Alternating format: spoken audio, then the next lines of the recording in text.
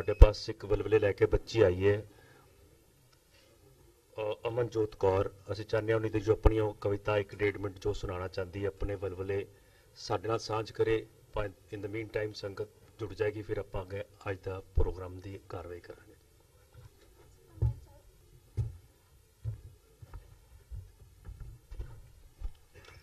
सारी साध संगत नूं मेरे वालों वाहिगुरू जी का खालसा वाहिगुरू जी की फतेह। ज़्यादा टाइम ना लैण तो मैं पोएम शुरू करदी हां।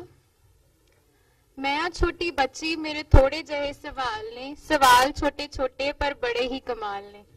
पहला सवाल मैं बुजुर्गां नूं पावांगी, पहला सवाल मैं बुजुर्गां नूं पावांगी, 2-4 लाइनां च सवाल नूं मुकावांगी। पुੱਤ ਪੋਤੀਆਂ ਨੂੰ ਦੱਸੋ ਤੁਸੀਂ ਕੀ ਸਿਖਾਉਂਦੇ ਹੋ, ਉਂਗਲੀ ਨਾਲ ਲਾ ਕੇ ਕਦੇ ਗੁਰੂ ਘਰ ਲਿਆਉਂਦੇ ਹੋ। ਗੁਰੂ ਗ੍ਰੰਥ ਸਾਹਿਬ ਵਿੱਚ ਦੱਸੋ ਕਿੰਨੇ ਰਾਗ ਨੇ, 10 ਗੁਰੂਆਂ ਦੇ ਨਾਮ ਕਿੰਨਿਆਂ ਨੂੰ ਯਾਦ ਨੇ। ਜੇ ਆਉਂਦਾ ਨਹੀਂ ਜਵਾਬ ਕਿਤੇ ਰੁੱਸ ਕੇ ਨਾ ਬਹਿਣਾ ਜੀ, ਕਵਿਤਾ ਤੋਂ ਬਾਅਦ ਮੇਰੇ ਕੋਲੋਂ ਪੁੱਛ ਲੈਣਾ ਜੀ। ਦਾਦਾ ਦਾਦੀਆਂ ਤੋਂ ਹੁਣ ਪੁੱਛਣੇ ਸਵਾਲ ਨੇ, ਤੁਹਾਡੇ ਪੋਤੀਆਂ ਦੇ ਸਿਰੋਂ ਕੱਟੇ ਕਾਤੋਂ ਵਾਲ ਨੇ। ਕਬਰਾਂ ਉੱਤੇ ਤੁਸੀਂ ਜੋਤਾਂ ਕਿਉਂ ਜਗਾਈਆਂ ਨੇ, ਅੰਮ੍ਰਿਤ ਛਕ ਕੇ ਵੀ ਵਾਲੀਆਂ ਕਿਉਂ ਪਾਈਆਂ ਨੇ। ਗੱਲਾਂ ਮੇਰੀਆਂ ਦਾ ਤੁਸੀਂ ਬੁਰਾ ਨਾ ਮਨਾਉਣਾ ਜੀ, ਮਾਂ ਗੁਜਰੀ ਵਾਂਗੂ ਪੋਤੇ ਸਮਝਾਉਣਾ ਜੀ। ਦਾਦੀਆਂ ਤੋਂ ਬਾਅਦ ਹੁਣ ਵਾਰੀ ਆਈ ਮਾਵਾਂ ਦੀ, ਪੁੱਤਰਾਂ ਦੇ ਸਿਰਾਂ ਉਹਨਾਂ ਠੰਡਣੀਆਂ ਛਾਵਾਂ ਦੀ। ਤੁਸੀਂ ਦੱਸੋ ਮੂੰਹ ਤੋਂ ਭਰਵੱਟੇ ਕਿਉਂ ਮਨਾਏ ਨੇ, ਵਿੱਚੋਂ ਵਿੱਚੋਂ ਕਈਆਂ ਵਾਲ ਵੀ ਕਟਾਏ ਨੇ। ਛੋਟੇ ਬੱਚੇ ਤੁਹਾਡੇ ਕੋਲੋਂ ਸਿੱਖਿਆ ਕੀ ਲੈਣਗੇ, ਤੁਹਾਡੇ ਵੱਲ ਵੇਖ ਉਹ ਵੀ ਨਾਈ ਅੱਗੇ ਬਹਿਣਗੇ। ਅਗਲੇ ਸਵਾਲ ਲਈ ਦੱਸੋ ਸਾਰੇ ਰੈਡੀ ਨੇ, ਇਹ ਸਵਾਲ ਉਹਨਾਂ ਲਈ ਜੋ ਬੱਚਿਆਂ ਦੇ ਡੈਡੀ ਨੇ। ਸਿਰਾਂ ਉੱਤੇ ਪੱਗਾਂ ਪਰ ਦਾੜੀ ਕਿਉਂ ਮਨਾਈ ਜੇ, ਸਿੱਖ ਤੁਸੀਂ ਹੈ ਨਹੀਂ ਦੱਸੋ ਤੁਰਕ ਕੀ ਈਸਾਈ ਜੇ। ਮਾਂ ਤੋਂ ਜ਼ਿਆਦਾ ਬੱਚੇ ਬਾਪ ਤੋਂ ਨੇ ਡਰਦੇ, ਦੱਸੋ ਤਾਂ ਤੁਹਾਡੇ ਬੱਚੇ ਨਸ਼ੇ ਕਿਉਂ ਨਹੀਂ ਕਰਦੇ।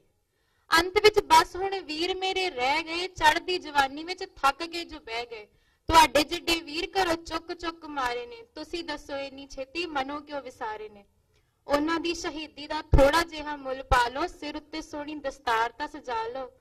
ਬਾਜਾਂ ਵਾਲੇ ਗੁਰੂ ਸਾਨੂੰ ਆਪਣਾ ਬਣਾਇਆ ਸੀ, ਪੁੱਤ ਛੱਡ ਉਹਨਾਂ ਸਾਨੂੰ ਗਲ ਨਾਲ ਲਾਇਆ ਸੀ। ਕੀਤਾ ਇਤਬਾਰ ਵਿਸ਼ਵਾਸ ਨਾ ਇਹ ਤੋੜਿਓ, ਪੁੱਤਾਂ ਨੂੰ ਸਜਾ ਕੇ ਸਿੱਖ ਪੁੱਤੇ ਉਹਦੇ ਮੋੜਿਓ। ਵਾਹਿਗੁਰੂ ਜੀ ਕਾ ਖਾਲਸਾ ਵਾਹਿਗੁਰੂ ਜੀ ਕੀ ਫਤਿਹ।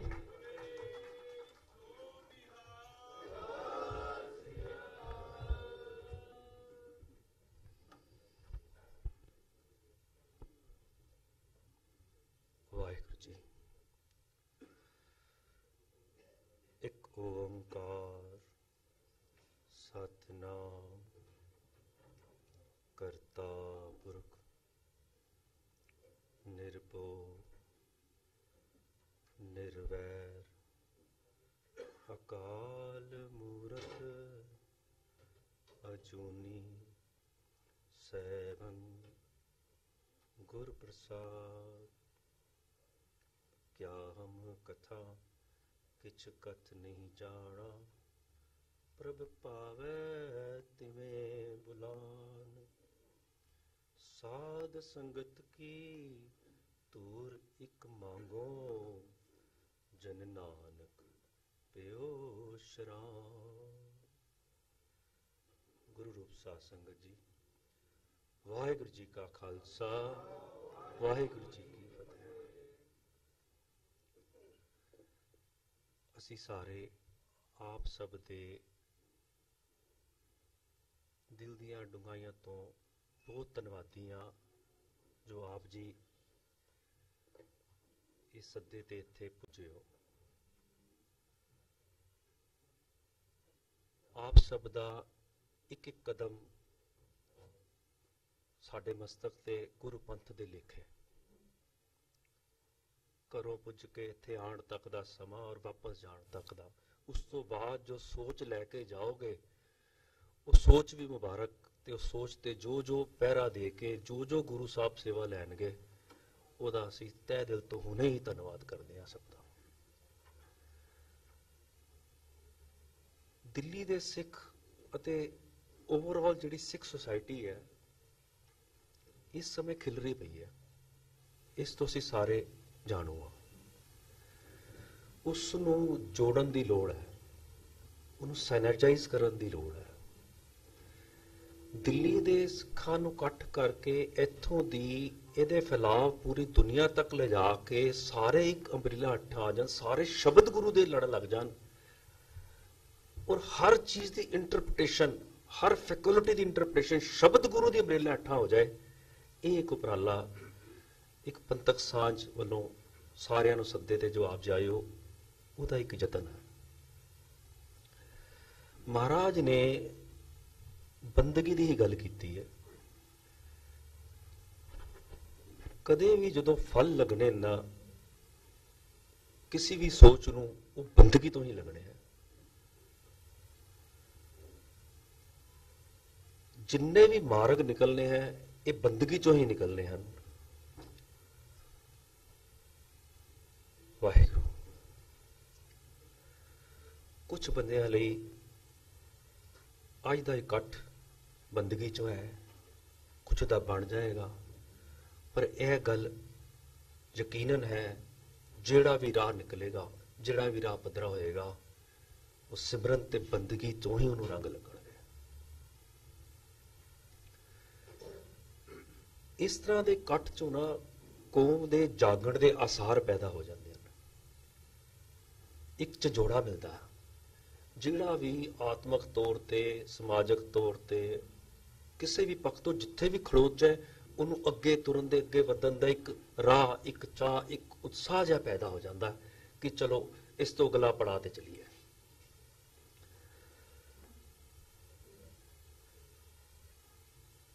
ਮੈਂ ਇਸ ਵਿਸ਼ੇ ਉੱਤੇ ਜ਼ਿਆਦਾ ਨਹੀਂ ਬੋਲਣਾ ਚਾਹੁੰਦਾ, ਕਿਉਂਕਿ ਸਾਡੇ ਪਾਸ ਬੁਲਾਰੇ ਬਹੁਤ ਸੁਚੱਜੇ, ਡੂੰਘੇ, ਤਜਰਬੇਕਾਰ ਮੌਜੂਦ ਨੇ, ਹਾਜ਼ਰ ਨੇ। ਤੇ ਨਾਲ ਇੱਕ ਇਹ ਵੀ ਖੇਡ ਹੈ ਕਿ ਅਸੀਂ ਅੱਜ ਤੱਕ ਜਿਹੜੇ ਅਲੱਗ-ਅਲੱਗ ਜਥੇਬੰਦੀਆਂ, ਅਲੱਗ-ਅਲੱਗ ਸੰਸਥਾਵਾਂ ਦੀ ਨੁਮਾਇੰਦਗੀ ਕਰਦੇ ਰਹੇ ਹਾਂ, ਅਸੀਂ ਯੂਥ ਨੂੰ ਇੰਨਾ ਨਹੀਂ ਸੁਣਿਆ। ਸਾਡੇ ਪਾਸ ਅੱਜ ਯੂਥ ਬਹੁਤ ਮੌਜੂਦ ਹੈ, ਵਿੱਚ ਹਾਜ਼ਰ ਵੀ ਨੇ। ਅਸੀਂ ਚਾਹਾਂਗੇ ਕਿ ਅੱਜ ਅਸੀਂ ਯੂਥ ਦੀ ਪੇਨ, ਯੂਥ ਦੀ ਫਰਸਟ੍ਰੇਸ਼ਨ, ਯੂਥ ਦੀ ਤਾਂਗ, ਯੂਥ ਦੀ ਡਿਮਾਂਡ ਕੀ ਹੈ, ਉਹਨੂੰ ਸੁਣ ਕੇ ਆਪਣੇ ਆਪਣੀ ਸੰਸਥਾ ਤੇ ਆਪਣੇ ਅਦਾਰਿਆਂ ਵਿੱਚ ਹੋਰ ਕਿਵੇਂ ਬੈਟਰਫਾਈ ਕਰ ਸਕਦੇ ਹਾਂ, ਤਾਂ ਕਿ ਜੋ ਅੱਜ ਦਾ ਯੂਥ ਜਿਹੜਾ modern technology, smartphone, internet, Google, ਸਾਰੇ ਪਾਸੇ ਨੈਗੇਟਿਵ ਹੈ, ਉਹ ਸ਼ਬਦ ਗੁਰੂ ਨਾਲ ਆਪਣੀ ਸਾਂਝ ਇੱਕ ਮਾਡਰਨਿਟੀ ਵਿੱਚ ਨਹੀਂ ਬਣਾ ਪਾ ਰਿਹਾ, ਉੱਥੇ ਤਿੜਕਿਆ ਪਿਆ। ਅਸੀਂ ਉਸ ਨੂੰ ਕੀ ਦੇ ਸਕਦੇ ਹਾਂ ਆਪਣੇ ਅਦਾਰਿਆਂ ਚੋਂ। ਮੈਂ ਸਾਰਿਆਂ ਨੂੰ ਜੀ ਆਇਆਂ ਆਖਦਾ ਹੋਇਆ ਆਪ ਸਭ ਦਾ ਬਹੁਤ ਧੰਨਵਾਦੀ ਹਾਂ। ਤੇ ਸਭ ਤੋਂ ਪਹਿਲੇ ਸੱਦਾ ਦੇ ਰਿਹਾ ਸੀ ਬੀਬੀ ਕਿਰਨਜੀਤ ਕੌਰ ਜੀ ਨੂੰ, ਜੋ ਕਿ ਬੀਬੀ ਰਜਿੰਦਰ ਕੌਰ ਜੀ ਦੀ ਪੁੱਤਰੀ ਹਨ ਤੇ ਮਾਸਟਰ ਤਾਰਾ ਸਿੰਘ ਜੀ ਦੀ ਗ੍ਰੈਂਡ ਡਾਟਰ। ਇਹਨਾਂ ਦੀ ਪੰਥ ਨੂੰ ਜੋ ਦੇਣ ਹੈ ਸਾਰੇ ਅਸੀਂ ਜਾਣਦੇ ਹਾਂ। ਇਹਨਾਂ ਦਾ ਅੱਜ ਦਾ ਵਿਸ਼ਾ ਹੈ contemporary issues in the Panth and lack of ਸਾਂਝ, ਤੇ ਇਹਨਾਂ ਦਾ ਸਮਾਂ ਹੈ 15 ਮਿੰਟ। ਅਸੀਂ ਇਹਨਾਂ ਨੂੰ ਬੇਨਤੀ ਕਰਦੇ ਹਾਂ ਕਿ ਆ ਕੇ 15 ਮਿੰਟ ਵਿੱਚ ਆਪਣੀ ਗੱਲ ਦੀ ਸਾਂਝ ਕਰਨ।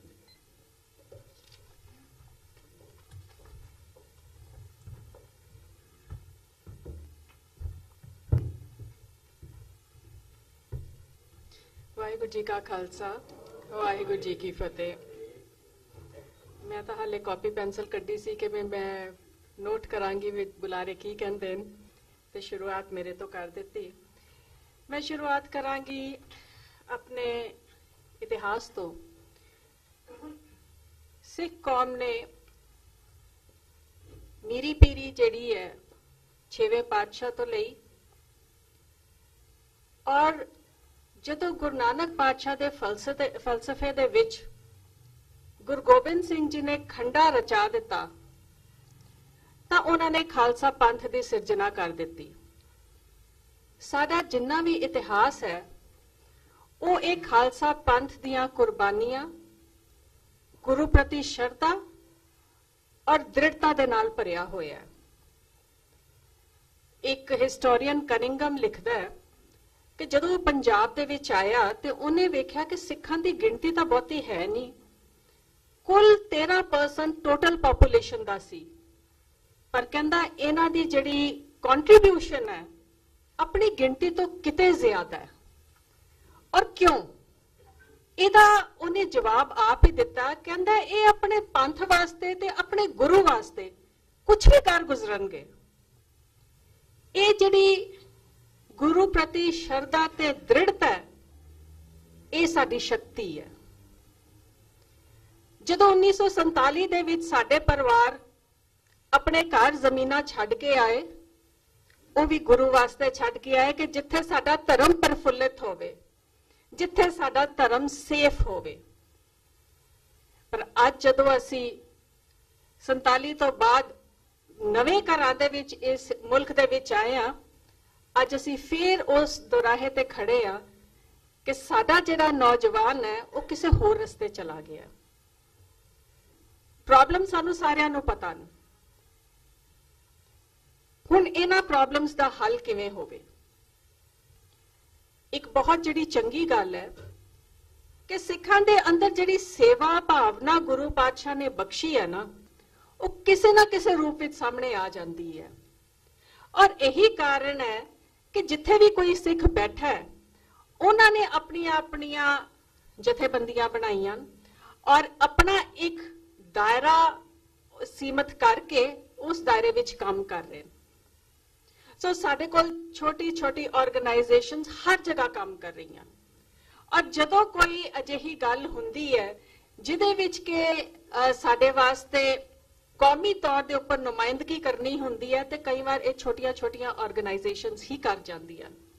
ਮਿਸਾਲ ਦੇ ਤੌਰ ਤੇ ਪਿਛਲੇ ਦਿਨਾਂ ਦੇ ਵਿੱਚ ਜਿਸ ਤਰ੍ਹਾਂ ਪੁਲਵਾਮਾ ਦਾ ਅਟੈਕ ਹੋਇਆ ਤੇ ਜਿਸ ਤਰੀਕੇ ਦੇ ਨਾਲ ਕਸ਼ਮੀਰੀਆਂ ਨੂੰ ਟਾਰਗੇਟ ਕੀਤਾ ਗਿਆ, ਉਸ ਦੇ ਵਿੱਚ ਚਾਹੀਦਾ ਤਾਂ ਇਹ ਸੀ ਸਿੱਖ ਕੌਮ ਸਾਰੀ ਉਹਨਾਂ ਦੀ ਸਹਾਇਤਾ ਤੇ ਆਂਦੀ, ਪਰ ਜਿਹੜੀਆਂ ਸਾਡੀਆਂ ਇਸ ਵੇਲੇ ਸੰਸਥਾਵਾਂ ਜਿਨ੍ਹਾਂ ਦੇ ਨਾਮ ਵੱਡੇ ਹਨ, ਉਹਨਾਂ ਸੰਸਥਾਵਾਂ ਦੀ ਕੰਟਰੀਬਿਊਸ਼ਨ ਨਹੀਂ ਹੋਈ। ਕੰਟਰੀਬਿਊਸ਼ਨ ਉਹਨਾਂ ਨੌਜਵਾਨ ਸਿੱਖਾਂ ਦੀ ਹੋਈ ਹੈ ਜਿਹੜੇ ਆਪਣੀਆਂ ਜਥੇਬੰਦੀਆਂ ਬਣਾ ਕੇ ਤੇ ਸੇਵਾ ਦੇ ਕਾਰਜ ਵਿੱਚ ਤੁਰ ਰਹੇ। ਭਾਵੇਂ ਖਾਲਸਾ ਏਡ ਦੀ ਵਾਹ ਕਸ਼ਮੀਰੀਆਂ ਨੇ ਕੀਤੀ ਹੈ, ਪਰ ਖਾਲਸਾ ਏਡ ਪੰਥ ਦਾ ਹਿੱਸਾ ਹੈ ਤੇ ਗੱਲ ਤਾਂ ਸਿੱਖਾਂ ਦੀ ਹੋਈ। ਉਹਨਾਂ ਨੇ ਸਿੱਖਾਂ ਦੇ ਅੰਬੈਸਡਰ ਹੋ ਕੇ, ਮੈਂ ਸਮਝਦੀ ਹਾਂ, ਇਹੋ ਜਿਹਾ ਕਾਰਜ ਕੀਤਾ। ਔਰ ਜਿੱਥੇ ਵੀ ਕਿਤੇ ਕੋਈ ਮਸਲਾ ਹੁੰਦਾ ਹੈ, ਜਦੋਂ ਇੰਡੀਵਿਜੂਅਲ ਤੌਰ ਦੇ ਉੱਪਰ ਵੀ ਸਿੱਖ ਅੱਗੇ ਹੁੰਦਾ ਹੈ ਆਪਣੀ ਸੇਵਾ ਭਾਵਨਾ ਦੇ ਨਾਲ, ਤਾਂ ਉਹਦਾ ਜਿੰਨਾ ਕ੍ਰੈਡਿਟ ਹੈ ਕੌਮ ਨੂੰ ਜਾਂਦਾ ਹੈ, ਇਹ ਸਿੱਖ ਹੈ। ਸੋ ਹਰ ਉਹ ਸਿੱਖ ਨੌਜਵਾਨ ਬਜ਼ੁਰਗ ਜਿਹਦੇ ਸਿਰ ਤੇ ਦਸਤਾਰ ਹੈ, ਉਹਦੀ ਬਹੁਤ ਵੱਡੀ ਜ਼ਿੰਮੇਵਾਰੀ ਹੈ, ਕਿਉਂਕਿ ਉਹ ਵਿਜ਼ੀਬਲ ਹੈ, ਉਹ ਦੂਰੋਂ ਵਿਜ਼ੀਬਲ ਹੈ। ਔਰ ਉਹਦੀ ਜਿਹੜੀ ਹਰ ਚੰਗਾ ਕੀਤਾ ਹੋਇਆ ਕੰਮ ਹੈ, ਉਹਦਾ ਕ੍ਰੈਡਿਟ ਉਹਦੇ ਨਾਲ ਉਸ ਦੀ ਕੌਮ ਨੂੰ ਵੀ ਮਿਲਣਾ। ਅੱਜ ਸਾਨੂੰ ਜੀ ਜ਼ਰੂਰਤ ਹੈ ਤੇ ਜਿਸ ਤਰ੍ਹਾਂ ਕਿ ਇਹ ਪੰਥਕ ਸਾਂਝ ਦੀ ਗੱਲ ਸਰਦਾਰ ਰਾਜਵੀਰ ਸਿੰਘ ਵੱਲੋਂ ਸ਼ੁਰੂ ਹੋਈ, ਭਾਵੇਂ ਇਹਨਾਂ ਨੇ ਇਹ ਗੱਲ ਕਹੀ ਕਿ ਇਹ ਨਿਰੋਲ ਧਾਰਮਿਕ ਸੰਸਥਾ ਹੋਏਗੀ, ਇਹਦੇ ਵਿੱਚ ਕੋਈ ਸਿਆਸਤ ਨਹੀਂ ਹੋਏਗੀ, ਪਰ ਜੇ ਆਪਣੇ ਇਤਿਹਾਸ ਵੱਲ ਜਾਈਏ, ਆਪਣੇ ਗੁਰਮਤ ਫਲਸਫੇ ਵੱਲ ਜਾਈਏ, ਤਾਂ ਮੈਂ ਸਮਝਦੀ ਹਾਂ ਕਿ ਜਿਹੜਾ ਧਰਮ ਹੈ ਉਹ ਸਿਆਸਤ ਬਗੈਰ ਜ਼ਿੰਦਾ ਨਹੀਂ ਰਹਿ ਸਕਦਾ। ਪੋਲੀਟੀਕਲ ਪਾਵਰ, ਸਿਆਸਤ ਇਹ ਨਹੀਂ ਜਿਹੜੀ ਆ ਪਾਵਰ ਪੋਲਿਟਿਕਸ ਹੈ, ਉਸ ਦੀ ਗੱਲ ਨਹੀਂ ਮੈਂ ਕਰ ਰਹੀ। ਪੋਲੀਟੀਕਲ ਪਾਵਰ ਬਗੈਰ ਜਿਹੜਾ ਧਰਮ ਹੈ ਉਹ ਜ਼ਿੰਦਾ ਨਹੀਂ ਰਹਿ ਸਕਦਾ। ਅਗਰ ਤੁਸੀਂ ਇਤਿਹਾਸ ਦੇਖੋ, ਦੁਨੀਆ ਦਾ ਇਤਿਹਾਸ ਦੇਖੋ, ਜਿਹੜੇ ਮੁਲਕਾਂ ਦੇ ਵਿੱਚ ਮੁਸਲਮਾਨਾਂ ਦਾ ਰਾਜ ਹੋਇਆ, ਉਹਨਾਂ ਨੇ ਉੱਥੇ ਸਭ ਨੂੰ ਮੁਸਲਮਾਨ ਬਣਾ ਲਿਆ।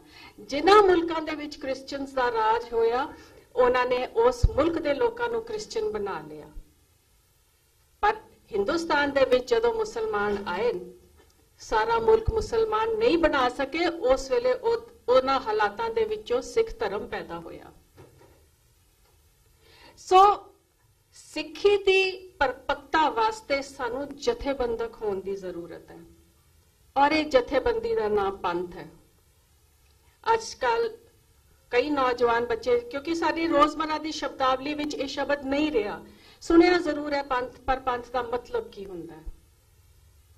ਪੰਥ ਸਾਰੇ ਸਿੱਖਾਂ ਦੀ ਇੱਕ ਸਮੁੱਚੇ ਸਿੱਖਾਂ ਦੀ ਜਥੇਬੰਦੀ ਹੈ, ਤੇ ਜਿਹੜੀ ਜਥੇਬੰਦੀ ਹੈ, ਆਰਗੇਨਾਈਜੇਸ਼ਨ ਹੈ, ਉਹਦੇ ਰਾਹੀਂ ਹੀ ਪੋਲੀਟੀਕਲ ਪਾਵਰ ਬਣਦੀ ਹੈ। ਜਿੰਨੀ ਤੁਹਾਡੀ ਧਰਮ ਵਿੱਚ ਪਰਪੱਕਤਾ ਹੋਏਗੀ, ਪੋਲੀਟੀਕਲ ਜਿਹੜੀਆਂ ਪਾਵਰਸ ਹਨ ਹਮੇਸ਼ਾ ਤੁਹਾਨੂੰ ਟਾਰਗੇਟ ਕਰਨਗੀਆਂ। ਗੁਰੂ ਅਰਜਨ ਦੇਵ ਜੀ ਦੀ ਸ਼ਹੀਦੀ ਸਾਡੇ ਸਾਹਮਣੇ ਹੈ। ਉਹ ਪੋਲੀਟੀਕਲ ਪਾਵਰ ਸੀ ਜਿਹੜੀ ਸਿੱਖੀ ਨੂੰ ਵੱਧਦਾ ਨਹੀਂ ਸੀ ਵੇਖ ਸਕਦੀਆਂ, ਔਰ ਇਹ ਉਸ ਸਮੇਂ ਵੀ ਹੋਇਆ, ਇਹ ਹਮੇਸ਼ਾ ਹੀ ਹੁੰਦਾ ਰਿਹਾ। ਸੋ ਧਰਮ ਵਿੱਚ ਜਿੰਨੇ ਤੁਸੀਂ ਦ੍ਰਿੜ ਹੋਵੋਗੇ ਓਨੀ ਤੁਹਾਡੀ ਪੋਲੀਟੀਕਲ ਪਾਵਰ ਬਣਦੀ ਹੈ, ਔਰ ਜਦੋਂ ਤੁਹਾਡੀ ਪੋਲੀਟੀਕਲ ਪਾਵਰ ਬਣਦੀ ਹੈ ਉਹ ਤੁਹਾਡੇ ਧਰਮ ਦੀ ਹਿਫਾਜ਼ਤ ਕਰਦੀ ਹੈ। ਸਾਡੇ ਵਾਸਤੇ ਸਾਡੇ ਗੁਰਦੁਆਰੇ ਜਿਹੜੇ ਨੇ ਉਹ ਇੱਕ ਜਜ਼ਬਾ ਪੈਦਾ ਕਰਨ ਦਾ ਕੇਂਦਰ ਹਨ। ਗੁਰਦੁਆਰੇ ਦੇ ਵਿੱਚ ਜਿੱਥੇ ਕਥਾ, ਸੰਗਤ ਔਰ ਗੁਰਮਤਿ ਫਲਸਫਾ ਇਹ ਜਿੱਥੇ ਸਾਨੂੰ ਪਰਪੱਕ ਕਰਦੇ ਨੇ, ਉੱਥੇ ਸਾਡੇ ਵਿੱਚ ਜਜ਼ਬਾ, ਜੋਸ਼ ਵੀ ਭਰਦੇ ਨੇ। ਪਰ ਅੱਜ ਸਾਡੀ ਹਾਲਤ ਇਹ ਹੈ ਕਿ ਸਾਡੇ ਜਿਹੜੇ ਗੁਰਦੁਆਰੇ ਔਰ ਉਹਨਾਂ ਦੇ ਜਿਹੜੇ ਪ੍ਰਬੰਧਕ ਹਨ, ਉਹਨਾਂ ਦੇ ਉੱਪਰ ਬੜੇ ਕਿਸਮ ਦੇ ਸਵਾਲ ਕੀਤੇ ਜਾਂਦੇ ਨੇ। ਹੁਣ ਮਸਲਾ ਤਾਂ ਇਹ ਹੈ ਕਿ ਗੁਰਦੁਆਰੇ ਸਾਰੀ ਕੌਮ ਦੇ ਹਨ। ਅਸੀਂ ਕਿਉਂ ਵੇਸਲੇ ਹੋ ਕੇ ਬਹਿ ਜਾਂਦੇ ਆ ਕਿ ਜੇ 5 ਸਾਲ ਲਈ ਕੋਈ ਮੈਂਬਰ ਚੁਣੇ ਗਏ, ਅਸੀਂ कहता जी तू बेईमानी की, तू खिलारिया, फलान कर लिया। इल्जाम लाने बहुत सौखे ने, ਅਸੀਂ ਕੀ ਕੀਤਾ ਉਹਨੂੰ ਰੋਕਣ ਵਾਸਤੇ? ਸੋ ਆਪਣੀ ਜ਼ਿੰਮੇਵਾਰੀ ਤੋਂ ਨਾ ਮੁਨਕਰ ਹੁੰਦੇ ਹੋਏ ਸਾਨੂੰ ਅਜਿਹਾ ਇੱਕ ਆਵਾਜ਼ ਉਠਾਉਣ ਦੀ ਜ਼ਰੂਰਤ ਹੈ, ਔਰ ਆਵਾਜ਼ ਵੀ ਜਥੇਬੰਦਕ ਤੌਰ ਦੇ ਉੱਪਰ ਜਦੋਂ ਉਠਾਈ ਜਾਂਦੀ ਹੈ ਉਹਦੀ ਸੁਣਵਾਈ ਹੁੰਦੀ ਹੈ। ਇੰਡੀਵਿਜੂਅਲ ਭਾਵੇਂ ਮੈਂ ਇੱਕ ਅਹੁਦੇ ਦੇ ਉੱਪਰ ਹੋਵਾਂ, ਭਾਵੇਂ ਬੜੇ ਵੱਡੇ ਅਹੁਦੇ ਉੱਪਰ ਹੋਵਾਂ, ਕੋਈ ਸੁਣਵਾਈ ਨਹੀਂ ਹੁੰਦੀ। ਆਵਾਜ਼ ਹਮੇਸ਼ਾ ਜਿਹੜੀ ਹੈ ਉਹ ਜਥੇਬੰਦੀ ਦੀ ਸੁਣੀ ਜਾਂਦੀ ਹੈ। ਇੰਡੀਵਿਜੂਅਲ ਦੀ ਆਵਾਜ਼ਾਂ ਸੁਣ ਕੇ ਇੱਕ ਕੰਨ ਤੋਂ ਸੁਣ ਕੇ ਦੂਜੇ ਕੰਨ ਤੋਂ ਕੱਢ ਦਿੱਤੀਆਂ ਜਾਂਦੀਆਂ। ਸੋ ਇਹ ਜਿਹੜੀ ਜਥੇਬੰਦੀ ਸਾਡੀ ਪੰਥ, ਇਹਨੂੰ ਪਾਵਰਫੁਲ ਕਰਨ ਦੀ ਜ਼ਰੂਰਤ ਹੈ, ਕਿਉਂਕਿ ਪੰਥ ਦਾ ਜਿਹੜਾ ਬੇਸ ਹੈ ਉਹ ਤੁਹਾਡੀ ਧਾਰਮਿਕ ਪਰਪੱਕਤਾ ਦੇ ਨਾਲ ਹੈ। ਅੱਜ ਅਸੀਂ ਸ਼ੁਰੂ ਵਿੱਚ ਜਿਹੜੀ ਬੱਚੀ ਨੇ ਕਵਿਤਾ ਪੜ੍ਹੀ ਹੈ, ਥੋੜੇ ਜਿਹੇ ਸ਼ਬਦਾਂ ਵਿੱਚ ਉਹਨੇ ਸਭ ਕੁਝ ਹੀ ਕਹਿ ਦਿੱਤਾ। ਅੱਜ ਸਾਡੀ ਪੋਜੀਸ਼ਨ ਇਹ ਹੈ ਕਿ ਸਾਡੀ ਜਿਹੜੀ ਕੌਮ ਦੀ ਬੱਚੀ ਹੈ ਅੱਜ ਉਹ ਸਿੱਖੀ ਤੋਂ ਦੂਰ ਹੈ। ਇਹ ਸਾਡੇ ਘਰਾਂ ਦੀ ਗੱਲ ਹੈ, ਕਿਸੇ ਬਾਹਰਲੇ ਜਥੇਬੰਦੀ ਨੇ ਆ ਕੇ ਪਰਪੱਕਤਾ ਨਹੀਂ ਲਿਆਣੀ। ਇਹ ਸਾਡੇ ਆਪਣੇ ਘਰਾਂ ਦੀ ਗੱਲ ਹੈ ਕਿ ਜਦੋਂ ਸਿੱਖ ਬੱਚੀ ਫੈਸ਼ਨ ਪ੍ਰਸਤੀ ਦੇ ਵਿੱਚ ਆਪਣੇ ਕੇਸਾਂ ਦੀ ਟ੍ਰਿਮਿੰਗ ਕਰ ਲੈਂਦੀ ਹੈ, ਹਾਲੇ ਰੋਮਾਂ ਦੀ ਬੇਅਦਬੀ ਉੱਪਰ ਮੈਂ ਨਹੀਂ ਜਾ ਰਹੀ, ਤਾਂ ਮਾਪਿਓ ਉਸ ਵੇਲੇ ਵੀ ਬੱਚੀ ਨੂੰ ਕਿਉਂ ਨਹੀਂ ਰੋਕਦੇ, ਕਿਉਂ ਨਹੀਂ ਟੋਕਦੇ? ਜੇ ਅਸੀਂ ਉਮੀਦ ਕਰਦੇ ਹਾਂ ਕਿ ਸਾਡੇ ਬੱਚੇ ਸਿੱਖ ਹੋਣ, ਤੇ ਜੇ ਮਾਂ ਦੇ ਵਿੱਚ ਪਰਪੱਕਤਾ ਨਹੀਂ ਤਾਂ ਬੱਚੇ ਦੇ ਵਿੱਚ ਪਰਪੱਕਤਾ ਨਹੀਂ ਆ ਸਕਦੀ। ਔਰ ਅਫਸੋਸ ਦੇ ਨਾਲ ਕਹਿਣਾ ਪੈ ਰਿਹਾ ਹੈ ਕਿ ਇਹ ਗੱਲ ਮੈਂ ਹਰ ਪਲੇਟਫਾਰਮ ਦੇ ਉੱਪਰ ਉਠਾਈ ਹੈ, ਔਰ ਇਹ ਮੈਂ ਸ਼੍ਰੋਮਣੀ ਕਮੇਟੀ ਦੇ ਪਲੇਟਫਾਰਮ ਦੇ ਉੱਪਰ ਉਠਾ ਕੇ ਵੀ ਇਹ ਇੱਕ ਸੁਝਾਅ ਦਿੱਤਾ ਸੀ ਕਿ ਜਿਸ ਤਰ੍ਹਾਂ ਅਸੀਂ ਪ੍ਰਚਾਰਕ ਤੇ ਰਾਗੀ ਤਿਆਰ ਕਰਦੇ ਆ ਕੌਮ ਵਾਸਤੇ ਮਿਸ਼ਨਰੀ ਕਾਲਜਸ ਵਿੱਚ, ਉਸੇ ਤਰ੍ਹਾਂ ਸਿੱਖ ਬੱਚੀਆਂ ਵਾਸਤੇ ਵੀ ਸਾਨੂੰ ਸਿੱਖ ਪ੍ਰਚਾਰਕ ਔਰ ਸਿੱਖ ਜਿਹੜੇ ਰਾਗੀ ਜਥਨ ਤਿਆਰ ਕਰਨੇ ਚਾਹੀਦੇ ਨੇ। ਕਿਉਂਕਿ ਜੇ ਅਸੀਂ ਸਿੱਖ ਬੱਚੀ ਨੂੰ ਪ੍ਰਚਾਰ ਵਾਲੇ ਪਾਸੇ ਨਹੀਂ ਲਾਵਾਂਗੇ, ਸਾਡੇ ਰੋਲ ਮਾਡਲ ਕਿੱਥੋਂ ਨਿਕਲਣਗੇ? ਅੱਜ ਦਾ ਜਿਹੜਾ ਸਮਾਂ ਹੈ, ਅੱਜ ਦਾ ਸਮਾਂ ਜਿਹੜਾ ਸੋਸ਼ਲ ਮੀਡੀਆ ਦਾ ਸਮਾਂ ਹੈ, ਅਸੀਂ ਜਿੰਨਾ ਧਰਮਾਂ ਬਾਰੇ ਸਟੇਜਾਂ ਤੇ ਚੜ੍ਹ ਕੇ ਕਹਿੰਦੇ ਆ ਜੀ ਉਹਦੇ ਵਿੱਚ ਜੀ ਜੈਂਡਰ ਇਕੁਐਲਿਟੀ ਨਹੀਂ ਹੈ, ਪਰ ਜਦੋਂ ਅਸੀਂ ਟੀਵੀ ਦੇ ਉੱਪਰ ਧਾਰਮਿਕ ਚੈਨਲ ਦੇਖਦੇ ਆ ਤੇ ਉਹਦੇ ਵਿੱਚ ਅਸੀਂ ਦੇਖਦੇ ਆ ਯੰਗ ਬੱਚੀਆਂ ਬੈਠੀਆਂ ਹੋਈਆਂ ਪ੍ਰਚਾਰ ਕਰ ਰਹੀਆਂ, ਜਿਹੜੇ ਵੀ ਫਲਸਫੇ ਦਾ ਕਰ ਰਹੀਆਂ ਹੋਣ। ਮਸਲਾ ਇਹ ਨਹੀਂ ਕਿ ਕਿਹੜੇ ਫਲਸਫੇ ਦਾ ਕਰ ਰਹੀਆਂ, ਮਸਲਾ ਇਹ ਹੈ ਕਿ ਸਿੱਖ ਪ੍ਰਚਾਰਕ, ਸਿੱਖ ਕਥਾਵਾਚਕ ਬੀਬੀ ਉਹਨਾਂ ਸਟੇਜਸ ਤੋਂ ਮੰਨਫੀ ਹੈ, ਜਿਸ ਪਿੱਛੇ ਸਾਡੇ ਵਿੱਚ ਮੈਂ ਸਮਝਦੀ ਹਾਂ ਬਹੁਤ ਪ੍ਰੋਬਲਮਸ ਆ ਰਹੀਆਂ। ਇੱਕ ਤਾਂ ਧਰਮ ਦੀ ਪਰਪੱਕਤਾ ਵਾਸਤੇ ਆਪਣੀਆਂ ਬੱਚੀਆਂ ਨੂੰ ਪਰਪੱਕ ਕਰਨਾ ਬਹੁਤ ਜ਼ਰੂਰੀ ਹੈ। ਸਾਡੀ ਰਹਿਤ ਮਰਿਆਦਾ ਦੇ ਵਿੱਚ ਵੀ ਲਿਖਿਆ ਹੋਇਆ ਹੈ ਕਿ ਜਦੋਂ ਬੱਚੇ ਦਾ ਆਨੰਦ ਕਾਰਜ ਹੁੰਦਾ ਹੈ, ਤੁਸੀਂ ਗੈਰ ਸਿੱਖ ਬੱਚੀ ਘਰ ਤਾਂ ਲੈ ਆਓ, ਪਰ ਆਪਣੀ ਜਿਹੜੀ ਬੱਚੀ ਆ ਉਹ ਸਿੱਖ ਪਰਿਵਾਰ ਵਿੱਚ ਹੀ ਦਿਓ, ਤਾਂ ਕਿ ਸਿੱਖੀ ਪ੍ਰਫੁੱਲਤ ਹੋਏ, ਸਿੱਖ ਜਿਹੜੀਆਂ ਫਿਲਾਸਫੀ ਹੈ, ਸਿੱਖ ਧਰਮ ਜਿਹੜਾ ਹੈ ਉਹ ਅਗਲੀ ਪੀੜ੍ਹੀ ਤੱਕ ਜਾਵੇ। ਸੋ ਇਸ ਪਰਪੱਕਤਾ ਵਾਸਤੇ ਸਾਨੂੰ ਆਪਣੇ ਗੁਰਦੁਆਰਿਆਂ ਦੀ ਰਾਖੀ ਦੀ ਵੀ ਜ਼ਰੂਰਤ ਹੈ। ਅਸੀਂ ਕਈ ਵਾਰ ਚੁੱਪ ਕਰ ਜਾਂਦੇ ਆ, ਅਸੀਂ ਦੇਖਦੇ ਆ, ਸਾਨੂੰ ਪਤਾ ਹੁੰਦਾ ਕੀ ਹੋ ਰਿਹਾ, ਅਸੀਂ ਅੱਖਾਂ ਮੀਟ ਲੈਂਦੇ ਆ। ਹੁਣ ਸਾਡੇ ਵਰਗੇ ਜੇ ਰੋਜ਼ ਹੀ ਉੱਠ ਕੇ ਤੇ ਨੁਕਤਾ ਚੀਨੀਆਂ ਕਰਨ ਬਹਿ ਜਾਣ ਤੇ ਇੱਕ ਇੰਪ੍ਰੈਸ਼ਨ ਚਲਾ ਜਾਂਦਾ ਜੀ ਇਹਨਾਂ ਦਾ ਕੰਮ ਹੀ ਹੈ ਜੀ ਵਿਰੋਧ ਕਰਨਾ, ਸੋ ਲੇਬਲ ਹੋ ਜਾਂਦਾ ਬੰਦਾ ਇਹਨਾਂ ਦਾ ਕੰਮ ਹੀ ਹੈ ਵਿਰੋਧ ਕਰਨਾ। ਪਰ ਜਦੋਂ ਆਮ ਸਿੱਖ ਇੱਕ ਜਥੇਬੰਦੀ ਦੇ ਰੂਪ ਵਿੱਚ ਖੜਾ ਹੋ ਕੇ ਕਹਿੰਦਾ ਗੁਰਦੁਆਰੇ ਵਿੱਚ ਇਹ ਗਲਤ ਹੋ ਰਿਹਾ ਹੈ, ਇਹ ਬੰਦ ਹੋਣਾ ਚਾਹੀਦਾ, ਤੇ ਸੰਗਤ ਦੀ ਸੁਣਵਾਈ ਹੁੰਦੀ ਹੈ।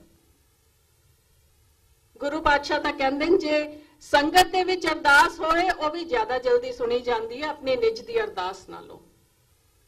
ਸੋ ਬਤੌਰ ਇੱਕ ਕੌਮ ਸਾਡੇ ਉੱਪਰ ਬਹੁਤ ਵੱਡੀ ਜ਼ਿੰਮੇਵਾਰੀ ਹੈ, ਔਰ ਇਸ ਜ਼ਿੰਮੇਵਾਰੀ ਨੂੰ ਸਾਨੂੰ ਹਰ ਇੱਕ ਨੂੰ ਆਪਣੇ ਲੈਵਲ ਦੇ ਉੱਪਰ ਸਮਝਣਾ ਵੀ ਪਏਗਾ ਔਰ ਇਹ ਜ਼ਿੰਮੇਵਾਰੀ ਨਿਭਾਣੀ ਵੀ ਪਏਗੀ। ਮੈਂ ਹੁਣੇ ਆਈ ਹਾਂ ਤੇ ਮੈਂ ਲਿਸਟ ਦੇਖੀ ਹੈ, ਬਹੁਤ ਸਾਰੀਆਂ ਜਥੇਬੰਦੀਆਂ ਜਿਹੜੀਆਂ ਤੁਸੀਂ ਅੱਜ ਸਾਰੇ ਇਕੱਤਰ ਹੋਏ ਹੋ, ਔਰ ਮੈਨੂੰ ਬਹੁਤ ਖੁਸ਼ੀ ਹੈ ਕਿ ਵੀ ਇਹ ਉਦਮ ਉਪਰਾਲਾ ਤੁਹਾਡੇ ਵੱਲੋਂ ਦਿੱਲੀ ਸ਼ਹਿਰ ਦੇ ਵਿੱਚ ਕੀਤਾ ਗਿਆ ਹੈ, ਕਿਉਂਕਿ ਆਉਣ ਵਾਲੇ ਸਮੇਂ ਦੇ ਵਿੱਚ ਤੁਹਾਡੇ ਵੱਲੋਂ ਪਿਛਲੇ ਸਮਿਆਂ ਦੇ ਵਿੱਚ ਕਾਫੀ ਪੋਜ਼ਿਟਿਵ ਆਵਾਜ਼ ਜਾਂਦੀ ਰਹੀ ਹੈ, ਪਰ ਹੁਣ ਇੱਕ ਖੜੋਤ ਜੀ ਆ ਗਈ ਹੈ, ਕਿਤੇ ਨੈਗੇਟਿਵ ਵੀ ਗੱਲਾਂ ਹੋ ਰਹੀਆਂ।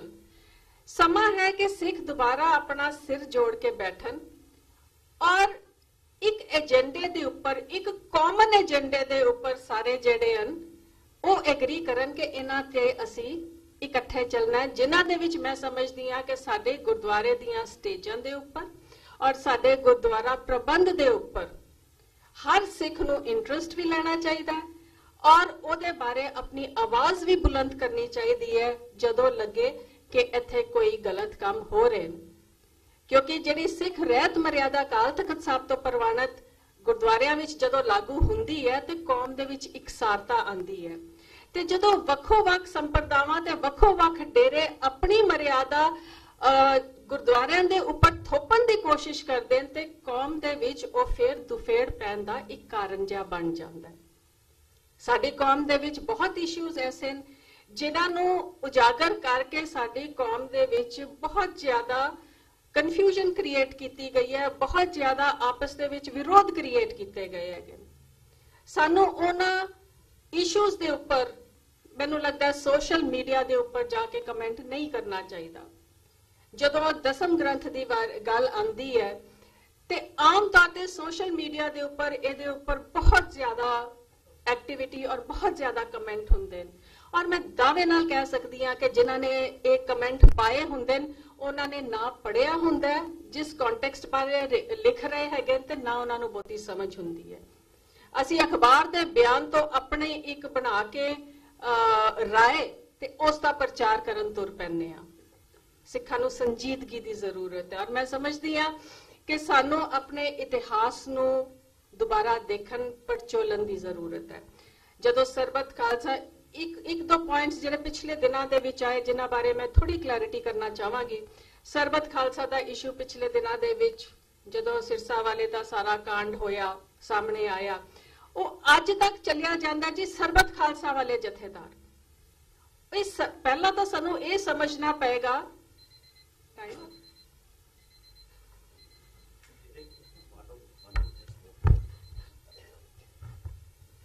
ਚਲੋ ਅਗਰ ਟਾਈਮ ਮਿਲਿਆ ਤੇ ਬਾਅਦ ਦੇ ਵਿੱਚ ਕਰਦੀ ਹਾਂ, ਪਰ ਸਰਬੱਤ ਖਾਲਸਾ ਵਾਲਾ ਮੈਂ ਜ਼ਰੂਰ ਕਰਨਾ ਚਾਹਾਂਗੀ। ਸਰਬੱਤ ਖਾਲਸਾ ਕਹਿ ਦੇਣਾ ਕਿ ਜੇ ਸਿੱਖ ਜਿੱਥੇ ਇਕੱਠੇ ਹੋਏ ਜੀ, ਅਸੀਂ ਅੱਜ ਕਹਿ ਦਈਏ ਅਸੀਂ ਸਾਰੇ ਇਕੱਠੇ ਹੋਏ ਆ ਜੀ ਸਰਬੱਤ ਖਾਲਸਾ ਹੋ ਗਿਆ, ਇਹ ਗਲਤ ਹੋਏਗਾ। ਕਿਉਂਕਿ ਸਰਬੱਤ ਖਾਲਸਾ ਬੁਲਾਉਣ ਦੀ ਵੀ ਇੱਕ ਮਰਿਆਦਾ ਹੁੰਦੀ ਹੈ। ਜਦੋਂ ਅਸੀਂ 18ਵੀਂ ਸਦੀ ਦਾ ਇਤਿਹਾਸ ਦੇਖਦੇ ਹਾਂ, ਬਾਬਾ ਬੰਦਾ ਸਿੰਘ ਬਹਾਦਰ ਦੇ ਬਾਅਦ ਜਦੋਂ ਸਿੱਖ ਜਥੇਬੰਦੀਆਂ ਤਕਰੀਬਨ 65 ਜਥੇਬੰਦੀਆਂ ਸੀ, 65 ਜਿਹੜੀਆਂ ਉਸ ਵਕਤ ਐਕਟਿਵ ਸੀ, ਔਰ ਇਹ ਨਹੀਂ ਕਿ ਸਾਰੇ ਆਪਸੀ ਤਾਲਮੇਲ ਦੇ ਨਾਲ ਚੱਲਦੇ ਸੀ, ਇਹ ਆਪਸੀ ਵਿਰੋਧ ਵੀ ਇਹਨਾਂ ਦੇ ਹੁੰਦੇ ਸੀ। ਔਰ ਇਹੀ 65 ਜਥੇਬੰਦੀਆਂ ਜਿਹੜੀਆਂ ਬਾਅਦ ਵਿੱਚ 12 ਮਿਸਲਾਂ ਬਣੀਆਂ। ਤੇ ਜਦੋਂ ਇਹ ਉਹੀ ਟਾਈਮ ਸੀ ਜਦੋਂ ਬਾਹਰਲੇ ਹਮਲਾਵਰ ਵੀ ਆਉਂਦੇ ਸੀ, ਉਸ ਵਕਤ ਸਿੱਖਾਂ ਤੇ ਜਦੋਂ ਭੀੜ ਪੈਂਦੀ ਸੀ ਤੇ ਉਸ ਵਕਤ ਸਰਬੱਤ ਖਾਲਸਾ ਅਕਾਲ ਤਖਤ ਸਾਹਿਬ ਦੇ ਸਥਾਨ ਤੇ ਬੁਲਾਇਆ ਜਾਂਦਾ ਸੀ ਔਰ ਬਕਾਇਦਾ ਇਸ ਦਾ ਜਥੇਬੰਦਕ ਰੂਪ ਦੇ ਵਿੱਚ ਨੁਮਾਇੰਦੇ ਆਉਂਦੇ ਸੀ।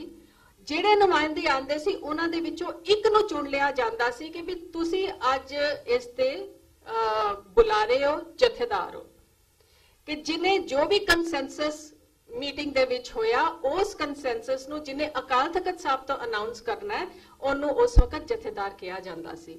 ਸੋ ਇਸ ਤਰੀਕੇ ਦੇ ਨਾਲ ਦੀਵਾਲੀ ਔਰ ਵਿਸਾਖੀ ਤੇ ਆਮ ਤੌਰ ਤੇ ਸਿੱਖਾਂ ਦੇ ਇਕੱਠ ਹੁੰਦੇ ਸੀ ਤੇ ਉਸ ਵਕਤ ਸਰਬੱਤ ਖਾਲਸਾ ਬੁਲਾ ਕੇ ਆਪਣਾ ਫੈਸਲਾ ਕੌਮ ਕਰਿਆ ਕਰਦੀ ਸੀ ਕਿ ਅਗਲਾ ਸਾਡਾ ਸਟੈਪ ਕੀ ਹੋਏਗਾ। ਹੁਣ ਜੇ ਤੁਸੀਂ ਅਕਾਲ ਤਖਤ ਸਾਹਿਬ ਦੇ ਸਥਾਨ ਨੂੰ ਛੱਡ ਕੇ ਕਿਤੇ ਹੋਰ ਜਾ ਕੇ ਤੇ ਇੱਕ ਇਕੱਠ ਕਰ ਲੋ ਤਾਂ ਉਹ ਇੱਕ ਮਰਿਆਦਾ ਅਨੁਸਾਰ ਇਕੱਠ ਨਹੀਂ ਹੈ, ਕਿਉਂਕਿ ਜਿਹੜੀ ਸਾਡੀ ਮਰਿਆਦਾ ਹੈ ਉਹ ਅਕਾਲ ਤਖਤ ਸਾਹਿਬ ਦੇ ਸਥਾਨ ਦੇ ਉੱਪਰ ਹੀ ਕਿਸੇ ਵਿਸ਼ੇਸ਼ ਮੁੱਦੇ ਨੂੰ ਲੈ ਕੇ ਜਥੇਦਾਰ ਥਾਪੇ ਜਾਂਦੇ। ਹੁਣ ਉਸ ਇਕੱਠ ਵਿੱਚ ਵੀ ਜਿਹੜੇ ਜਥੇਦਾਰ ਥਾਪੇ ਗਏ ਉਹਨਾਂ ਦਾ ਵੀ ਜਿਹੜਾ ਅਨਾਉਂਸ ਕਰਨ ਦਾ ਢੰਗ ਸੀ ਉਹ ਕੋਈ ਬਹੁਤਾ ਫਰਕ ਨਹੀਂ ਸੀ ਉਸ ਢੰਗ ਨਾਲੋਂ ਜਿਸ ਢੰਗ ਤੇ ਉਹ ਇਤਰਾਜ਼ ਕਰ ਰਹੇ ਸੀ। ਸੋ ਮੇਰਾ ਇਹ ਮੁੱਦਾ ਉਠਾਉਣ ਦਾ ਪੁਆਇੰਟ ਇਹ ਹੈ ਕਿ ਕਈ ਵਾਰ ਸਾਡੇ ਕੋਲ ਜਿਹੜੀਆਂ ਸਥਾਪਿਤ ਇੰਸਟੀਟਿਊਸ਼ਨਸ ਹੁੰਦੀਆਂ ਹਨ ਅਸੀਂ ਉਹਨਾਂ ਦਾ ਨਾ ਗਲਤ ਤਰੀਕੇ ਦੇ ਨਾਲ ਵਰਤਦੇ ਆ ਔਰ ਇਹਦੇ ਨਾਲ ਵੀ ਕੌਮ ਦੇ ਵਿੱਚ ਕਨਫਿਊਜ਼ਨ ਪੈਦਾ ਹੁੰਦੀ ਹੈ। ਸੋ ਇਹ ਜ਼ਰੂਰੀ ਹੈ ਕਿ ਸਹੀ ਕੰਟੈਕਸਟ ਵਿੱਚ ਸਹੀ ਪਰਸਪੈਕਟਿਵ ਵਿੱਚ ਅਸੀਂ ਆਪਣੀ ਸ਼ਬਦਾਵਲੀ ਵਰਤੀਏ। ਔਰ ਮੇਰਾ ਟਾਈਮ ਖਤਮ ਹੋ ਚੁੱਕਿਆ ਹੈ ਇਸ ਲਈ ਮੈਂ ਜ਼ਿਆਦਾ ਗੱਲਾਂ ਨਾ ਕਰਦੇ ਹੋਏ ਇਸ ਗੱਲ ਦੇ ਨਾਲ ਕਨਕਲੂਡ ਕਰਾਂਗੀ ਕਿ ਜਿੰਨੀਆਂ ਤੁਸੀਂ ਅੱਜ ਇੱਥੇ ਜਥੇਬੰਦੀਆਂ ਇਕੱਠੇ ਹੋਏ ਹੋ ਤੁਹਾਡਾ ਇੱਕ ਕਾਮਨ ਮਿਨੀਮਮ ਪ੍ਰੋਗਰਾਮ ਸਾਹਮਣੇ ਆਂਦਾ ਤੇ ਮੈਂ ਸਮਝਦੀ ਹਾਂ ਉਹਦੇ ਵਿੱਚ ਤੁਸੀਂ ਬਹੁਤ ਸ਼ਕਤੀਸ਼ਾਲੀ ਹੋ ਕੇ ਨਿਕਲੋਗੇ। ਇੱਕ ਪ੍ਰੈਸ਼ਰ ਗਰੁੱਪ ਬਣਨ ਦੀ ਤੁਹਾਡੀ ਸਮਰੱਥਾ ਹੈ ਜਿਹੜਾ ਕਿ ਪ੍ਰੈਸ਼ਰ ਗਰੁੱਪ ਇਹ ਡਿਕਟੇਟ ਕਰ ਸਕਦਾ ਹੈ ਕਿ ਪੰਥ ਦੀ ਚੜ੍ਹਦੀ ਕਲਾ ਕਿਵੇਂ ਹੋਵੇ, ਇਹ ਮਿਲ ਕੇ ਇਕੱਤਰ ਹੋ ਕੇ ਇਹਦੇ ਫੈਸਲੇ ਕੀਤੇ ਜਾਣ ਤੇ ਜਿਹੜਾ ਇੱਕ ਗੁਰਮਤਿ ਦਾ ਸਿਧਾਂਤ ਹੈ ਕਿ ਵਿਅਕਤੀ ਵਿਸ਼ੇਸ਼ ਦੇ ਕੋਲ ਪਾਵਰ ਨਾ ਹੋਵੇ, ਪਾਵਰ ਜਿਹੜੀ ਆਪਣੇ ਪੰਥ ਕੋਲ ਹੋਵੇ ਔਰ ਇਹ ਤੁਹਾਡੀ ਵਰਕਿੰਗ ਦੇ ਵਿੱਚੋਂ ਬਾਹਰ ਆ ਸਕਦਾ ਹੈ ਔਰ ਜਿਹੜੀ ਸਾਡੀ ਨਵੀਂ ਪੀੜ੍ਹੀ ਹੈ ਉਹਦੇ ਵਾਸਤੇ ਇੱਕ ਬੜਾ ਵੱਡਾ ਲਰਨਿੰਗ ਪ੍ਰੋਸੈਸ ਵੀ ਹੋ ਸਕਦਾ ਹੈ। ਬਹੁਤ ਬਹੁਤ ਧੰਨਵਾਦ। ਵਾਹਿਗੁਰੂ ਜੀ ਕਾ ਖਾਲਸਾ, ਵਾਹਿਗੁਰੂ ਜੀ ਕੀ ਫਤਿਹ।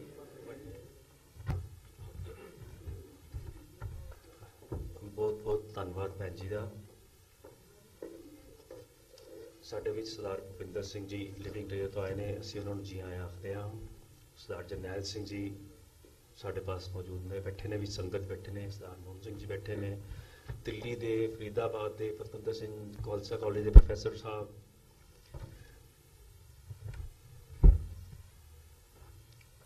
ਇੱਕ ਬੇਨਤੀ ਹੈ ਸਾਰਿਆਂ ਨੂੰ ਕਿ ਸਾਰੇ ਆਪਣੇ ਆਪਣੇ ਮੋਬਾਈਲਸ ਨੂੰ ਪਲੀਜ਼ ਸਾਇਲੈਂਟ ਮੋਡ ਤੇ ਪਾ ਲੈਣ ਪਲੀਜ਼।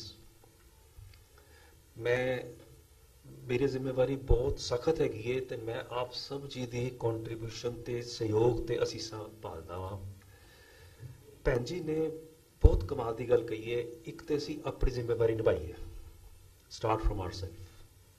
ਦੂਸਰੀ ਗੱਲ ਕਹੀਏ ਵੀ ਅਸੀਂ ਕਾਮਨ ਮਿਨੀਮਮ ਏਜੰਡੇ ਤੇ ਐਗਰੀ ਤੇ ਕਰੀਏ, ਫਿਰ ਅੱਗੇ ਚਲੀਏ। ਜਿਹੜੇ ਵੱਖਰੇਵੇਂ ਨੇ ਅਸੀਂ ਉਹਨਾਂ ਨੂੰ ਡਿਸਕਸ ਕਰਦੇ ਰਹਿੰਦੇ ਹਾਂ ਤੇ ਜੋ ਵੱਡੇ ਮੁੱਦੇ ਹੁੰਦੇ ਨੇ ਉਹ ਪਿੱਛੇ ਰਹਿ ਜਾਂਦੇ ਨੇ। ਫਿਰ ਛੋਟੀ ਛੋਟੀ ਗੱਲ ਤੇ ਅਸੀਂ ਉੱਥੇ ਸਟਕ ਕਰਕੇ ਰਹਿ ਜਾਂਦੇ ਹਾਂ। ਇੱਕ ਗੁਰਦੁਆਰੇ ਦੇ ਪ੍ਰਬੰਧ ਦੇ ਵਿੱਚ ਇੰਟਰਸਟ ਲਈਏ।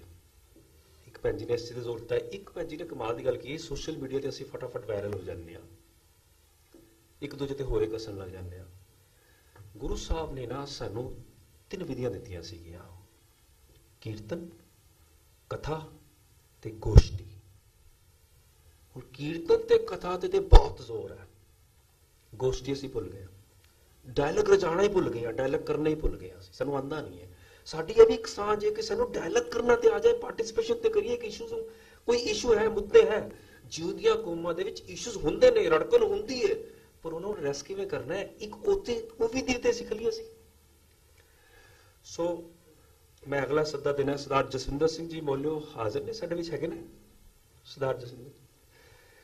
ਇਹਨਾਂ ਨੇ ਕਮਾਲ ਦਾ ਕੰਮ ਕੀਤਾ ਕਿ ਇਹਨਾਂ ਪੁਰਾਤਨ ਪਰੰਪਰਾ ਦੇ ਆਧਾਰ ਦੇ ਉੱਤੇ ਕੈਂਪ ਲਗਾ ਕੇ ਉਹਨਾਂ ਨੂੰ ਸੁਰਜੀਤ ਕਰ ਰਹੇ ਨੇ, ਗੁਰਮਤ ਕਲਾਸਿਸ ਲਗਾ ਰਹੇ ਨੇ, ਸੋਸ਼ਲ ਇਸ਼ੂਸ ਨੂੰ ਚੁੱਕ ਰਹੇ ਨੇ, ਕੀਰਤਨ ਕਥਾ, ਸਿੰਗਸ ਐਂਡ ਵਾਈਲਡ ਤੇ ਸ਼ਸਤਰ ਅਭਿਆਸ ਕਿਵੇਂ ਕਰਨਾ ਹੈ। ਇਹਨਾਂ ਦਾ ਨਾ ਇਤਿਹਾਸ, ਬਾਣੀ ਤੇ ਬਾਣਾ ਤਿੰਨੋਂ ਚੀਜ਼ਾਂ ਨੂੰ ਨਾਲ ਲੈ ਕੇ ਚੱਲ ਰਹੇ ਨੇ ਤੇ ਇਹਨਾਂ ਨੂੰ ਅਸੀਂ ਸੱਦਾ ਪੱਤਰ ਦਿੰਨੇ ਆ। ਇਹਨਾਂ ਦਾ ਸਮਾਂ ਹੈ 4 ਮਿੰਟ। ਰਿਵਰਸ ਕਾਲ ਸਟਾਰਟਸ ਨਾਓ।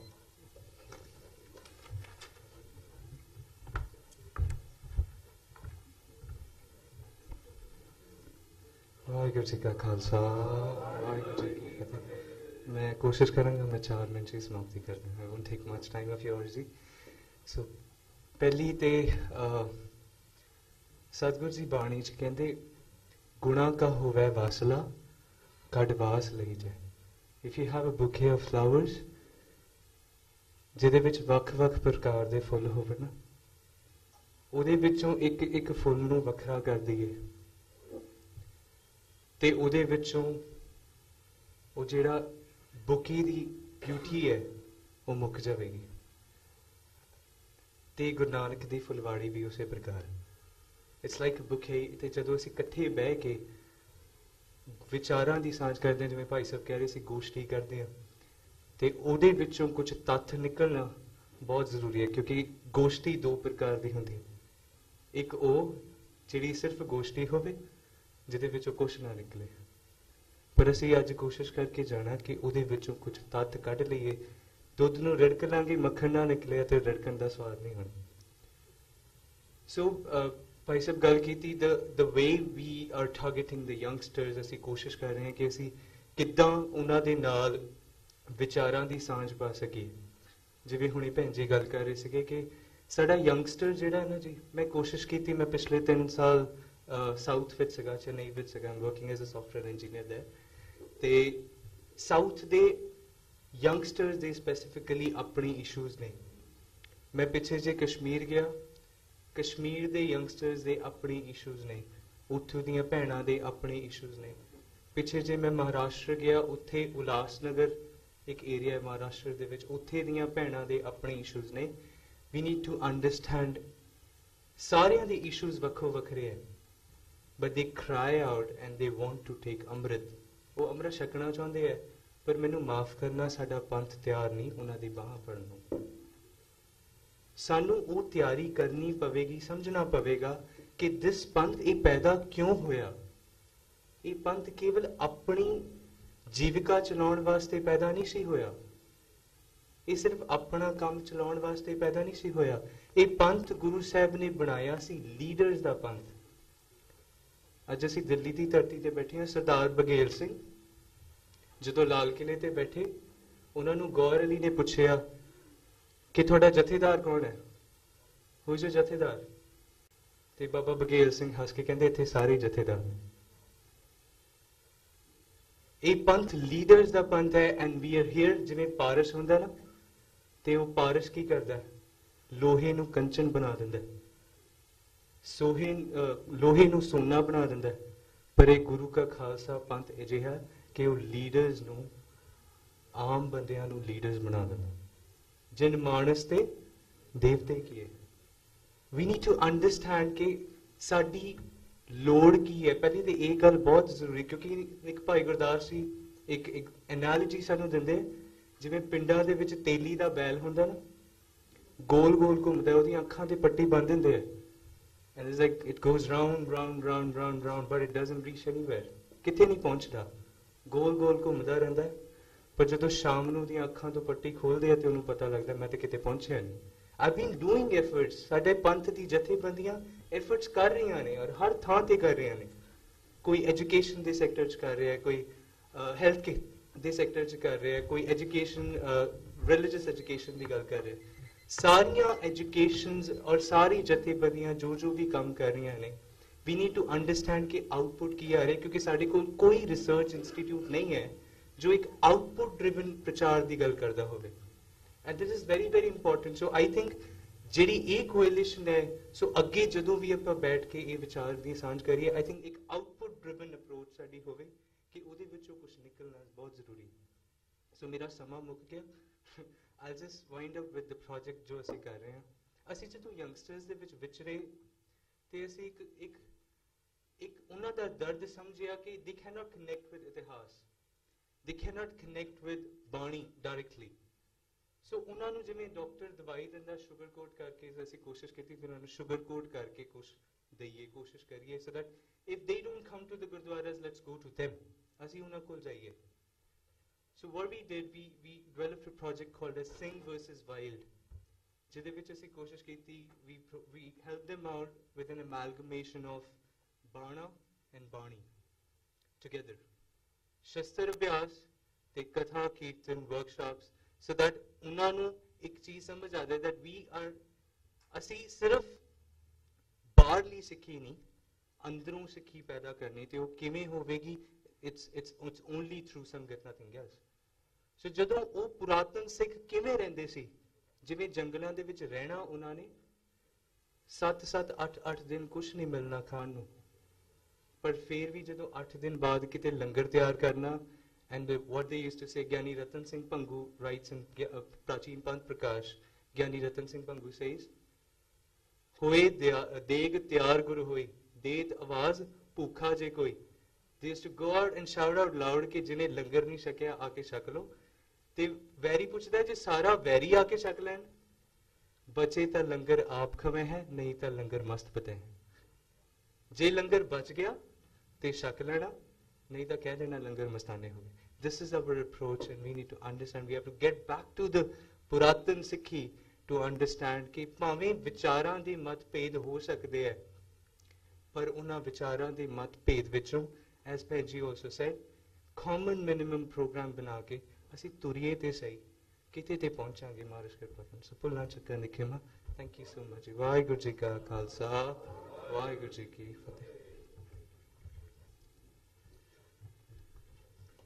ਦੇਖੋ ਸੰਗਤ ਜੀ ਯੂਥ ਦੇ ਮਨ ਦੇ ਵਿੱਚ ਕਿੰਨੇ ਵਲਵਲੇ ਨੇ ਇਹ ਜਗ੍ਹਾ ਜਗ੍ਹਾ ਤੇ ਜਾ ਕੇ ਕੈਂਪ ਲਾ ਰਹੇ ਨੇ ਤੇ ਅਲੱਗ-ਅਲੱਗ ਏਰੀਏ ਦੇ ਕੈਂਪਸ ਦੇ ਫੀਡਬੈਕ ਵੀ ਇਹਨਾਂ ਪਾਸ ਨੇ ਇਹ ਅਸੀਂ ਸਮਝ ਲਈਏ ਇਹ ਪਲੇਟਫਾਰਮ ਹੈ ਜਿਹੜਾ ਅੱਜ ਦਾ ਯੂਥ ਕੀ ਕਹਿਣਾ ਚਾਹੁੰਦਾ ਹੈ ਉਹਦੀ ਸੁਣ ਤਾਂ ਲਈਏ ਫਿਰ ਆਪਣੇ ਆਪਣੇ ਜਥੇਬੰਦੀ ਲਿਜਾ ਕੇ ਜੋ ਕਰਨਾ ਕਰੀ ਚੱਲੀਏ ਤੇ ਕਾਮਨ ਮਿਨੀਮਮ ਪ੍ਰੋਗਰਾਮ ਦੀ ਗੱਲ ਦੇਖੋ ਬਾਰ-ਬਾਰ ਸਾਹਮਣੇ ਆ ਰਹੀ ਹੈ ਸਾਡੇ ਵਿੱਚ ਪੰਥ ਦੇ ਅੱਗੇ ਕੀਰਤਨੀਏ ਭਾਈ ਸਾਹਿਬ ਭਾਈ ਕੁਲਤਾਰ ਸਿੰਘ ਜੀ ਆਏ ਨੇ ਅਸੀਂ ਉਹਨਾਂ ਨੂੰ ਜੀ ਆਇਆਂ ਆਖਦੇ ਹਾਂ ਤੇ ਮੈਨੂੰ ਦਾਸ ਨੂੰ ਇਹ ਸੁਭਾਗ ਹੈ ਮਾਣ ਵੀ ਹੈ ਕਿ ਮੈਂ ਸਕੂਲ ਦੇ ਵਿੱਚ ਇਹਨਾਂ ਨਾਲ ਮੈਂ ਟੇਬਲ ਸ਼ੇਅਰ ਕੀਤਾ ਹੋਇਆ is my classmate with 2 chairs and same table ਤੇ ਅਸੀਂ ਇਹਨਾਂ ਦੀ ਚਰਨ ਧੂੜ ਸ਼ੁਰੂ ਤੋਂ ਲੈਂਦੇ ਪਏ ਹਾਂ ਇਸ ਪਰਿਵਾਰ ਦੀ ਤੇ ਇਹਨਾਂ ਦੇ ਨਿੱਘ ਮਾਣ ਰਹੇ ਹਾਂ ਹੁਣ ਵੀ ਮੈਂ ਬਹੁਤ ਅਦਬ ਸਤਿਕਾਰ ਨਾਲ ਆਪ ਸਭ ਨੂੰ ਜੀ ਆਇਆਂ ਆਖਦਾ ਦੇਖੋ ਇੱਕ ਗੱਲ ਵੀਰ ਨੇ ਹੋਰ ਗੱਲ ਕਹੀ ਬੜੀ ਕਿ ਜੁੜਨ ਦੀ ਇਕੱਠੇ ਹੋਣ ਦੀ ਅਸੀਂ ਗੁਰਦੁਆਰਾ ਸਾਹਿਬ ਜਾਂਦੇ ਆ ਨਾ ਕਿੰਨੇ ਦੀ ਕੋਈ ਸੈਂਡਲ ਪਾ ਕੇ ਆ ਰਿਹਾ ਹੈ ਕੋਈ ਗੁਰਗਾਬੀ ਪਾ ਕੇ ਆ ਰਿਹਾ ਹੈ ਕੋਈ ਗਨ ਸ਼ੂਜ਼ ਪਾਏ ਨੇ ਕਿਸੇ ਨੇ ਬੈਲੀ ਪਾਈ ਹੈ ਕਿਸੇ ਨੇ ਚੱਪਲ ਪਾਈ ਹੈ ਕੋਈ ਕਿਸ ਬ੍ਰਾਂਡ ਦਾ ਪਾ ਕੇ ਆਇਆ ਕੋਈ ਕਿਸ ਬ੍ਰਾਂਡ ਦਾ ਪਾ ਕੇ ਆਇਆ ਪਰ ਜਦੋਂ ਅਸੀਂ ਉਤਾਰਦੇ ਆ ਨਾ ਕਹਿੰਦੇ ਜੋੜਾ ਘਰ ਉਹ ਫਿਰ ਜੋੜਾ ਹੀ ਆ ਉਹ ਜੁੜ ਗਿਆ ਉਹ ਬਾਹਰ ਜੁੜ ਗਿਆ ਤੂੰ ਅੰਦਰ ਜੁੜ ਜਾ ਇਹੀ ਖੇਡ ਆ ਪਰ ਉਹੀ ਮੈਂ ਕਹਿੰਦਾ ਸਾਨੂੰ ਗੋਸ਼ਟੀ ਨਹੀਂ ਕਰਨੀ ਆ ਰਹੀ ਅਸੀਂ ਕਨਫਲਿਕਟ ਵਿੱਚ ਉਤਰ ਜਾਂਦੇ ਆ ਹੁਣ ਮੈਨੂੰ ਦੱਸਦੇ ਪੈਸੇ ਵੀਰ ਮੈਂ ਤੇ ਖੈਰ ਸ਼ਿਫਟ ਹੋ ਕੇ ਦਿੱਲੀ ਤੋਂ ਮੁਹਾਲੀ ਚਲੇ ਗਿਆ ਇਹਨਾਂ ਦੇ ਹੁਕਮ ਤੇ ਇੱਥੇ ਆਇਆ ਵਾਹਿਗੁਰੂ ਉਹ ਕਹਿੰਦੇ ਨੇ ਕਿ ਕਈ ਅਸੀਂ ਪ੍ਰੇਮੀਆਂ ਨੂੰ ਬੁਲਾਇਆ ਹੈ ਸੰਗਤ ਦੇ ਬੰਦਿਆਂ ਨੂੰ ਬੁਲਾਇਆ ਕਹਿੰਦੇ ਸਾਨੂੰ ਬੋਲਣ ਦਾ ਸਮਾਂ ਨਹੀਂ ਦਿਓਗੇ ਅਸੀਂ ਨਹੀਂ ਆਵਾਂਗੇ ਤੇ ਮਹਾਰਾਜ ਨੇ ਤੇ 4 ਪੌੜੀਆਂ ਸੁਣਿਆ ਦੀਆਂ ਪਹਿਲੇ ਉਚਾਰੀਆਂ ਨੇ ਸੁਣ ਤੇ ਲੋ ਹੁਣ ਅਸੀਂ ਸੁਣ ਤੇ ਲਈਏ ਯੂਥ ਕਹਿ ਕੀ ਰਿਹਾ ਕਰ ਕੀ ਰਿਹਾ ਉਹਦੀ ਪ੍ਰੋਬਲਮਸ ਕੀ ਨੇ ਉਹਦੀ ਫਰਸਟ੍ਰੇਸ਼ਨਸ ਕੀ ਨੇ ਫਿਰ ਉਹਦਾ ਹੱਲ ਕਰੀਏ ਬੈਠ ਕੇ ਇਕੱਠੇ ਹੋ ਕੇ ਵਾਹਿਗੁਰੂ ਅਗਲਾ ਸੱਦਾ ਪੱਤਰ ਸੀ ਦੇਣਾ ਜੀ ਸਰਦਾਰ ਜਸਵੀਰ ਸਿੰਘ ਤੇ ਸਰਦਾਰ ਹਰਮਿੰਦਰ ਸਿੰਘ ਜੀ ਇਹ ਬੇਸਿਕ ਆਫ ਸਿੱਖ ਤੋਂ ਆਏ ਨੇ ਇਹਨਾਂ ਦਾ ਟੌਪਿਕ ਹੈ psyche of youth Sikh organisations ਇਹਨਾਂ ਦਾ ਸਮਾਂ ਹੈ 4 ਮਿੰਟ ਹੁਣ ਇਹ ਕੀ ਕਰ ਰਹੇ ਹਨ ਇਹ ਦੇਖ ਰਹੇ ਹਨ ਡਿਮਾਂਡ ਆਫ ਯੂਥ ਕੀ ਹੈ ਫਿਰ ਉਹਦੇ ਵਿੱਚ ਨਾ ਇਨ ਤੋਂ ਲੈ ਕੇ ਆਊਟ ਤੱਕ ਦਾ ਪ੍ਰੋਜੈਕਟ ਨੂੰ ਲੈ ਕੇ ਚੱਲ ਰਹੇ ਹਨ ਜਿਹਦੇ ਵਿੱਚ they start from kids move to youth then to family and then to community so ਇਹਨਾਂ ਨੂੰ ਬੇਨਤੀ ਹੈ ਕਿ ਇਹ 4 ਮਿੰਟ ਦੇ ਵਿੱਚ ਆਪਣੀ ਗੱਲ ਕਰੂੰ ਕਰਨ ਰਿਵਰਸ ਫॉर ਸਟਾਰਟਸ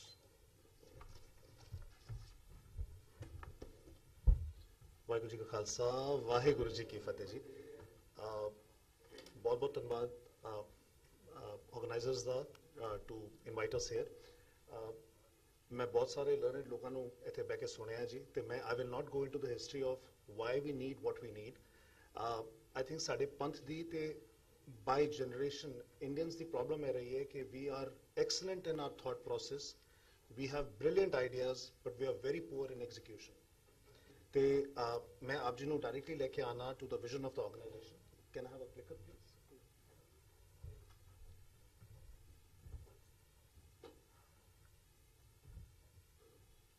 ਤੇ ਮੈਂ ਆਪ ਜੀ ਨੂੰ ਆਪਣੇ ਵਿਜ਼ਨ ਜਾਂ ਮਿਸ਼ਨ ਸਟੇਟਮੈਂਟ ਨਾਲ ਬੋਰ ਨਹੀਂ ਕਰਾਂਗਾ ਕਿਉਂਕਿ ਇੱਕ ਤਾਂ ਟਾਈਮ ਥੋੜਾ ਜਿਹਾ ਘੱਟ ਹੈ, ਸਾਰੇ ਇੰਪੇਸ਼ੈਂਟ ਨੇ. I would rather have a dialogue with each one of you who's running a program eventually to see how we can collaborate better.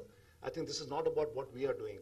ਇੱਥੇ ਮੈਨੂੰ ਇਹ ਸਮਝਣ ਦੀ ਲੋੜ ਨਹੀਂ ਹੈ ਕਿ ਆਪ ਜੀ ਸਾਰੇ ਕੀ ਕਰ ਰਹੇ ਹੋ. ਜਿਵੇਂ ਵੀਰ ਜੀ ਨੇ ਕਿਹਾ, ਸਾਰੇ ਆਪਣੇ ਆਪ ਵਿੱਚ ਕੁਝ ਨਾ ਕੁਝ ਪੰਥ ਦੀ ਭਲਾਈ ਵਾਸਤੇ ਕੁਝ ਨਾ ਕੁਝ ਉਪਰਾਲਾ ਲੈ ਕੇ ਚੱਲਦੇ ਪਏ ਨੇ, ਲੇਕਿਨ ਅਸੀਂ ਆਪਸ ਵਿੱਚ ਮਿਲ ਕੇ ਇਹਨੂੰ ਇੱਕ ਮੋਮੈਂਟਮ, ਇੱਕ ਨੈਕਸਟ ਲੈਵਲ ਆਫ ਪੇਸ ਜਾਂ ਲੈਟਸ ਸੇ ਵਿਗਰ ਐਂਡ ਵਾਈਟੈਲਿਟੀ ਕਿਵੇਂ ਦੇ ਸਕਨੇ ਆ. That is what the hole agenda is all about. ਅਸੀਂ ਜਦ ਆਰਗੇਨਾਈਜੇਸ਼ਨ ਸਟਾਰਟ ਕੀਤੀ ਇਨੀਸ਼ੀਏਟਿਵਸ ਨਾਲ, the idea was who do we want to approach. ਜਿਵੇਂ ਭਾਈ ਸਾਹਿਬ ਨੇ ਕਿਹਾ ਜੀ, ਅੱਜ ਕੀਰਤਨ ਸਮਾਗਮ ਬਹੁਤ ਹੋ ਰਹੇ ਨੇ, ਕਥਾ ਪ੍ਰਚਾਰ ਬਹੁਤ ਹੋ ਰਿਹਾ ਹੈ, publications for the benefit and promotion of Sikhi are happening. Jaswinder Veer ji is my very dear friend. ਉਹਨਾਂ ਨੇ ਕਿਹਾ ਜੀ ਕਿ we wanted to focus on youth, so our target segment was youth. But ਅਸੀਂ ਕਿਹਾ youth ਦੇ ਨਾਲ ਨਾਲ ਜਿਹੜੀ ਆਉਣ ਵਾਲੀ ਪਨੀਰੀ ਹੈ, ਬੱਚੇ ਨੇ, ਉਹਨਾਂ ਨੂੰ ਕਿਵੇਂ ਪੰਥ ਦੇ ਨਾਲ ਜੋੜੀਏ. ਜਿਹੜਾ ਜਨਰੇਸ਼ਨ X, ਜਨਰੇਸ਼ਨ Y ਦੀ ਗੱਲਾਂ ਹੁੰਦੀਆਂ ਸੀ, ਅੱਜ ਕੱਲ੍ਹ ਦੀ ਜਨਰੇਸ਼ਨ ਲੋਕੀ why not ਕਹਿੰਦੇ ਨੇ. They talk about a generation why not. They question each and everything. And as parents, I think we have missed the bus. I have an 8-year-old daughter which promoted me to come into this organization. If you essentially look at it, we said ਅਗਰ ਅਸੀਂ ਛੋਟੇ ਬੱਚਿਆਂ ਨੂੰ ਆਪਣੇ ਨਾਲ ਜੋੜ ਲਵਾਂਗੇ ਤੇ ਬੱਚਿਆਂ ਨੂੰ ਨਾਲ ਲੈ ਕੇ ਆਉਣ ਵਾਸਤੇ ਪੇਰੈਂਟਸ ਵੀ ਆਪਣੇ ਆਪ ਜੋੜਨਗੇ. These parents will be the ideal ticket size of 28 to 32, maybe 34, 35. ਜਦ ਵੱਡੇ ਆਣਗੇ ਤੇ we can work on those parents who probably did not get the orientation that we are trying to give their children. ਤੇ ਅਸੀਂ ਕਿਹਾ ਪਹਿਲੇ ਬੱਚਿਆਂ ਤੇ ਫੋਕਸ ਕਰਨੇ ਆ ਤੇ ਫਿਰ ਨਾਲ ਨਾਲ ਯੂਥ ਤੇ ਆਉਂਦੇ ਆ, ਤੇ ਫਿਰ ਜਦ ਪੇਰੈਂਟਸ ਤੇ ਫੈਮਲੀਜ਼ ਜੁੜਨਗੀਆਂ ਤੇ we will do family oriented programs. We are proud to say that ਇੱਕ ਛੋਟਾ ਜਿਹਾ ਉਪਰਾਲਾ ਜਿਹੜਾ ਅਸੀਂ ਕਿਡੀ ਸੰਗਤ ਦੇ ਨਾਂ ਤੋਂ ਲਿਆ ਸੀ, ਜਦ ਸਟਾਰਟ ਕੀਤਾ ਸੀ, ਜਿਹਦੇ ਵਿੱਚ ਅਸੀਂ activity base learning of Sikh principals ਦੇ ਉੱਤੇ ਫੋਕਸ ਕਰਨੇ ਆ. ਉਹ ਗੁਰੂ ਮਹਾਰਾਜ ਦੀ ਕਿਰਪਾ ਨਾਲ ਤੇ ਕੁਝ ਵੀਰਾਂ ਦੇ ਦਸਵੰਦ ਦੇ ਨਾਲ we started with about 5 sessions in 2016. 5 ਸੰਗਤ ਕਰਦੇ ਸੀ ਅਸੀਂ 5 ਗੁਰਦੁਆਰਿਆਂ ਦੇ ਵਿੱਚ. ਅੱਜ ਉਹ ਉਪਰਾਲਾ 55 ਸੰਗਤ ਬਣ ਗਿਆ ਜੀ. ਇਹ ਸਭ ਆਪ ਸਭ ਦੇ ਸਪੋਰਟ ਦੇ ਨਾਲ ਹੋਇਆ ਹੈ. This is the footprint. We have gone national. ਇੱਕ ਛੋਟੀ ਜਿਹੀ ਕਿਹੜੀ ਸੰਗਤ ਸਾਡੀ ਸ਼ੰਘਾਈ ਵਿੱਚ ਚੱਲਦੀ ਹੈ, ਇੱਕ ਵੀਰ ਜੀ ਦੇ ਸਪੋਰਟ ਨਾਲ ਦੁਬਈ ਵਿੱਚ ਸਾਡੀ ਕਿਹੜੀ ਸੰਗਤ ਚੱਲਦੀ ਹੈ. What is ਕਿਹੜੀ ਸੰਗਤ all about? ਕਿਹੜੀ ਸੰਗਤ is fun and interactive learning play group for children. ਅਸੀਂ ਅਗਰ ਅੱਜ ਬੱਚਿਆਂ ਨੂੰ ਕੰਨ ਤੋਂ ਫੜ ਕੇ ਲੈ ਕੇ ਆਈਏ ਕਿ ਚਲੋ ਗੁਰੂ ਘਰ ਚਲੋ, ਬਾਣੀ ਸੁਣੋ, ਬਾਣੀ ਦਾ ਭਾਵ ਸਮਝਣ ਦੀ ਕੋਸ਼ਿਸ਼ ਕਰੋ, ਤੇ ਬੱਚੇ ਕਹਿੰਦੇ ਨੇ ਨਹੀਂ ਪਾਪਾ ਮੈਂ ਸਭ ਕੁਝ ਜਾਂ ਤੇ YouTube ਤੇ ਦੇਖ ਲਵਾਂਗਾ ਜਾਂ ਮੈਂ ਘਰ ਬਹਿ ਕੇ ਆਮ ਬੈਟਰ ਆਫ, ਜਾਂ ਮੇਰੀਆਂ ਐਕਟੀਵਿਟੀਜ਼ ਸਫਰ ਹੁੰਦੀਆਂ ਨੇ. We try to make a kiddie sangat a sangat for kids and make it interesting by putting in art and craft activity, by putting in storytelling sessions, by showing them videos and movies to make it interesting. But as the sari activities are rotating around Guru Kar ya Gurbani, te on a even by even basis, ਭਾਵੇਂ ਉਹ ਸ਼ਹੀਦੀ ਪੁਰਨ ਹੋਣ, ਪ੍ਰਕਾਸ਼ ਪੁਰਬ ਹੋਣ, we try to create a story. So we have back-end programmers, we have story and content writers who do this thing. We work on an initiative for the youth which is called Ignite. Youth Vaste, which is essentially kids in the 14 to 24 year age group. We again try to get them into the youth camps, not by telling them कि ਅਸੀਂ ਇੱਥੇ ਬਾਣੀ ਸਿਖਾਉਣ ਚੱਲੇ ਹਾਂ. We talk about photography workshops, we talk about leadership programs, we get people from corporates who talk about employment opportunities. ਕਿਉਂਕਿ ਸਾਨੂੰ ਇਹ ਸਮਝ ਆ ਗਿਆ ਕਿ ਅਗਰ ਅੱਜ ਇੰਨਾ ਪ੍ਰੈਸ਼ਰ ਹੈ with the overgrowing population that we have, ਰੋਟੀ ਕਪੜਾ ਔਰ ਮਕਾਨ ਅਗਰ ਅਸੀਂ ਸੌਰਟ ਕਰ ਲਵਾਂਗੇ ਤੇ ਬੱਚੇ ਨੂੰ ਅਗਰ ਲੱਗੇਗਾ ਕਿ ਗੁਰੂ ਘਰ ਵਿੱਚ ਆ ਕੇ ਮੈਨੂੰ ਗਿਆਨ ਵੀ ਮਿਲ ਰਿਹਾ ਹੈ, ਗੁਰੂ ਘਰ ਵਿੱਚ ਆ ਕੇ ਮੇਰੀ ਸਕਿੱਲ ਸੈਟ ਇੰਪਰੂਵਮੈਂਟ ਵੀ ਹੋ ਰਹੀ ਹੈ, ਤੇ ਗੁਰੂ ਘਰ ਵਿੱਚ ਆ ਕੇ ਮੈਨੂੰ ਨੈਟਵਰਕਿੰਗ ਮਿਲ ਰਹੀ ਹੈ ਜਿਹਦੇ ਕਰਕੇ ਮੇਰਾ ਰੋਜ਼ਗਾਰ, ਮੇਰੀ ਜੌਬਸ ਲੱਗ ਰਹੀਆਂ ਨੇ, ਤੇ ਬੱਚਾ ਗੁਰੂ ਘਰ ਤੋਂ ਬੇਮੁਖ ਹੋ ਕੇ ਕਦੀ ਨਹੀਂ ਜਾਏਗਾ ਜੀ. ਤੇ ignite is that concept, and then along with ignite we do reignites and we do sangat for life. We do initiative for families. ਜਦ ਪੇਰੈਂਟਸ ਆ ਕੇ ਜੁੜਦੇ ਨੇ ਤੇ ਅਸੀਂ ਪੇਰੈਂਟਸ ਨੂੰ ਇਹ ਕਹਿੰਦੇ ਹਾਂ ਕਿ ਸਾਰੀਆਂ ਐਕਸਪੈਕਟੇਸ਼ਨ ਬੱਚਿਆਂ ਕੋਲੋਂ ਨਹੀਂ ਨੇ. ਤੁਸੀਂ ਬੱਚੇ ਨੂੰ ਕਹਿੰਦੇ ਹੋ ਗੁਰਬਾਣੀ ਦਾ ਸਾਰ ਸਮਝੋ, ਗੁਰਬਾਣੀ ਦੇ ਹਿਸਾਬ ਨਾਲ ਆਪਣਾ ਜੀਵਨ ਜੀਓ, ਲੇਕਿਨ ਕਿਆ ਤੁਸੀਂ ਇੱਕ ਆਈਡੀਅਲ ਰੋਲ ਮਾਡਲ ਹੋ ਆਪਣੇ ਘਰ ਦੇ ਅੰਦਰ?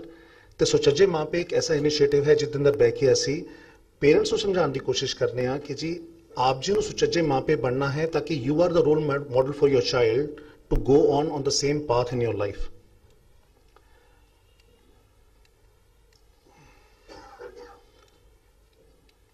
gender equality is something which is very equal, very dear to our hearts. We believe that kithe na kithe ਸਾਡੀਆਂ ਭੈਣਾਂ, ਜਿਵੇਂ ਭੈਣ ਜੀ ਨੇ ਵੀ ਕਿਹਾ, ਸਾਡੀਆਂ ਭੈਣਾਂ ਕਿਥੇ ਨਾ ਕਿਥੇ have not got a equal representation in the Panth. So there we have launched a program called Voice of Kaur, where we try to create a dialogue for young entrepreneurs, homemakers, who are an integral part of growing our families. They are as important as a working man. तो उथे Voice of Kaur करके ऐसी programs launch किए ने. If you look at, this is some data about our active volunteers. We have touched these many lives, 8,000 बच्चे, 50,000 individuals. But अगर मैं last census देखा, तो साड़ी आबादी कोई 2 करोड़ के आसपास सी. 21 million is what I think the census captured as that. We believe that even after working here for almost 5 to 6 years, we have not even touched 0.1% of our total abadi. There is so much to be done. And there are miles to go before we sleep. So मेरा हाथ जोड़ के सारे ਨੂੰ ਇਹ ਬੇਨਤੀ ਹੈ कि we seriously lack support in terms of reaching out to the right target audience. The मेरी want from this platform would be to increase our reach, and so would be yours. So from doing aid-related projects and from medical care projects, you would want to increase the bandwidth of your donors. Make sure you have enough corpus to take this to the next level. Sari सिर्फ छोटी सी बेनती है कि साडे नाल आके जुड़ो. We don't want your databases. We don't want people from you. We simply want you to help us promote initiatives that we have taken as a organization. During the course of these activities, we also do a lot of publication to keep kids excited, क्योंकि बच्चों का आजकल attention span मेरे ख्याल 15 minute तो उत्ते नहीं होता जी. तो ਅਸੀਂ from time to time we keep on publishing art and craft books. We keep on doing things like a Sikh passport. So a kid gets to get a passport where he puts his picture, he puts stickers of where he has been. ਤੇ ਇੱਥੇ ਉਹਨੇ ਕੋਈ US ਦਾ visa ਨਹੀਂ ਦਿਖਾਣਾ ਹੈ. ਇੱਥੇ ਉਹਨੂੰ ਕਿਹਾ ਜਾ ਰਿਹਾ ਹੈ ਕਿ have you been to the Panch Takht? तो जिवें जिवें तुसी एक तख्त कवर करके आंदे हो तो तुथे आके एक टिक बॉक्स लगाओगे, एक स्टिकर लगाओगे कि I have visited this thing. So kids have taken a initiative to go back home ते अपने पेरेंट्स ਨੂੰ जाके पूछते ने आज कि जी मेरे पासपोर्ट ਵਿੱਚ ना एक स्टैंप रह गई है, please can we go to this Takht and I can complete my passport. So we try to be creative, to use modern day technologies. We lift stuff from sites in UK, US without plagiarism and getting liability suits. But these kind of things are what we do. We publish a small magazine called Akal Talks. I have a couple of complimentary copies if somebody wants to take it. But the idea is that this is a family reading. So Roz Bani di Pankti Rati, we insist our members and our sevadars to read with their families. Ke family naal baitho, एक पंक्ति बाणी दी पढ़ो, सांझ करो ते उस तो बाद मतलब विचार करके so that सिੱਖੀ ਵਧੇ ਪਰਿਵਾਰ ਵਿੱਚ ਬਾਣੀ ਨਾਲ ਅਟੈਚਮੈਂਟ ਆਏ ਤੇ ਬੱਚਾ ਸੋਲੂਸ਼ਨ ਜਿਹੜਾ ਬਾਹਰ ਲੱਭਦਾ ਹੈ, ਜਿੱਥੇ ਬੱਚੇ ਆ ਸਾਈਕੀਆਟ੍ਰਿਸਟ ਕੋਲ ਜਾ ਰਹੇ ਨੇ ਜਾਂ ਕਾਉਂਸਲਰਸ ਕੋਲ ਜਾ ਰਹੇ ਨੇ, ਉਹਨਾਂ ਨੂੰ ਉੱਥੇ ਜਾਣ ਦੀ ਲੋੜ ਹੀ ਨਹੀਂ ਪੈਣੀ ਚਾਹੀਦੀ. ਆਈ ਥਿੰਕ ਸਾਰੀ ਜ਼ਿੰਦਗੀ ਦਾ ਸਾਰ ਗੁਰੂ ਗ੍ਰੰਥ ਸਾਹਿਬ ਮਹਾਰਾਜ ਦੇ ਅੰਦਰ ਭਰਿਆ ਹੋਇਆ ਹੈ. ਅਗਰ ਬੱਚੇ ਦੇਖਣ ਤੇ ਉਹਨਾਂ ਨੂੰ ਸਾਰੇ solutions with practical examples in English ਇਹਨਾਂ ਕਿਤਾਬਾਂ ਦੇ ਅੰਦਰ ਮਿਲਣਗੇ ਜਿਹੜੇ ਅਸੀਂ ਉਪਰਾਲਾ ਕਰ ਰਹੇ ਹਾਂ. We would want content from you. If you have designers, content writers to come and contribute to these books, that is what we want from you. We don't want anything else. That's all I had to say. Waheguru ji ਕਾ ਖਾਲਸਾ, ਵਾਹਿਗੁਰੂ ਜੀ ਕੀ ਫਤਿਹ.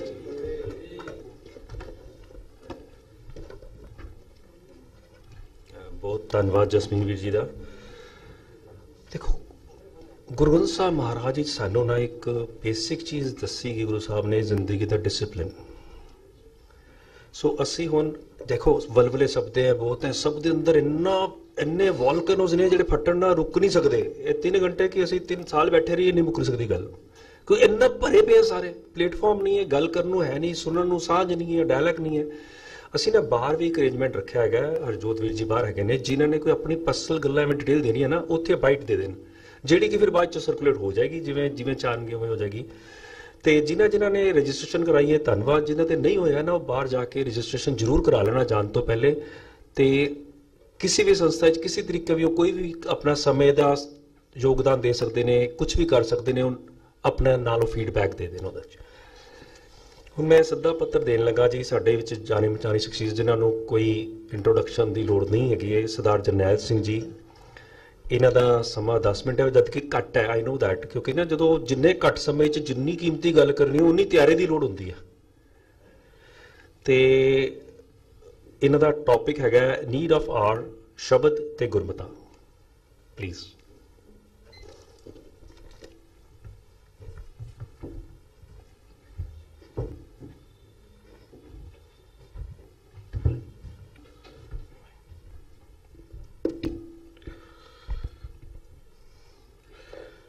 ਗੁਰਸਵਾਰੀ ਸਾਧ ਸੰਗਤ ਜੀ, ਸਾਰੇ ਮਿਲ ਬੈਠੇ ਆ। ਆਓ ਸਤਿਗੁਰਾਂ ਦੀ ਫਤਿਹ ਗਜਾਈਏ। ਵਾਹਿਗੁਰੂ ਜੀ ਕਾ ਖਾਲਸਾ, ਵਾਹਿਗੁਰੂ ਜੀ ਕੀ ਫਤਿਹ। किछ रूप नहीं, किछ जात नहीं, किछ ढंग न मेरा, क्या मूँह लै बोलै गुण बिहोण नाम जपिया न तेरा। सच तो ये है जो कह गए वो साडे गुरु साहब कह गए, सानू तो सिर्फ फॉलो करना है। गुरु नानक साहब महाराज ने मारिया सिक्का जगत विच, नानक निर्मल पंथ चलाया। जिन्नियां उदासियां महाराज ने कीतियां, जिन्ना महाराज ने ट्रैवल किया है, मक्के मदीने तो लैके बगदाद तो लैके लंका तो लैके, महाराज सब जगह जाके सच दा झंडा आप चला देंदे ने। कितना वड्डा कारज महाराज आप कर गए। गुरु अंगद देव महाराज सच्चे पातशाह सिर निमाउंदे होए कि हुक्म मनना है, हुक्म मन के गुरु साहब दा जो कहंदे ने मन लेंदे ने। हुक्म मन्निए होवे परवान तां खसमे का महल पाए सी। ते सतगुरु सच्चे पातशाह सानू इस गुरमुखी दी लिपि भी सानू दे गए। गुरु अमरदास महाराज सच्चे पातशाह ने गुरु नानक साहब महाराज दा चलाया होया लंगर होर वधा दिता। गुरु रामदास महाराज सच्चे पातशाह ने सानू दरबार साहब अमृतसर साडा केंद्र बना दिता। गुरु अर्जन देव महाराज सच्चे पातशाह आद ग्रंथ दा प्रकाश करके बाबा बुड्ढा जी नू ग्रंथी साज के अपना चौंकड़ा थले करके सानू शब्द गुरु दे लड़ ला दिता। गुरु हरगोबिंद साहब महाराज सच्चे पातशाह ने सानू मीरी पीरी दे के अकाल तखत की सिरजना कर दी।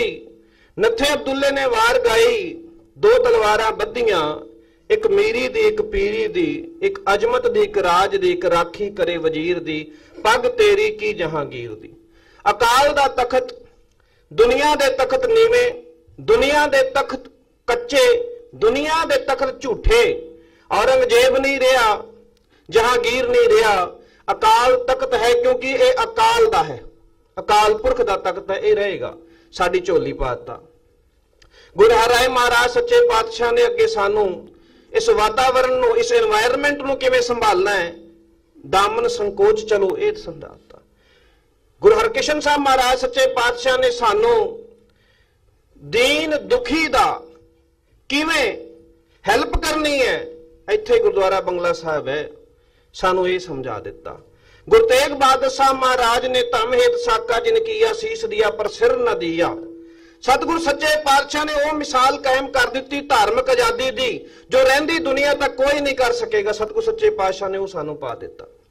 गुरु गोबिंद सिंह महाराज सच्चे पातशाह ने सानू खालसे बना के पंच प्रवान पंच प्रधान करके, हाँ खालसे को खालसा मेरो, ओत पोत सागर बुंदेरो। सतगुरु सच्चे पातशाह ने पंथ बना के सानू खालसे बना के, सतगुरु सच्चे पातशाह ने पंच प्रधानी करके आप गुरु तो चेला हो गए। सब कुछ सानू गुरु साहब दे गए, संस्थावां दे गए, बाणी दे गए, करैक्टर दे गए, जो मीरी पीरी दे गए, जो यात्रावां करनियां सी करतियां, सिद्धा नाल जाके गोष्ट करनी सी, भावें मक्के काबे करनी सी, भावें जाके हरिद्वार करनी सी, भावें जगन्नाथपुरी करनी सी, सतगुरु सच्चे पातशाह करके गए। सिखां दे हत्थ सिर्फ इन्ना सी कि असीं अपने आप नूं संभालीए, अपनियां संस्थावां संभालीए, पर अफसोस की गल है कि असीं संभाल नहीं पाते। अगे चल के जिद्दां बाबा बंदा बहादुर तो बाद जो गुरमते की गल आती है, गुरमता गुरु साहब तो शुरू हो जाता है। कवि सैनापति लिखता है कि गुरु हरगोबिंद साहब महाराज के वेले तो शस्त्र धारण करने का गुरमता सिखा ने कर लिया सी। गुरु गोबिंद सिंह महाराज आनंदपुर का किला छड़ के चले जान, गुरसिखा ने गुरमता कर लिया सी ते महाराज शीश निवाउंदे सी। गुरमता महाराज ने साडी झोली पा दिता। जकरिया खान ने जुल्म किया, जकरिया खान दे वेले भाई तारू सिंह नूं छड़ा के लियाउणा है, गुरमता किया गया। गुरमता साडे अंदर उसे वेले आ गया, गुरु के सिखा ने गुरु की मत अनुसार गुरमता कर लेना है। 1745 तो बाद यह गुरमता होया। ਕਿ ਭਾਈ ਹੁਣ ਜ਼ਕਰੀਆ ਖਾਨ ਮਰ ਗਿਆ, ਇਹਦੇ ਪੁੱਤਰ ਆਪਸ 'ਚ ਲੜਦੇ ਆ, ਖਾਲਸੇ ਨੇ ਫੇਰ ਆਪਣੇ ਆਪ ਨੂੰ ਮਜ਼ਬੂਤ ਕਰਨਾ। 65 ਜਥੇ ਹੁੰਦੇ ਸੀ, ਉਹਨਾਂ ਨੂੰ 12 ਕਰਨਾ, ਇਹ ਵੀ ਤੈਅ ਕਰ ਲਿਆ ਗਿਆ। ਜੱਸਾ ਸਿੰਘ ਆਲੂਵਾਲੀਆ ਜਥੇਦਾਰ ਹੋਣਗੇ, ਇਹ ਵੀ ਤੈਅ ਕਰ ਲਿਆ ਗਿਆ। ਇਸੇ ਤਰ੍ਹਾਂ ਗੁਰਮਤੇ ਹੁੰਦੇ ਰਹੇ। ਅੱਗੇ ਆ ਕੇ ਵੀ 1764 'ਚ ਵੀ ਗੁਰਮਤੇ ਹੋਏ। ਇਹ ਸਾਰੇ ਗੁਰਮਤਿਆਂ ਦਾ ਸਾਡੇ ਕੋਲ ਰਿਕਾਰਡ ਹੈ। ਦੀਵਾਲੀ ਦੇ ਉੱਤੇ ਅੰਮ੍ਰਿਤਸਰ ਦੇ ਵਿੱਚ, ਜਿੱਦਾਂ ਭੈਣ ਜੀ ਨੇ ਦੱਸਿਆ, ਅਕਾਲ ਤਖਤ ਸਾਹਿਬ ਤੇ ਉੱਥੇ ਆ ਕੇ ਜਥੇਦਾਰ ਕੌਣ ਹੈ ਜੋ ਅਰਦਾਸ ਕਰੇਗਾ? ਨਵਾਬ ਕਪੂਰ ਸਿੰਘ ਨੇ ਨਵਾਬੀ ਲੈਣੀ ਕਿ ਨਹੀਂ ਲੈਣੀ, ਗੁਰਸਿੱਖਾਂ ਨੇ ਤੈਅ ਕੀਤਾ। ਨਵਾਬੀ ਲਿਆ ਕੇ ਉਹ ਜੋੜਿਆਂ 'ਚ ਪਈ ਰਹੇਗੀ, ਇਹ ਖਾਲਸੇ ਨੇ ਤੈਅ ਕੀਤਾ। ਇਹ ਸਾਡੇ ਅੰਦਰ ਇੱਕ ਪਰੰਪਰਾ ਸੀ।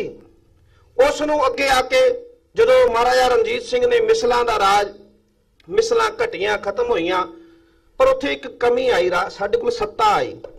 ਸੱਤਾ ਆਉਂਦੇ ਹੀ ਅਸੀਂ ਜੋ ਸਾਡੇ ਅੰਦਰ ਗੁਰਮਤਾ ਸਰਬਤ ਖਾਲਸਾ ਦੀ ਪਰੰਪਰਾ ਸੀ, ਉਹਨੂੰ ਅਸੀਂ ਥੱਲੇ ਪਿੱਛੇ ਕਰਤਾ। ਮਹਾਰਾਜਾ ਰਣਜੀਤ ਸਿੰਘ ਨੇ ਉਹਨੂੰ ਬਹੁਤਾ ਮੰਨਿਆ ਨਹੀਂ, ਸੱਤਾ ਆ ਗਈ। ਉਸ ਤੋਂ ਬਾਅਦ 1805 ਵਿੱਚ ਜਦੋਂ ਹੋਲਕਰ ਨੇ ਮੰਗਿਆ ਕਿ ਵੀ ਮੈਨੂੰ ਅੰਗਰੇਜ਼ਾਂ ਦੇ ਖਿਲਾਫ ਤੁਸੀਂ ਸਮਰਥਨ ਕਰੋ, ਤਾਂ ਜਾ ਕੇ ਹੋਇਆ ਸਰਬਤ ਖਾਲਸਾ ਤੇ ਗੁਰਮਤਾ ਹੋਇਆ। ਇਹ ਗੁਰਮਤੇ ਉਸ ਤੋਂ ਬਾਅਦ ਜਾ ਕੇ ਫਿਰ ਜਦੋਂ ਸਾਡੇ ਗੁਰਦੁਆਰਿਆਂ ਦੀ ਆਜ਼ਾਦੀ ਦੀ ਗੱਲ ਆਈ, ਸਰਦਾਰ ਕਰਤਾਰ ਸਿੰਘ ਝੱਬਰ ਤੇ ਲਛਮਣ ਸਿੰਘ ਨੇ ਜਦੋਂ ਨਨਕਾਣਾ ਸਾਹਿਬ ਸ਼ਹੀਦੀਆਂ ਦਿੱਤੀਆਂ ਤੇ ਜਿਹੜਾ ਮਸਲਾ ਚੱਲਿਆ, ਤਾਂ ਖਾਲਸੇ ਨੇ ਆਪਣੇ ਇਕੱਠੇ ਹੋ ਕੇ ਗੁਰਮਤੇ ਕਰਨੇ ਸ਼ੁਰੂ ਕੀਤੇ, ਕਿਸੇ ਆਜ਼ਾਦੀ ਆਪਣੀ ਲੈਣੀ ਹੈ। ਪਰ ਇਹ ਦੇਖਿਆ ਕਿ ਸਾਡੇ 'ਚ ਘਾਟ ਆਈ ਹੈ। ਜਦੋਂ ਮਿਸਲ ਵੀ ਸੀ, ਪੰਥ ਪ੍ਰਕਾਸ਼ 'ਚ ਲਿਖਿਆ ਹੈ, ਜਦੋਂ ਆਪਸ 'ਚ ਲੜਦੇ ਸੀ ਪਰ ਗੁਰਮਤੇ ਵਾਸਤੇ ਇਕੱਠੇ ਹੁੰਦੇ ਸੀ। ਮਿਸਲ ਵੰਡ ਅਬ ਕਬੂ ਨਾ ਪਾਵੋ, ਰਲ ਮਿਲ ਖੜ ਤੁਮ ਪੰਥ ਬਚਾਵੋ, ਇਹ ਪੰਥ ਪ੍ਰਕਾਸ਼ 'ਚ ਲਿਖਿਆ। ਖਾਲਸੇ ਨੇ ਇਕੱਠੇ ਹੋਣਾ। ਸਿੰਘ ਸਿੰਘ ਸਿਓ ਨਿਉ ਸੁ ਕਰਨੋ, ਬੈਰ ਭਾਉ ਮੰਤੇ ਪਰ ਹਰਨੋ, ਸਿੰਘ ਸਿੰਘ ਪਰ ਸ਼ਸਤਰ ਨਾ ਕਰੇ, ਜਾਨ ਗੁਰੂ ਖਾਲਸੇ ਤੇ ਡਰੇ। ਇਹ ਰਹਿਤਨਾਮਾ ਭਾਈ ਦੇਸਾ ਸਿੰਘ ਜੀ ਦਾ, ਭਾਈ ਦੇਸਾ ਸਿੰਘ ਚੋਪਾ ਸਿੰਘ, ਕਿ ਖਾਲਸੇ ਨੇ ਕਿਵੇਂ ਰਹਿਣਾ। ਉਸ ਵੇਲੇ ਵੀ ਸਾਡੇ ਅੰਦਰ ਜਦੋਂ ਅਗਰ ਸਾਡੇ ਅੰਦਰ ਟਕਰਾਅ ਪੈਦਾ ਹੁੰਦਾ, ਸਾਡੇ ਅੰਦਰ ਭੇਦਭਾਵ ਪੈਦਾ ਹੁੰਦਾ, ਤੇ ਸਾਡੇ ਖਾਲਸਾ ਕਿਸ ਤਰ੍ਹਾਂ ਦੇ ਨਾਲ ਉਹਨੂੰ ਰਹਿਤ ਦੇ ਵਿੱਚ ਲੈ ਆਉਂਦੇ ਸੀ ਕਿ ਭਾਈ ਸਿੱਖ ਨੇ ਐਵੇਂ ਨਹੀਂ ਕਰਨਾ। ਤੇ ਅਸੀਂ ਜੂਝਦੇ ਰਹੇ ਹਾਂ, ਸੱਚ ਹੈ, ਅਸੀਂ ਥੋੜੇ ਜਿਹੇ ਸੀ ਪਰ ਅਸੀਂ ਮੱਲਾਂ ਮਾਰੀਆਂ ਨੇ। ਪਰ ਅਫਸੋਸ ਦੀ ਗੱਲ ਹੈ ਕਿ ਅੱਜ ਜਿੱਦਾਂ ਕਿਹਾ ਸਾਹਮਣੇ ਗੱਲ ਆਉਂਦੀ ਹੈ, ਜੇ ਕੋਈ ਦੀਨ ਹੈ, ਭਾਵੇਂ ਕਸ਼ਮੀਰੀ ਬੱਚੇ ਨੇ ਜੇ ਗਲਤ ਮਾਰੇ ਜਾ ਰਹੇ ਨੇ, ਤੇ ਸਾਡੀ ਪੰਥਕ ਸੰਸਥਾਵਾਂ ਸੁੱਤੀਆਂ ਪਈਆਂ। ਸਾਡੀ ਸੰਸਥਾਵਾਂ ਨੂੰ ਕੁਝ ਨਹੀਂ ਪਤਾ ਸੀ ਕੀ ਕਰਨਾ ਹੈ ਕੀ ਨਹੀਂ ਕਰਨਾ। ਸਿੱਖ ਜੋ ਕਰ ਰਿਹਾ ਹੈ ਆਪਣੇ ਲੈਵਲ ਦੇ ਉੱਤੇ ਕਰ ਰਿਹਾ ਹੈ। ਇੱਕ ਪੀੜ ਹੈ ਸਾਡੇ ਅੰਦਰ ਕਿ ਜੋ ਸਾਡੀ ਗੁਰਮਤ ਹੈ, ਜੋ ਸਾਡਾ ਗੁਰ ਖਾਲਸਾ ਹੈ, ਉਹਦੀ ਜਿਹੜੀ ਭਾਵਨਾ ਹੈ, ਉਸ ਦਾ ਪ੍ਰਗਟੀਕਰਨ ਜਿਹੜਾ ਉਹ ਨਹੀਂ ਹੋ ਪਾ ਰਿਹਾ, ਉਹਦਾ ਪ੍ਰਗਟੀਕਰਨ ਨਹੀਂ ਹੋ ਪਾ ਰਿਹਾ।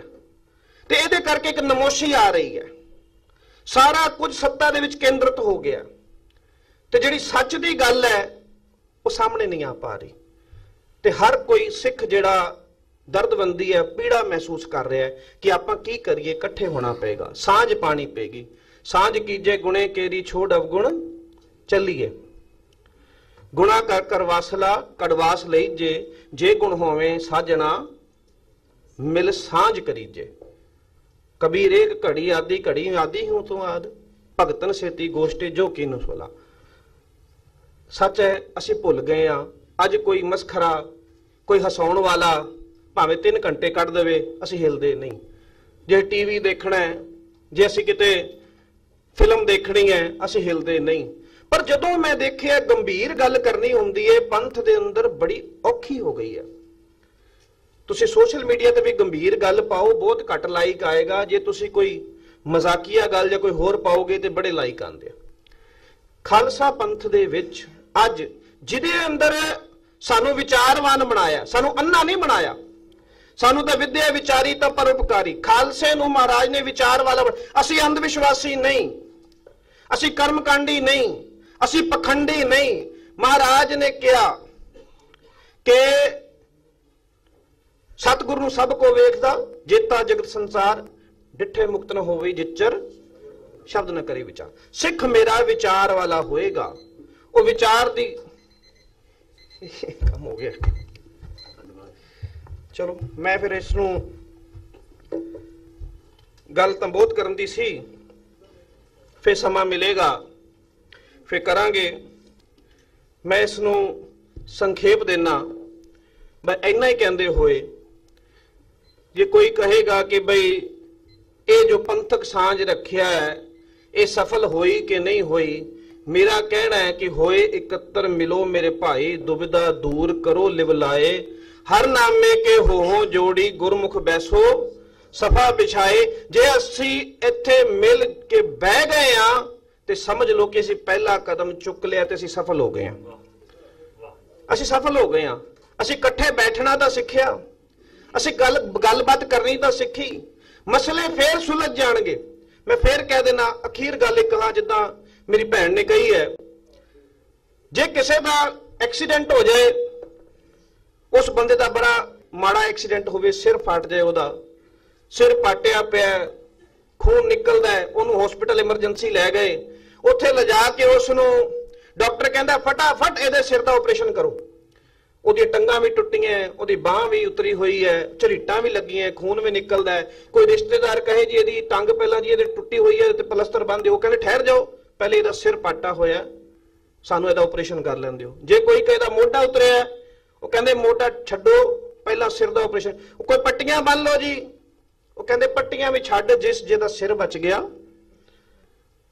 ਫੇਰ ਇਹਦੀਆਂ ਹੱਡੀਆਂ ਵੀ ਠੀਕ ਹੋ ਜਾਣਗੀਆਂ, ਬਾਹਾਂ ਵੀ ਸਿੱਧੀਆਂ ਕਰ ਲਾਂਗੇ, ਟੰਗਾਂ ਵੀ ਸਿੱਧੀਆਂ ਕਰ ਲਾਂਗੇ। ਅੱਜ ਕੌਮ ਦਾ ਸਿਰ ਪਾਟਾ ਹੋਇਆ।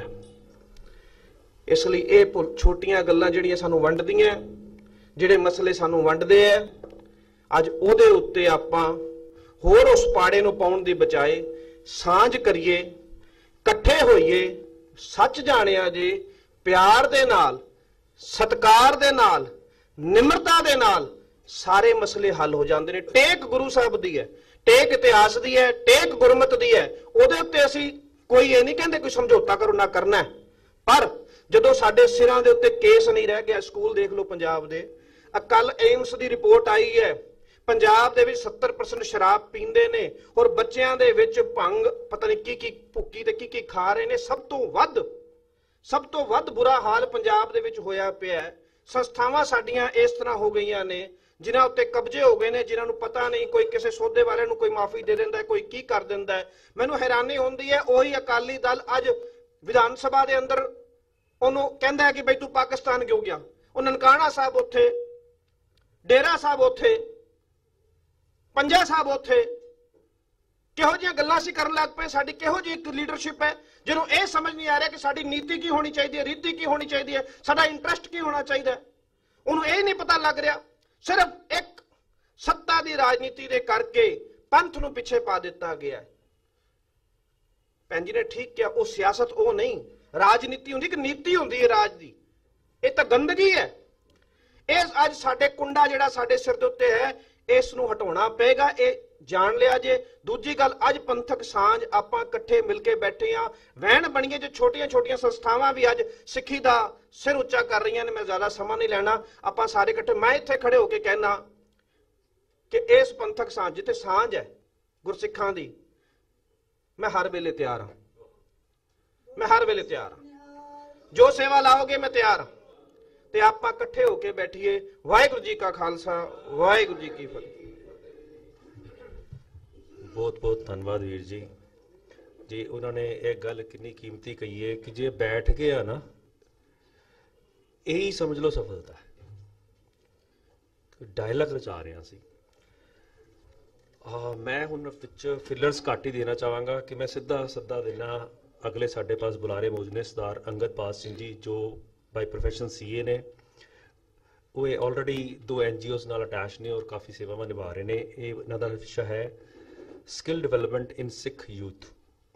ਸਮਾਂ ਹੈ 4 ਮਿੰਟ।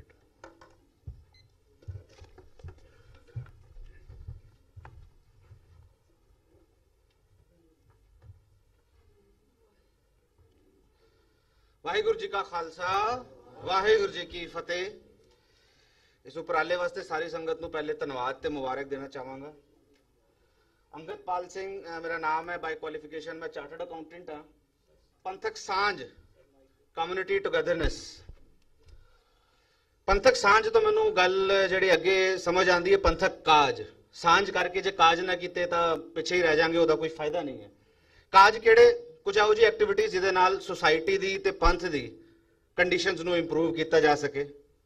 ਤੇ ਕੋਈ ਵੀ ਤੁਸੀਂ ਕਾਜ ਕਰਨੇ ਹੁੰਦੇ ਨੇ, ਕੋਈ ਸੋਚ ਤੁਹਾਡੇ ਜ਼ਿਹਨ ਵਿੱਚ ਆਏ ਤਾਂ ਤੁਹਾਨੂੰ ਨੈਕਸਟ ਜਿਹੜੀ ਚੀਜ਼ ਚਾਹੀਦੀ ਉਹ ਚਾਹੀਦੀ ਹੈ એનર્ਜੀ ਤੇ resources.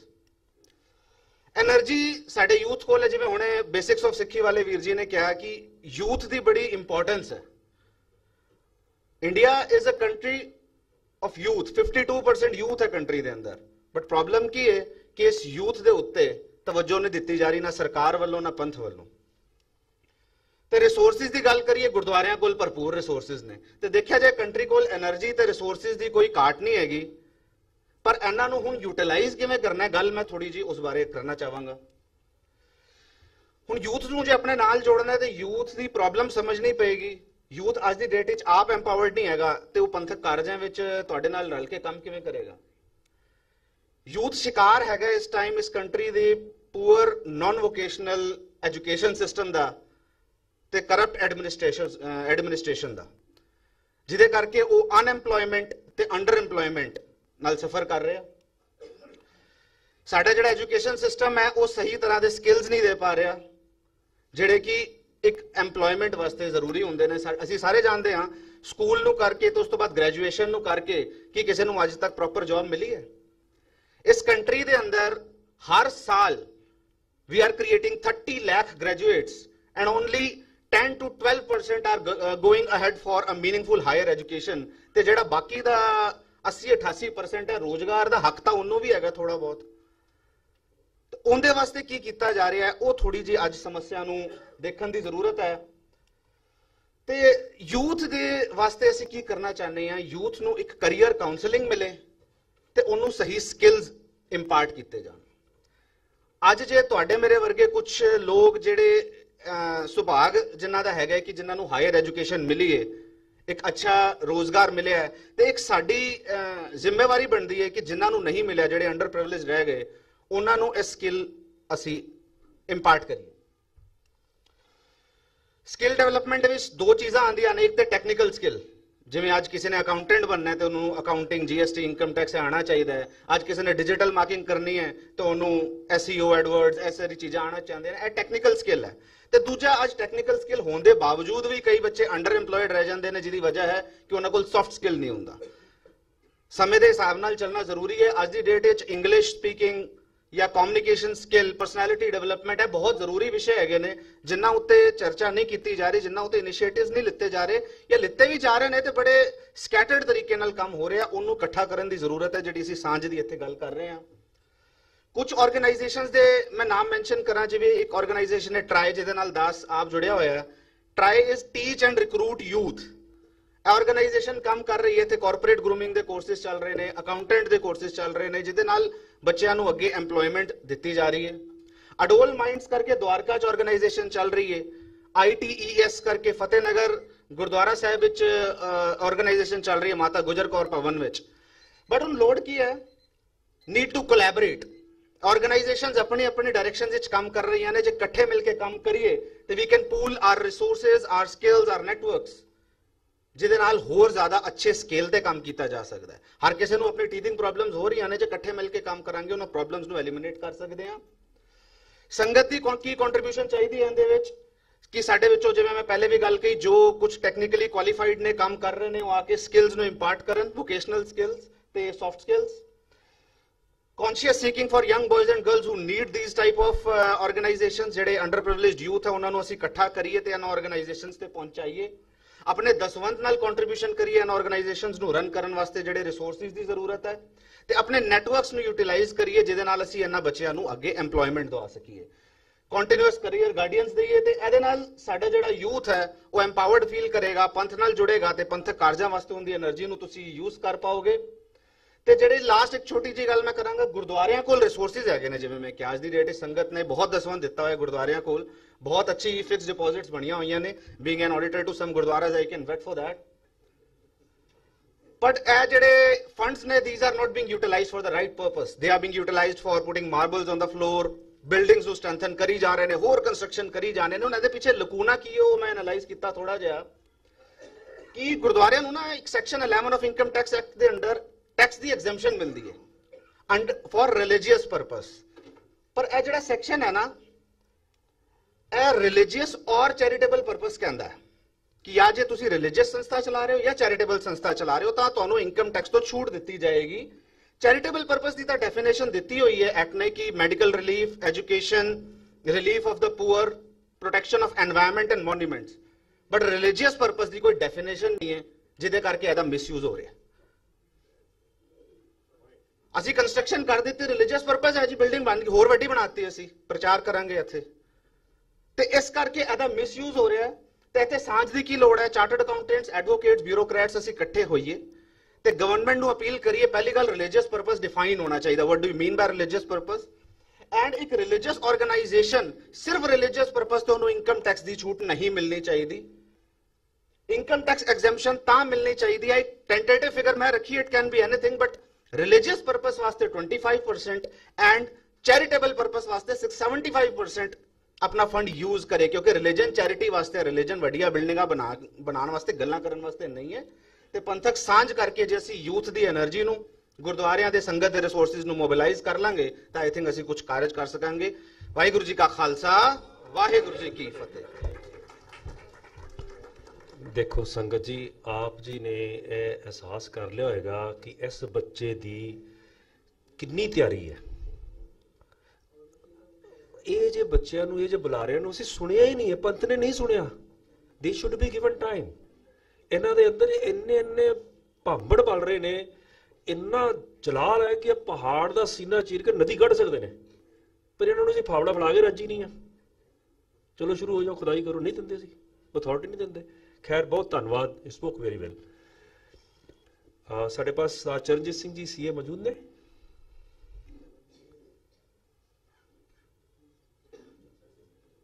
Is he here?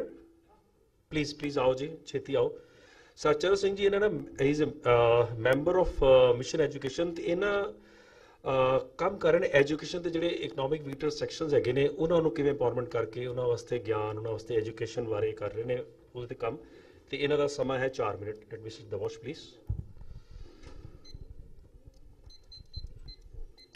Hello.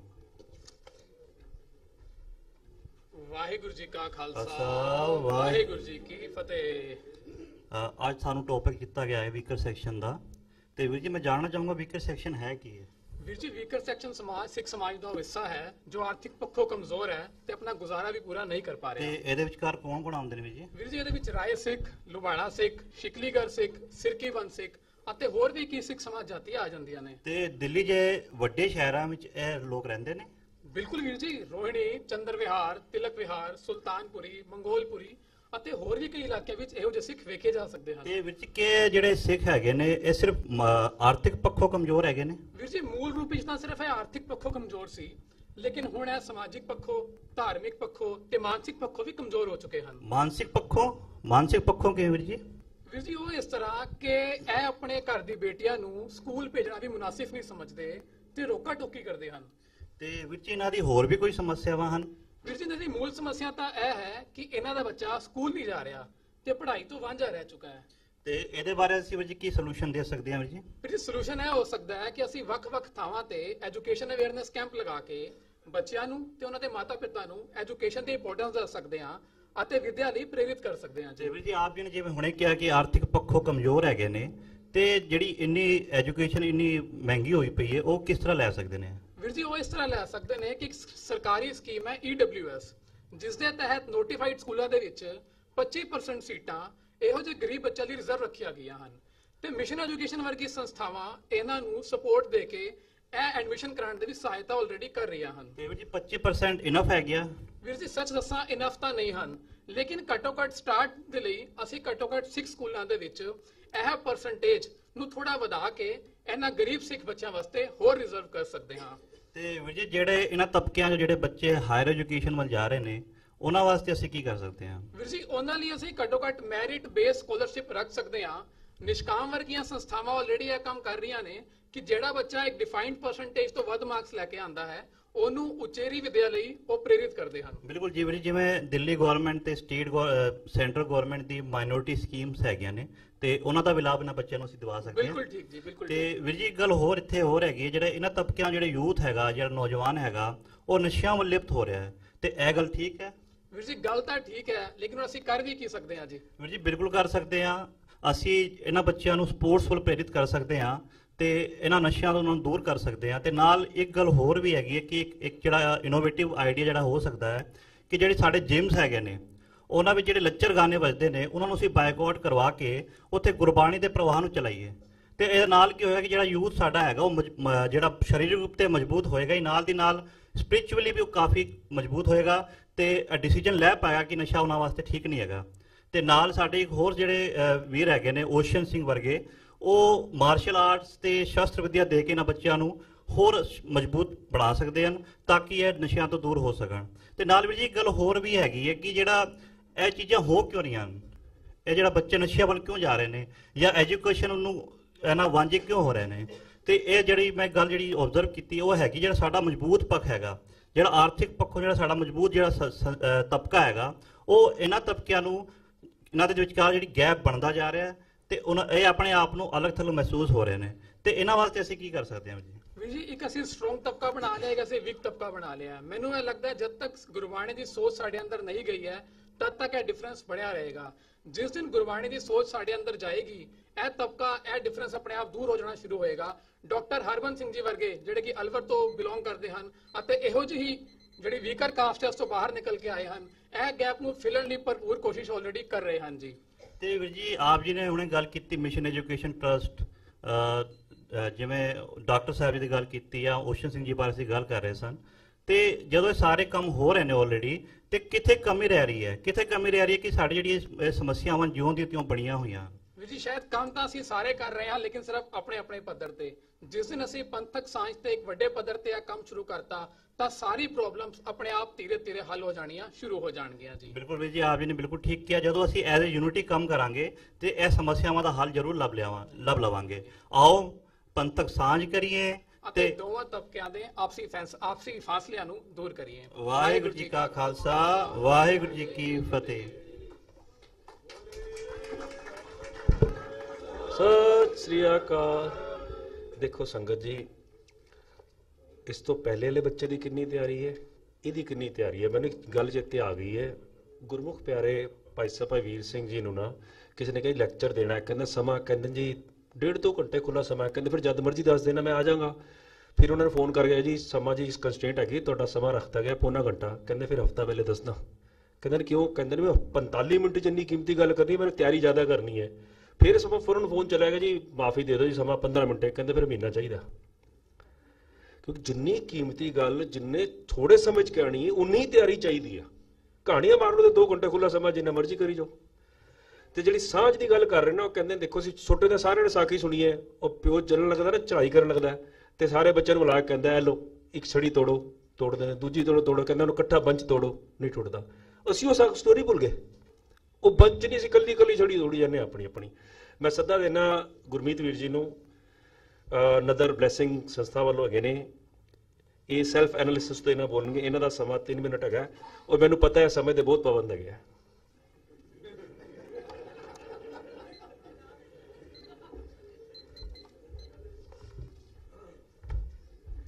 Waheguru ji ਕਾ ਖਾਲਸਾ, ਵਾਹਿਗੁਰੂ ਜੀ ਕੀ ਫਤਿਹ। ਮੇਰੇ ਨਾਮ ਨਾਲ ਇਹਨਾਂ ਨੇ ਲੇਬਲ ਲਗਾ ਦਿੱਤਾ ਹੈ ਕਿ ਪਤਾ ਹੈ ਕਿ ਮੈਂ ਸਮੇਂ ਦੇ ਪਾਬੰਦ ਹਾਂ ਤੇ ਕੋਸ਼ਿਸ਼ ਕਰਾਂਗਾ ਕਿ ਸਮੇਂ ਦੇ ਵਿੱਚ ਰਹਿ ਕੇ ਹੀ ਅਸੀਂ ਗੱਲ ਆਪਣੀ ਪੂਰੀ ਰੱਖੀਏ, ਕਿਉਂਕਿ ਕਿਸੇ ਵੀ ਕੌਮ ਦੇ ਲਈ ਸਾਰਿਆਂ ਨਾਲੋਂ ਜ਼ਰੂਰੀ ਹੈ ਡਿਸਪਲਿਨ, ਜੋ ਕਿ ਮੈਂ ਅਨਫੋਰਚੂਨੇਟਲੀ ਕਹਾਂਗਾ ਸਾਡੀ ਕੌਮ ਦੇ ਵਿੱਚ ਆਲਮੋਸਟ ਖਤਮ ਹੋ ਗਿਆ ਹੈ। ਡਿਸਪਲਿਨ, ਡੈਡੀਕੇਸ਼ਨ, ਡਿਵੋਸ਼ਨ ਔਰ ਡਿਟਰਮੀਨੇਸ਼ਨ, ਇਹ 4 ਚੀਜ਼ਾਂ ਐਸੀਆਂ ਹਨ ਜਿਹੜੀਆਂ ਸਾਨੂੰ ਕਿ ਬੁਲੰਦੀ ਤੇ ਪਹੁੰਚਾ ਸਕਦੀਆਂ ਹਨ। ਉਸ ਦੇ ਨਾਲ ਕਰੇਜ, ਕਮਿਟਮੈਂਟ ਔਰ ਕਨਵਿਕਸ਼ਨ, ਇਹ ਅਗਰ ਅਸੀਂ ਸਾਂਝ ਪਾ ਲਾਂਗੇ ਤੇ ਦੁਨੀਆ ਦੀ ਕੋਈ ਤਾਕਤ ਨਹੀਂ ਜੋ ਸਾਨੂੰ ਪਿਛਾੜ ਸਕੇ, ਸਾਨੂੰ ਪਿੱਛੇ ਲਿਜਾ ਸਕੇ।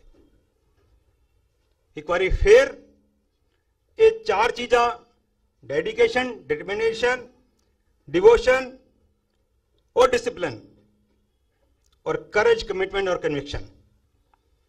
ਅੱਜ ਅਸੀਂ ਆਪਣੇ ਅੰਦਰ ਸਵੈ ਪੜਚੋਲ ਕਰੀਏ, ਅਸੀਂ ਕਿੱਥੇ ਖੜੇ ਹਾਂ, ਜੋ ਗੁਰੂ ਸਾਹਿਬ ਨੇ ਦਰਸਾਏ ਰਸਤੇ ਤੇ ਹਾਂ ਅਸੀਂ ਉਸ ਤੇ ਚੱਲ ਰਹੇ ਹਾਂ, ਨਹੀਂ ਚੱਲ ਰਹੇ ਹਾਂ, where are we moving towards which direction, ਅਸੀਂ ਬਿਲਕੁਲ ਡਾਇਰੈਕਸ਼ਨ ਲੈਸ ਹੋ ਚੁੱਕੇ ਹਾਂ। ਗੁਰੂ ਸਾਹਿਬ ਦਾ ਸਾਨੂੰ ਸੰਦੇਸ਼ ਸੀਗਾ, ਗੁਰੂ ਨਾਨਕ ਦੇਵ ਜੀ ਪਾਤਸ਼ਾਹ ਜੀ ਨੂੰ ਲੈ ਲਓ, ਨਾਮ ਜਪੋ, ਕਿਰਤ ਕਰੋ, ਨਾਮ ਜਪੋ ਤੇ ਵੰਡ ਛਕੋ। ਕਿਰਤ ਕਰਨਾ ਸਾਰਿਆਂ ਨਾਲੋਂ ਪਹਿਲੇ। ਮੈਂ ਸਾਰਿਆਂ ਕੋਲੋਂ ਹੱਥ ਜੋੜ ਕੇ ਮਾਫੀ ਮੰਗ ਕੇ ਕਹਿਣਾ ਚਾਹਾਂਗਾ ਕਿ ਸਾਨੂੰ ਕਿਰਤ ਕਰਨੀ ਸਿਖਾਈ ਹੈ। ਅਸੀਂ ਆਪਣੀ ਜੋ ਦਾਲ ਰੋਟੀ ਕਮਾਣੀ ਹੈ ਉਸ ਕਿਰਤ ਚੋਂ ਕਮਾਣੀ ਹੈ, ਪਰ ਅਸੀਂ ਦੇਖੀਏ ਨਜ਼ਰ ਮਾਰੀਏ। ਮੈਂ ਇੱਕ ਵਾਰੀ ਫਿਰ ਮਾਫੀ ਚਾਹਾਂਗਾ, ਸਾਡੇ ਰਾਗੀ ਢਾਡੀ ਪ੍ਰਚਾਰਕ, ਉਹਨਾਂ ਦੀਆਂ ਜੇਕਰ ਤੁਸੀਂ ਸੁਣੋ, ਕੋਈ 30,000, ਕੋਈ 15,000, ਕੋਈ 20,000, ਕੋਈ 25,000, ਇਹ ਗੁਰੂ ਸਾਹਿਬ ਨੇ ਸਾਨੂੰ ਰਸਤਾ ਨਹੀਂ ਦਿਖਾਇਆ ਸੀਗਾ। It was a part of our life ਕਿ ਅਸੀਂ ਕਿਰਤ ਕਰਦੇ ਹੋਏ ਪ੍ਰਚਾਰ ਕਰਨਾ ਹੈ। ਅਸੀਂ ਪ੍ਰੋਫੈਸ਼ਨਲ ਨਹੀਂ ਬਣਾ, ਪ੍ਰੋਫੈਸ਼ਨਲ ਬਣਨਾ ਹੈ ਐਜੂਕੇਟਿਡ ਹੋ ਕੇ। ਅਸੀਂ ਐਜੂਕੇਸ਼ਨ ਨੂੰ ਭੁੱਲ ਗਏ ਹਾਂ, ਲੋਕ ਭਲਾਈ ਨੂੰ ਭੁੱਲ ਗਏ ਹਾਂ। ਪੈਸੇ ਦੇ ਪਿੱਛੇ ਦੌੜ ਕੇ ਅਸੀਂ ਆਪਣੀਆਂ ਬਿਲਡਿੰਗਾਂ ਵੀ ਬਣਵਾ ਰਹੇ ਹਾਂ, ਗੁਰਦੁਆਰੇ ਵੀ ਬਣਾ ਰਹੇ ਹਾਂ, ਔਰ ਉਹ ਗੁਰਦੁਆਰੇ ਸਾਡੇ ਅੱਜ ਜਿਨ੍ਹਾਂ ਪ੍ਰਬੰਧਕਾਂ ਦੇ ਹੱਥਾਂ ਵਿੱਚ ਹਨ, ਤੁਸੀਂ ਸਾਰੇ ਸੂਝਦਾਰ ਹੋ, ਸਮਝਦਾਰ ਹੋ, ਚਾਹੇ ਉਹ ਨੈਸ਼ਨਲ ਲੈਵਲ ਹੈ ਚਾਹੇ ਲੋਕਲ ਲੈਵਲ ਹੈ, ਸਾਰੇ ਦੇ ਸਾਰੇ ਗੁਰਦੁਆਰਿਆਂ ਵਿੱਚ ਕੋਈ ਵਿਰਲਾ ਹੀ ਹੈ ਜੋ ਸਾਨੂੰ ਸ਼ਬਦ ਗੁਰੂ ਨਾਲ ਜੋੜਦਾ ਹੈ ਜਾਂ ਗੁਰਬਾਣੀ ਨਾਲ ਜੋੜਦਾ ਹੈ, ਵਰਨਾ ਸਾਰੇ ਦੇ ਸਾਰੇ we are wasting our this one in one way or the other। ਸਾਡਾ ਜ਼ਿੰਮਾ ਸੀ, ਸਾਡੀ ਜ਼ਰੂਰਤ ਸੀ ਅਸੀਂ ਲੰਗਰ ਲਗਾਈਏ ਮੈਡੀਕਲਸ ਦੇ, ਐਜੂਕੇਸ਼ਨ ਦੇ ਔਰ ਪ੍ਰਚਾਰ ਦੇ। ਸਾਡੀਆਂ ਉਹ ਸਿੱਖਿਆਵਾਂ ਜਿਨ੍ਹਾਂ ਤੋਂ ਪ੍ਰਭਾਵਿਤ ਹੋ ਕੇ ਦੂਜੇ ਧਰਮਾਂ ਨੇ ਆਪਣੇ ਡੇਰੇ ਬਣਾ ਲਏ, ਆਪਣੇ ਧਰਮ ਚਲਾ ਲਏ, ਪਰ ਅਸੀਂ ਬਹੁਤ ਪਿੱਛੇ ਰਹਿ ਗਏ, ਅਸੀਂ ਉਲਝੇ ਰਹਿ ਗਏ। ਇਹ ਉਹਦਾ ਸਿੱਖੇ, ਉਹਦਾ ਸਿੱਖੇ, ਇਹ ਬਾਦਲ ਦਾ, ਇਹ ਸਰਨੇ ਦਾ, ਇਹ ਉਹਦਾ ਤੇ ਉਹਦਾ, ਅਸੀਂ ਇਸੇ ਵਿੱਚ ਲੜਦੇ ਰਹਿ ਗਏ ਹਾਂ ਔਰ ਲੜਦੇ ਪਏ ਹਾਂ। ਬੇਨਤੀ ਹੈ ਸਾਰਿਆਂ ਨੂੰ, ਇਹ ਪਲੇਟਫਾਰਮ ਸ਼ੁਰੂ ਹੋਇਆ ਹੈ ਮੇਰੇ ਵੱਡੇ ਵੀਰ ਰਾਜਵੀਰ ਸਿੰਘ ਜੀ ਦੀ ਮਿਹਨਤ ਸਦਕਾ, ਉਹਨਾਂ ਦੇ ਪੰਥ ਪ੍ਰਤੀ ਦਰਦ ਸਦਕਾ।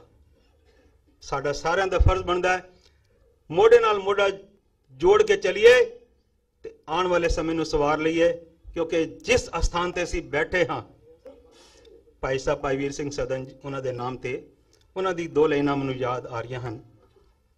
ਕਿਉਂ ਹੋਇਆ ਤੇ ਕਿਉਂ ਹੋਇਆ, ਕਿਉਂ ਹੋਇਆ ਤੇ ਕਿਉਂ ਹੋਇਆ, ਖਪ ਖਪ ਮੂਹੇ ਸਿਆਣੇ, ਉਸ ਰਾਹ ਨਾ ਪਈ ਜਿੰਦੇ ਜਿਸ ਰਾਹ ਪੂਰ ਮਿਹਾਣੇ। ਵਾਹਿਗੁਰੂ ਜੀ ਕਾ ਖਾਲਸਾ, ਵਾਹਿਗੁਰੂ ਜੀ ਕੀ ਫਤਿਹ। ਬਹੁਤ ਧੰਨਵਾਦ। ਦੇਖੋ, ਐਕਸੈਪਸ਼ਨਸ ਆਰ ਆਲਵੇਜ਼ देयर। ਮੇਰੀ ਬਚਪਨ ਤੋਂ ਸਾਂਝ ਰਹੀ ਹੈ, ਅਸੀਂ ਇਕੱਠੇ ਪੜ੍ਹੇ ਹਾਂ।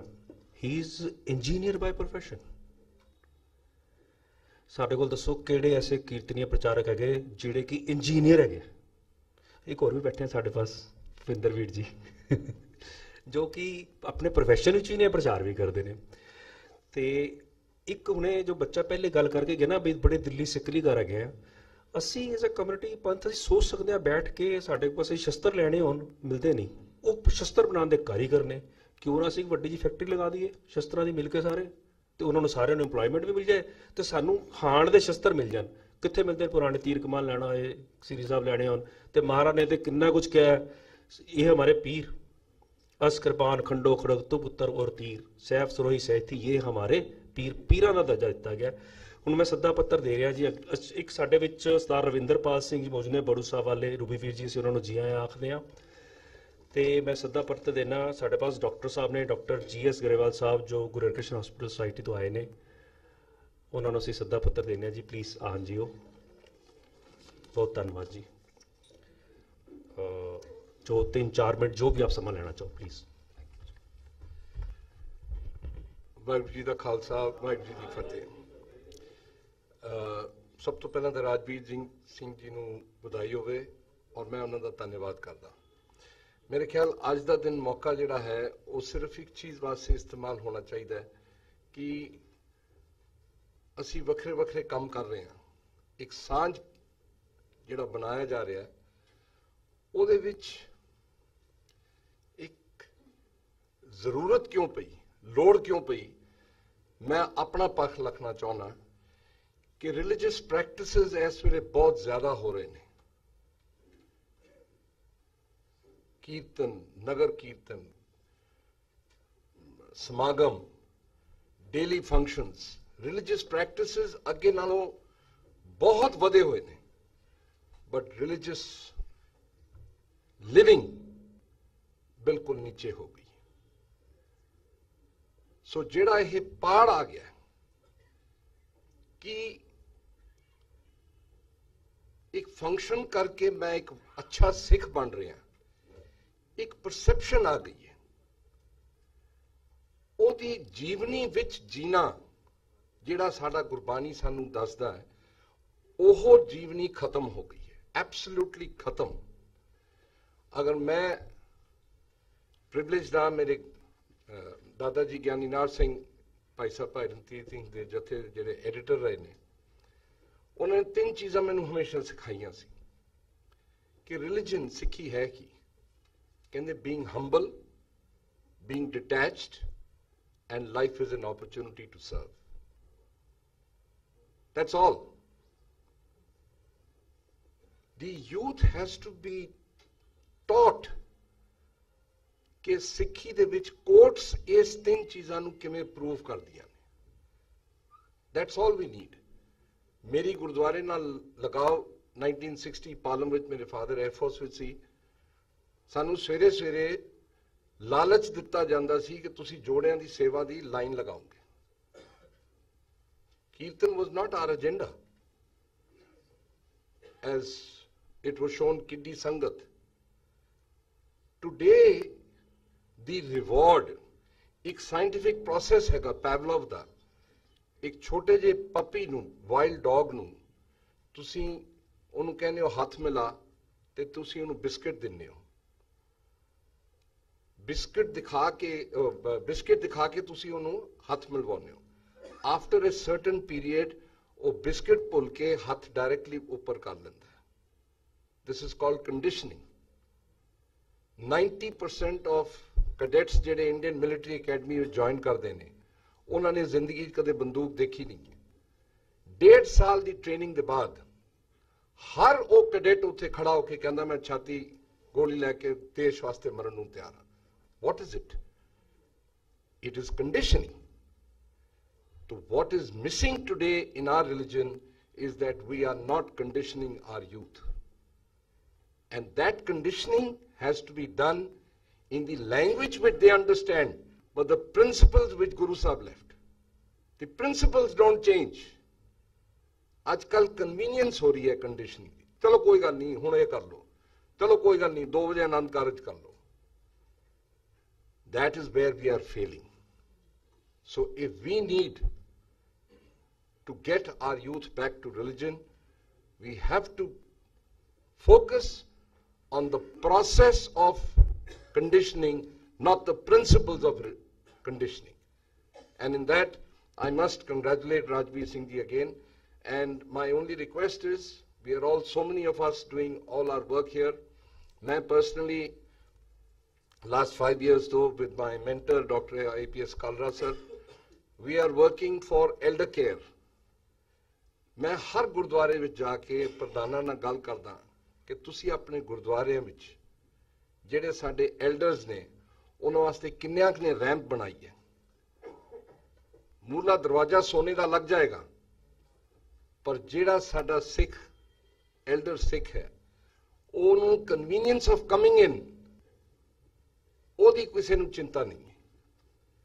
So these are small issues. My only request, and please hath jod ke benti to Rajbir Singh ji, please make a directory of all of us. जो कुछ कोई contribute कर सकता है, ਉਹਨੂੰ ਉਹ ਜ਼ਿੰਮੇਵਾਰੀ ਦਿੱਤੀ ਜਾਏ। We are all doing good work. If all of us know ਕਿ ਮੈਨੂੰ ਇਹਦੀ ਲੋੜ ਹੈ, I send him to him. I'm ready to do some work. Let's make a platform together for all of us to work with the principles of Kirat Karo and Vand Chako. Vaheguru Ji Ka Khalsa, Vaheguru Ji Ki Fateh. Now this is professionalism. ਉਹਨਾਂ ਨੂੰ ਖੁੱਲਾ ਸਮਾਂ ਦਿੱਤਾ ਹੈ, ਪਰ ਉਹਨਾਂ ਨੇ 3-4 minute ਹੀ ਦੇਖੋ ਗੱਲ ਕੰਕਲੂਡ ਕਰਤੀ। ਇਹ ਕਮਾਲ ਹੈ, ਬਹੁਤ ਧੰਨਵਾਦ ਡਾਕਟਰ ਸਾਹਿਬ।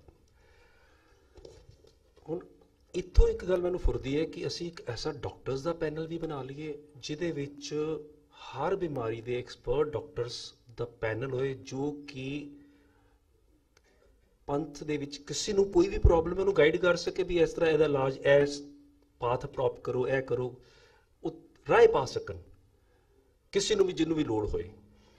ਤੇ ਇੱਕ ਦੇਖੋ ਸਾਂਝ ਦੀ ਗੱਲ ਇੱਥੋਂ ਚੱਲ ਰਹੀ ਹੈ, ਕਿਡਸ ਦੀ ਗੱਲ ਚੱਲ ਰਹੀ ਹੈ, ਯੂਥ ਦੀ ਚੱਲ ਰਹੀ ਹੈ, ਬਜ਼ੁਰਗਾਂ ਦੀ ਚੱਲ ਰਹੀ ਹੈ, ਪ੍ਰੋਫੈਸ਼ਨਲਸ ਦੀ ਚੱਲ ਰਹੀ ਹੈ। ਹੁਣ ਸਭ ਦੇ ਮਨ ਵਿੱਚ ਸਵਾਲ ਹੋਏਗਾ, ਮੇਰੇ ਮਨ ਵਿੱਚ ਹੁਣ ਅੱਗੇ ਹੋਏਗਾ ਕੀ, ਇਸ ਤੋਂ ਬਾਅਦ ਕੀ?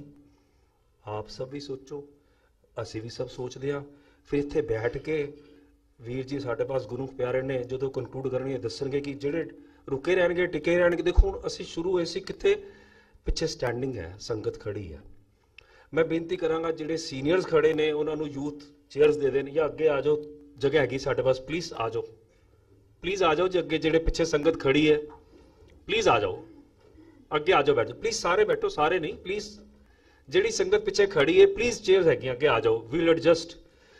ਮੇਰੇ ਫਾਦਰ ਸਾਹਿਬ ਦੱਸਦੇ ਹੁੰਦੇ ਸੀ ਸੰਗਤ ਦਾ ਕੀ ਹੈ, ਦਰੀਆਂ ਵਿੱਚ ਹੀ ਸੰਗਤ ਬੈਠੀ ਹੈ, ਸੰਗਤ ਦਾ ਕੀ ਹੋਰ ਆ ਗਿਆ, ਗੋਡਾ ਚਾਇਆ ਸਿੱਖ ਬਿਠਾਇਆ। ਸੰਗਤ ਹੀ ਹੁੰਦਾ ਕਿ ਥੋੜਾ ਜਿਹਾ ਗੋਡਾ ਐ ਟੇੜਾ ਕੀਤਾ, ਇੱਕ ਨਾਲ ਬਿਠਾਇਆ। ਅਸੀਂ 4 ਕੁਰਸੀਆਂ ਤੇ ਵੀ 5 ਬਹਿ ਸਕਦੇ ਹਾਂ। ਆਪ ਸਭ ਇੰਨੇ ਉਮੜ ਕੇ ਆਇਓ, ਇੰਨੇ ਉਤਸ਼ਾਹ ਨਾਲ ਆਇਓ, ਇੰਨੀ ਪੇਨ ਨਾਲ ਆਇਓ, ਇੰਨਾ ਦਰਦ ਲੈ ਕੇ ਆਇਓ। ਸਭ ਦਾ ਆਇਆ ਕਬੂਲ ਹੈ, ਸਿਰ ਮੱਥੇ ਤੇ ਹੈ। ਔਰ ਇਹਦੇ ਚ ਅਸੀਂ ਹੱਲ ਕੱਢਣ ਦਾ ਯਤਨ ਕਰਾਂਗੇ, ਸਾਰੇ ਸਿਰ ਜੋੜ ਕੇ ਮਿਲ ਕੇ ਬੈਠ ਕੇ। ਜਦੋਂ ਅਸੀਂ ਕੋਈ ਵੀ ਫਿਕਰ ਚੋਂ ਹੱਲ ਕੱਢਦੇ ਆ ਨਾ, ਨਹੀਂ ਕੱਢ ਪਾਉਂਦੇ, ਪਰ ਜਦੋਂ ਕਲੈਕਟਿਵ ਪੇਨ ਚੋਂ ਕੋਈ ਹੱਲ ਕੱਢਣ ਲੱਗਾਂਗੇ ਨਾ, ਕੱਢ ਲਾਂਗੇ। ਫਿਕਰਾਂ ਚੋਂ ਨਹੀਂ ਹੱਲ ਨਿਕਲਦੇ, ਫਿਕਰ ਹੀ ਤਾਂ ਫਿਰ ਮਾਈਂਡ ਵਰਕ ਹੀ ਨਹੀਂ ਕਰਦਾ ਬਿਲਕੁਲ ਹੀ।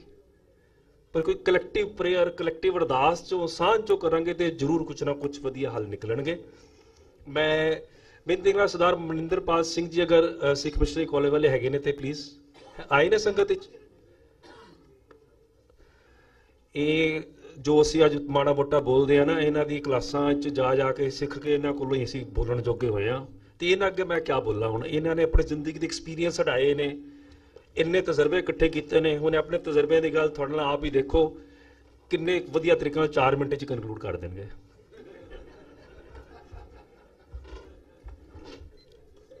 ਵਾਹਿਗੁਰੂ ਜੀ ਕਾ ਖਾਲਸਾ, ਵਾਹਿਗੁਰੂ ਜੀ ਕੀ ਫਤਿਹ। ਇਹ ਬੜੀ ਤਸੱਲੀ ਵਾਲੀ ਔਰ ਖੁਸ਼ੀ ਵਾਲੀ ਗੱਲ ਹੈ ਕਿ ਕੌਮ ਦੇ ਵਿੱਚ ਸਮੇਂ-ਸਮੇਂ ਸਿਰ ਇਹ ਉਪਰਾਲਾ ਹੁੰਦਾ ਹੈ ਕਿ ਕੌਮ ਦੀਆਂ ਖਿੰਡਰੀਆਂ ਹੋਈਆਂ, ਬਿਖਰੀਆਂ ਹੋਈਆਂ ਤਾਕਤਾਂ ਨੂੰ ਇੱਕ ਜਗ੍ਹਾ ਤੇ ਇਕੱਠਿਆਂ ਕਰਕੇ ਕੁਝ ਤਰੱਕੀ ਕਰਨ ਦਾ ਆਹਰ ਕੀਤਾ ਜਾਵੇ। ਇਤਿਹਾਸ ਵਿੱਚ ਵੀ ਐਸੇ ਉਪਰਾਲੇ ਪਹਿਲਾਂ ਹੋਏ ਨੇ ਤੇ ਸਾਡਾ ਇਹ ਫਰਜ਼ ਬਣਦਾ ਹੈ ਕਿ ਜਿਹੜੇ ਇਤਿਹਾਸ ਵਿੱਚ ਪਹਿਲਾਂ ਯਤਨ ਹੋਏ ਨੇ ਉਹਨਾਂ ਤੋਂ ਕੁਝ ਸੇਧ ਲੈ ਕੇ ਅੱਗੋਂ ਵਾਸਤੇ ਹੋਰ ਚੰਗਾ ਉਪਰਾਲਾ ਕਰੀਏ। ਇੱਥੇ ਬਹੁਤ ਸਾਰੇ ਬੁਲਾਰਿਆਂ ਨੇ ਬੜੀਆਂ ਚੰਗੀਆਂ ਗੱਲਾਂ ਦਸੀਆਂ ਨੇ, ਜਿਹੜੇ ਉਹ ਕੰਮ ਕੌਮ ਦੀ ਸੇਵਾ ਵਾਸਤੇ ਕਰ ਰਹੇ ਨੇ ਤੇ ਬਹੁਤ ਸਾਰੀਆਂ ਪੋਜ਼ਿਟਿਵ ਉਹਦੇ ਚੋਂ ਗੱਲਾਂ ਸਾਹਮਣੇ ਆਈਆਂ ਨੇ। ਪਰ ਮੈਂ ਇੱਕ ਫੇਲੀਅਰ ਰਿਪੋਰਟ ਦੇਣ ਵਾਸਤੇ ਇੱਥੇ ਆਇਆ ਹਾਂ। ਮੇਰਾ ਇਹ ਮੰਨਣਾ ਹੈ ਕਿ ਆਪਣੇ ਫੇਲੀਅਰ ਤੋਂ ਨੂੰ ਐਨਾਲਾਈਜ਼ ਕਰਕੇ ਉਹਦੇ ਤੋਂ ਅਸੀਂ ਜੇ ਕੁਝ ਸਿੱਖਿਆ ਲੈ ਲਈਏ ਤੇ ਆਉਣ ਵਾਲੇ ਸਮੇਂ ਵਿੱਚ ਅਸੀਂ ਉਹ ਗਲਤੀ ਦੁਬਾਰਾ ਦੁਹਰਾਉਣ ਤੋਂ ਬਚ ਸਕਦੇ ਹਾਂ ਤੇ ਸ਼ਾਇਦ ਅਗਲੇ ਕੰਮ ਨੂੰ ਹੋਰ ਬਿਹਤਰ ਤਰੀਕੇ ਨਾਲ ਕਰ ਸਕਦੇ ਹਾਂ। ਤੋ ਜਿਹੜਾ ਫੇਲੀਅਰ ਮੈਂ ਤੁਹਾਨੂੰ ਰਿਪੋਰਟ ਕਰਨ ਲੱਗਾ ਹਾਂ ਉਹ ਇੱਕ ਐਸਾ ਹੀ ਯਤਨ ਸੀਗਾ ਜਿਸ ਤਰ੍ਹਾਂ ਦਾ ਯਤਨ ਅਸੀਂ ਅੱਜ ਆਰੰਭਿਆ ਹੈ। ਅੱਜ ਅਸੀਂ ਪੰਥਕ ਸਾਂਝ ਦੇ ਨਾਮ ਤੇ ਦਿੱਲੀ ਦੀਆਂ ਵੱਖ-ਵੱਖ ਧਾਰਮਿਕ ਸੇਵਾ ਕਰਨ ਵਾਲੀਆਂ ਸੰਸਥਾਵਾਂ ਨੂੰ ਇੱਕ ਪਲੇਟਫਾਰਮ ਤੇ ਇਕੱਠਾ ਕੀਤਾ ਹੈ।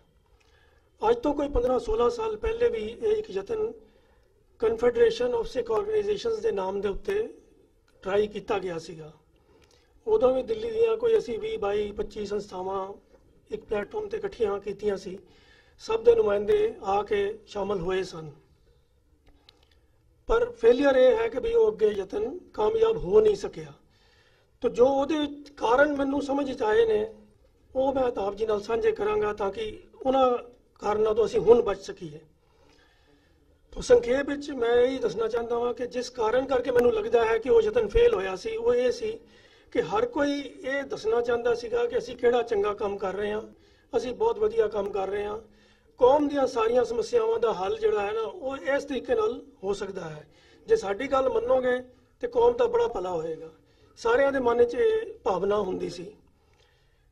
ਦੂਜਾ ਇਹ ਇੱਕ ਉਹਦੇ 'ਚ ਹੋਰ ਇੱਕ ਭਾਵਨਾ ਇਹ ਹੁੰਦੀ ਸੀ ਕਿ ਅਸੀਂ ਸਾਰੇ ਇਕੱਠੇ ਹੋਵਾਂਗੇ, ਇੱਕ ਪ੍ਰੈਸ਼ਰ ਗਰੁੱਪ ਬਣਾਂਗੇ ਤੇ ਸਾਡੀ ਸੇਹ ਹੋ ਜਾਏਗੀ ਪੋਲੀਟੀਕਲ ਲੈਵਲ ਤੇ ਵੀ। ਅਸੀਂ ਗੁਰਦੁਆਰਾ ਪ੍ਰਬੰਧਕ ਕਮੇਟੀਆਂ ਦੇ ਉੱਤੇ, ਰਾਜਸੀ ਲੈਵਲ ਦੇ ਉੱਤੇ ਵੀ ਨਾ ਕੁਝ ਆਪਣਾ ਜ਼ੋਰ ਪਾ ਕੇ ਆਪਣੀ ਗੱਲਾਂ ਮਨਾ ਸਕਾਂਗੇ। ਤੇ ਜਿਸ ਵੇਲੇ ਰਾਜਸੀ ਮੁੱਦੇ ਸਾਹਮਣੇ ਦਿਮਾਗ 'ਚ ਆਉਣੇ ਸ਼ੁਰੂ ਹੋ ਜਾਣ ਤੇ ਫਿਰ ਕੁਝ ਰਾਜਸੀ ਭਾਵਨਾਵਾਂ ਵੀ ਦਿਮਾਗ 'ਚ ਆ ਜਾਂਦੀਆਂ ਨੇ। ਤੇ ਉਹ ਬਹੁਤੇ ਕਰਕੇ ਹੀ ਹੁੰਦੀਆਂ ਨੇ ਕਿ ਮੈਨੂੰ ਇਹਦੇ 'ਚੋਂ ਕੀ ਮਿਲ ਸਕਦਾ ਹੈ, ਮੇਰਾ ਅਹੁਦਾ ਵੱਡਾ ਹੋਏਗਾ ਕਿ ਦੂਜੇ ਦਾ ਵੱਡਾ ਹੋਏਗਾ, ਮੇਰੀ ਪੋਜੀਸ਼ਨ ਕਿੰਨੀ ਕੁ ਚੰਗੀ ਜਾਂ ਉੱਚੀ ਹੋਏਗੀ, ਲੋਕ ਮੇਰਾ ਕਿੰਨਾ ਕੁ ਸਤਿਕਾਰ ਕਰਨਗੇ। ਤੋ ਇਹ ਵਾਲੀਆਂ ਗੱਲਾਂ ਉਦੋਂ ਨਜ਼ਰ ਆਉਣੀਆਂ ਸ਼ੁਰੂ ਹੋ ਗਈਆਂ ਸਨ, ਜਿਸ ਕਰਕੇ ਔਰ ਕੁਝ ਕੀ ਹੋਇਆ ਕਿ ਉਦੋਂ ਕੋਇਨਸੀਡੈਂਟਲੀ ਦਿੱਲੀ ਗੁਰਦੁਆਰਾ ਪ੍ਰਬੰਧਕ ਕਮੇਟੀ ਦੀਆਂ ਚੋਣਾਂ ਵੀ ਉਹਨਾਂ ਦਿਨਾਂ 'ਚ ਸਾਹਮਣੇ ਆ ਗਈਆਂ। ਤੇ ਜਿਹੜੇ ਥੋੜੀ ਜਿਹੀ ਰਾਜਸੀ ਲਾਲਸਾ ਰੱਖਣ ਵਾਲੇ ਬੰਦੇ ਸੀਗੇ ਉਹ ਦੋ ਧੜਿਆਂ ਦੇ ਨਾਲ ਜੁੜ ਗਏ ਤੇ ਫਿਰ ਆਪਸ ਵਿੱਚ ਹੀ ਇੱਕ ਪੈਣੇ ਸ਼ੁਰੂ ਹੋ ਗਏ। ਤੋ ਇਹ ਅਸੀਂ ਫੇਲ ਹੋ ਗਏ। ਤੋ ਮੇਰਾ ਅੱਜ ਜੋ ਉਸ ਲੈਸਨ ਲਰਨ ਕੀਤਾ ਉਸ ਸਮੇਂ ਤੋਂ, ਜਿਸ ਗੱਲ ਤੋਂ ਮੈਂ ਆਗਾਹ ਕਰਨਾ ਚਾਹੁੰਦਾ ਹਾਂ ਕਿ ਅਸੀਂ ਹੁਣ ਬਚ ਕੇ ਰਹੀਏ, ਉਹ ਇਹ ਹੈ ਕਿ ਜਿੰਨੇ ਵੀ ਅਸੀਂ ਇੱਥੇ ਸੇਵਾ ਦੇ ਫੀਲਡ ਵਿੱਚ ਜੁੜੇ ਹੋਏ ਹਾਂ, ਡੈਫੀਨੇਟਲੀ ਇਹ ਆਈਡੀਆ ਲੈ ਕੇ ਹੀ ਜੁੜੇ ਹਾਂ ਕਿ ਅਸੀਂ ਕੌਮ ਦੀ ਭਲਾਈ ਵਾਸਤੇ ਕੁਝ ਯੋਗਦਾਨ ਪਾਉਣਾ ਹੈ, ਕੁਝ ਦੇਣ ਵਾਸਤੇ ਅਸੀਂ ਆਏ ਹਾਂ। ਪਰ ਦਿੰਦੇ ਵੀ ਨਾ ਫਿਰ ਸੂਖਮ ਤੌਰ ਤੇ ਹਉਮੈ ਔਰ ਜਿਹੜੀ ਭਾਵਨਾ ਹੁੰਦੀ ਹੈ ਨਾ ਉਹ ਸਾਨੂੰ ਇਹ ਲੈ ਆਉਂਦੀ ਕਿ ਮੈਨੂੰ ਵਿੱਚੋਂ ਕੀ ਮਿਲੇਗਾ, ਮੇਰਾ ਕਿੰਨਾ ਕੁ ਮਾਨ ਸਤਿਕਾਰ ਹੋਏਗਾ। ਉਸ ਚੱਕਰ ਦੇ ਵਿੱਚ ਅਸੀਂ ਜਿਹੜਾ ਹੈ ਕਿ ਫਿਰ ਉਹ ਆਪਣੇ ਸਵਾਰਥ ਵਾਲੇ ਪਾਸੇ ਜ਼ਿਆਦਾ ਜਿਹੜਾ ਹੈ ਧਿਆਨ ਦੇਣ ਲੱਗ ਪੈਂਦੇ ਹਾਂ।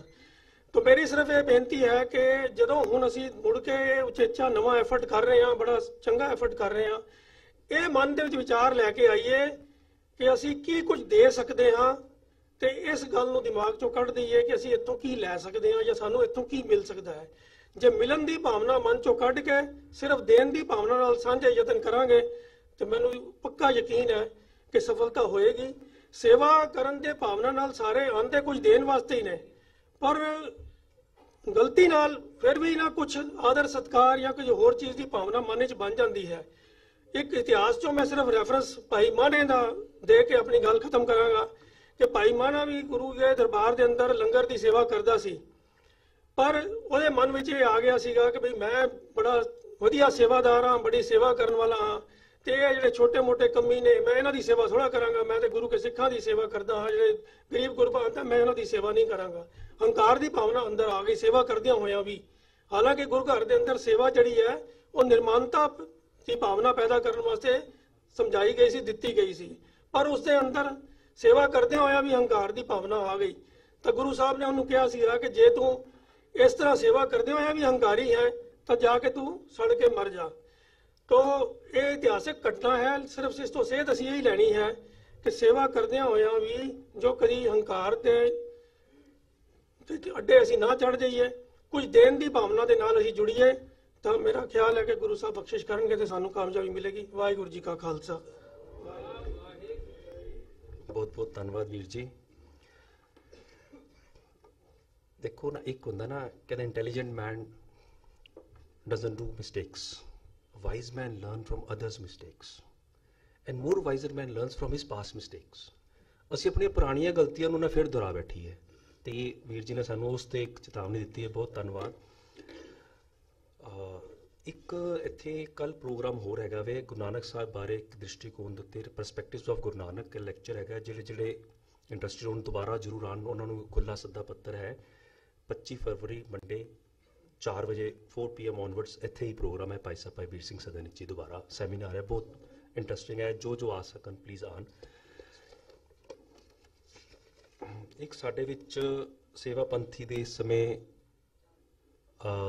ਸੇਵਾ ਨਿਭਾਉਂਦੇ ਹੋਏ ਸੇਵਾ ਪੰਥੀਆਂ ਵੱਲੋਂ ਗੁਨਿਆਣਾ ਮੰਡੀ ਤੋਂ ਮਹੰਤ ਕਾਨ ਸਿੰਘ ਜੀ ਮੌਜੂਦ ਨੇ, ਅਸੀਂ ਉਹਨਾਂ ਨੂੰ ਜੀ ਆਇਆਂ ਆਖਦੇ ਹਾਂ। ਬਹੁਤ ਧੰਨਵਾਦ ਜੀ। ਹੁਣ ਮੈਂ ਬੇਨਤੀ ਕਰਾਂਗਾ ਸਰ ਸੁਖਦੀਪ ਸਿੰਘ ਜੀ ਤੇ ਮਨਮੀਤ ਸਿੰਘ ਜੀ, ਜਿਨ੍ਹਾਂ ਦੀ ਇੱਕ ਸੰਸਥਾ ਹੈਗੀ ਹੈ ਯੂਨਾਈਟਿਡ ਸਿੱਖ ਐਸੋਸੀਏਸ਼ਨਸ, ਉਹਦੇ ਨਾਲ ਉਹ ਜੁੜੇ ਹੋਏ ਹਨ ਤੇ ਉਹ use of this fund for the purpose of education ਉਹਦੇ ਬਾਰੇ ਆਪਣੇ ਵਿਚਾਰ ਦੇਣਗੇ। And they have a time 4 minutes. 4 minutes means please 4 minutes. Thank you. Waheguru ji ਕਾ ਖਾਲਸਾ, ਵਾਹਿਗੁਰੂ ਜੀ ਕੀ ਫਤਿਹ। ਮੇਰੇ ਹਿਸਾਬ ਨਾਲ ਦੋ ਚੀਜ਼ਾਂ ਬਹੁਤ ਇੰਪੋਰਟੈਂਟ ਹੁੰਦੀਆਂ, ਇੱਕ ਲਾਈਵ ਐਗਜ਼ਾਮਪਲ ਤੇ ਇੱਕ ਗੁਰਬਾਣੀ ਦੀ ਸੇਨ। ਤੇ ਲਾਈਵ ਐਗਜ਼ਾਮਪਲ ਮੈਂ ਤੁਹਾਡੇ ਸਾਹਮਣੇ ਖੜਾ ਵਾਂ। ਮੈਂ ਆਪਣਾ career as a torch boy ਸ਼ੁਰੂ ਕੀਤਾ ਸੀ 2003 ਵਿੱਚ। ਮੂਵੀ ਆਈ ਸੀ ਕਾਂਟੇ, ਜਿਹਦੇ ਅੰਦਰ ਮੈਂ ਥੀਏਟਰ ਦੇ ਅੰਦਰ ਟਾਰਚਮੈਨ ਸੀਗਾ। ਮੈਂ ਸੀਟ ਤੇ ਟਾਰਚ ਮਾਰ ਕੇ ਦਿਖਾਉਂਦਾ ਸੀਗਾ। ਐਂਡ ਤੁਹਾਡੇ ਵਰਗੇ ਸਾਰੇ ਵੀਰਾਂ ਦਾ ਹੱਥ ਜੋੜ ਕੇ ਬਹੁਤ ਬਹੁਤ ਸ਼ੁਕਰੀਆ, ਜਿਨ੍ਹਾਂ ਨੇ ਗਾਈਡੈਂਸ ਦਿੱਤੀ, ਮੈਂਟਰ ਦਿੱਤਾ। ਕਿ today I am heading 17 states in Lenovo and managing the biggest projects of India, from Aadhaar, from passport seva and all that. ਤੇ ਇੱਕ ਗੁਰਬਾਣੀ ਦੀ ਸੇਂਟ ਹੈ, ਅਕਲੀ ਸਾਹਿਬ ਸੇਵੀਐ ਅਕਲੀ ਪਾਈਐ ਮਾਨ, ਅਕਲੀ ਪੜ੍ਹ ਕੇ ਬੂਝੀਐ ਅਕਲੀ ਕੀਜੈ ਦਾਨ। ਹੱਥ ਜੋੜ ਕੇ ਬੇਨਤੀ ਹੈ, ਦਾਨ ਪੈਸੇ ਤੋਂ ਹਟਾ ਲਓ। ਇਹ ਜਿਹੜੀ ਤਾਂਗ ਹੈ ਅੱਜ ਜਿਹੜੀ ਅਸੀਂ ਯੂਨਾਈਟਿਡ ਸਿੱਖ ਐਸੋਸੀਏਸ਼ਨ ਸਟਾਰਟ ਕੀਤੀ, ਉਹ ਇਸੀ ਵਾਸਤੇ ਕੀਤੀ ਸੀ ਕਿ ਦਾਨ ਪੈਸਾ ਨਹੀਂ ਹੈ, ਦਾਨ ਤੁਹਾਡਾ ਟਾਈਮ ਵੀ ਹੈ, ਦਾਨ ਤੁਹਾਡੀ ਸਕਿੱਲ ਵੀ ਹੈਗੀ ਹੈ, ਦਾਨ ਤੁਹਾਡੀ ਨੌਲੇਜ ਵੀ ਹੈਗੀ ਹੈ। ਇੱਕ ਦਾਨ ਤੋਂ 2 ਦੂਣੀ 4, 4 ਦੂਣੀ 8, 8 ਦੂਣੀ 16, 16 ਦੂਣੀ 32 ਹੋਗਾ। ਆਪਾਂ MLM ਦੀ ਪ੍ਰੋਗਰਾਮ ਕੀਤਾ ਸੀਗਾ, ਸਾਰਿਆਂ ਨੇ ਕੀਤਾ ਸੀਗਾ। MLM ਦੇ ਕੀ ਹੁੰਦਾ ਸੀਗਾ, ਇੱਕ ਬੰਦਾ ਆਪਣੇ ਥੱਲੇ 2 ਬਣਾਉਂਦਾ ਸੀ, 2 ਆਪਣੇ ਥੱਲੇ 4 ਬਣਾਉਂਦਾ ਸੀ, ਸਭ ਤੋਂ ਉੱਪਰ ਵਾਲੇ ਨੂੰ ਬੈਨੀਫਿਟ ਹੁੰਦਾ ਸੀਗਾ। ਇੱਦਾਂ ਦਾ ਇੱਕ MLA ਪ੍ਰੋਗਰਾਮ ਸਿੱਖੀ ਵਿੱਚ ਵੀ ਬਣਾਉਂਦੇ ਆ। ਇੱਕ ਬੰਦਾ ਆਪਣੇ ਥੱਲੇ 2 ਬੰਦੇ ਤਿਆਰ ਕਰੇ ਔਰ ਉਹ 2 ਬੰਦਿਆਂ ਤੋਂ ਕਮਿਟਮੈਂਟ ਲੈ ਕੇ ਉਹ ਆਪਣੇ ਥੱਲੇ 2 ਬੰਦੇ ਹੋਰ ਤਿਆਰ ਕਰਨਗੇ। ਤੁਸੀਂ ਬਿਲੀਵ ਕਰਨਾ, ਆਉਣ ਵਾਲੇ 5 ਸਾਲੇ ਸਾਡੇ ਕੋਲ 10 ਲੱਖ ਬੰਦੇ ਹੋਣਗੇ ਜੋ ਤਿਆਰ ਹੋਣਗੇ। I am having Sukhdeep ji along with me. He is from the IIT Kolkata pass out and working in RPL as well. So more forward, I think so. Sukhdeep ji will take care of it. बहुत बहुत धन्यवाद। वाहिगुरु जी का खालसा, वाहिगुरु जी की फतेह। सारे को 2 minute ने तो मैं जल्दी ਤੁਹਾਨੂੰ ਇੰਟਰੋਡਕਸ਼ਨ ਕਰ ਦੇਣਾ ਵਾ। ਸਨ 2018 9 ਮਾਰਚ ਨੂੰ ਦਮਨਦੀਪ ਸਿੰਘ ਜੀ ਜੋ ਇੱਥੇ ਸਾਡੇ ਨਾਲ ਬੈਠੇ ਨੇ, ਬੇਨਤੀ ਕਰਾਂਗਾ ਵੀ ਸ੍ਰੀ ਰਾਜਨ, ਉਹਨਾਂ ਨੇ ਕਿਹਾ ਕਿ ਅਸੀਂ ਪੰਥ ਵਾਸਤੇ ਕੀ ਕਰ ਸਕਦੇ ਆ। ਤੇ ਉਹਨਾਂ ਨੇ ਇੱਕ ਕਨਸੈਪਟ ਦਿੱਤਾ, 3 ਪੱਪੇ, ਪੱਪਾ ਪਰਿਵਾਰ, ਪੱਪਾ ਪ੍ਰੋਫੈਸ਼ਨ ਤੇ ਪੱਪਾ ਪੰਥ। ਕਹਿੰਦਾ ਇੱਕ ਕੰਮ ਕਰਨੇ ਆ, ਅੱਧਾ ਘੰਟਾ ਸਿਰਫ ਦਿਨ ਦਾ ਨਾ ਪੰਥ ਵਾਸਤੇ ਲਗਾ ਦੇਣੇ, ਬਾਕੀ 23 ਘੰਟੇ 30 ਮਿੰਟ ਤੁਹਾਡੇ ਆਪਣੇ ਜੋ ਮਰਜ਼ੀ ਕਰੋ। ਤੇ ਅਸੀਂ ਕੀ 30 ਮਿੰਟ ਅਸੀਂ ਪੰਥ ਵਾਸਤੇ ਦੇ ਸਕਦੇ ਆ। ਇੱਥੋਂ ਸਾਡਾ ਯੂਨਾਈਟਿਡ ਸਿੱਖ ਐਸੋਸੀਏਸ਼ਨ ਕਨਸੈਪਟ ਸ਼ੁਰੂ ਹੋਇਆ ਤੇ ਫਾਊਂਡਰ ਮੈਂਬਰ ਮਨਮੀਤ ਸਿੰਘ ਜੀ ਨੇ ਕਿਹਾ, ਅਸੀਂ ਕੀਤਾ ਸੀ ਬੈਠ ਕੇ ਤਕਰੀਬਨ 15-16 ਕੰਮ ਸੋਚੇ ਕਿ ਇਹ ਕਰਨੇ ਚਾਹੀਦੇ ਨੇ, ਮਗਰ ਰਿਸੋਰਸਿਸ ਘੱਟ ਸਨ, ਸਾਰੇ ਕੰਮ ਨਹੀਂ ਕਰ ਸਕਦੇ। ਅਸੀਂ ਛੋਟੀ ਆਰਗੇਨਾਈਜੇਸ਼ਨ ਸੀ, ਕਿਹਾ ਕਿ ਚਲੋ ਇੱਕ ਕੰਮ ਕਰਨੇ ਆ, ਅਸੀਂ ਕੰਮ ਸ਼ੁਰੂ ਕਰਨੇ ਆ, ਕੁਝ ਤੇ ਸ਼ੁਰੂ ਕਰੀਏ। ਤੇ ਅਸੀਂ ਸੋਚਿਆ ਕਿ ਜਿਹੜੇ ਉਹਨੇ ਗੱਲ ਕੀਤੀ ਵੀਰ ਜੀ ਨੇ ਕਿ ਸਿੱਖ ਲੀਗਰ ਜਿਹੜੇ ਸਿੱਖ ਨੇ ਜਾਂ ਜਿਹੜੇ ਗਰੀਬ ਪਰਿਵਾਰਾਂ ਦੇ ਸਿੱਖ ਨੇ ਬੱਚੇ ਨੇ, ਉਹ ਐਜੂਕੇਸ਼ਨ ਲੈ ਲੈਂਦੇ ਗਵਰਨਮੈਂਟ ਸਕੂਲ ਜਾ ਕੇ, ਪਰ ਕੀ ਪ੍ਰੋਬਲਮ ਆਉਂਦੀ ਹੈ ਅੱਜ ਦੀ ਡੇਟ ਵਿੱਚ ਕੰਪਿਊਟਰ ਐਜੂਕੇਸ਼ਨ ਤੋਂ ਬਿਨਾਂ ਨੌਕਰੀ ਨਹੀਂ ਮਿਲਦੀ। ਤੇ ਕੀ ਅਸੀਂ ਸਾਨੂੰ ਫ੍ਰੀ ਕੰਪਿਊਟਰ ਐਜੂਕੇਸ਼ਨ ਦੇ ਸਕਦੇ ਆ। ਉਸ ਤੋਂ ਅਸੀਂ ਪਹਿਲਾ ਪ੍ਰੋਜੈਕਟ ਸ਼ੁਰੂ ਕੀਤਾ, ਗੁਰੂ ਸਾਹਿਬ ਅੱਗੇ ਅਰਦਾਸ ਕਰਕੇ ਸ਼ੁਰੂ ਕੀਤਾ। ਅਸੀਂ ਕੋਈ ਤਿਆਰੀ ਨਹੀਂ ਕੀਤੀ ਉਹਦੇ ਵਾਸਤੇ, ਸਿਰਫ ਗੁਰੂ ਸਾਹਿਬ ਅੱਗੇ ਅਰਦਾਸ ਕੀਤੀ ਸੀ। ਸਿਰਫ ਅਰਦਾਸ ਦੀ ਇੰਨੀ ਮਿਹਰ ਹੋਈ ਕਿ ਪਹਿਲੇ ਬੈਚ ਸਾਡੇ ਕੋਲ 100 ਬੱਚੇ ਆਏ ਤੇ 100 ਬੱਚਿਆਂ ਨਾਲ ਅਸੀਂ ਕਲਾਸਿਸ ਸ਼ੁਰੂ ਕੀਤੀਆਂ। ਉਸ ਤੋਂ ਬਾਅਦ ਹੋਰ ਅਸੀਂ ਪ੍ਰੋਜੈਕਟਸ ਨਾਲ ਸ਼ੁਰੂ ਕਰਦੇ ਰਹੇ ਤੇ ਅਸੀਂ ਦੇਖਿਆ ਕਿ ਸਾਨੂੰ ਹੋਰ ਵੀ ਬੜੇ ਕੰਮ ਕਰਨ ਦੀ ਲੋੜ ਹੈ ਤੇ ਅਸੀਂ ਨਾਲ ਦੀ ਹੋਰ ਆਰਗੇਨਾਈਜੇਸ਼ਨ ਨਾਲ ਵੀ ਕੰਮ ਸ਼ੁਰੂ ਕੀਤੇ। ਤੇ ਦੂਜਾ ਅਸੀਂ ਕੰਮ ਸ਼ੁਰੂ ਕੀਤਾ ਲੀਗਲ ਸੇਵਾ ਦਾ, ਲੀਗਲ ਹੈਲਪ ਕਿਸ ਨੂੰ ਚਾਹੀਦੀ ਉਹਦੇ ਵਾਸਤੇ ਕੀਤਾ। ਸਿੱਖ ਇਤਿਹਾਸ ਨੂੰ ਪੁਨਰ ਜੀਵਤ ਕਰਨ ਵਾਸਤੇ ਅਸੀਂ 24, 25, 26 ਦਸੰਬਰ ਨੂੰ ਸਾਹਿਬਜ਼ਾਦਿਆਂ ਦਾ ਸ਼ਹੀਦੀ ਪੁਰਬ ਤਿਲਕ ਨਗਰ ਰੋਡ ਤੇ ਟੈਂਟ ਲਗਾ ਕੇ ਬਣਾਇਆ ਕਿ ਅਸੀਂ ਉਹ ਸ਼ਹੀਦੀ ਦਿਹਾੜਿਆਂ ਨੂੰ ਯਾਦ ਕਿਵੇਂ ਕਰੀਏ, ਤੇ ਸੰਗਤਾਂ ਨੇ ਬਹੁਤ ਸਹਿਯੋਗ ਦਿੱਤਾ। ਉਸ ਤੋਂ ਬਾਅਦ ਗੱਲ ਕੀਤੀ ਅਸੀਂ ਹੁਣ ਅੱਗੇ ਕੀ ਕਰੀਏ। ਜਦੋਂ ਪੰਥਕ ਸਾਂਝ ਦੀ ਗੱਲ ਆਈ ਤੇ ਪੰਥਕ ਸਾਂਝ ਵਿੱਚ ਵੀਰ ਜੀ ਨੇ ਗੱਲ ਕੀਤੀ ਕਿ ਲੋੜ ਹੀ ਕਿਉਂ ਹੈ, ਤੇ ਉਂਗਲੀਆਂ ਦਾ ਅਸੀਂ ਇਸ਼ਾਰਾ ਦਿੰਦੇ ਆ ਕਿ ਇਹ 5 ਉਂਗਲੀਆਂ ਅਲੱਗ-ਅਲੱਗ ਨੇ ਤੇ ਬੜੇ ਆਸਾਨੀਆਂ ਤੋੜੀਆਂ ਜਾ ਸਕਦੀਆਂ ਨੇ, ਬੜੇ ਆਸਾਨ ਨਾਲ, ਮਗਰ ਜਦ ਇਕੱਠੀਆਂ ਹੋ ਜਾਣਾ ਤੇ ਇਹਨਾਂ ਨੂੰ ਤੋੜਨਾ ਆਸਾਨ ਨਹੀਂ ਹੈ। ਐਗਜ਼ਾਮਪਲ ਅਸੀਂ ਬਚਪਨ ਵਿੱਚ ਸੁਣਦੇ ਸੀ, ਮਗਰ ਅਸੀਂ ਕਦੀ ਅਪਣਾਇਆ ਨਹੀਂ, ਪੰਥ ਵਿੱਚ ਕਦੀ ਨਹੀਂ ਅਪਣਾਇਆ। ਲੱਕੜੀਆਂ ਦਾ ਐਗਜ਼ਾਮਪਲ ਦੇਖਦੇ ਸੀ, ਅਲੱਗ-ਅਲੱਗ ਲੱਕੜੀ ਹੋਏ ਤੋੜੀ ਜਾ ਸਕਦੀ ਹੈ, ਗੱਠਾ ਇਕੱਠਾ ਨਹੀਂ ਤੋੜਿਆ ਜਾ ਸਕਦਾ। ਅੱਜ ਲੋੜ ਹੈ ਅਸੀਂ ਉਸ ਨੂੰ ਅਪਣਾ ਲਈਏ। ਪੰਥਕ ਸਾਂਝ ਦੀ ਸਾਨੂੰ ਲੱਗਦਾ ਕਿ ਸਾਨੂੰ ਲੋੜ ਹੈ, ਕਿਉਂਕਿ ਅਸੀਂ ਛੋਟੀ ਜਥੇਬੰਦੀ ਹੋਣ ਦੇ ਕਾਰਨ ਜਾਂ ਅਲੱਗ-ਅਲੱਗ ਜਥੇਬੰਦੀਆਂ ਹੋਣ ਕਾਰਨ ਅਸੀਂ ਉਹ ਇੰਪੈਕਟ ਨਹੀਂ ਕ੍ਰੀਏਟ ਕਰ ਸਕਦੇ ਜੋ ਸਾਨੂੰ ਕਰਨਾ ਚਾਹੀਦਾ ਹੈ। ਜਿੱਥੇ ਵੀਰ MP ਸਿੰਘ ਨੇ ਗੱਲ ਕੀਤੀ ਕਿ ਸਾਨੂੰ ਆਪਣੇ ਪੁਰਾਣੀਆਂ ਗਲਤੀਆਂ ਤੋਂ ਸਿੱਖਣਾ ਚਾਹੀਦਾ ਹੈ, ਤੇ ਇਹ ਸਾਂਝ ਦੀ ਜੋ ਸਟੇਅਰਸ ਨੇ, ਪਹਿਲੀ ਗੱਲ ਤਾਂ ਅਸੀਂ ਆਪਸ ਵਿੱਚ ਵਿਚਾਰ ਹੀ ਨਹੀਂ ਕਰਦੇ, ਪਹਿਲੇ ਸਾਹਿਬ ਗੱਲ ਕਰ ਚੁੱਕੇ ਹਾਂ ਕਿ ਅਸੀਂ ਵਿਚਾਰਾਂ ਵਿੱਚ ਪੈਂਦੇ ਨਹੀਂ, ਇਫੈਕਟਿਵ ਕਮਿਊਨੀਕੇਸ਼ਨ ਨਹੀਂ ਸਾਡੇ ਕੋਲ। ਦੂਜੀ ਗੱਲ ਹੈ ਕਿ ਕਾਮਨ ਗੋਲ ਨਹੀਂ ਸਾਡਾ ਕੋਈ। ਅੱਜ ਅਸੀਂ ਇੱਥੇ ਤਿੰਨ ਬੁਲਾਰੇ ਪਹਿਲੇ ਗੱਲ ਕਰ ਚੁੱਕੇ ਹਨ ਕਿ ਇੱਥੋਂ ਦੀ ਮਿਨੀਮਮ ਪ੍ਰੋਗਰਾਮ ਲੈ ਕੇ ਚੱਲੀਏ ਕਿ ਇਹ ਕੰਮ ਸਾਨੂੰ ਕਰਨੇ ਹਨ, ਐਟਲੀਸਟ ਉਹ ਕੰਮ ਤੇ ਕਰਨੇ ਹਨ। ਉਸ ਤੋਂ ਬਾਅਦ ਆਪਸ ਵਿੱਚ active listening, respect for each other ਬਹੁਤ ਜ਼ਰੂਰੀ ਹੈ। ਇਹ ਨਹੀਂ ਹੈ ਕਿ ਮੈਨੂੰ ਕੀ ਮਿਲੇਗਾ, ਅਸੀਂ ਕੀ ਦੇ ਸਕਨੇ ਆ ਪੰਥ ਨੂੰ, ਇਹ ਗੱਲ ਕਰੀਏ। ਰਾਤ ਦਿਨ ਹੈ ਕਿ ਅਸੀਂ ਕੀ ਲੈ ਕੇ ਜਾਈਏ ਇੱਥੋਂ ਦੀ। ਸਾਡਾ ਕੋਈ ਪਰਸਨਲ ਏਜੰਡਾ ਨਹੀਂ ਹੋਣਾ ਚਾਹੀਦਾ। ਈਗੋ ਨੂੰ ਖਤਮ ਕਰਨਾ ਬਹੁਤ ਜ਼ਰੂਰੀ ਹੈ ਤੇ ਇਸ ਸਟੇਜ ਨੂੰ ਪਾਰ ਕਰਨ ਵਾਸਤੇ ਸਭ ਤੋਂ ਬੜੀ ਇੰਪੋਰਟੈਂਟ ਗੱਲ ਹੈ ਕਿ ਹਉਮੈ ਨੂੰ ਖਤਮ ਕਰਨਾ। ਆਸਰਾ ਸਿਰਫ ਸ੍ਰੀ ਗੁਰੂ ਗ੍ਰੰਥ ਸਾਹਿਬ ਦਾ ਇੱਕ ਗ੍ਰੰਥ, ਇੱਕ ਪੰਥ ਤੇ ਇੱਕ ਮਰਿਆਦਾ ਦੀ ਗੱਲ ਕਰੀਏ। ਜਿੰਦੀ ਜੋ ਸਟਰੈਂਥ ਹੈ ਉਸ ਨੂੰ ਅਪਣਾਈਏ, ਉਹਦੇ ਅਵਗੁਣਾਂ ਨੂੰ ਛੱਡ ਦਈਏ, ਛੱਡ ਅਵਗੁਣ ਚਲੀਏ। ਤੇ ਨਾਲ ਸਾਡੇ ਕੰਮ ਜ਼ਿਆਦਾ ਉੱਚੀ ਬੋਲਣੇ ਚਾਹੀਦੇ ਨੇ ਸਾਡੇ ਵਰਡਸ ਨਾਲੋਂ। ਅਸੀਂ ਵਰਡਸ ਜ਼ਿਆਦਾ ਉੱਚੀ ਬੋਲ ਜਾਂਦੇ ਆ, ਕੰਮ ਉਸ ਤੋਂ ਬਾਅਦ ਅਸੀਂ ਕਰਦੇ ਨਹੀਂ। ਤੇ ਲਾਸਟ ਮੈਂ ਬੇਨਤੀ ਇਹ ਕਰਾਂਗਾ ਕਿ ਪੰਥ ਵਿੱਚ ਲੋੜ ਸੀ 3 + 3 6 ਹੋ ਜਾਂਦੇ ਜਾਂ 3 × 3 9 ਹੋ ਜਾਂਦੇ। ਹੋ ਕੀ ਗਿਆ? 3 - 3 0। ਅੱਜ ਇੱਕ ਬੰਦਾ ਇੱਕ ਕੰਮ ਕਰਦਾ, 3 ਵਿੱਚ ਖਿੱਚ ਦਿੰਦੇ ਨੇ ਪਿੱਛੋਂ ਦੀ। ਤੇ ਬੇਨਤੀ ਹੈ ਅਸੀਂ ਇਸ ਪੰਥਕ ਸਾਂਝ ਵਾਸਤੇ ਵੀਰ ਦਮਨਦੀਪ ਸਿੰਘ ਜੀ ਤੇ ਯੂਨਾਈਟਿਡ ਸਿੱਖ ਐਸੋਸੀਏਸ਼ਨ ਹਰ ਉਸ ਕੰਮ ਵਿੱਚ ਨਾਲ ਖੜੇ ਆ ਤੁਹਾਡੇ ਨਾਲ। ਤੇ ਅਸੀਂ ਬੇਨਤੀ ਕਰਾਂਗੇ ਸਾਰੇ ਜਥੇਬੰਦੀਆਂ ਅੱਜ ਉਪਰਾਲਾ ਹੋਇਆ ਹੈ, ਆਓ ਇਕੱਠੇ ਹੋਈਏ, ਹਮਲਾ ਮਾਰੀਏ ਤੇ ਆਪਣੇ ਵਿਚਾਰ ਅਸੀਂ ਇੱਥੇ ਹੀ ਸੋਚਦੇ ਹਾਂ। ਵਾਹਿਗੁਰੂ ਜੀ ਕਾ ਖਾਲਸਾ, ਵਾਹਿਗੁਰੂ ਜੀ ਕੀ ਫਤਿਹ। ਬਹੁਤ ਧੰਨਵਾਦ।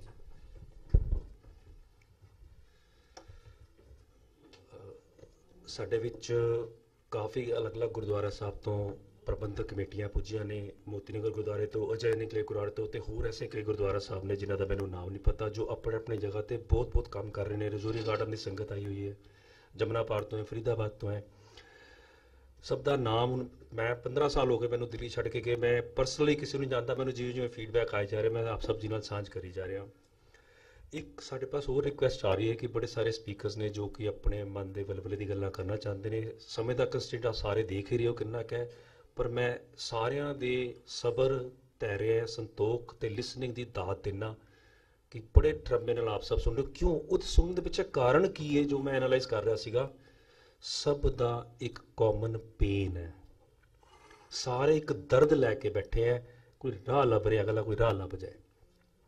ਹੁਣ ਮੈਂ ਅਖੀਰ ਤੇ ਦੇਖ ਲਾਂਗੇ ਅਸੀਂ ਕੋਈ ਸਾਡੇ ਪਾਸ ਹੋਇਆ ਤੇ ਅਸੀਂ ਉਹਨਾਂ ਨੂੰ ਅਕੋਮੋਡੇਟ ਵੀ ਕਰਾਂਗੇ, ਨਹੀਂ ਤਾਂ ਅਸੀਂ ਓਪਨ ਸੈਸ਼ਨ ਕਰ ਲਾਂਗੇ। ਹੁਣ ਮੈਂ ਸੱਦਾ ਪੱਤਰ ਦੇ ਰਿਹਾ ਬੀਬੀ ਇੰਦਰਜੀਤ ਕੌਰ ਜੀ ਨੂੰ। Is she here? Please. ਇਹਨਾਂ ਦਾ ਹੈਗਾ ਜੀ need of linking of Sikligar Sikhs to the mainstream. ਇਹ ਸੇਵਕ ਵੈਲਫੇਅਰ ਸੁਸਾਇਟੀ ਜੋ 2010 ਸੇ ਬਣੀ ਸੀ, ਉਹਦੇ ਵਿੱਚ ਕਾਫੀ ਐਕਟਿਵ ਹੋ ਕੇ ਇਸ ਸਮੇਂ 9 ਸਟੇਟਸ ਦੇ ਵਿੱਚ ਕੰਮ ਕਰ ਰਹੇ ਨੇ ਤੇ main support they get from Gurdwara Sahib Surya Nagar. Time is 3 minutes please.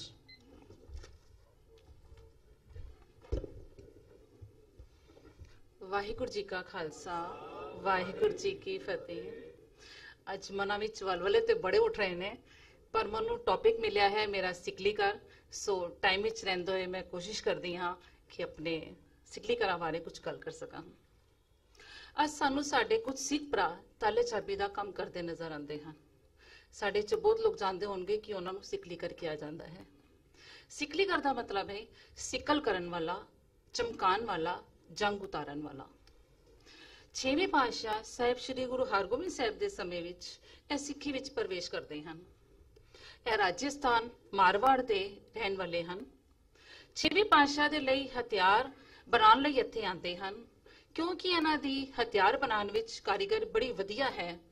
ਇਸ ਵਾਸਤੇ ਇਹਨਾਂ ਨੇ ਗੁਰੂ ਸਾਹਿਬ ਦੇ ਨਾਲ ਕੰਮ ਕੀਤਾ। ਗੁਰੂ ਸਾਹਿਬ ਦੇ ਨਾਲ ਪ੍ਰਭਾਵਿਤ ਹੋ ਕੇ ਇਹਨਾਂ ਨੇ ਸਿੱਖੀ ਨੂੰ ਵੀ ਕਬੂਲਿਆ। ਗੁਰੂ ਸਾਹਿਬ ਦੇ ਨਾਲ ਮੈਦਾਨੇ ਜੰਗ ਵਿੱਚ ਵੀ ਇਹਨਾਂ ਨੇ ਹਿੱਸਾ ਲਿਆ। 5 ਤਖਤਾਂ ਤੇ ਸੁਭਾਏਮਾਨ ਹਥਿਆਰ ਇਹਨਾਂ ਦੇ ਹੀ ਤਿਆਰ ਕੀਤੇ ਹੋਏ ਹਨ। ਸਿੱਖ ਇਤਿਹਾਸ ਵਿੱਚ ਸਿੱਕਲੀਗਰ ਅਤੇ ਵਣਜਾਰਿਆਂ 'ਚੋਂ ਮੁੱਖ ਨਾਮ ਭਾਈ ਮਨੀ ਸਿੰਘ ਜੀ, ਭਾਈ ਉਦੇ ਸਿੰਘ ਜੀ, ਭਾਈ ਅਮਰੀਕ ਸਿੰਘ ਜੀ, ਭਾਈ ਲੱਖੀ ਸ਼ਾਹ ਵਣਜਾਰਾ ਅਤੇ ਮੱਖਣ ਸ਼ਾਹ ਲੁਬਾਨਾ ਆਦਿ ਹੈਗੇ ਹਨ। ਬਾਅਦ ਵਿੱਚ ਹਿੰਦੁਸਤਾਨ ਦੇ ਬਹੁਤ ਦੂਰ ਇਲਾਕਿਆਂ ਵਿੱਚ ਰਹਿਣ ਲੱਗ ਪਏ ਔਰ ਸਿੱਖੀ ਦੀ ਮੁੱਖ ਧਾਰਾ ਤੋਂ ਟੁੱਟਣ ਦੇ ਬਾਵਜੂਦ ਇਹਨਾਂ ਨੇ ਕੇਸਾਧਾਰੀ ਪਹਿਚਾਨ ਨੂੰ ਕਾਇਮ ਰੱਖਿਆ। ਅੱਜ ਇਹਨਾਂ ਦੇ ਹਾਲਾਤ ਬਹੁਤ ਤਰਸਯੋਗ ਹਨ। ਇਹ ਬੜੀ ਮਾੜੀ ਜਗ੍ਹਾ, ਇਹਨਾਂ ਕੋਲ ਰਹਿਣ ਲਈ ਕੋਈ ਥਾਂ ਨਹੀਂ ਹੈ ਚੰਗੀ, ਪੀਣ ਲਈ ਸਾਫ਼ ਪਾਣੀ ਨਹੀਂ ਹੈ ਔਰ ਮਾਂ-ਬਾਪ ਦੀ ਅਨਪੜ੍ਹਤਾ ਕਾਰਨ ਬੱਚਿਆਂ ਦੀ ਰੁਚੀ ਪੜ੍ਹਾਈ ਵਿੱਚ ਵੀ ਨਹੀਂ ਹੈ। ਜਿਸ ਤਰ੍ਹਾਂ ਕਿ ਪਹਿਲੇ ਮੇਰੇ ਵੀਰ ਨੇ ਗੱਲ ਕੀਤੀ ਹੈ ਕਿ ਬੱਚਿਆਂ ਨੂੰ ਤੇ ਪੜ੍ਹਾਉਣ ਦਾ ਬਿਲਕੁਲ ਵੀ ਇਹਨਾਂ ਨੂੰ ਲੱਗਦਾ ਹੈ ਕਿ ਸਿਰਫ ਅਸੀਂ ਘਰ ਹੀ ਉਹਨਾਂ ਨੂੰ ਬਿਠਾ ਕੇ ਰੱਖੀਏ, ਅਸੀਂ ਇਹਨਾਂ ਨੂੰ ਸਕੂਲ ਤੇ ਭੇਜਣਾ ਹੀ ਹੈ। ਅਗਰ ਪੜ੍ਹਾਈ ਕਰਵਾ ਹੀ ਰਹੇ ਨੇ ਤੇ ਸਿਰਫ ਔਰ ਸਿਰਫ ਪ੍ਰਾਇਮਰੀ ਤੱਕ ਪੜ੍ਹਾਉਂਦੇ ਨੇ, ਉਸ ਤੋਂ ਬਾਅਦ ਦੀ ਪੜ੍ਹਾਈ ਦਾ ਤੇ ਇਹਨਾਂ ਨੂੰ ਹੁੰਦਾ ਹੈ ਕਿ ਅਸੀਂ ਕੁੜੀਆਂ ਨੂੰ ਬਾਹਰ ਹੀ ਨਹੀਂ ਕੱਢਣਾ।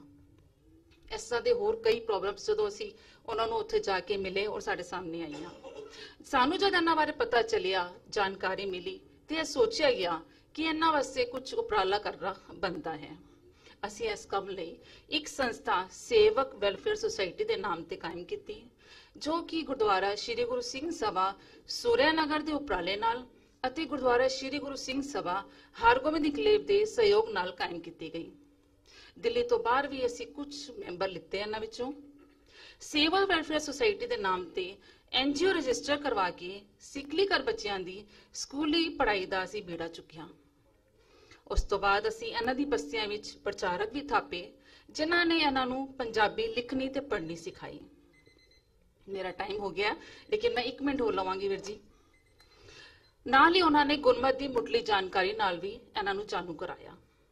ਸੁਸਾਇਟੀ ਨੇ 2010 ਵਿੱਚ ਹਰਿਆਣਾ ਅਤੇ ਪੱਛਮੀ ਉੱਤਰ ਪ੍ਰਦੇਸ਼ ਵਿੱਚ ਇੱਕ ਸਰਵੇ ਕੀਤਾ, ਜਿਸ ਨਾਲ ਸਾਨੂੰ ਪਤਾ ਚੱਲਿਆ ਕਿ ਇਹ 70 ਬਸਤੀਆਂ ਵਿੱਚ ਰਹਿੰਦੇ ਹਨ। ਸੁਸਾਇਟੀ ਨੇ 7 ਬਸਤੀਆਂ ਵਿੱਚ ਜਾ ਕੇ 126 ਬੱਚਿਆਂ ਦੀ ਪੜ੍ਹਾਈ ਸੰਗਤ ਅਤੇ ਪੰਥ ਦੀ ਦਰਦੀ ਸੰਸਥਾਵਾਂ ਦੀ ਮਦਦ ਨਾਲ ਸਪਾਂਸਰ ਕੀਤੀ। ਪਰ ਇਹ ਬਹੁਤ ਹੀ ਛੋਟਾ ਉਪਰਾਲਾ ਹੈ। ਮੈਂ ਆਪਣੀ ਗੱਲ ਨੂੰ ਥੋੜਾ ਜਿਹਾ ਸੰਕੋਚ ਰਹੀ ਹਾਂ, ਕਿਉਂਕਿ ਇਹ ਉਪਰਾਲਾ ਐਕਚੁਅਲੀ ਬਹੁਤ ਵੱਡਾ ਹੋਣਾ ਚਾਹੀਦਾ ਸੀ, ਲੇਕਿਨ ਅਸੀਂ ਬਹੁਤ ਛੋਟੇ ਲੈਵਲ ਤੇ ਕਰ ਰਹੇ ਹਾਂ। ਇਹ ਪੰਥਕ ਕਾਰਜ ਨੂੰ ਇੱਕ ਵਾਰ ਫੁਟਿੰਗ ਮਾਰਕ ਕੀਤਾ ਜਾਣਾ ਚਾਹੀਦਾ ਸੀ। ਸੁਸਾਇਟੀ ਦਾ ਛੋਟਾ ਇਨੀਸ਼ੀਏਟਿਵ ਇਹਨਾਂ ਦੀ ਸਮੱਸਿਆਵਾਂ ਨੂੰ ਹਾਈਲਾਈਟ ਕਰਨ ਵਿੱਚ ਯੋਗਦਾਨ ਇਹਨਾਂ ਦਾ ਰਿਹਾ ਹੈ। ਅਸੀਂ ਸਫਲ ਵੀ ਰਹੇ ਹਾਂ ਔਰ ਇਹਨਾਂ ਦੀ ਬਸਤੀਆਂ ਵਿੱਚ ਪਹੁੰਚ ਕੇ ਅਸੀਂ ਇੱਕ ਆਸ ਜਗਾਈ ਹੈ ਕਿ ਚਾਹੇ ਪੰਥ ਨੇ ਇਹਨਾਂ ਨੂੰ ਦੇਰ ਨਾਲ ਸੰਭਾਲਿਆ ਹੈ, ਪਰ ਉਹ ਦਿਨ ਦੂਰ ਨਹੀਂ ਕਿ ਇਹ ਸਿੱਖੀ ਦਾ ਅਟੂਟ ਅੰਗ ਬਹੁਤ ਜਲਦੀ ਮੁਕਤਾਰਾ ਵਿੱਚ ਦੁਬਾਰਾ ਜੁੜ ਜਾਏਗਾ।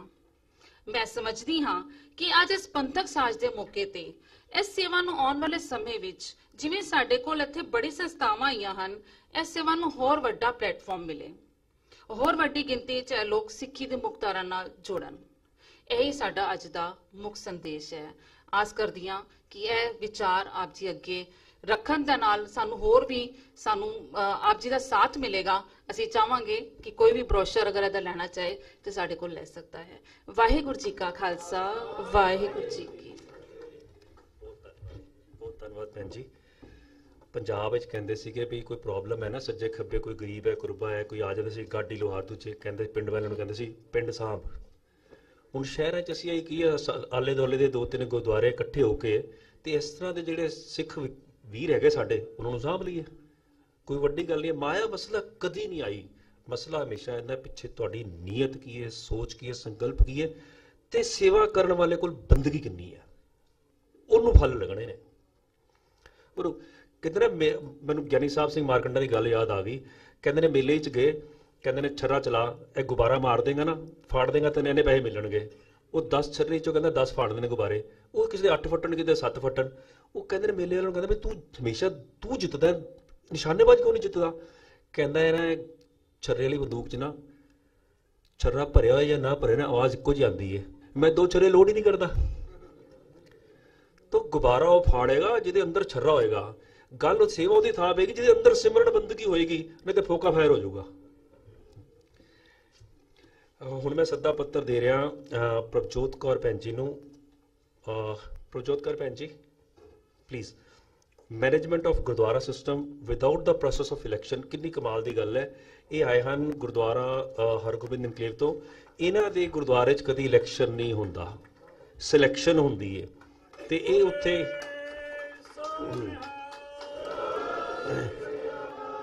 ਹੋਰ ਗੁਰੂ ਘਰ ਦੀ ਵਿਧੀ, ਅਗਰ ਗੁਰੂ ਨਾਨਕ ਸਾਹਿਬ ਨੇ ਭਾਈ ਲਹਿਣੇ ਨੂੰ ਅੰਗ ਲਗਾਏ ਅੰਗਦ ਕੀਤਾ ਨਾ, ਇਟ ਵਾਸ ਸਿਲੈਕਸ਼ਨ, ਇਲੈਕਸ਼ਨ ਨਹੀਂ ਸੀ। 5 ਪਿਆਰੇ ਵਾਸ ਵੋਲੰਟਰੀ ਸਿਲੈਕਟਡ, ਉੱਠੇ ਸਨ, ਸਮਰਪਣ ਹੋਏ ਸਨ ਤੇ ਤਾਂ ਮਹਾਰਾਜ ਨੇ ਕਿਹਾ ਸੀ ਨਾ, ਉਹ ਸਿਲੈਕਸ਼ਨ 1 ਸੈਕਿੰਡ ਮੈਂ ਲਾਗਾ। ਜਦੋਂ ਗੁਰੂ ਨਾਨਕ ਸਾਹਿਬ ਨੇ ਗੁਰੂ ਅੰਗਦ ਦੇਵ ਮਹਾਰਾਜ ਨੂੰ ਗੱਦੀ ਦੇ ਦਿੱਤੀ, ਉਸ ਤੋਂ ਬਾਅਦ ਵੀ ਨਾ ਸੰਗਤ ਆਪ ਕਹਿੰਦੇ ਨੇ, ਹੇ ਗੁਰਾ ਤੁਸਾਂ ਖੰਡੂਰੇ ਵਾਸਾ ਕਰਨਾ, ਸੰਗਤਾਂ ਕੋ ਇਥਾਈ ਦੀਦਾਰ ਦੇਵਣੇ, ਅਸਾਂ ਕਰਤਾਰਪੁਰ ਚੱਲੇ ਖੇਤੀਵਾਨ। ਬਾਬਾ ਜਾਏ ਖੇਤੀ ਕਰ ਰਿਹਾ, ਸੰਗਤ ਆਖੇ ਅਸਾਂ ਉਪਦੇਸ਼ ਵੱਡੇ ਬਾਬੇ ਦੀ ਰਾਣੀ, ਸੰਗਤ ਦੇ ਵਹੀਰਾਂ ਦਾ ਵਹੀਰਾਂ ਜਾਏ ਪੁੱਛੀਆਂ ਕਰਤਾਰਪੁਰ। ਬਾਬਾ ਆਖੇ ਹੇ ਜੀ ਹੋ ਜੀ, ਬਾਬਾ ਮੜੀ ਨਾ ਗੋੜ ਗੁਰੂ ਅੰਗਦ ਗਈ ਮਾਹੇ, ਤੁਸਾਂ ਉਥਾਈ ਕੋ ਜਾਵਣਾ। ਉਹ ਨਹੀਂ ਮੰਨੇ। ਬਾਬਾ ਨਾਨਕ ਆਪ ਸੰਗਤ ਲਈ ਕਰਤਾਰਪੁਰ ਤੋਂ ਖੰਡੂਰ ਆ ਰਿਹਾ, ਆ ਕੇ ਗੁਰੂ ਅੰਗਦ ਦੇ ਚਰਨਾਂ ਮੱਥੇ ਟੇਕ ਸਿੰਘਾਸਨ ਪਰ ਨਹੀਂ ਬੈਠਿਆ, ਸੰਗਤ ਹੀ ਬੈਠਿਆ। ਸੰਗਤ ਵੀ ਗੁਰੂਆਂ ਕੇ ਮੱਥਾ ਟੇਕ, ਸੰਗਤ ਹੀ ਬੈਠੀ। ਬਾਬਾ ਨਾਨਕ ਆਖੇ ਹੇ ਗੁਰਾ, ਸੰਗਤ ਆਈ ਤੈਥੀ ਦੀਦਾਰ ਰੋਜਦੀ, ਇੱਕ ਹੀ ਉਪਦੇਸ਼ ਦਿਓ।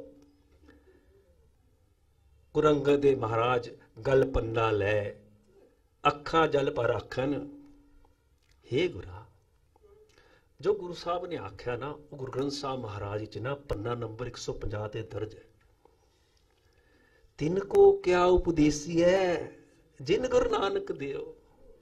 ਮੈਂ ਉਹਨਾਂ ਨੂੰ ਕੀ ਉਪਦੇਸ਼ ਦਿਆ ਜਿਨ੍ਹਾਂ ਨੇ ਗੁਰੂ ਨਾਨਕ ਦੀ ਸੰਗਤ ਕੀਤੀ ਹੈ। ਉਸ ਗੁਰੂ ਨਾਨਕ ਦੀ ਸੰਗਤ ਕਰਕੇ ਮੈਂ ਇੱਥੇ ਬੈਠਾ। ਮੈਂ ਇਹਨਾਂ ਨੂੰ ਕੀ ਕਵਾਂ, ਇਹਨਾਂ ਨੂੰ ਤਾਂ ਮੈਂ ਨਮਨ ਹੀ ਕਰ ਸਕਦਾ। ਸੋ ਆਪ ਸਭ ਨੂੰ ਨਮਨ ਜੋ ਆਪਣੀ ਆਪਣੀ ਥਾਵਾਂ ਦੇ ਉੱਤੇ ਸੇਵਾਵਾਂ ਨਿਭਾ ਰਹੇ ਹੋ, ਬਹੁਤ ਧੰਨਵਾਦ ਸਭ ਦਾ। ਮੈਂ ਬੇਨਤੀ ਕਰਾਂਗਾ ਭੈਣ ਜੀ ਨੂੰ ਕਿ ਆਨ। ਵਾਹਿਗੁਰੂ ਜੀ ਕਾ ਖਾਲਸਾ, ਵਾਹਿਗੁਰੂ ਜੀ ਕੀ ਫਤਿਹ। ਖਾਲਸਾ ਪੰਥ ਦੇ ਭਵਿੱਖ ਨੂੰ ਕਿਵੇਂ ਰੋਸ਼ਨ ਕੀਤਾ ਜਾਏ ਤੇ ਕਿਸ ਤਰ੍ਹਾਂ ਆਪਣੀ ਯੰਗ ਜਨਰੇਸ਼ਨ ਦੇ ਮਨਾਂ ਵਿੱਚ ਆਪਣੇ ਧਰਮ ਤੇ ਬਾਣੀ ਲਈ ਪਿਆਰ ਤੇ ਭਰੋਸਾ ਪੈਦਾ ਕੀਤਾ ਜਾਏ, ਇਹ ਸਭ ਸੋਚਣ ਵਾਸਤੇ ਅਸੀਂ ਸਭ ਅੱਜ ਇੱਥੇ ਇਕੱਠੇ ਹੋਏ ਹਾਂ ਜੀ।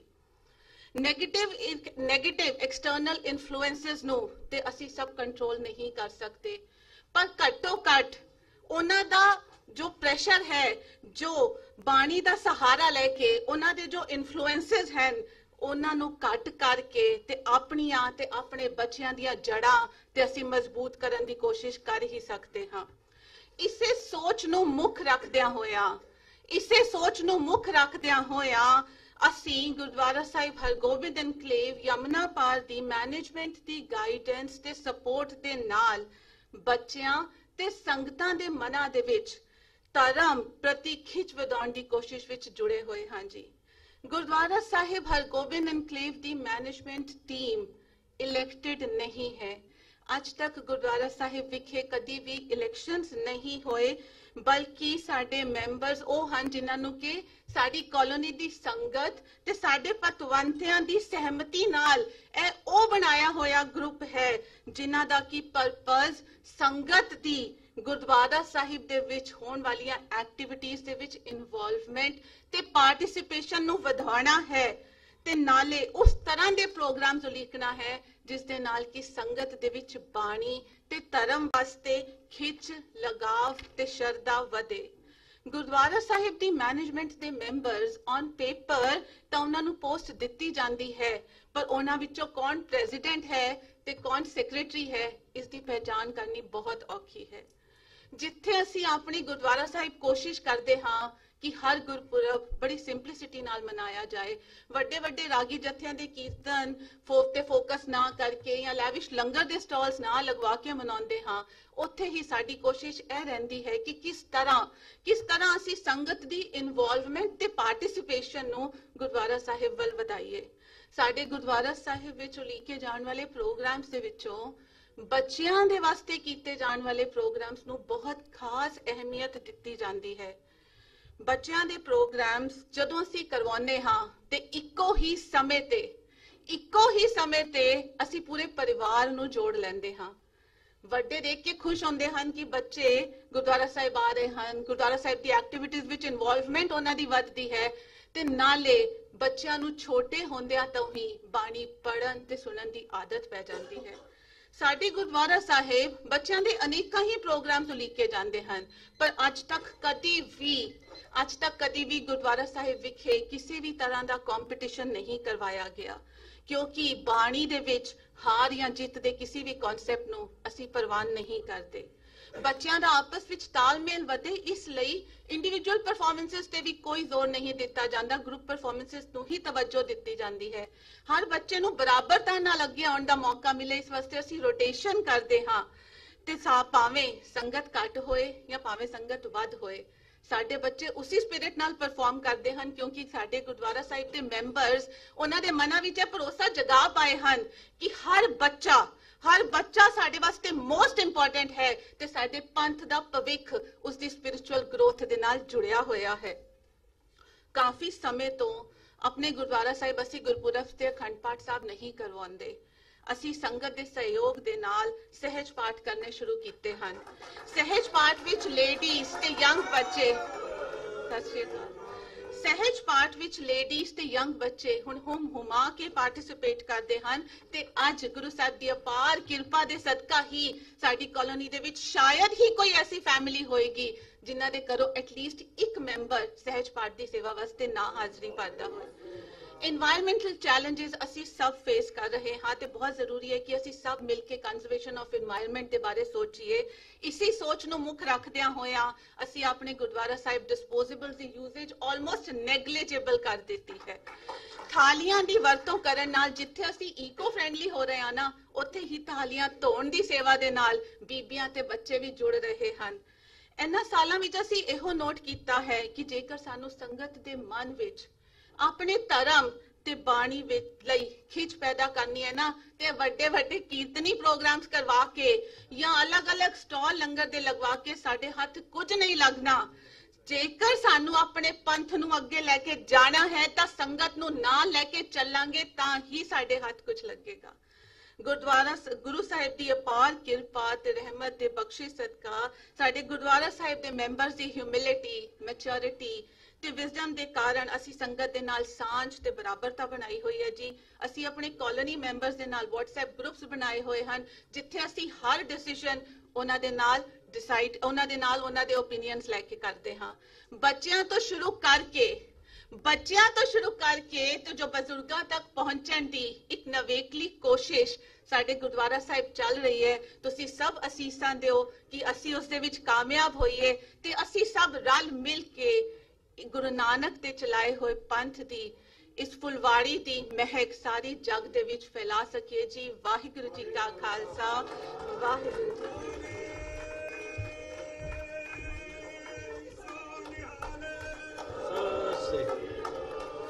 ਵਾਹ ਜੀ ਵਾਹਿਗੁਰੂ। ਦੇਖੋ ਕਿੰਨੇ ਪੱਧਰ ਤੇ ਕਿੰਨੇ ਕੰਮ ਹੋ ਰਹੇ ਹਨ ਜੋ ਅਸੀਂ ਸਾਂਝ ਤੱਕ ਪਾਵਾਂਗੇ ਨਾ ਤੇ ਉੱਥੋਂ ਸੇਧ ਲੈ ਕੇ ਅਸੀਂ ਬਾਕੀ ਜਗ੍ਹਾ ਤੇ ਵੀ ਰੈਪਲੀਕੇਟ ਕਰ ਸਕਾਂਗੇ। ਮੈਨੂੰ ਹੁਕਮ ਹੋਇਆ ਕਿ ਮੈਂ ਹੁਣ ਫਿਲਰਸ ਨਹੀਂ ਦੇਣੇ ਕਿਉਂਕਿ ਅਸੀਂ ਥੋੜਾ ਪਿੱਛੇ ਚੱਲ ਰਿਹਾ। ਮੈਂ ਸੱਦਾ ਦੇਣਾ ਸਤਿਕਾਰਯੋਗ ਭਾਈ ਸਾਹਿਬ ਭਾਈ ਕੁਲਤਾਰ ਸਿੰਘ ਜੀ ਨੂੰ ਕਿ ਉਹ ਆ ਕੇ 4 ਮਿੰਟ 'ਚ ਕੋਈ ਆਪਣੀ ਗੱਲ ਮਨ ਦੇ ਬਲਬਲੇ ਦੀ ਜੋ ਸਾਂਝ ਕਰਨਾ ਚਾਹਣ ਕਰਨ। ਜੀ ਆਇਆਂ ਨੂੰ। ਤੇ ਜਿਹੜੇ ਨੈਕਸਟ ਬੁਲਾਰੇ ਨੇ ਪਲੀਜ਼ ਤਿਆਰ ਰਹਿਣ। ਇੱਕ ਅਖੰਡ ਕੀਰਤਨੀ ਜਥੇ ਤੋਂ ਸਰਦਾਰ ਮੰਦਰਜੀਤ ਸਿੰਘ ਜੀ ਗਾਮਾ ਜੀ ਉਹ ਨਹੀਂ ਪਹੁੰਚ ਪਾਏ because of his health issues, ਪਰ ਉਹਨਾਂ ਨੇ ਕਿਹਾ ਕਿ ਸਾਡਾ ਸਹਿਯੋਗ ਸਾਰਾ ਪੰਥਕ ਸਾਂਝ ਦੇ ਨਾਲ ਹੀ ਹੈਗਾ। ਅਸੀਂ ਸਾਰੇ ਇੱਕ ਪੰਥ ਦੇ ਪਲੇਟਫਾਰਮ ਤੇ ਇਕੱਠੇ ਹਾਂ। ਤੇ ਇਸ ਤੋਂ ਅਗਲੇ ਬੁਲਾਰੇ ਪਲੀਜ਼ ਰੈਡੀ ਰਹਿਣ। ਤਰਨਪ੍ਰੀਤ ਕੌਰ ਗੁਰਬਾਣੀ ਪ੍ਰਚਾਰ ਜੱਥਾ ਵਾਲੇ ਪਲੀਜ਼ ਰੈਡੀ ਰਹਿਣ, ਸਟੇਜ ਨੇੜੇ ਆ ਜਾਣ। ਬਹੁਤ ਧੰਨਵਾਦ ਜੀ। ਵਾਹਿਗੁਰੂ ਜੀ ਕਾ ਖਾਲਸਾ, ਵਾਹਿਗੁਰੂ ਜੀ ਕੀ ਫਤਿਹ। ਇਹੋ ਜਿਹੇ ਮੌਕੇ ਤੇ ਬਹੁਤ ਕੁਝ ਜਿਵੇਂ ਇੱਕ ਜਗ੍ਹਾ ਤੇ ਸਾਨੂੰ ਪ੍ਰਾਪਤ ਹੋ ਜਾਂਦਾ ਹੈ। ਸਾਰੀ ਸਿੱਖ ਕੌਮ ਦੇ ਸਿਆਣੇ ਦਾਨੇ ਇੱਥੇ ਮਹਾਂਪੁਰਸ਼ ਮੌਜੂਦ ਹਨ ਤੇ ਮੈਨੂੰ ਖੁਸ਼ੀ ਹੋ ਰਹੀ ਹੈ ਕਿ ਮੈਂ ਇੱਥੇ ਅੱਜ ਆ ਸਕਿਆ। ਗੁਰਦੁਆਰਾ ਸ਼੍ਰੀ ਗੁਰੂ ਹਰਗੋਬਿੰਦ ਐਨਕਲੇਵ ਦੀ ਆਪਾਂ ਇੱਕ ਮਾਡਲ ਦੇਖਿਆ ਜੋ ਕਿ ਬਹੁਤ ਹੀ ਯੂਨੀਕ ਮਾਡਲ ਹੈ। ਤੇ ਇਦਾਂ ਦਾ ਇੱਕ ਗੁਰਦੁਆਰਾ ਮੈਨੂੰ ਹੋਰ ਯਾਦ ਆਇਆ, ਯੂਕੇ ਦੇ ਵਿੱਚ ਸਾਊਥ ਸ਼ੀਲਸ ਜਗ੍ਹਾ ਹੈ ਇੱਕ, ਉੱਥੇ ਸਾਨੂੰ ਉਹਨਾਂ ਨੇ ਸੱਦਿਆ ਤੇ ਕਹਿੰਦੇ ਜੀ ਭਾਈ ਸਾਹਿਬ ਇੱਕ ਬੇਨਤੀ ਹੈ ਕਿ ਤੁਹਾਨੂੰ ਭੇਟਾ ਕੋਈ ਨਹੀਂ ਮਿਲੇਗੀ। ਅਸੀਂ ਕਿਹਾ ਕੋਈ ਗੱਲ ਨਹੀਂ, ਭੇਟਾ ਨਾ ਸਹੀ। ਤੇ ਅਸੀਂ ਹੈਰਾਨ ਵੀ ਹੋਏ ਵੀ ਇਹ ਪਹਿਲੀ ਕੰਡੀਸ਼ਨ ਇਹਨਾਂ ਨੇ ਰੱਖ ਦਿੱਤੀ। ਤਾਂ ਲੈਟ ਮੀ ਸੀ ਵਾਟ ਐਗਜ਼ੈਕਟਲੀ ਦੇ ਮੀਨ ਅਬਾਊਟ ਆਫ ਇਟ। ਸੋ ਅਸੀਂ ਉੱਥੇ ਗਏ ਤੇ ਅਸੀਂ ਹੈਰਾਨ ਹੋਏ ਤੇ ਖੁਸ਼ੀ ਵੀ ਹੋਈ ਕਿ ਇਹੋ ਜਿਹੀ ਸੋਚ ਵਾਲੇ ਵੀ ਜਥੇਬੰਦੀਆਂ ਹੈਗੀਆਂ ਨੇ। ਉਸ ਗੁਰਦੁਆਰੇ ਦੇ ਵਿੱਚ ਕੋਈ ਗੋਲਕ ਨਹੀਂ ਸੀ। ਉਸ ਗੁਰਦੁਆਰੇ ਵਿੱਚ ਕੋਈ ਪ੍ਰਧਾਨ, ਕੋਈ ਕਮੇਟੀ ਵੀ ਨਹੀਂ ਸੀ। ਉਸ ਗੁਰਦੁਆਰੇ ਵਿੱਚ ਕੋਈ ਗ੍ਰੰਥੀ ਵੀ ਨਹੀਂ ਸੀ। ਉਸ ਗੁਰਦੁਆਰੇ 'ਚ ਕੋਈ ਰਾਗੀ ਵੀ ਨਹੀਂ ਸੀ। ਉਸ ਗੁਰਦੁਆਰੇ ਦਾ ਇੱਕ ਵੀ EMPLOYE ਨਹੀਂ ਸੀ। ਨੰਬਰ ਲੌਕ, ਅੱਜ ਕੱਲ੍ਹ ਟੈਕਨੋਲੋਜੀ ਆ ਗਈ ਹੈ, ਗੇਟ ਦੇ ਉੱਤੇ ਨੰਬਰ ਲੌਕ ਹੈ ਤੇ ਹਰ ਵੀਕ ਉਹ ਜਿਹੜੇ ਮੈਂਬਰਸ ਉਹਨਾਂ ਨੂੰ ਉਹ ਨੰਬਰ ਕੋਡ ਜਿਹੜਾ ਹੈ ਕਨਵੇ ਕਰ ਦਿੰਦੇ ਸਨ। ਤੇ ਗੁਰਦੁਆਰਾ ਇੰਨੇ ਅੱਛੇ ਤਰੀਕੇ ਨਾਲ ਚੱਲ ਰਿਹਾ ਸੀ, ਜੋ ਲੰਗਰ ਦੀ ਜਿਹਨੂੰ ਸੇਵਾ ਕਰਨੀ ਹੈ ਉਹ ਆ ਕੇ ਲੰਗਰ ਦੀ ਸੇਵਾ ਕਰ ਜਾਂਦਾ ਹੈ। ਬਾਕੀ ਪਾਠ ਦੀਆਂ ਜਿੱਦਾਂ ਸੇਵਾਵਾਂ ਨੇ, ਰੌਲਾ ਨੇ, ਉਹ ਸਾਰੀ ਸੰਗਤ ਹੀ ਆਪ ਲਾਉਂਦੀ ਸੀ, ਕਿਸੇ ਵੀ ਇੱਕ ਬੰਦੇ ਨੂੰ ਉਹਨਾਂ ਨੇ EMPLOY ਨਹੀਂ ਸੀ ਕੀਤਾ। ਤੇ ਸਾਨੂੰ ਖੁਸ਼ੀ ਹੋਈ ਉਹਨਾਂ ਦਾ ਇਹ ਮਾਡਲ ਦੇਖ ਕੇ ਕਿ ਵਾਕਈ ਇਹਨਾਂ ਨੂੰ ਇਹ ਸਮਝ ਆ ਗਈ ਵੀ ਜੇ ਕੋਈ ਪੌੜਾ ਹੈ ਤੇ ਗੋਲਕ ਹੀ ਹੈ ਨਾ, ਤੇ ਗੋਲਕ ਨੂੰ ਹੀ ਪਾਸੇ ਕਰੋ ਪਹਿਲਾਂ ਤੇ। ਹਾਂਜੀ, ਸੋ ਲੋੜ ਹੈ ਇੱਥੇ, ਜਿਵੇਂ ਵੀਰ ਅਰਵਿੰਦਰ ਜੀ ਨੇ ਕਿਹਾ ਕਿ ਸਾਂਝ, ਪੰਥਕ ਸਾਂਝ ਦੇ ਪਲੇਟਫਾਰਮ ਤੇ ਇਕੱਠੇ ਹੋਏ ਆ, ਤੇ we all have come with some pain, or we have come with, or we seek some cause, we seek some action in our community, ਜਿਹਦੇ ਨਾਲ ਕਿ ਕੁਝ ਸੁਧਾਰ ਹੋ ਸਕੇ, ਕੁਝ ਪੋਜ਼ਿਟਿਵ ਚੇਂਜ ਆ ਸਕੇ। ਬੜੀਆਂ ਜਥੇਬੰਦੀਆਂ ਨੇ ਆਪਣੇ ਲੈਵਲ ਤੇ, ਸਾਰੇ ਬਹੁਤ ਅੱਛਾ ਕੰਮ ਕਰ ਰਹੇ ਨੇ, ਉਸ ਪਾਸੇ ਮੈਂ ਨਹੀਂ ਜਾਵਾਂਗਾ, ਲੇਕਿਨ ਲੋੜ ਹੈ ਇਸ ਵਕਤ ਜਦੋਂ ਸਾਂਝ ਹੋ ਕੇ ਇਕੱਠੇ ਹੋ ਕੇ ਬੈਠਦੇ ਆ, ਤੇ we should recognize those who are genuinely working for the cause.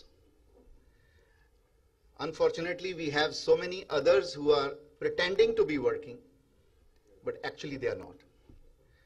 So, why they are pretending? What is the back agenda which they have? It can be money, it can be ego, it can be anything else. ਜਿਵੇਂ ਬੜਾ ਅੱਛੇ ਤਰੀਕੇ ਨਾਲ ਇੱਕ ਬੁਲਾਰੇ ਨੇ ਬੜਾ ਸੋਹਣਾ ਦੱਸਿਆ ਕਿ ਅੱਜ ਸਾਡਾ ਸਾਰਾ ਫੋਕਸ ਸੋਨੇ ਲਗਾਉਣ ਤੇ ਲੱਗਾ ਹੋਇਆ ਹੈ, ਮਾਰਬਲ ਲਗਾਉਣ ਤੇ ਲੱਗਾ ਹੋਇਆ ਹੈ।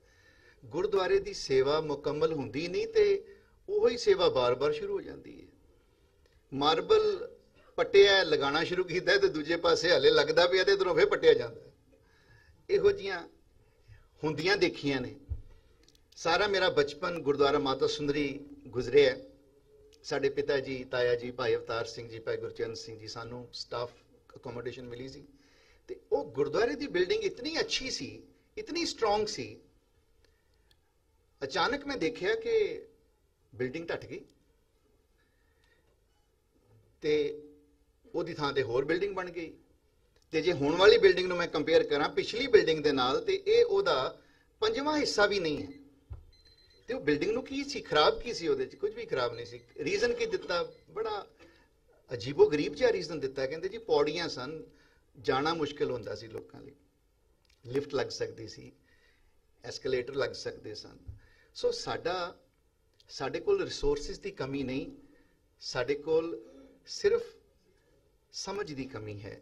ਜਾਂ ਸਾਡੇ ਕੋਲ ਸਮਝ ਨਹੀਂ ਤਾਂ ਅਸੀਂ ਹੋਰ ਪਾਸੇ ਪੈਸੇ ਆਪਣੇ ਬਰਬਾਦ ਕਰ ਰਹੇ ਹਾਂ, ਤੇ ਜਾਂ ਸਾਡੇ ਕੋਲ ਬਹੁਤ ਹੀ ਜ਼ਿਆਦਾ ਸਮਝ ਹੈ ਕਿ ਅਸੀਂ ਜਾਣਦੇ ਹਾਂ ਕਿ ਇਹਦੇ 'ਚ ਮੈਨੂੰ ਕਿੰਨਾ ਫਾਇਦਾ ਹੋਏਗਾ, ਪਰ ਉੱਥੇ ਵੀ ਜੋ ਕਾਜ਼ ਹੈ ਉਹ ਡਿਫੀਟ ਹੋ ਜਾਂਦਾ ਹੈ। ਲੋੜ ਹੈ ਉਹ ਜਿਹੜੇ ਜੈਨੂਇਨ ਕੰਮ ਕਰਨ ਵਾਲੇ ਨੇ ਉਹਨਾਂ ਨੂੰ ਰੈਕੋਗਨਾਈਜ਼ ਕਰੀਏ ਤੇ ਉਹਨਾਂ ਦੇ ਨਾਲ ਤਾਲਮੇਲ ਬਿਠਾਈਏ। ਇਹ ਹੋਈ ਮੇਰੀ ਅਰਦਾਸ ਹੈ ਕਿ ਇਹ ਜਿਹੜਾ ਉਪਰਾਲਾ ਮੇਰੇ ਵੀਰਾਂ ਨੇ ਕੀਤਾ ਹੈ, ਇਹਦੇ 'ਚ ਸਤਿਗੁਰੂ ਆਪ ਸਹਾਈ ਹੋ ਕੇ, ਆਪ ਕਿਰਪਾ ਕਰਕੇ ਸਾਨੂੰ ਕਾਮਯਾਬੀ ਬਖਸ਼ਣ। ਇੱਕ ਗੱਲ ਮੈਂ ਹੋਰ ਕਹਿਣਾ ਚਾਹਾਂਗਾ ਕਿ ਜਦੋਂ ਜਿਵੇਂ ਸਿਲੈਕਸ਼ਨ ਦੀ ਤੇ ਇਲੈਕਸ਼ਨ ਦੀ ਗੱਲ ਕੀਤੀ ਮੇਰੇ ਭੈਣ ਜੀ ਨੇ, ਜਦੋਂ ਮਹੰਤਾਂ ਕੋਲ ਸੀ ਨਾ ਸਾਡੇ ਗੁਰਦੁਆਰੇ, ਉਹਨਾਂ ਚੋਂ ਕੁਝ ਮਹੰਤ ਸਨ ਜਿਹੜੇ ਮਾੜੇ ਸਨ, ਬਹੁਤੇ ਚੰਗੇ ਸਨ। ਜਿਹੜੇ ਮਾੜੇ ਸਨ ਉਹ ਸਾਹਮਣੇ ਆ ਜਾਂਦੇ ਨੇ। Is always it happens like that. You read the newspaper, all the bad news are there. ਜਿਹੜੀਆਂ ਚੰਗੀ ਨਿਊਜ਼ ਹੈ ਕਦੀ ਨਿਊਜ਼ਪੇਪਰ 'ਚ ਨਹੀਂ ਜਾਂਦੀਆਂ। So this is a very common thing ਕਿ whatever is bad comes in the news. So ਉਹਨਾਂ ਚੋਂ ਮਾੜੇ ਜਿਹੜੇ ਸਨ ਉਹ ਜ਼ਿਆਦਾ ਸਾਹਮਣੇ ਆਏ। ਪੰਥ ਦਾ ਨੁਕਸਾਨ ਵੀ ਬੜਾ ਕੀਤਾ ਹੈ, ਕੋਈ ਸ਼ੱਕ ਨਹੀਂ।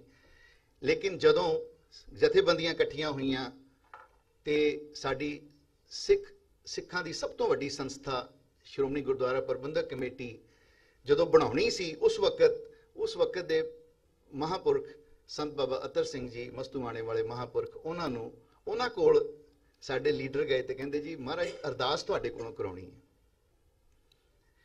ਤੇ ਉਹਨਾਂ ਨੇ ਜਵਾਬ ਦਿੱਤਾ ਕਿ ਮੈਂ ਅਰਦਾਸ ਕੋਈ ਨਹੀਂ ਕਰਨੀ ਤੁਹਾਡੇ ਲਈ। ਕਹਿੰਦੇ ਜੀ ਇਹ ਇਦਾਂ ਕਿਉਂ? ਹੁਣ ਤਾਂ ਸਾਨੂੰ ਜਿੱਤ ਮਿਲੀ ਹੈ। ਕਹਿੰਦੇ ਜਿਨ੍ਹਾਂ ਨੂੰ ਕੱਢਣ ਵਾਸਤੇ ਅੱਜ ਪੰਥ ਨੂੰ ਜਿੱਤ ਮਿਲੀ ਹੈ ਨਾ, ਤੇ ਜਦੋਂ ਤੁਹਾਨੂੰ ਕੱਢਣ ਦੀ ਲੋੜ ਪਏਗੀ ਨਾ, ਉਦੋਂ ਪੰਥ ਨੇ ਹਾਰ ਜਾਣਾ। ਸੋ ਇਹ ਉਹਨਾਂ ਮਹਾਂਪੁਰਖਾਂ ਦਾ ਬਚਨ ਹੈ, ਉਹਨਾਂ ਦੀ ਦੂਰ ਦ੍ਰਿਸ਼ਟੀ ਹੈ ਕਿ ਜਿੱਥੇ ਇਲੈਕਸ਼ਨ ਆ ਜਾਂਦੀ ਹੈ ਨਾ, ਉੱਥੇ ਫਿਰ ਧਰਮ ਪਿੱਛੇ ਰਹਿ ਜਾਂਦਾ ਹੈ, ਉੱਥੇ ਫਿਰ ਸਿਆਸਤ ਹੀ ਸਿਆਸਤ ਰਹਿ ਜਾਂਦੀ ਹੈ। ਤੋ ਧਰਮ ਪੰਖ ਕਰ ਉੱਡ ਰਿਹਾ, ਸ਼ਰਮ ਧਰਮ ਦੋਏ ਛੱਪ ਖਲੋਏ, ਕੂੜ ਫੇਰੇ ਪ੍ਰਧਾਨ ਵੇ ਲਾ ਲਓ। ਇਹ ਇਸ ਵੇਲੇ ਸਾਨੂੰ ਗੁਰੂ ਨਾਨਕ ਸਾਹਿਬ ਦੀਆਂ ਤੁਕਾਂ ਜਿਹੜੀਆਂ ਨੇ ਸਾਖਸ਼ਾਤ ਪ੍ਰੈਕਟੀਕਲੀ ਨਜ਼ਰ ਆਉਂਦੀਆਂ ਨੇ। ਅਫਸੋਸ ਵਾਲੀ ਗੱਲ ਹੈ, ਸਤਿਗੁਰੂ ਦੇ ਚਰਨਾਂ 'ਚ ਅਰਦਾਸ ਹੈ ਕਿ ਮਹਾਰਾਜ ਪੰਥ ਨੂੰ ਸੇਧ ਬਖਸ਼ਣ ਤੇ ਇਹੋ ਜਿਹੇ ਉਪਰਾਲੇ ਹੋਰ ਵੱਡੇ ਪੈਮਾਨੇ ਤੇ ਹੋਣ, ਇਹ ਸਾਡੀ ਅਰਦਾਸ ਹੈ। ਵਾਹਿਗੁਰੂ ਜੀ ਕਾ ਖਾਲਸਾ, ਵਾਹਿਗੁਰੂ ਜੀ ਕੀ ਫਤਿਹ। ਵਾਹਿਗੁਰੂ, ਬਹੁਤ ਬਹੁਤ ਧੰਨਵਾਦ ਵੀਰ ਜੀ। ਇਹ ਹੁੰਦਾ ਹੈ ਗਾਗਰ ਨੂੰ, ਸਮੁੰਦਰ ਨੂੰ ਗਾਗਰ ਹੀ ਪਾ ਕੇ ਦੇਣਾ, ਜੋ ਵੀਰ ਨੇ ਸਾਡੇ ਨਾਲ ਕੀਤਾ ਹੈ। ਮੈਂ ਬੇਨਤੀ ਕਰਾਂਗਾ ਅਗਲੇ ਬੁਲਾਰੇ ਸਰਦਾਰ ਤਰਨਪ੍ਰੀਤ ਸਿੰਘ ਜੀ ਗੁਰਬਾਣੀ ਪ੍ਰਚਾਰ ਕਰਨ ਲਈ। ਆਪਦਾ ਸਮਾਂ ਪਲੀਜ਼ 4 ਮਿੰਟ।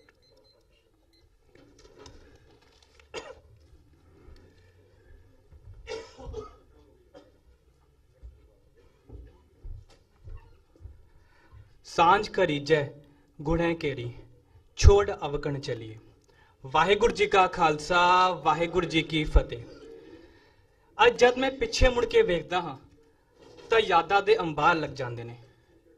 ਉਹ ਅਣਗਿਣਤ ਗੁਰੂ ਪਿਆਰੇ ਜੋ ਸੰਗੀ ਸਾਥੀ ਹਨ, ਮਾਰਗ ਦਰਸ਼ਕ ਹਨ, ਪ੍ਰੇਰਨਾ ਸਰੋਤ ਹਨ, ਜਿਨ੍ਹਾਂ ਨੇ ਉਂਗਲ ਫੜ ਕੇ ਗੁਰਸਿੱਖੀ ਮਾਰਗ ਤੇ ਚੱਲਣਾ ਸਿਖਾਇਆ।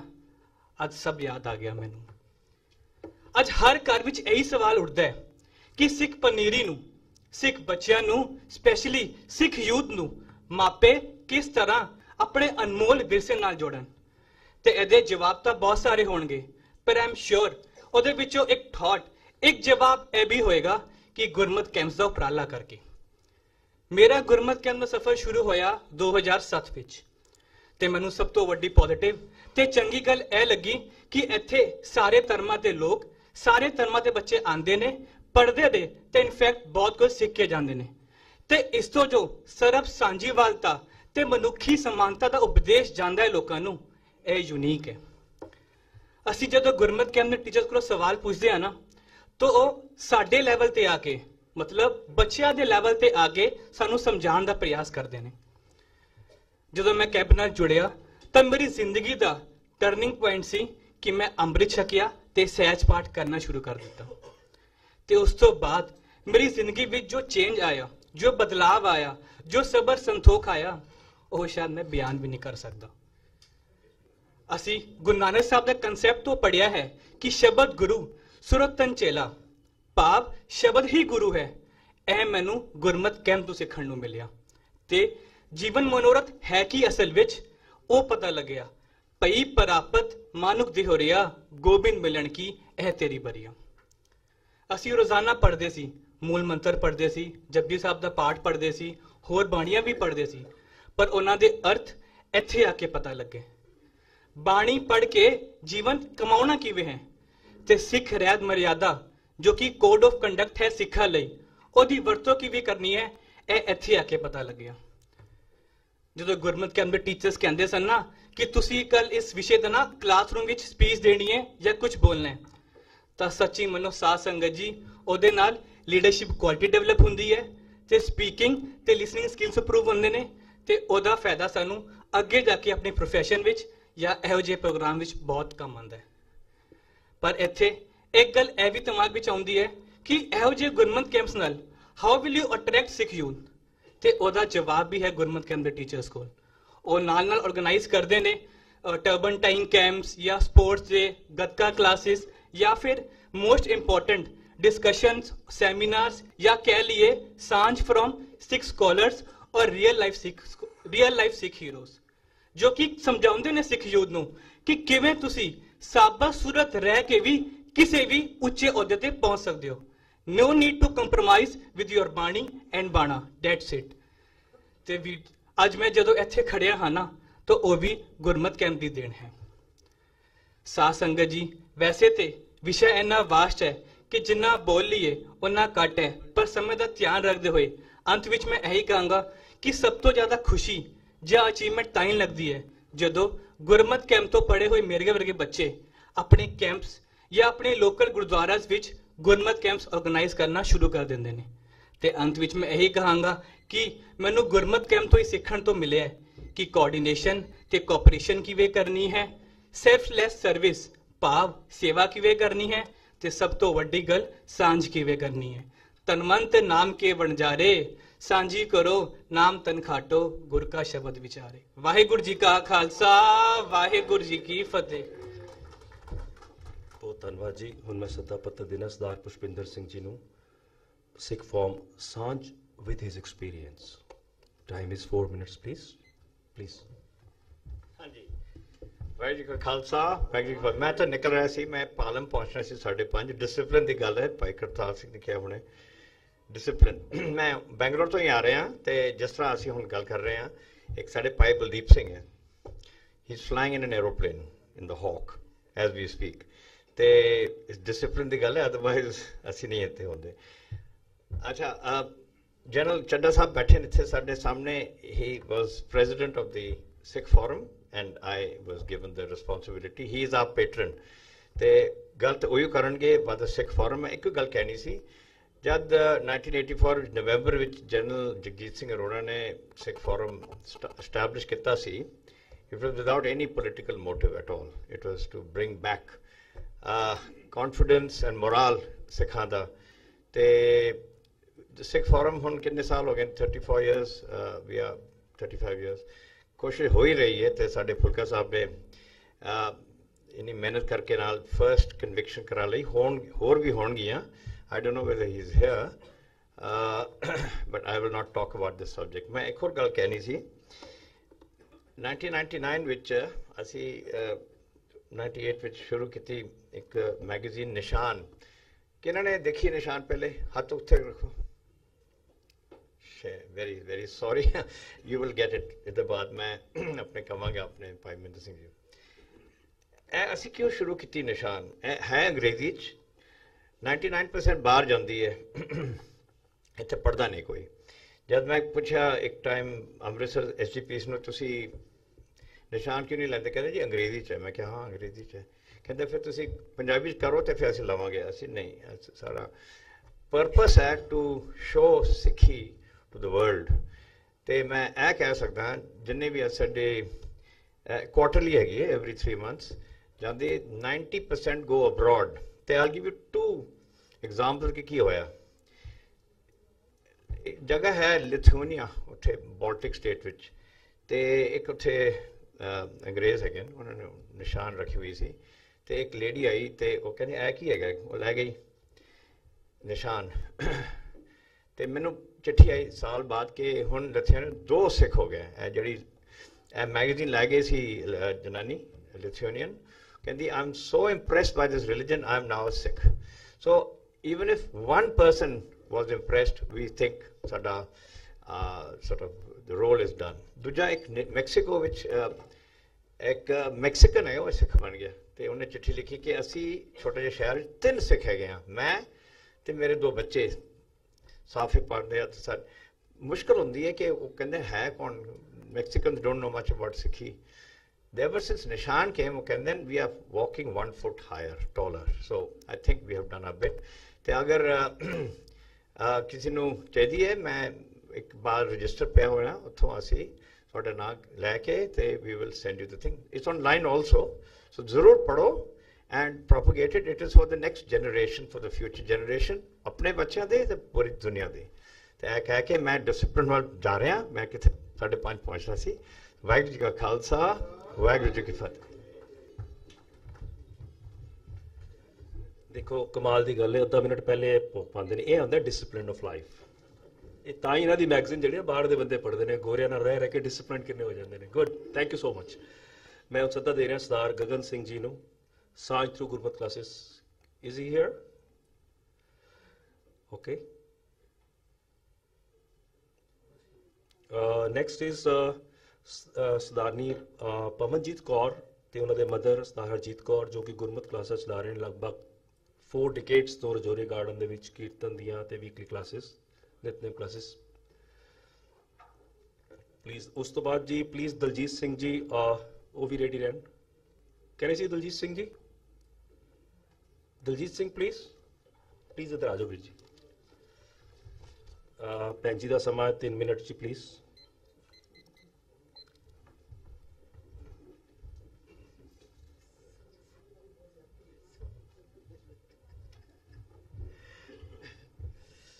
ਵਾਹਿਗੁਰੂ ਜੀ ਕਾ ਖਾਲਸਾ ਵਾਹਿਗੁਰੂ ਜੀ ਕੀ ਫਤਿਹ। ਸਭ ਤੋਂ ਪਹਿਲੇ ਬੇਨਤੀ ਤਾਂ ਮੈਂ ਕਰਨੀ ਹੈ ਕਿ ਬੜੀ ਗੁਰਮੁਖਾਂ ਦੀ ਬੁੱਧੀਜੀਵੀਆਂ ਦੀ ਸੰਗਤ ਜੁੜੀ ਹੈ, ਪਰ ਫਤਿਹ ਦੀ ਆਵਾਜ਼ ਆਈ ਨਹੀਂ। ਸੋ ਉਹਦੇ ਵਾਸਤੇ ਇੱਕ ਲਾਈਨ ਜ਼ਰੂਰ ਪਹਿਲੇ ਕਹਿਣਾ ਚਾਹਾਂਗੀ, ਫਿਰ ਮੈਂ ਆਪਣੀ ਗੱਲ ਸ਼ੁਰੂ ਕਰਾਂਗੀ। ਜਿਹੜਾ ਬੁਲਾਵੇ ਫਤਿਹ ਵੱਜ ਗੱਜ ਕੇ, ਫਤਿਹ ਆਉਂਦੀ ਉਹਦੇ ਵੱਲ ਭੱਜ ਭੱਜ ਕੇ, ਤੇ ਜਿਹੜਾ ਫਤਿਹ ਬੁਲਾਵੇ ਢਿੱਲੀ ਉਹਨੂੰ ਫਤਿਹ ਕਦੇ ਨਾ ਮਿਲੀ। ਸੋ ਇਸ ਵਾਸਤੇ ਗੱਜ ਕੇ ਫਤਿਹ ਬੁਲਾਓ ਜੀ। ਵਾਹਿਗੁਰੂ ਜੀ। ਹੁਣ ਤੁਸੀਂ ਆਪ ਹੀ ਦੇਖ ਲਿਆ ਕਿ ਗੱਜ ਕੇ ਫਤਿਹ ਬੁਲਾਉਣ ਨਾਲ ਮਾਹੌਲ ਕਿੰਨਾ ਖੁਸ਼ਨੁਮਾ ਹੋ ਜਾਂਦਾ ਹੈ ਔਰ ਵਾਈਬ੍ਰੇਸ਼ਨ ਕਿੰਨੀ ਅੱਛੀ ਹੋ ਜਾਂਦੀ ਹੈ। ਐਨੀਵੇ ਟਾਈਮ ਬੜਾ ਥੋੜਾ ਦਿੱਤਾ ਗਿਆ, ਸੋ ਬੜੇ ਥੋੜੇ ਟਾਈਮ ਵਿੱਚ ਸਿਰਫ 2-3 ਸੁਜੈਸ਼ਨਸ ਜਿਹੜੀਆਂ ਨੇ ਉਹ ਮੈਂ ਦੇਣਾ ਚਾਹਾਂਗੀ। ਹੁਣ ਇੱਕ ਗੱਲ ਜਿਹੜੀ ਮੈਂ ਕਰਨ ਲੱਗੀ ਹਾਂ ਉਹ ਸੁਣ ਕੇ ਚੌਂਕ ਨਾ ਜਾਣਾ, ਹੈਰਾਨ ਨਾ ਹੋ ਜਾਣਾ। ਇੱਕ ਬੱਚਾ ਕਹਿੰਦਾ, ਤੁਸੀਂ ਕਹਿੰਦੇ ਹੋ ਜੀ ਗੁਰੂ ਗ੍ਰੰਥ ਸਾਹਿਬ ਸਾਡੇ ਗੁਰੂ ਨੇ, ਪੇਰੈਂਟਸ ਨੂੰ ਕਹਿ ਦੇ ਮੱਥਾ ਟੇਕਣਾ, ਬੁੱਕ ਕਿਸ ਤਰ੍ਹਾਂ ਗੁਰੂ ਹੋ ਜਾਏਗੀ? ਇਹ ਸਾਡੇ ਗੁਰੂ ਨਹੀਂ।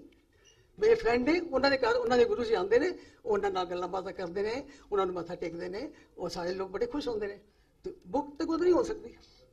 ਇੱਕ ਹੋਰ ਐਗਜ਼ਾਮਪਲ, ਇੱਕ ਬੱਚਾ ਇਹ ਕਹਿੰਦਾ ਹੈ ਜਪਜੀ ਸਾਹਿਬ ਮੰਮੀ ਤੁਸੀਂ ਪੜ੍ਹਦੇ ਹੋ? ਕਦੀ ਕਦੀ ਮੰਮੀ ਕਦੀ ਕਦੀ ਪੜ੍ਹਦੇ ਹੋ, ਮੈਂ ਸੁਣ।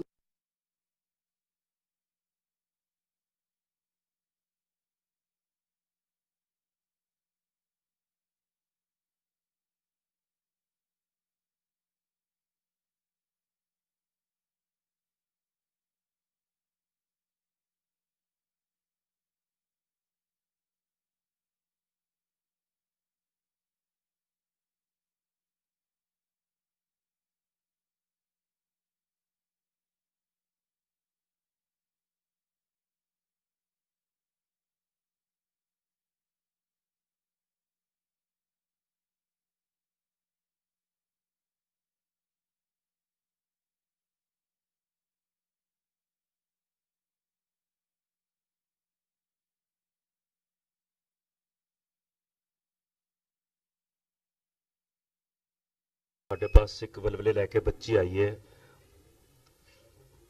ਅਮਨਜੋਤ ਕੌਰ। ਅਸੀਂ ਚਾਹੁੰਦੇ ਹਾਂ ਉਹਨੇ ਜੋ ਆਪਣੀ ਉਹ ਕਵਿਤਾ 1-1.5 ਮਿੰਟ ਜੋ ਸੁਣਾਉਣਾ ਚਾਹੁੰਦੀ ਹੈ, ਆਪਣੇ ਵਲਵਲੇ ਸਾਡੇ ਨਾਲ ਸਾਂਝ ਕਰੇ। ਇਨ ਦ ਮੀਨ ਟਾਈਮ ਸੰਗਤ ਜੁੜ ਜਾਏਗੀ, ਫਿਰ ਆਪਾਂ ਅੱਗੇ ਅੱਜ ਦਾ ਪ੍ਰੋਗਰਾਮ ਦੀ ਕਾਰਵਾਈ ਕਰਾਂਗੇ।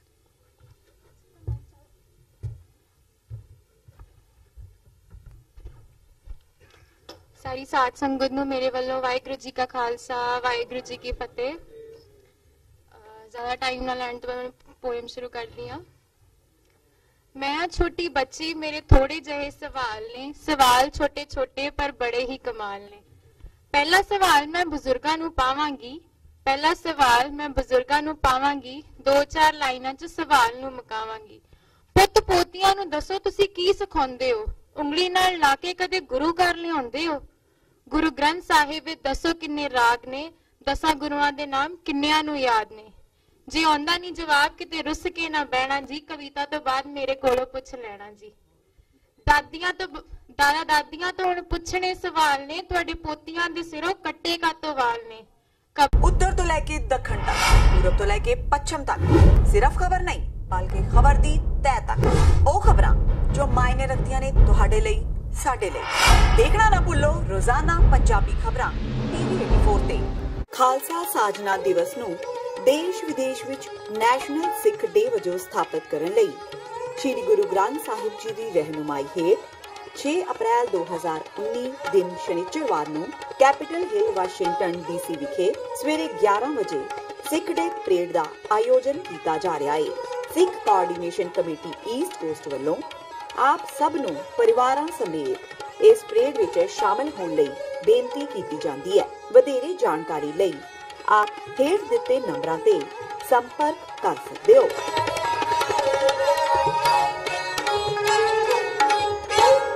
ਕੀ ਤੁਸੀਂ ਆਪਣੇ ਟੈਕਸਸ ਨੂੰ ਲੈ ਕੇ ਚਿੰਤਤ ਹੋ? ਤੁਸੀਂ ਆਪਣੀ ਕਮਾਈ ਲਈ ਮਿਹਨਤ ਕਰਦੇ ਹੋ, ਭਾਵੇਂ ਤੁਸੀਂ ਨੌਕਰੀ ਵਿੱਚ ਹੋਵੋ ਜਾਂ ਆਪਣਾ ਬਿਜ਼ਨਸ ਚਲਾਉਂਦੇ ਹੋ। ਜਦੋਂ ਟੈਕਸ ਭਰਨ ਦਾ ਸਮਾਂ ਆਉਂਦਾ ਤਾਂ ਤੁਹਾਨੂੰ ਇੱਕ ਭਰੋਸੇਯੋਗ ਟੈਕਸ ਅਕਾਊਂਟੈਂਟ ਦੀ ਲੋੜ ਹੈ, ਜੋ ਟੈਕਸ ਬੈਲੈਂਸ ਦਾ ਤੁਹਾਡੇ ਪੱਖ ਵਿੱਚ ਜਾਣਾ ਯਕੀਨੀ ਬਣਾਵੇ। ਸਿਆਟਲ ਦੀ ਜਾਣੀ ਪਹਿਚਾਣੀ company accurate accountants and taxes ਤੁਹਾਡੀ ਸੇਵਾ ਵਿੱਚ ਹਾਜ਼ਰ ਹੈ। ਅਸੀਂ ਹਰ ਤਰ੍ਹਾਂ ਦੇ ਟੈਕਸ ਭਰਨ ਵਿੱਚ ਤੁਹਾਡੀ ਮਦਦ ਕਰਾਂਗੇ। ਟੈਕਸ ਸੰਬੰਧੀ ਕਿਸੇ ਵੀ ਤਰ੍ਹਾਂ ਦੇ ਸਵਾਲ ਲਈ ਅੱਜ ਹੀ ਸਾਡੇ ਤੱਕ ਪਹੁੰਚ ਕਰੋ। Accurate Accountants and Taxes.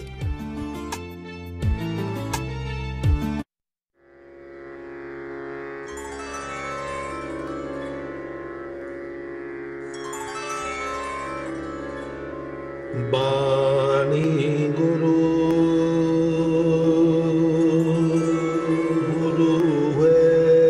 ਦੇ ਹਰ ਆਉਣ ਵਾਲੇ ਪੁਰਬ ਜਾਂ ਸੰਗਰਾਂਦ ਦੀ ਜਾਣਕਾਰੀ ਬੱਚਿਆਂ ਨੂੰ ਦਿੱਤੀ ਜਾਂਦੀ ਹੈ। ਸੋ ਇਹ ਕੁਝ ਐਸੀਆਂ ਚੀਜ਼ਾਂ ਹੈ ਜਿਹੜੀਆਂ, ਔਰ ਫਿਰ ਅਸੀਂ ਹਰ ਜੋ ਵੀ ਚੀਜ਼ ਸਾਨੂੰ ਬੱਚਿਆਂ ਨੂੰ ਸਮਝਾਉਣੀ ਹੁੰਦੀ ਹੈ, ਇੱਕ ਮਿੰਟ ਜੀ, ਅਸੀਂ ਨਾਟਕ ਦੇ ਫਾਰਮ ਵਿੱਚ ਕਰਦੇ ਹਾਂ। ਜਿਵੇਂ ਸਪੋਜ਼ ਸਾਨੂੰ ਉਹਨਾਂ ਨੂੰ ਦਸਵੰਧ ਦਾ ਕਨਸੈਪਟ ਸਮਝਾਉਣਾ ਹੈ ਜਾਂ ਰਹਿਤ ਮਰਿਆਦਾ ਨਾਲ ਇੰਟਰੋਡਿਊਸ ਕਰਨਾ ਹੈ, ਬੱਚੇ ਹੀ ਨਾਟਕ ਪੇਸ਼ ਕਰਦੇ ਹਨ, ਬੱਚੇ ਹੀ ਦੇਖਦੇ ਹਨ, ਜਿਹਦੇ ਅੰਦਰ ਐਬਜ਼ੌਰਪਸ਼ਨ ਔਰ ਅੰਡਰਸਟੈਂਡਿੰਗ ਬੈਟਰ ਹੁੰਦੀ ਹੈ। ਸੋ ਜਦੋਂ ਮੈਂ ਇਹ ਸੇਵਾ ਸ਼ੁਰੂ ਕੀਤੀ ਤੇ ਮੈਂ ਚਾਹੁੰਦੀ ਸੀ ਕਿ ਮੈਂ ਪੰਜਾਬੀ ਪੜਾਵਾਂ ਔਰ ਬੱਚਿਆਂ ਨੂੰ ਪੰਜਾਬੀ ਬੋਲਣ ਲਈ ਪ੍ਰੇਰਣਾ ਦਿਆਂ। ਪੰਜਾਬੀ ਪੜ੍ਹਾਉਣ ਵਿੱਚ ਤੇ ਕਿਤੇ ਨਾ ਕਿਤੇ ਮੈਨੂੰ ਲੱਗਦਾ ਮੈਂ ਸਕਸੈਸਫੁਲ ਹਾਂ, ਪਰ ਪੰਜਾਬੀ ਬੋਲਣ ਵਿੱਚ ਮੈਂ ਉਹਨਾਂ ਨੂੰ ਨਹੀਂ ਇਨਸਪਾਇਰ ਕਰ ਪਾ ਰਹੀ। ਔਰ ਅੱਜ ਪੰਥਕ ਸਾਂਝ ਦੇ ਇਸ ਪਲੇਟਫਾਰਮ ਤੇ ਆਉਣ ਦਾ ਮੇਰਾ ਇੱਕ ਇਹੀ ਪਰਪਸ ਸੀ ਕਿ ਸ਼ਾਇਦ ਮੈਨੂੰ ਐਸੀ ਕੋਈ ਟਿਪ ਮਿਲ ਜਾਏ ਜਿਹਦੇ ਨਾਲ ਅਸੀਂ ਘਰਾਂ ਵਿੱਚੋਂ ਖੁੰਝਦੀ ਜਾਂਦੀ ਪੰਜਾਬੀ ਨੂੰ ਵਾਪਸ ਮੁੜ ਸੁਰਜੀਤ ਕਰ ਸਕੀਏ। ਸੋ ਐਸੀ ਕੋਈ ਟਿਪ, ਇਸੀ ਆਸ ਨਾਲ ਮੈਂ ਆਗਿਆ ਲੈਂਦੀ ਹਾਂ। ਵਾਹਿਗੁਰੂ ਜੀ ਕਾ ਖਾਲਸਾ, ਵਾਹਿਗੁਰੂ ਜੀ ਕੀ ਫਤਿਹ। ਵਲਵਲੇ ਸਾਰਿਆਂ ਕੋਲ ਬਹੁਤ ਹੈਗੇ ਨੇ। ਮੈਂ ਇੱਕ ਪਹਿਲਾਂ ਵੀ ਬੇਨਤੀ ਕੀਤੀ ਸੀ ਕਿ ਬਾਹਰ ਸਾਡੇ ਪਾਸ ਨਾ ਅਸੀਂ ਅਰੇਂਜਮੈਂਟ ਕੀਤਾ ਕਿ ਆਪਣੀ ਉੱਥੇ ਬਾਈਟ ਦੇ ਦਿਓ, ਜਿਹੜੀ ਕਿ ਅਸੀਂ ਬਾਅਦ ਚੋਂ ਰਿਲੇ ਕਰਨੀ, ਜੋ ਵੀ ਕਰਨੀ ਉਹ ਤੇ ਕਰ ਸਕਦੇ ਹਾਂ, ਕਿਉਂਕਿ ਇੱਥੇ ਸਿਰਫ ਅਸੀਂ ਟਾਈਮ ਕੰਸਟ੍ਰੇਂਟ ਰੱਖੀ ਹੈ। We are already more than 1 hour behind our schedule. ਮੈਂ ਸਿੱਧਾ ਪਤਾ ਦੇਣਾ ਸਰਦਾਰ ਦਲਜੀਤ ਸਿੰਘ ਜੀ ਨੂੰ। Role of Punjabi language in the Saanjh, time is 4 minutes, please constrain to 4 minutes only.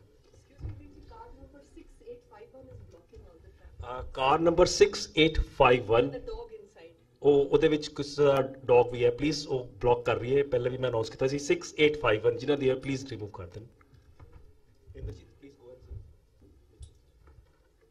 ਗੁਰਸਵਾਰੀ ਸਾਧ ਸੰਗਤ ਜੀ, ਵਾਹਿਗੁਰੂ ਜੀ ਕਾ ਖਾਲਸਾ, ਵਾਹਿਗੁਰੂ ਜੀ ਕੀ ਫਤਿਹ। ਦਾਸ ਕੋਈ ਬੁਲਾਰਾ ਨਹੀਂ ਹੈ। ਤੁਸੀਂ ਬਹੁਤ ਹੀ ਸੁਚੱਜੇ ਔਰ ਸੂਝਵਾਨ ਬੁਲਾਰਿਆਂ ਨੂੰ ਸੁਣਿਆ ਹੈ। ਦਾਸ ਦੇ ਮਨ ਵਿੱਚ ਹਮੇਸ਼ਾ ਇਹ ਤਾਂਘ ਰਹੀ ਹੈ ਕਿ ਅਸੀਂ ਆਪਣੀ ਮਾਂ ਬੋਲੀ ਨੂੰ ਭੁੱਲਦੇ ਜਾ ਰਹੇ ਹਾਂ। ਸ਼ਾਰਟ ਇੰਟਰੋਡਕਸ਼ਨ, ਦਾਸ ਵਸੰਤ ਕੁੰਜ ਦਾ ਵਸਨੀਕ ਹੈ। ਭਾਈ ਸਾਹਿਬ ਨੇ ਸਾਡੇ ਗੁਰਦੁਆਰਾ ਸਾਹਿਬ ਆ ਕੇ ਕਾਫੀ ਵਾਰ ਹਾਜ਼ਰੀ ਭਰੀ ਹੈ। ਇਹਨਾਂ ਨੂੰ ਉੱਥੇ ਦੀ ਸੰਗਤ ਦਾ ਕਾਫੀ ਜਾਣਕਾਰੀ ਹੈ। ਬਹੁਤ ਹੀ ਕਿਸੇ ਟਾਈਮ ਦਿਲ ਵਿੱਚ ਦਰਦ ਹੁੰਦਾ ਹੈ ਕਿ ਜਦ ਕੀਰਤਨੀਆਂ ਨੂੰ ਤੇ ਕਥਾਵਾਚਕਾਂ ਨੂੰ ਕਿਹਾ ਜਾਂਦਾ ਹੈ ਕਿ ਸੰਗਤ ਨੂੰ ਤੁਸੀਂ ਅੰਗਰੇਜ਼ੀ ਵਿੱਚ ਵੀ ਥੋੜਾ ਬੋਲ ਕੇ ਦੱਸੋ। ਜੇ ਗੁਰੂ ਘਰਾਂ ਵਿੱਚ ਅਸੀਂ ਬੁਲਾਰਿਆਂ ਨੂੰ ਅਤੇ ਕਥਾਵਾਚਕਾਂ ਨੂੰ ਕੀਰਤਨੀਆਂ ਨੂੰ ਕਵਾਂਗੇ ਤੁਸੀਂ ਅੰਗਰੇਜ਼ੀ 'ਚ ਦੱਸੋ, ਤੇ ਅਸੀਂ ਕਿੱਥੇ ਪਹੁੰਚ ਰਹੇ ਹਾਂ।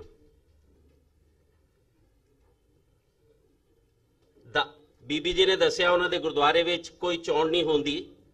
ਮੈਨੂੰ ਇਹ ਦੱਸ ਕੇ ਬਹੁਤ ਖੁਸ਼ੀ ਹੋਏਗੀ ਆਪ ਸੰਗਤ ਨੂੰ ਕਿ ਵਸੰਤ ਕੁੰਜ ਇੱਕ ਐਸਾ ਦੂਸਰਾ ਗੁਰਦੁਆਰਾ ਹੈ ਦਿੱਲੀ ਦਾ ਕਿ ਜਿੱਥੇ ਸਾਡੇ ਉੱਥੇ ਕੋਈ ਚੋਣ ਨਹੀਂ ਹੈ।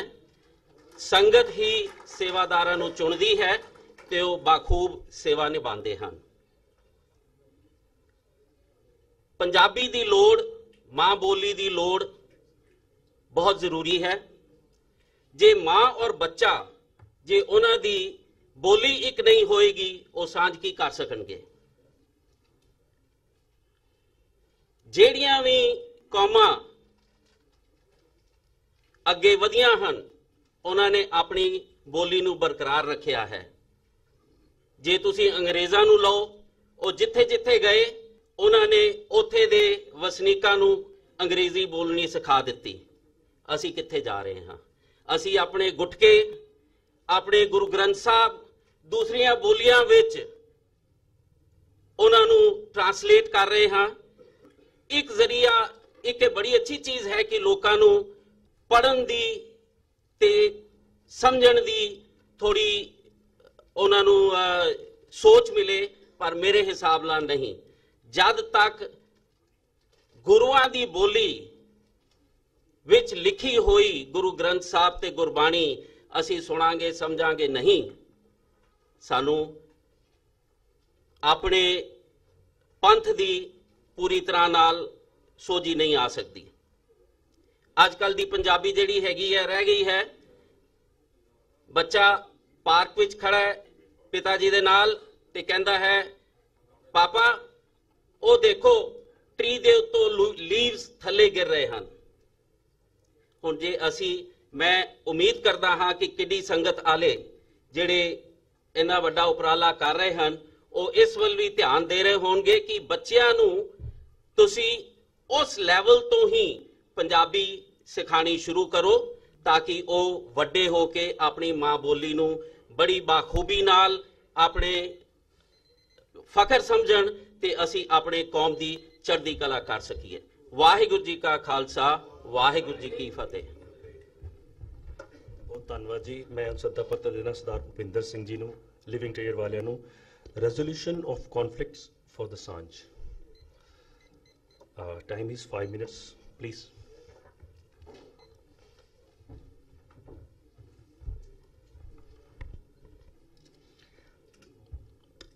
ਵਾਹਿਗੁਰੂ ਜੀ ਕਾ ਖਾਲਸਾ, ਵਾਹਿਗੁਰੂ ਜੀ ਕੀ ਫਤਿਹ। ਇਹ ਹਾਲ ਦੇਖ ਕੇ ਮੈਨੂੰ ਯਾਦ ਆ ਰਿਹਾ ਕਿ ਜੋ ਅਸੀਂ 23 ਸਾਲ ਪਹਿਲਾਂ ਲਿਵਿੰਗ ਟ੍ਰੇਜਰ ਸੰਸਥਾ ਸ਼ੁਰੂ ਕੀਤੀ ਸੀ ਉਸ ਦਾ ਪਹਿਲਾ ਲੈਕਚਰ ਇੱਥੇ ਹੀ ਹੋਇਆ ਸੀ।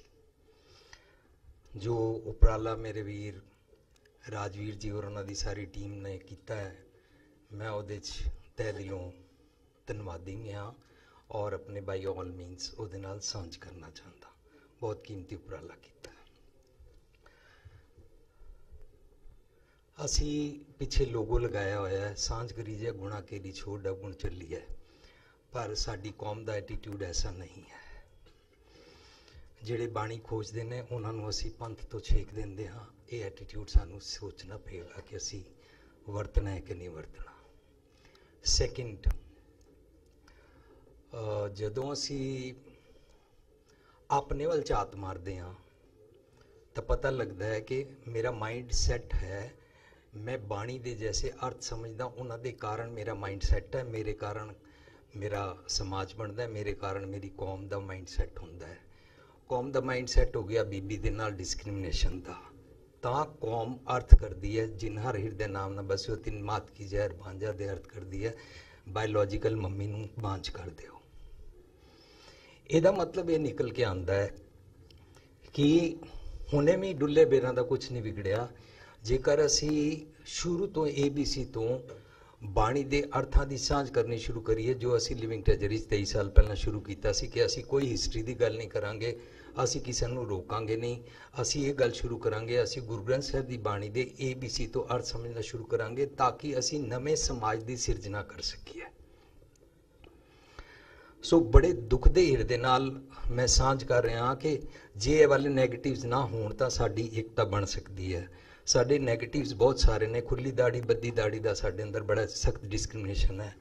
ਅੱਜ ਬੰਗਲਾ ਸਾਹਿਬ ਵਿੱਚ ਮੈਂ ਇਸ ਕਰਕੇ ਨਹੀਂ ਬੋਲ ਸਕਦਾ ਕਿਉਂਕਿ ਮੈਂ ਪੈਂਟ ਕਮੀਜ਼ ਪਾਉਂਦਾ, ਮੈਂ ਦਾੜੀ ਬੰਨਦਾ ਹਾਂ ਔਰ ਮੈਂ ਹਮਕੋ ਤੁਮਕੋ ਜਾਂ ਇੰਗਲਿਸ਼ ਬੋਲ ਕੇ ਪੰਜਾਬੀ ਨਾਲ ਲਾਲ ਪੱਗ ਬੰਨ ਕੇ ਸ਼ਬਦ ਦੇ ਅਰਥ ਕਰਦਾ। ਇਸ ਕਰਕੇ ਮੈਂ ਬੰਗਲਾ ਸਾਹਿਬ ਨਹੀਂ ਬੋਲ ਸਕਦਾ ਕਿਉਂਕਿ ਮੈਂ ਗਲੇ 'ਚ ਹਜੂਰੀਆ ਨਹੀਂ ਪਾਇਆ, ਮੈਂ ਕੁੜਤਾ ਨਹੀਂ ਪਾਇਆ। ਅਸੀਂ ਪਹਿਰਾਵੇ ਦੇ ਬਿਲਕੁਲ ਟੈਬੂਜ਼ ਤਿਆਰ ਕਰ ਲਏ ਨੇ ਜਿਸ ਭੇਖ ਦੇ ਅੱਗੇ ਸਾਨੂੰ ਰੋਕਿਆ ਗਿਆ ਸੀ। ਸੋ ਜੇ ਪੰਥਕ ਸਾਂਝ ਕਰਨੀ ਹੈ ਤਾਂ ਸਾਨੂੰ ਇਹ ਵਾਲੇ ਟੈਬੂਜ਼ ਛੱਡਣੇ ਪੈਣਗੇ। ਜਿਤਨੀਆਂ ਸੰਸਥਾਵਾਂ ਨੇ ਉਹਨਾਂ 'ਚੋਂ ਕੋਈ ਸੰਸਥਾ ਬੱਤੀ ਜਗਾ ਕੇ ਸਿਮਰਨ ਕਰਦੀ ਹੈ, ਕੋਈ ਸੰਸਥਾ ਬੱਤੀ ਬੁਝਾ ਕੇ ਸਿਮਰਨ ਕਰਦੀ ਹੈ, ਕੋਈ ਸੰਸਥਾ ਗਲੇ 'ਚ ਹਜੂਰੀਆ ਪਾਉਂਦੀ ਹੈ, ਕੋਈ ਸੰਸਥਾ ਨਹੀਂ ਪਾਉਂਦੀ ਹੈ, ਕੋਈ ਸੰਸਥਾ ਇਸਤਰੀ ਨੂੰ ਬਰਾਬਰਤਾ ਦੇਣਾ ਚਾਹੁੰਦੀ ਹੈ, ਕੋਈ ਨਹੀਂ ਦੇਣਾ ਚਾਹੁੰਦੀ ਹੈ।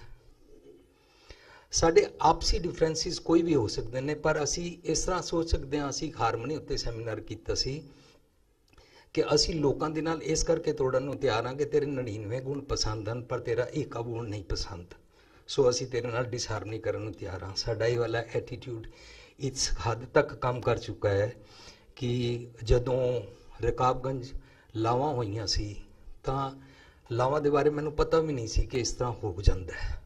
ਮੈਂ ਉਹਦੇ 'ਚ ਪਾਰਟਿਸਿਪੇਟ ਨਹੀਂ ਕੀਤਾ ਸੀ, ਮੈਂ ਤੇ ਵਾਜੇ ਪਿੱਛੇ ਬੈਠਾ ਹੋਇਆ ਸੀ। ਮੈਂ ਤੇ ਸਿੰਪਲ ਲਾਵਾਂ ਹੀ ਸਿੱਧੀਆਂ ਸਿੱਧੀਆਂ ਪੜ੍ਹੀਆਂ ਸੀ। ਮੇਰਾ ਨਾਂ ਰੱਖਿਆ ਗਿਆ ਪੁੱਠੀਆਂ ਲਾਵਾਂ ਪੜ੍ਹਨ ਵਾਲਾ।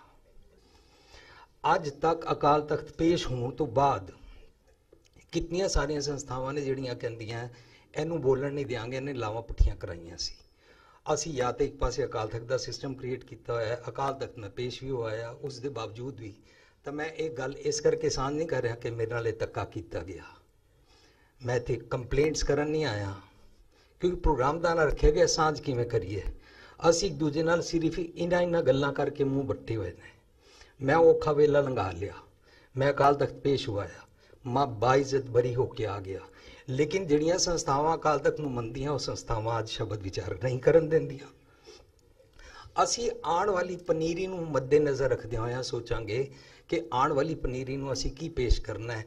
ਜਿਹੜਾ ਇੱਕ ਇਨਸਾਨ ਸਿਵਲ ਇੰਜੀਨੀਅਰ ਸੀ, ਉਹ ਆਪਣੀ ਸਿਵਲ ਇੰਜੀਨੀਅਰਿੰਗ ਛੱਡ ਕੇ ਪੈਸੇ ਨਾ ਕਮਾ ਕੇ 24/7 ਸ਼ਬਦ ਵਿਚਾਰ ਵਾਸਤੇ ਡੈਡੀਕੇਟਿਡ ਹੈ।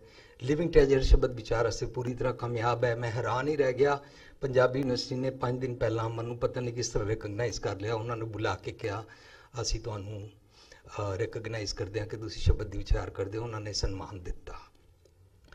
ਪਰ ਸੰਸਥਾਵਾਂ ਆਪਸ ਵਿੱਚ ਇੱਕ ਦੂਜੇ ਨਾਲ ਲੜੀਆਂ ਹੋਈਆਂ ਨੇ, ਡਿਫਰੈਂਸਿਸ ਨੇ। ਮੈਂ ਕੀਮਤ ਅਜਾ ਚੁੱਕਾਂ ਕਿ ਅਸੀਂ ਡਿਫਰੈਂਸਿਸ ਛੱਡ ਕੇ ਕਿਹੜਾ ਗੁਣ ਚੰਗਾ ਹੈ ਜਿਹੜਾ ਅਸੀਂ ਅਪਣਾਇਆ। ਅਸੀਂ ਨਿਸ਼ਕਾਮ ਨਾਲ ਸ਼ੇਕ ਹੈਂਡ ਕੀਤਾ ਹੈ, ਅਸੀਂ ਗੁਰਸਿੱਖ ਸੰਯੋਗ ਨਾਲ ਸ਼ੇਕ ਹੈਂਡ ਕੀਤਾ ਹੈ, ਕੌਣ ਬਣੇਗਾ ਗੁਰਸਿੱਖ ਪਿਆਰਾਂ ਨਾਲ ਸ਼ੇਕ ਹੈਂਡ ਕੀਤਾ ਹੈ, ਯੂਨਾਈਟਿਡ ਸਿੱਖਸ ਨਾਲ ਸ਼ੇਕ ਹੈਂਡ ਕੀਤਾ ਹੈ, ਅਸੀਂ ਖਾਲਸਾ ਏਡਸ ਨਾਲ ਸ਼ੇਕ ਹੈਂਡ ਕੀਤਾ ਹੈ, ਕਿਤਨੇ ਗੁਰਦੁਆਰਿਆਂ ਨਾਲ ਸ਼ੇਕ ਹੈਂਡ ਕਰਕੇ ਚੱਲਦੇ ਹਾਂ।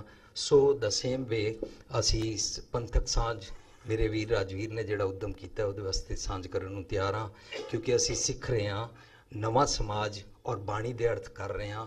ਸਭ ਕੋ ਮੀਠਾ ਮਾਪਨ ਕੀਨਾ ਹਮ ਸਭਨਾ ਕੇ ਸਾਜਨ। ਇਸ ਨੂੰ ਅਸੀਂ ਪ੍ਰੈਕਟੀਕਲ ਜੀਣਾ ਸਿੱਖ ਰਹੇ ਹਾਂ। ਅਸੀਂ ਇਸ ਨੂੰ ਕਹਿ ਰਹੇ ਹਾਂ ਨਾ ਕੋ ਮੇਰਾ ਦੁਸ਼ਮਣ ਰਿਹਾ ਨਾ ਹਮ ਕਿਸਕੇ ਬਹਿਰਾਈ। ਅਸੀਂ ਇਹ ਪ੍ਰੈਕਟੀਕਲ ਸਿੱਖ ਰਹੇ ਹਾਂ। ਇੱਕ ਦੂਜੇ ਨੂੰ ਜੱਫੀ ਪਾਉਂਦੇ ਹਾਂ, ਇੱਕ ਦੂਜੇ ਨਾਲ ਸਾਂਝ ਪਾਉਂਦੇ ਹਾਂ, ਇੱਕ ਦੂਜੇ ਦਾ ਭਲਾ ਸੋਚਦੇ ਹਾਂ। ਜੇ ਇਹ ਵਾਲੇ ਗੁਣਾਂ ਵੱਲ ਅਸੀਂ ਧਿਆਨ ਕਰਾਂਗੇ ਤਾਂ ਸਾਡੀ ਸਾਂਝ ਬਣ ਸਕਦੀ ਹੈ, ਵਰਨਾ ਅਸੀਂ ਬੜੇ ਗਲਤ ਐਟੀਟਿਊਡ ਵਿੱਚ ਫਸ ਚੁੱਕੇ ਹੋਏ ਹਾਂ। ਵਾਹਿਗੁਰੂ ਜੀ ਕਾ ਖਾਲਸਾ, ਵਾਹਿਗੁਰੂ ਜੀ ਕੀ ਫਤਿਹ। ਬਹੁਤ ਧੰਨਵਾਦ ਜੀ। ਮੈਨੂੰ ਯਾਦ ਹੈ ਜਦੋਂ ਪਹਿਲਾ ਸੈਸ਼ਨ ਹੋਇਆ ਸੀ ਨਾ ਲਿਵਿੰਗ ਟ੍ਰੇਜਰ ਦਾ, ਮੈਂ ਇੱਥੇ ਸੀਗਾ ਤਦੋਂ, ਆਈ ਅਟੈਂਡਡ ਦੈਟ। ਤੇ ਸਾਡੇ ਪਾਸ ਨਾ ਮੈਂ ਸੰਗਤ ਦੇ ਚਰਨਾਂ 'ਚ ਬੇਨਤੀ ਕਰਨਾ, ਥੋੜਾ ਜਿਹਾ ਹੋਰ ਆਪ ਪੇਸ਼ੈਂਸ ਨੇ ਬੜੀ ਦਿਖਾਈ ਹੈ, ਥੋੜੀ ਜਿਹੀ ਦਿਖਾਓ। ਸਿਰਫ ਸਾਡੇ ਪਾਸ 4-5 ਬੁਲਾਰੇ ਰਹਿ ਗਏ ਨੇ, 3-3 4-4 ਮਿੰਟ ਦੇ। ਮੈਂ ਹੁਣ ਸੱਦਾ ਪੜ ਦਿੰਦਾ ਤਰਨਜੋਤ ਕੌਰ ਤੇ ਰਵਿੰਦਰ ਕੌਰ ਜੀ ਨੂੰ। ਪਲੀਜ਼ ਛੇਤੀ ਆ ਲਓ, ਆ ਜਾਣ। ਰਵਿੰਦਰ ਕੌਰ ਜੀ ਪਲੀਜ਼ ਆ ਜਾਓ, ਨਾਲ ਹੀ ਆ ਜਾਓ। ਤੇ ਇਸ ਤੋਂ ਬਾਅਦ ਭੈਣ ਜੀ ਰਾਜਵੰਤ ਕੌਰ ਜੀ, ਪਲੀਜ਼ ਉਹ ਵੀ ਆ ਜਾਓ। Your time is 3 minutes, please. Please, 3 minutes means 3 minutes.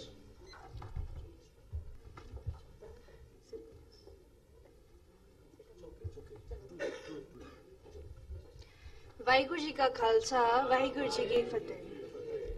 ਮੈਂ ਅੱਜ ਪੰਥਕ ਸਾਂਝ ਦੇ ਇਸ ਪਲੇਟਫਾਰਮ ਤੇ ਆਪਣੇ ਕੁਝ ਸਵਾਲ ਸਾਂਝੇ ਕਰਨ ਆਈ ਹਾਂ। ਮੇਰੀ ਉਮਰ 22 ਸਾਲ ਹੈ ਤੇ ਮੇਰੇ ਵਰਗੇ ਹੋਰ ਵੀ ਨੌਜਵਾਨ ਬੱਚੇ ਹੋਣਗੇ ਜਿਨ੍ਹਾਂ ਦੇ ਉਹੀ ਕੁਝ ਸਵਾਲ ਹਨ। ਕੀ ਆਪ ਜੀ ਮੇਰੀ ਮਦਦ ਕਰ ਸਕਦੇ ਹੋ? ਮੈਂ ਸਿੱਖ ਕਿਉਂ ਬਣਾ? ਕਿਵੇਂ ਮਾਣ ਹੋਵੇ ਮੈਨੂੰ ਆਪਣੇ ਸਿੱਖ ਹੋਣ ਤੇ? ਕਿਵੇਂ ਇਸ ਸਰਦਾਰੀ ਨਾਲ ਮੇਰੀ ਵੱਖਰੀ ਪਹਿਚਾਨ ਹੋਵੇ? ਜੇ ਮੈਂ ਆਪਣੀ ਪੜ੍ਹਾਈ ਤੇ ਆਪਣੀ ਸਿੱਖੀ ਵਿੱਚ ਮੇਲ ਬਿਠਾਣਾ ਹੈ, ਮੈਂ ਕਿਵੇਂ ਮੈਨੇਜ ਕਰਾਂ? ਕਿਹੋ ਜਿਹਾ ਜੀਵਨ ਹੋਣਾ ਚਾਹੀਦਾ ਹੈ ਮੇਰਾ? ਹੈ ਕਿਸੇ ਦਾ ਜੀਵਨ ਜੋ ਮੈਨੂੰ ਸਮਝਾ ਸਕੇ? ਸੇਵਾ ਕੀ ਹੈ? ਜੋੜੇ ਝਾੜਨਾ ਜਾਂ ਇਲੈਕਸ਼ਨ ਵਿੱਚ ਜਿੱਤ ਕੇ ਆਣਾ? ਮੈਂ ਕਿਉਂ ਜੋੜੇ ਝਾੜਾਂ, ਝਾੜੂ ਮਾਰਾਂ? ਮੈਂ ਕਿਉਂ ਨਾ ਇਲੈਕਸ਼ਨ ਵਿੱਚ ਲੜ ਕੇ ਆਪਣਾ ਸਟੇਟਸ ਉੱਚਾ ਕਰਾਂ? ਮੈਂ ਗੁਰਦੁਆਰੇ ਕਿਉਂ ਜਾਵਾਂ? ਰੱਬ ਤਾਂ ਮੇਰੇ ਦਿਲ ਵਿੱਚ ਹੈ, ਮੈਨੂੰ ਗੁਰਦੁਆਰੇ ਜਾਣ ਦੀ ਕੀ ਲੋੜ ਹੈ? ਸਿਮਰਨ ਕੀ ਹੈ? ਮੈਂ ਕਿਉਂ ਕਰਾਂ? ਕੀ ਮਿਲਦਾ ਹੈ ਮੈਨੂੰ? ਕਿ ਰੱਬ ਸਿਰਫ ਅੰਮ੍ਰਿਤ ਛਕਣ ਵਾਲਿਆਂ ਨੂੰ ਹੀ ਮਿਲਦਾ ਹੈ?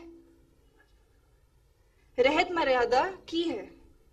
ਇਹ ਸਾਡੀ ਲਾਈਫ ਨੂੰ ਕਿਵੇਂ ਪ੍ਰਭਾਵਿਤ ਕਰਦੀ ਹੈ? ਇੱਕ ਵਾਰ ਮੈਂ ਆਪਣੇ ਇੱਕ ਸਿੱਖ ਫਰੈਂਡ ਨਾਲ ਗੱਲ ਕਰ ਰਹੀ ਸੀ ਸਿੱਖ ਹਿਸਟਰੀ ਬਾਰੇ ਕਿ ਅਚਾਨਕ ਉਹਨੇ ਮੈਨੂੰ ਕਿਹਾ, ਯਾਰ ਤੂੰ ਪਾਗਲ ਹੋ गई है, मॉडर्न हो जा थोड़ी। 550 साल पुरानी सिक्खी की क्या आज भी कोई रेलेवेंस है? क्यों माने इसे हम?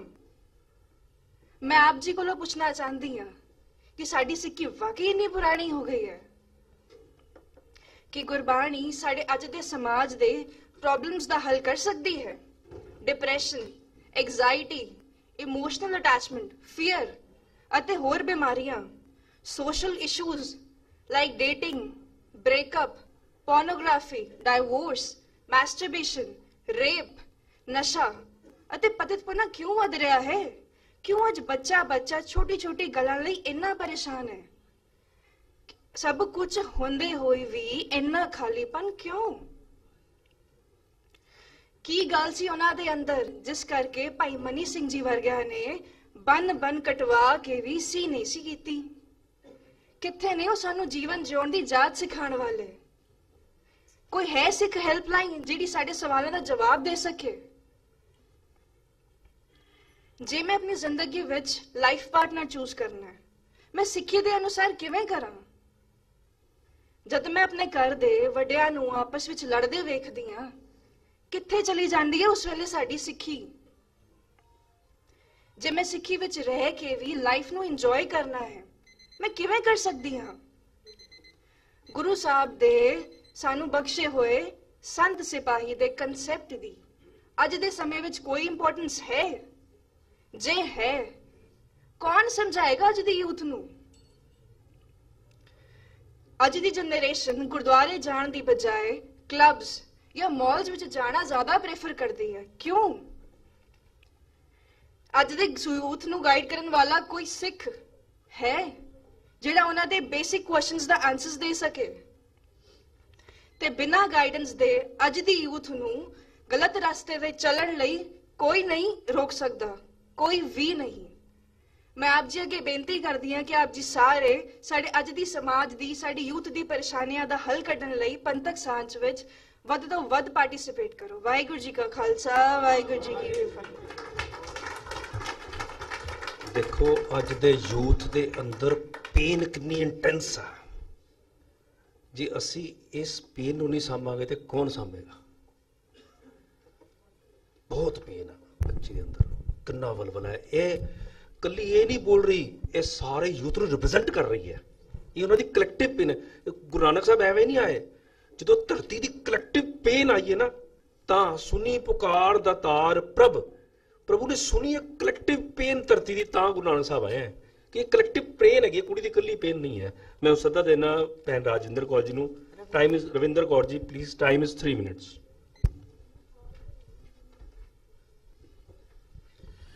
ਵਾਹਿਗੁਰੂ ਜੀ ਕਾ ਖਾਲਸਾ, ਵਾਹਿਗੁਰੂ ਜੀ ਕੀ ਫਤਿਹ। ਮੇਰਾ ਨਾਮ ਰਵਿੰਦਰ ਕੌਰ ਹੈ ਤੇ ਮੈਂ ਟੀਚਰਸ ਹੈਡ ਹੈਗੀ ਆ ਬੈਕਰਸ ਜੇਮਸ ਅਕੈਡਮੀ ਤੇ ਸਟੂਡੈਂਟਸ ਨੂੰ ਵੀ ਟੀਚ ਕਰਦੇ ਆ ਤੇ ਨਾਲ ਟੀਚਰਸ ਨੂੰ ਵੀ ਟ੍ਰੇਨ ਕਰਦੇ ਆ। ਉਹਨਾਂ ਦੇ ਨਾਲ ਹੀ ਵਿਚਰਦੇ ਹੋਇਆ ਮਨ 'ਚ ਕੁਐਸਚਨਸ ਆਏ ਨੇ, ਬੀਇੰਗ ਪੈਰੈਂਟਸ, ਬੀਇੰਗ ਟੀਚਰ। ਸਭ ਤੋਂ ਪਹਿਲੇ ਤੇ ਮੇਰਾ ਸਵਾਲ ਹੈਗਾ ਕਿ ਜੋ ਇਹ ਬੱਚੀ ਕੁਐਸਚਨ ਕਰ ਗਈ ਹੈ, ਸਾਡੇ ਕੋਲ ਉਹਦੇ ਜਵਾਬ ਨੇ? ਨਹੀਂ। ਬਟ ਇਹ ਗੱਲ ਵੀ ਐਕਸੈਪਟ ਕਰਦੇ ਹਾਂ ਕਿ ਬੀਇੰਗ ਟੀਚਰਸ ਔਰ ਪੇਰੈਂਟਸ ਅਸੀਂ ਹੀ ਜਵਾਬ ਦੇ ਹੈਗੇ ਆ। ਔਰ ਸਭ ਤੋਂ ਕਮਾਲ ਦੀ ਗੱਲ ਇਹ ਹੈਗੀ ਹੈ ਕਿ ਇਹ ਬੱਚੀ ਐਵੇਂ ਦੇ ਕੁਐਸਚਨ ਕਰ ਗਈ ਹੈ। ਸਾਡੇ ਤੇ ਤੁਹਾਡੇ ਬੱਚੇ ਇਸ ਲੈਵਲ ਤੱਕ, ਇਸ ਡੈਪਥ ਤੱਕ ਸੋਚ ਸਕਦੇ ਨੇ? ਹੁਣ ਮੈਂ ਗੱਲ ਕਰਨਾ ਚਾਹਾਂਗੀ ਕਿ ਜਿਸ ਤਰ੍ਹਾਂ ਹੁਣ ਅੱਜ ਅਸੀਂ ਪੇਰੈਂਟਸ ਅਵੇਅਰ ਹੈਗੇ ਆ ਕਿ ਸਾਡੇ ਬੱਚਿਆਂ ਨੂੰ ਅੱਛੀ ਐਜੂਕੇਸ਼ਨ ਮਿਲੇ, ਮੇਰਾ ਸਵਾਲ ਹੈਗਾ ਅੱਜ ਪੰਥ ਵਿੱਚ ਸਾਰੇ ਇੱਥੇ ਮੇਰੀ ਫੈਮਿਲੀ ਬੈਠੀ ਹੋਈ ਹੈ, ਮੇਰੇ ਮਨ 'ਚ ਅੱਜ ਬੜੀ ਫੀਲਿੰਗਸ ਨੇ। ਮੈਂ ਆਪਣੀ ਪ੍ਰੋਬਲਮ ਅੱਜ ਸ਼ੇਅਰ ਕਰਾਂ ਇੱਥੇ। ਜੇ ਮੈਂ ਇੱਕ ਸਕੂਲ ਸੋਚਾਂ ਕਿ ਹਾਂ ਇੱਕ ਐਵੇਂ ਦਾ ਸਕੂਲ ਕੋਈ ਹੋਏ ਜਿੱਥੇ ਸਾਨੂੰ ਦੁਨਿਆਵੀ ਤੇ ਰੂਹਾਨੀਅਤ ਪੜ੍ਹਾਈ ਸਾਡੇ ਬੱਚੇ ਨੂੰ ਮਿਲੇ, ਜੋ ਕਿ ਅੱਜ ਉਹ 10 ਤੋਂ 12 ਸਾਲ ਉਹਦੇ ਬੱਚੇ ਪੜ੍ਹਨ ਤੋਂ ਬਾਅਦ ਡੇਲੀ 6 ਤੋਂ 8 ਘੰਟੇ ਸਕੂਲ 'ਚ ਬੱਚਾ ਸਪੈਂਡ ਕਰਦਾ ਹੈ।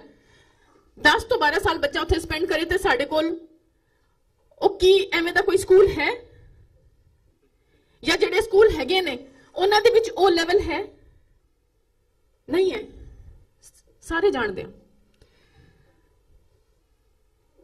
ਸਾਡੇ ਜਿਹੜੇ ਸਕੂਲਸ ਦਾ ਸਿਸਟਮ ਹੈ ਉਹ ਅਸੀਂ ਚੰਗੀ ਤਰ੍ਹਾਂ ਜਾਣ ਚੁੱਕੇ ਹਾਂ। ਟੀਚਰਸ ਦੀ ਰਿਕਰੂਟਮੈਂਟ ਕਿਵੇਂ ਹੁੰਦੀ ਹੈ? ਕੋਈ ਬੇਸ ਨਹੀਂ। ਮੈਂਬਰਸ ਦੇ ਤਾਏ ਦਾ ਮੁੰਡਾ, ਚਾਚੇ ਦੀ ਧੀ, ਸਭ ਲੱਗੇ ਹੋਏ ਨੇ। ਅਰੇ ਆਪਣੇ ਭੈਣ ਭਰਾਵਾਂ ਨੂੰ ਖੁਸ਼ ਕਰਨ ਵਾਸਤੇ ਇੰਨੇ ਸਾਰੇ ਹਜ਼ਾਰਾਂ ਬੱਚਿਆਂ ਦਾ ਅਸੀਂ ਫਿਊਚਰ ਦਾਅ ਤੇ ਲਗਾ ਦਿੱਤਾ। ਕਿੱਥੇ ਜਾਵਾਂਗੇ? ਕੌਮ ਕਿੱਥੇ ਜਾਏਗੀ? ਗੁਰੂ ਸਾਹਿਬ ਨੂੰ ਕੀ ਜਵਾਬ ਦੇਵਾਂਗੇ? ਖੜੇ ਆ ਸਾਰੇ ਕਟਗਰੇ 'ਚ, ਸਾਰੇ ਆਪਾਂ ਸਾਰੇ ਖੜੇ ਆ। ਹੱਥ ਜੋੜ ਕੇ ਬੇਨਤੀ ਸਾਰਿਆਂ ਨੂੰ, ਹੱਥ ਜੋੜ ਕੇ ਸਭ ਤੋਂ ਪਹਿਲੇ ਐਜੂਕੇਸ਼ਨ ਤੇ ਜ਼ਰੂਰ ਕੁਝ ਕੰਮ ਕਰਿਓ। ਜੋ ਕਰ ਰਹੇ ਆਲਰੇਡੀ ਮੁਬਾਰਕ ਹੈ, ਗੁਰੂ ਸਾਹਿਬ ਤੁਹਾਨੂੰ ਹੋਰ ਚੜ੍ਹਦੀ ਕਲਾ ਬਖਸ਼ਣ, ਹੋਰ ਉਦਮ ਬਖਸ਼ਣ। ਲੇਕਿਨ ਮੇਰੇ ਅੰਦਰੋਂ ਦਰਦ ਹੈਗਾ ਕਿ ਸਭ ਤੋਂ ਪਹਿਲੇ ਜਿਹੜੀ ਐਜੂਕੇਸ਼ਨ ਵਾਲਾ ਸਿਸਟਮ ਹੈ ਜੀ, ਉਹਨੂੰ ਅਸੀਂ ਅੱਜ ਚੇਂਜ ਕਰਾਂਗੇ ਨਾ, ਤੇ ਜਿਹੜੇ ਕੁਐਸਚਨਸ ਆ ਰਹੇ ਨੇ ਨਾ ਬੱਚਿਆਂ ਦੇ, ਇਹਨਾਂ ਕੁਐਸਚਨਸ ਦਾ ਜਵਾਬ ਇਹ ਬੱਚੇ ਅੱਜ ਸਾਡੀ ਜਿਹੜੀ ਆਉਣ ਵਾਲੀ ਜਨਰੇਸ਼ਨ ਹੈ ਉਹ ਪੂਰੀ ਲੁਕਾਈ ਨਹੀਂ ਉਸ ਦਾ ਜਵਾਬ ਬਣ ਕੇ ਦਿਖਾਣਗੇ, ਉਹਦਾ ਰੋਲ ਮਾਡਲ ਬਣਨਗੇ।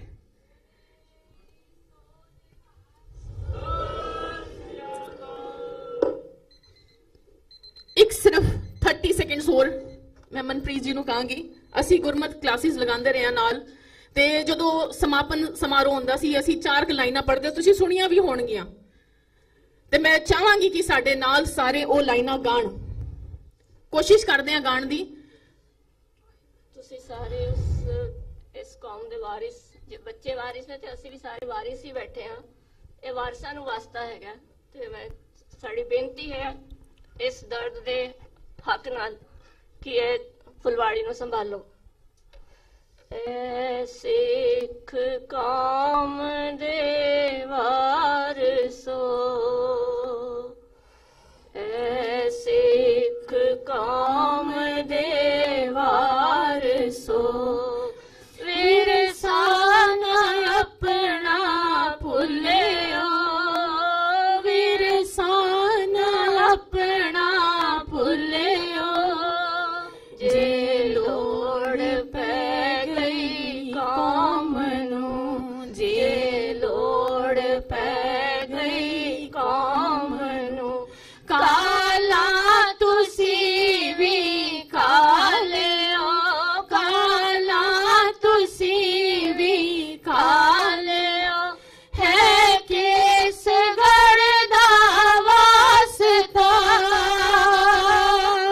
ਹੈ ਕਿਸ ਗੜ ਦਾ ਵਾਸਤਾ, ਸੁਣਿਓ ਕੇਸਾਂ ਵਾਲਿਓ, ਸੁਣਿਓ ਕੇਸਾਂ ਵਾਲਿਓ।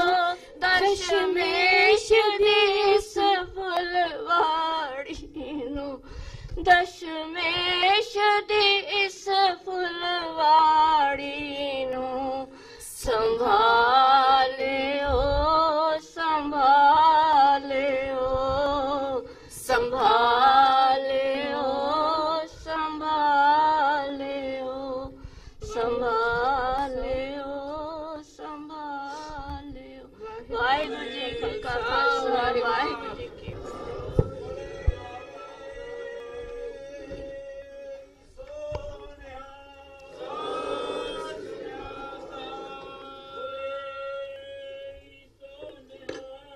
ਸਤਿ ਸ੍ਰੀ ਅਕਾਲ।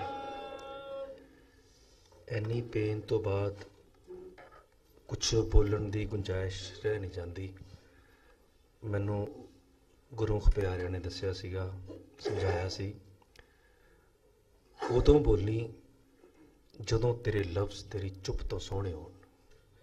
ਇੱਥੇ ਹੁਣ ਮੈਂ ਚੁੱਪ ਹੀ ਕਰਨਾ ਪਸੰਦ ਕਰਾਂਗਾ। ਮੈਂ ਸੱਦਾ ਦੇਣਾ ਰਾਜਵੰਤ ਕੌਰ ਜੀ ਨੂੰ, ਉਹਨਾਂ ਦਾ ਸਮਾਂ ਹੈ 2 ਮਿੰਟ।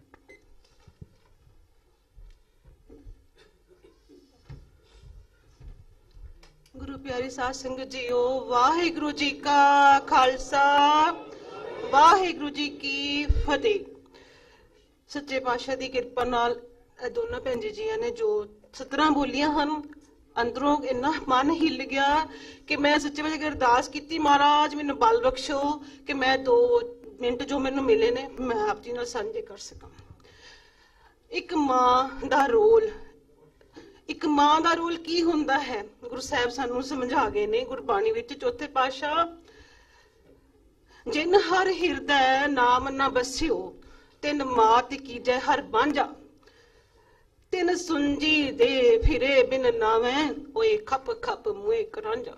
ਗੁਰੂ ਸਾਹਿਬ ਨੇ ਸਖਤ ਲਫ਼ਜ਼ਾਂ 'ਚ ਕਹਿ ਗਏ ਨੇ ਕਿ ਦੁਨੀਆਵੀ ਜੋ ਅਸੀਂ ਮਾਵਾਂ ਵਾਂ, ਸਾਡੀ ਕੁੱਖ ਬਾਂਝ ਹੀ ਰਹਿ ਜਾਏ ਜੇ ਅਸੀਂ ਉਹਦੀ ਭਗਤੀ ਕਰਨ ਵਾਲੇ ਬੱਚਿਆਂ ਨੂੰ ਜਨਮ ਨਹੀਂ ਦੇ ਸਕਦੀਆਂ।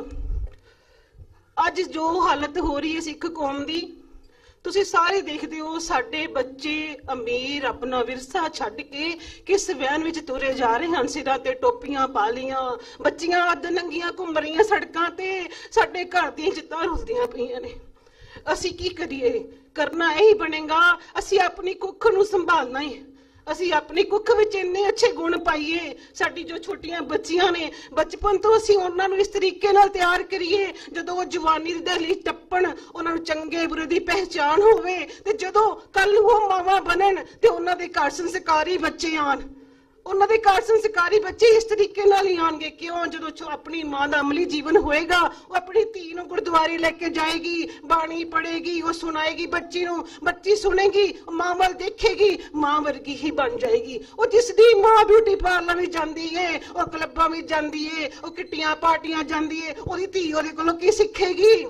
ਗੁਰੂ ਸਾਹਿਬਾਂ ਅੱਗੇ ਅਸੀਂ ਅਰਦਾਸ ਕਰਦੇ ਹਾਂ, ਚੜ੍ਹਦੀ ਕਲਾ ਬਖਸ਼ੋ ਹੈ ਸੱਚੇ ਪਾਤਸ਼ਾਹ। ਮਾਤਾ ਗੁਜਰੀ ਜੀ, ਮਾਤਾ ਭਾਗੋ ਜੀ, ਮਾਤਾ ਸਾਹਿਬ ਕੌਰ ਜੀ ਵਰਗੀਆਂ ਧੀਆਂ ਇਸ ਧਰਤੀ ਤੇ ਆਉਣ। ਉਹ ਸਾਡੀ ਅਸੀਂ ਵੀ ਮਾਵਾਂ ਵਾਂ, ਸਾਡੇ ਵਿੱਚ ਬੜੀਆਂ ਕਮੀਆਂ ਨੇ। ਇਹ ਸੱਚੇ ਪਾਤਸ਼ਾਹ ਅਸੀਂ ਅਰਦਾਸ ਕਰਦੇ ਹਾਂ, ਸਾਨੂੰ ਚੜ੍ਹਦੀ ਕਲਾ ਬਖਸ਼। ਸਾਡਾ ਆਉਣ ਵਾਲਾ ਸਮਾਜ, ਸਾਡੀਆਂ ਧੀਆਂ ਇੰਨੇ ਅੱਛੇ ਕਰੈਕਟਰ ਦੀਆਂ ਹੋਣ, ਨਿਰਾਲੀ ਦਿੱਖ ਵਾਲੀਆਂ ਹੋਣ, ਸੱਚੇ ਪਾਤਸ਼ਾਹ ਗੁਰਸਿੱਖੀ ਦੇ ਰੰਗ ਵਿੱਚ ਰੰਗੀਆਂ ਹੋਈਆਂ ਹੋਣ। ਉਹ ਤਾਂ ਹੀ ਹੋਣਗੀਆਂ ਜੇ ਗੁਰਬਾਣੀ ਨਾਲ ਜੁੜਨਗੀਆਂ। ਇਹ ਮਾਵਾਂ ਨੂੰ ਅਪੀਲ ਹੈ, ਵੱਡਿਆਂ ਸਾਰਿਆਂ ਨੂੰ ਅਪੀਲ ਹੈ, ਆਪਣੇ ਘਰ ਘਰ ਜਾ ਕੇ ਆਪਣੀਆਂ ਸਿੰਘਣੀਆਂ ਨੂੰ, ਆਪਣੀਆਂ ਭੈਣਾਂ ਨੂੰ, ਬਜ਼ੁਰਗਾਂ ਨੂੰ ਆਖਿਓ ਕਿ ਸਾਡੇ ਛੋਟੇ ਬੱਚਿਆਂ ਨਾਲ ਸਿੱਖੀ ਦੀਆਂ ਗੱਲਾਂ ਕਰੋ, ਗੁਰਬਾਣੀ ਦੀਆਂ ਗੱਲਾਂ ਕਰੋ। ਅਸੀਂ ਹੋਰ ਨਹੀਂ ਰੁੱਲ ਸਕਦੇ, ਬੜਾ ਰੁੱਲ ਗਏ ਸੱਚੇ ਪਾਤਸ਼ਾਹ। ਚੜ੍ਹਦੀ ਕਲਾ ਬਖਸ਼ੋ, ਚੜ੍ਹਦੀ ਕਲਾ ਬਖਸ਼ੋ। ਵਾਹਿਗੁਰੂ ਜੀ ਕਾ ਖਾਲਸਾ, ਵਾਹਿਗੁਰੂ ਜੀ ਕੀ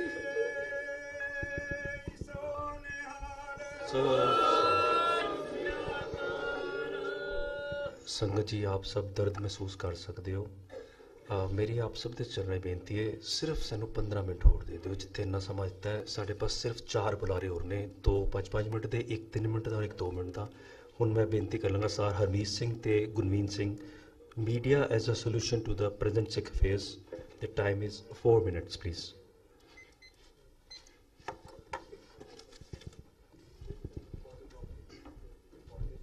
So this is the importance of media in present day, please. Waheguru ji ਕਾ ਖਾਲਸਾ, ਵਾਹਿਗੁਰੂ ਜੀ ਕੀ ਫਤਿਹ। ਅੱਜ ਦਾ ਜੋ ਇਹ ਮਾਡਰਨ ਸਮਾਂ ਹੈ, ਇਹ ਡਿਜੀਟਲਾਈਜੇਸ਼ਨ ਦਾ ਸਮਾਂ ਹੈ। ਇੱਥੇ ਬਹੁਤ ਫਾਸਟ ਫਾਰਵਰਡ ਲਾਈਫ ਸਾਡੇ ਸਾਰਿਆਂ ਦੀ ਹੋ ਗਈ, ਜਿਸ ਦਿਨ ਦਾ ਮੈਨੂੰ ਲੱਗਦਾ ਹੈ ਕਿ media is the biggest weapon that can be used to bring the transformation. ਹੁਣ ਅਸੀਂ ਅਗਰ ਗੱਲ ਕਰੀਏ, ਅੱਜ ਸਾਨੂੰ ਪੋਸਟਮੈਨ ਨਹੀਂ ਮਿਲਦੇ ਨੇ ਜੋ ਘਰ ਘਰ ਜਾ ਕੇ ਚਿੱਠੀਆਂ ਦੇ ਰਹੇ ਨੇ। ਵਿਦ ਅ ਸਿੰਗਲ ਕਲਿੱਕ ਇੱਕ ਈਮੇਲ ਸੈਂਡ ਹੋ ਜਾਂਦੀ ਹੈ and it can be send to multiple users. Same way ਜੇ ਅਸੀਂ ਡੋਰ ਟੂ ਡੋਰ ਪ੍ਰਚਾਰ ਦੀ ਗੱਲ ਕਰਦੇ ਹਾਂ, ਜਿੱਥੇ ਸਾਨੂੰ ਬਹੁਤ ਜ਼ਿਆਦਾ ਵਲੰਟੀਅਰਸ ਦੀ ਲੋੜ ਹੋਏਗੀ ਜੋ ਕਿ ਘਰ ਜਾ ਕੇ ਨੰਬਰ ਆਫ ਆਵਰਸ ਵੀ ਬਹੁਤ ਜ਼ਿਆਦਾ ਸਪੈਂਡ ਕਰਨਗੇ, ਟਾਈਮ ਵੀ ਲਗਾਉਣਗੇ, ਮੈਨ ਆਵਰਸ ਵੀ ਬਹੁਤ ਜ਼ਿਆਦਾ ਲੱਗਣਗੇ। ਬਟ ਉਸ ਦੇ ਥਾਂ ਤੇ ਅਗਰ ਅਸੀਂ ਇੱਕ ਅੱਛੀ ਵੀਡੀਓ ਕ੍ਰੀਏਟ ਕਰ ਦਈਏ, with a single click on Facebook, on WhatsApp, on YouTube, million viewers can watch it at the same time across the world. ਸਾਨੂੰ ਉਹ ਕਰ ਪ੍ਰਚਾਰ ਮੈਂ ਨਹੀਂ ਕਹਿੰਦਾ ਕਿ ਰੋਕਣਾ ਚਾਹੀਦਾ, ਬਟ ਆਈ ਬਲੀਵ ਇੱਕ ਬੈਟਰ ਵੇ ਆਫ ਡੂਇੰਗ ਪ੍ਰਚਾਰ ਇਸ ਕਿ ਅਸੀਂ ਮੀਡੀਆ ਦੇ ਰਾਹੀਂ ਇਹੋ ਜਿਹੇ ਚੈਪਟਰਸ ਕ੍ਰੀਏਟ ਕਰ ਸਕਦੇ ਹਾਂ। ਡੇ ਟੂ ਡੇ ਲਾਈਫ ਦੀ ਗੱਲ ਕੀਤੀ ਸੀ ਕਿਸੇ ਨੇ ਕਿ ਜੋ ਡੇ ਟੂ ਡੇ ਲਾਈਫ ਦੇ ਅੰਦਰ ਪ੍ਰੈਕਟੀਕਲ ਐਗਜ਼ਾਮਪਲਸ ਨੇ ਕਿ ਕਿੱਦਾਂ ਮੈਨੂੰ ਜ਼ਿੰਦਗੀ ਜੀਣੀ ਚਾਹੀਦੀ ਹੈ, ਕੀ ਮੇਰੇ ਸਵਾਲ ਨੇ, ਉਹਨਾਂ ਦੇ ਕੀ ਜਵਾਬ ਨੇ। I think all those answers can be made into a video. ਇੱਕ ਵੀਡੀਓ ਇੱਕ ਚੈਪਟਰ ਦੀ ਤਰ੍ਹਾਂ 1 2 3 4 ਇਸ ਤਰੀਕੇ ਦੇ ਨਾਲ ਸੀਰੀਜ਼ ਅਸੀਂ ਸ਼ੁਰੂ ਕਰ ਸਕਦੇ ਹਾਂ। ਇੱਕ ਇਹੋ ਜਿਹਾ ਹੱਬ ਅਸੀਂ ਕ੍ਰੀਏਟ ਕਰ ਸਕਦੇ ਹਾਂ ਜੋ ਖਜ਼ਾਨਾ ਅਸੀਂ ਆਪਣੀ ਪਨੀਰੀ ਨੂੰ ਦੇ ਸਕਦੇ ਹਾਂ। ਜਿਹੜੇ ਵਰਕਿੰਗ ਪੇਰੈਂਟਸ ਨੇ, ਬਿਲੀਵ ਮੀ, ਜੋ ਵੀ ਵਰਕਿੰਗ ਪੇਰੈਂਟਸ ਨੇ ਉਹਨਾਂ ਲਈ it is a very big challenge ਕਿ 12-13 ਘੰਟੇ ਟਰੈਵਲ ਟਾਈਮ ਮਿਲਾ ਕੇ ਜੋ ਇਹ ਆਫਿਸ ਆਵਰ ਸਾਡੇ ਹੋ ਜਾਂਦੇ ਨੇ, ਉਸ ਤੋਂ ਬਾਅਦ we have to teach our kids at home. But ਅਗਰ ਉਹ ਵੀਡੀਓ ਸਾਡੇ ਲਈ ਪਹਿਲੇ ਹੀ ਤਿਆਰ ਹੋਣ ਤੇ ਉਹ ਕੰਮ ਅਸੀਂ ਕਰ ਸਕਦੇ ਹਾਂ। ਸੋ ਇੱਕ ਹੋਰ ਬਹੁਤ ਇੰਪੋਰਟੈਂਟ ਗੱਲ ਹੈ, ਅਸੀਂ ਇੱਕ ਕਾਲਜ ਦੇ ਅੰਦਰ ਆਪਣੀ ਫਿਲਮ ਦਾ ਸ਼ੋਅ ਕੀਤਾ, ਗਰਲਸ ਕਾਲਜ ਸੀ। ਉਹਨਾਂ ਦੇ ਪ੍ਰਿੰਸੀਪਲ ਨੇ ਇੱਕ ਸਵਾਲ ਪੁੱਛਿਆ ਕਿ ਸਾਡੇ ਕੌਮ ਦੇ ਅੰਦਰ ਅੱਜ ਬੱਚੀਆਂ ਜੋ ਨੇ ਉਹ ਬਾਹਰ ਕਿਉਂ ਵਿਆਹ ਕਰ ਰਹੀਆਂ ਨੇ, ਸਾਡੇ ਘਰੋਂ ਬਾਹਰ ਕਿਉਂ ਜਾ ਰਹੀਆਂ ਨੇ। ਆਨਸਰ ਵੀ ਪ੍ਰਿੰਸੀਪਲ ਸਾਹਿਬ ਨੇ ਖੁਦ ਦਿੱਤਾ, ਬਿਕੋਜ਼ ਅਸੀਂ ਦੋਨੋਂ ਵੀ were not able to give answer. ਉਹ ਕਹਿੰਦੇ ਜਦ ਤੁਸੀਂ ਟੀਵੀ ਦੇਖੋ, ਇੰਟਰਨੈਟ ਦੇਖੋ, ਤੁਸੀਂ ਸੀਰੀਅਲਸ ਦੇਖੋ, ਫਿਲਮ ਦੇਖੋ, ਤੁਹਾਨੂੰ ਸਾਬਤ ਸੂਰਤ ਦਿਖਦਾ ਹੀ ਨਹੀਂ ਹੈ ਉੱਥੇ। ਅਗਰ ਸਾਡੇ ਅੱਜ ਸਾਬਤ ਸੂਰਤ ਆਰਟਿਸਟ, ਸਿੰਗਰਸ, ਮਾਡਲਸ, ਅੱਛੇ ਕਿਰਦਾਰ ਵਾਲੇ ਬਾਣੀ ਔਰ ਬਾਣੀ ਦੇ ਧਾਰਨੀ ਅਗਰ ਅੱਗੇ ਆਣਗੇ, ਉਹ ਰੋਲ ਮਾਡਲ ਸਾਡੇ ਅਗਰ ਯੂਥ ਨੂੰ ਮਿਲੇਗਾ, ਜਵਾਨ ਬੱਚਿਆਂ ਨੂੰ ਮਿਲੇਗਾ, ਆਈ ਥਿੰਕ ਉਹ ਥਾਟਸ ਵੀ ਉਸੇ ਤਰੀਕੇ ਦੇ ਨਾਲ ਇਨਕਲਕੇਟ ਹੋਣਗੇ ਉਹਨਾਂ ਦੇ ਮਾਈਂਡ ਦੇ ਅੰਦਰ। So media again I believe is a very important instrument. ਕਿੱਦਾਂ ਅਸੀਂ ਉਸ ਨੂੰ ਇੰਪਲੀਮੈਂਟ ਕਰ ਸਕਦੇ ਹਾਂ ਹਰਮੀਤ ਜੀ? ਉਹਦੀ ਜਿਹੜੀ ਇੰਪਲੀਮੈਂਟੇਸ਼ਨ ਹੈਗੀ ਹੈ, ਜਿਵੇਂ ਅੱਜ ਦਾ ਟੌਪਿਕ ਹੈਗਾ ਸਾਂਝ, ਪੰਥਕ ਸਾਂਝ ਜ਼ਰੂਰੀ ਹੈਗੀ ਹੈ, ਫਾਈਨੈਂਸਿਸ ਦੀ ਸਾਂਝ ਜ਼ਰੂਰੀ ਹੈਗੀ ਹੈ, ਟੈਲੈਂਟ ਦੀ ਸਾਂਝ ਜ਼ਰੂਰੀ ਹੈਗੀ ਹੈ, ਮਾਰਕੀਟਿੰਗ ਦੀ ਤੇ ਸਾਂਝ ਜ਼ਰੂਰੀ ਹੈਗੀ ਹੈ ਉਹਨੂੰ ਦੇਖਣ ਦੀ। ਬਿਕੋਜ਼ ਜਦ ਤੱਕ ਅਸੀਂ ਸਾਰੇ ਇਕੱਠੇ ਨਹੀਂ ਆਵਾਂਗੇ ਤਾਂ ਸ਼ਾਇਦ ਅਸੀਂ ਇਸ ਚੀਜ਼ ਨੂੰ ਅੱਗੇ ਅਸੀਂ ਇੱਕ ਐਸੇ ਵਧੀਆ ਮੀਡੀਆ ਕ੍ਰੀਏਟ ਨਹੀਂ ਕਰ ਸਕਦੇ। ਤੇ ਉਸ ਤੋਂ ਪਹਿਲੇ ਕਿਉਂਕਿ ਅਸੀਂ ਮੈਂ ਤੁਹਾਨੂੰ ਇੱਕ ਐਗਜ਼ਾਮਪਲ ਦੇਣਾ, ਇੱਕ ਨਾ US ਦਾ ਇੱਕ ਪ੍ਰੋਗਰਾਮ ਆਉਂਦਾ ਸੀਗਾ ਬਹੁਤ ਪਹਿਲੇ, ਜਦ 70s ਦੇ ਵਿੱਚ ਆਇਆ ਸੀਗਾ, ਉਹਦਾ ਨਾਮ ਸੀਗਾ ਬਲੈਕ ਸਿਟਕਮਸ। ਕਹਿੰਦੇ ਜਿਹੜਾ ਅੱਜ ਅਸੀਂ ਦੇਖੋ ਬਲੈਕ ਕਮਿਊਨਿਟੀ ਬਾਰੇ ਸੋਚਦੇ, ਸਾਨੂੰ ਲੱਗਦਾ ਕਿ ਉਹ ਸ਼ਾਇਦ ਆਪਣਾ ਉਹ ਕਮਿਊਨਿਟੀ ਡਰੱਗਸ ਵਿੱਚ ਹੈਗੀ ਹੈ, ਉਹ ਗੁੰਡੇ ਨੇ, ਅਸੀਂ ਇਹ ਸੋਚਦੇ ਹਾਂ। ਪਰ ਕਹਿੰਦੇ ਜਦੋਂ ਬਲੈਕ ਸਿਟਕਮ ਆਇਆ ਸੀਗਾ ਉਸ ਤੋਂ ਬਾਅਦ 92% ਜਿਹੜੀ ਪੋਪੂਲੇਸ਼ਨ ਸੀਗੀ ਬਲੈਕਸ ਦੀ, ਉਹ ਕਾਲਜ ਜਾਣਾ ਸ਼ੁਰੂ ਹੋ ਗਈ ਸੀ, ਯੂਥ ਦੀ। ਸੋ ਇਹਨਾਂ ਮੀਡੀਆ ਜਿਹੜੇ ਨਾ ਪਾਵਰਫੁਲ ਹੈ। ਸਾਡੇ ਕੋਲ ਰਿਸੋਰਸਿਸ ਹੈ ਨੇ, ਸਾਡੇ ਕੋਲ ਟੈਲੈਂਟ ਵੀ ਹੈ, ਸਾਡੇ ਕੋਲ ਸਭ ਕੁਝ ਹੈਗਾ, ਬਸ ਪ੍ਰੋਬਲਮ ਕੀ ਹੈ ਕਿ ਉਹ ਇਕੱਠੇ ਨਹੀਂ ਹੈ, ਉਹ ਨਾਲ ਨਹੀਂ ਹੈ। ਸੋ ਅਸੀਂ ਚਾਹੁੰਦੇ ਹਾਂ ਕਿ ਜੇ ਕਿਸੇ ਕੋਲ ਟੈਲੈਂਟ ਹੈ ਉਹ ਨਾਲ ਆਏ, ਉਹ ਇਕੱਠੇ ਹੋਏ। ਹੁਣ ਜਿਵੇਂ ਫॉर ਐਗਜ਼ਾਮਪਲ ਅਸੀਂ ਆਪਣੀ ਗੱਲ ਕਰੀਏ, ਸਾਡੇ ਕੋਲ ਟੈਲੈਂਟ ਵੀ ਹੈ, ਅਸੀਂ ਸਾਡੇ ਕੋਲ ਟੀਮ ਵੀ ਹੈਗੀ ਹੈ, ਯੂਥ ਅਸੀਂ ਮਿਲ ਕੇ ਕੰਮ ਵੀ ਕਰ ਰਹੇ ਹਾਂ, ਮੀਡੀਆ ਦਾ ਕੰਮ ਵੀ ਕਰ ਰਹੇ ਹਾਂ। ਪਰ ਪ੍ਰੋਬਲਮ ਕਿੱਥੇ ਆਉਂਦੀ ਹੈ? ਫਾਈਨੈਂਸਿਸ। ਸਾਡੇ ਕੋਲ ਫਾਈਨੈਂਸਿਸ ਨਹੀਂ ਹੈਗੇ। ਸੋ ਅਸੀਂ ਚਾਹੁੰਦੇ ਹਾਂ ਜੇ ਕਿਸੇ ਕੋਲ ਫਾਈਨੈਂਸਿਸ ਹੈਗੇ ਨੇ ਉਹ ਪਲੀਜ਼ ਆਓ, ਸਾਨੂੰ ਸਪੋਰਟ ਕਰੋ। ਜੇ ਕੋਈ ਆਰਟਿਸਟ ਚਾਹੁੰਦਾ ਹੈ ਉਹ ਪਲੀਜ਼ ਨਾਲ ਆਏ, ਅਸੀਂ ਮਿਲ ਕੇ ਉਹਦੇ ਨਾਲ ਕੰਮ ਕਰੀਏ, ਸੋ ਜੋ ਵੀ ਹੈ ਉਹਨੂੰ ਅੱਗੇ ਵਧਾਇਆ ਜਾ ਸਕੇ। ਵਾਹਿਗੁਰੂ ਜੀ ਕਾ ਖਾਲਸਾ, ਵਾਹਿਗੁਰੂ ਜੀ ਕੀ ਫਤਿਹ। ਬਹੁਤ ਧੰਨਵਾਦ। ਮੈਂ ਹੁਣ ਸੱਦਾ ਦੇ ਰਿਹਾ ਸਰਦਾਰ ਹਰਜਿੰਦਰ ਕੌਰ ਜੀ ਨੂੰ। ਹੈਗੇ ਨੇ ਜੀ ਪਲੀਜ਼? ਨਹੀਂ, ਮਾਈਨੋਰਿਟੀ ਸਕਾਲਰਸ਼ਿਪਸ ਤੇ ਬੋਲਣਾ ਜਿਨ੍ਹਾਂ ਨੇ। No, his name is Harinder Kaur. ਚਲੋ ਅਕਸਰ ਅੱਗੇ ਜੀ ਵੀਰ ਤੇਜਾ ਸਿੰਘ ਜੀ ਦਸ਼ਮੇਸ਼ ਅਕੈਡਮੀ ਵਾਲੇ ਜੋ IAS ਦੀ ਅਕੈਡਮੀ ਚਲਾ ਰਹੇ ਨੇ, ਉਹ ਹੈਗੇ ਨੇ ਜੀ ਪਲੀਜ਼। ਮੈਂ ਇਹਨਾਂ ਬੱਚਿਆਂ ਬਾਰੇ ਦੱਸਦਾ ਆਪ ਜੀ ਨੂੰ। ਇਹਦੇ ਚੋਂ ਇੱਕ ਬੱਚਾ ਹੋਏ ਗੁਰਮੀਤ ਸਿੰਘ ਜਿਹਨੇ 10 ਡਾਕੂਮੈਂਟਰੀ ਪਿਕਚਰਾਂ ਬਣਾ ਚੁੱਕਾ ਹੈ, ਤੇ ਦੂਜਾ ਬੱਚਾ ਹੋਏ ਜਿਹਨੇ ਉਹ ਬੋਰਡ ਲਾ ਕੇ ਹਗਸ ਦਾ ਕੀਤਾ ਸੀਗਾ ਜੱਫੀ ਪਾਣੀ, ਉਹ Guinness world of book records ਦਾ ਨਾਮ ਦਰਜ ਹੋ ਚੁੱਕਾ ਹੈ। ਇੰਨੇ ਕਮਾਲ ਦੇ ਬੱਚੇ ਨੇ, ਦੇਖੋ 5 ਮਿੰਟ ਦਾ ਇਹਨਾਂ ਦਾ 4 ਮਿੰਟ ਸਮਾਂ ਕੀਤਾ ਤੇ ਇਹਨਾਂ ਨੇ 4 ਮਿੰਟ 'ਚ ਕੰਕਲੂਡ ਕਰਤਾ। ਪਲੀਜ਼ ਜੀ ਪਲੀਜ਼। ਇਹ ਦਸ਼ਮੇਸ਼ ਅਕੈਡਮੀ ਚੱਲ ਰਹੀ ਹੈ ਜਿਹੜੀ IAS ਦੇ ਬੱਚੇ ਨੂੰ ਤਿਆਰ ਕਰਦੇ ਨੇ। ਉੱਥੇ ਉਹ ਸਕੂਲ ਦੇ ਵਿੱਚ ਗੁਰਦੁਆਰਾ ਸਾਹਿਬ ਵਿੱਚ ਚਲਾ ਰਹੇ, ਜਿੱਥੇ 25-30 ਸਿੱਖਾਂ ਦੀ ਪੋਪੂਲੇਸ਼ਨ ਹੈ। ਉਹ ਸਾਰੇ ਉਹਨਾਂ ਨੇ ਕੀ ਕੀਤਾ, ਮਨੀ ਜਨਰੇਸ਼ਨ ਦਾ ਕੀਤਾ, ਗੁਰਦੁਆਰਾ ਸਾਹਿਬ ਦੇ ਉੱਤੇ ਐਂਟੀਨਾ ਲਾ ਕੇ ਉੱਥੋਂ ਰੈਂਟ ਆਉਂਦਾ ਹੈ, ਉਹਦੇ ਨਾਲ ਅਕੈਡਮੀ ਚਲਾ ਰਹੇ ਨੇ, ਸੈਲਫ ਫੰਡਿੰਗ ਕਰ ਰਹੇ ਨੇ। ਤੇ ਉਹਨਾਂ ਨੂੰ ਕਿਸੇ ਨੇ ਪੁੱਛਿਆ ਵੀ ਸਾਨੂੰ ਰੈਪਲੀਕੇਟ ਕਰ ਦਿਓ, ਇੱਧਰ ਕਰ ਦਿਓ, ਉੱਧਰ ਕਰ ਦਿਓ, ਅਸੀਂ ਵੀ ਕਰੀਏ, ਐਵੇਂ ਜੀ ਕਰੀਏ, ਸਾਨੂੰ ਦੱਸੋ। ਕਹਿੰਦੇ ਤੁਹਾਡੇ ਕੋਲ ਜਿਹੜਾ ਬੱਚਾ ਆਉਣਾ ਚਾਹੁੰਦਾ ਨਾ ਪੜ੍ਹਨਾ, ਸਾਨੂੰ ਭੇਜੋ, ਅਸੀਂ ਉਹਦਾ ਊਬਰ ਦਾ ਟੈਕਸੀ ਦਾ ਕਿਰਾਇਆ ਵੀ ਦਿੰਦੇ ਹਾਂ, ਭੇਜੋ ਸਹੀ। ਤੇ ਇਸ ਲੈਵਲ ਤੱਕ ਜਾ ਕੇ ਕੰਮ ਕਰ ਰਹੇ ਨੇ, ਤੇ ਉਹਨਾਂ ਦੇ ਸਟੂਡੈਂਟ ਆਏ ਨੇ ਅਕੈਡਮੀ ਤੋਂ। ਪਲੀਜ਼ ਉਹਨਾਂ ਨੂੰ ਸੱਦਾ ਪੱਤਰ ਦਿੰਦੇ ਜੀ। ਦੀ time is 2 minutes please. Waheguru ji ਕਾ ਖਾਲਸਾ, ਵਾਹਿਗੁਰੂ ਜੀ ਕੀ ਫਤਿਹ।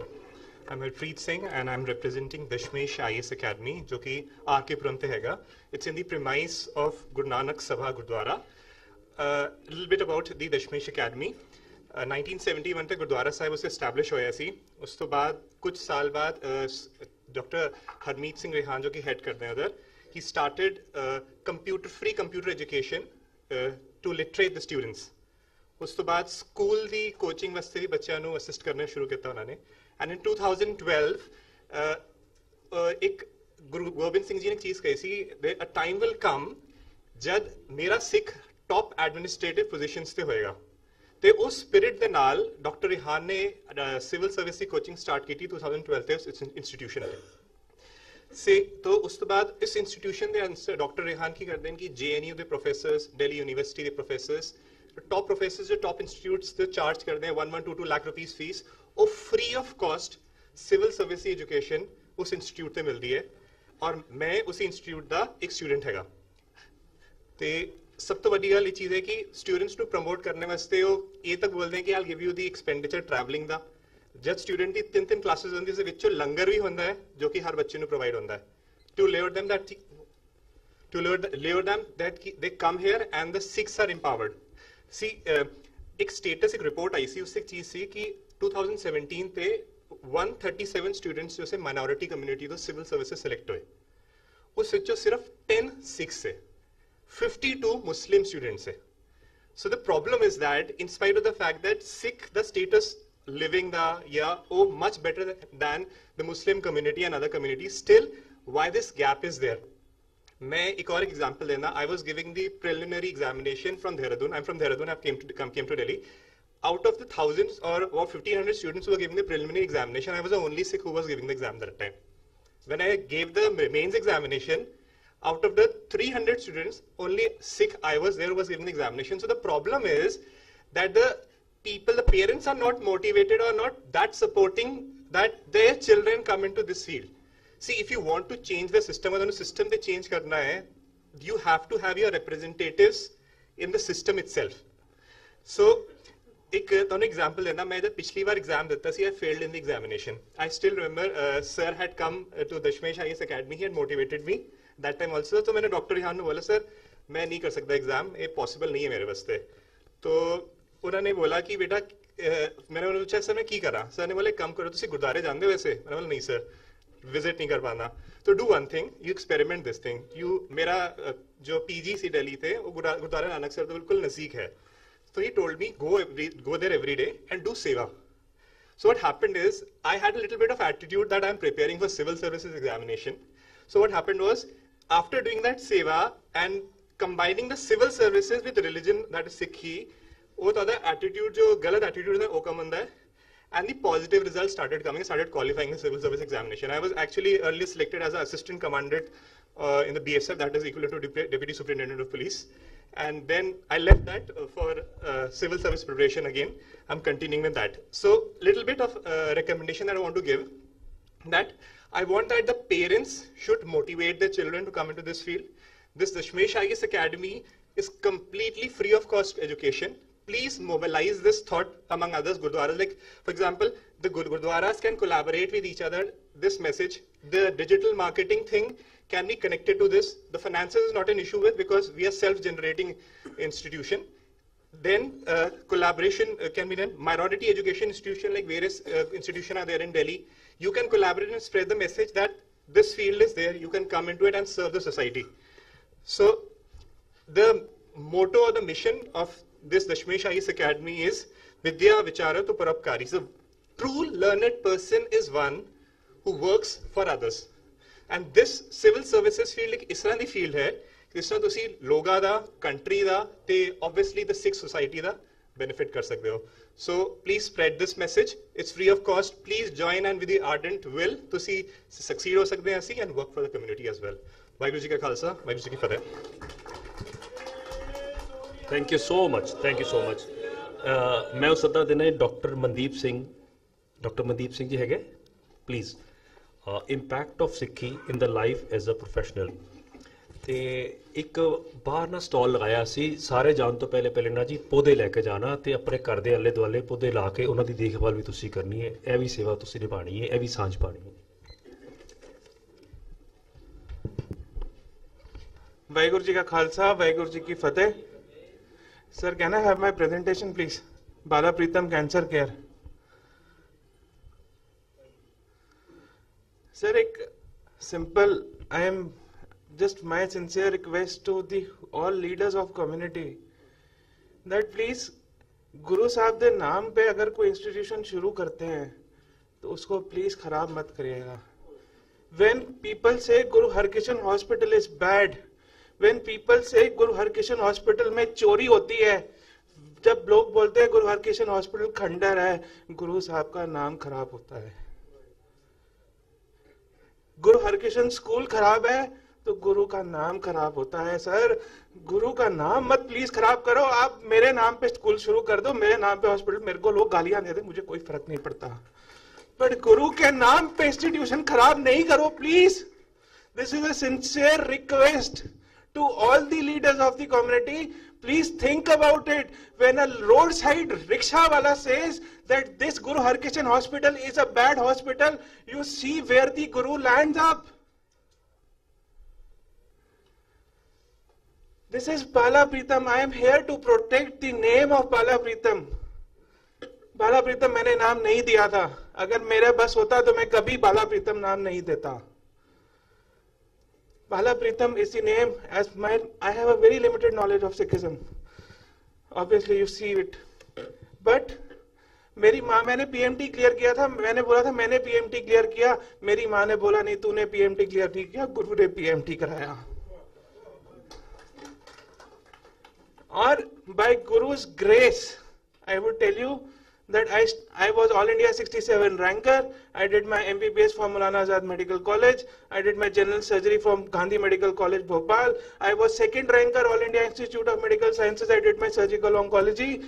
I was qualified for head and neck and microvascular fellowship at Roosevelt Park Cancer Institute from the best person in the world, Dr. Moni Abraham. I have been trained for breast cancer. I have been trained from the best person in the world, that is Dr. Venkat Ramakrishnan. That is all Guru's grace. So if I say that I am the clinical lead of CK Birla at Guru Hospital, that is a corporate hospital. I work as a unit head at this age at Fortis Hospital, Basant Kunj, but I am the convener of Bala Pritam Cancer Care. मैं रहूं या नहीं रहूं, बाला प्रीतम रहना चाहिए sir, बहुत जरूरत है लोगों की उसको. Can I नेक्स्ट कैसे होगा सर? सर स्लाइड चेंज कर दीजिए, रविंदर प्लीज स्लाइड चेंज करिए. सो द कंसेप्ट क्या है बाला प्रीतम का? बाला प्रीतम का कंसेप्ट ये है सर कि quality is the most important part of it. अगर मैं एक सिख इंस्टीट्यूशन, मैं एक सिख हेल्थ केयर चलाऊंगा तो मेरी क्वालिटी सबसे ऊपर होनी चाहिए. It should be better than bloody Apollo. It should be at par with all India institute of medical sciences. If Jews can develop Mount Sinai Hospital, why a Sikh community cannot develop a hospital at par with the world's best? हम इतने गैर गुजरे हैं क्या जो हम ये भी नहीं कर सकते?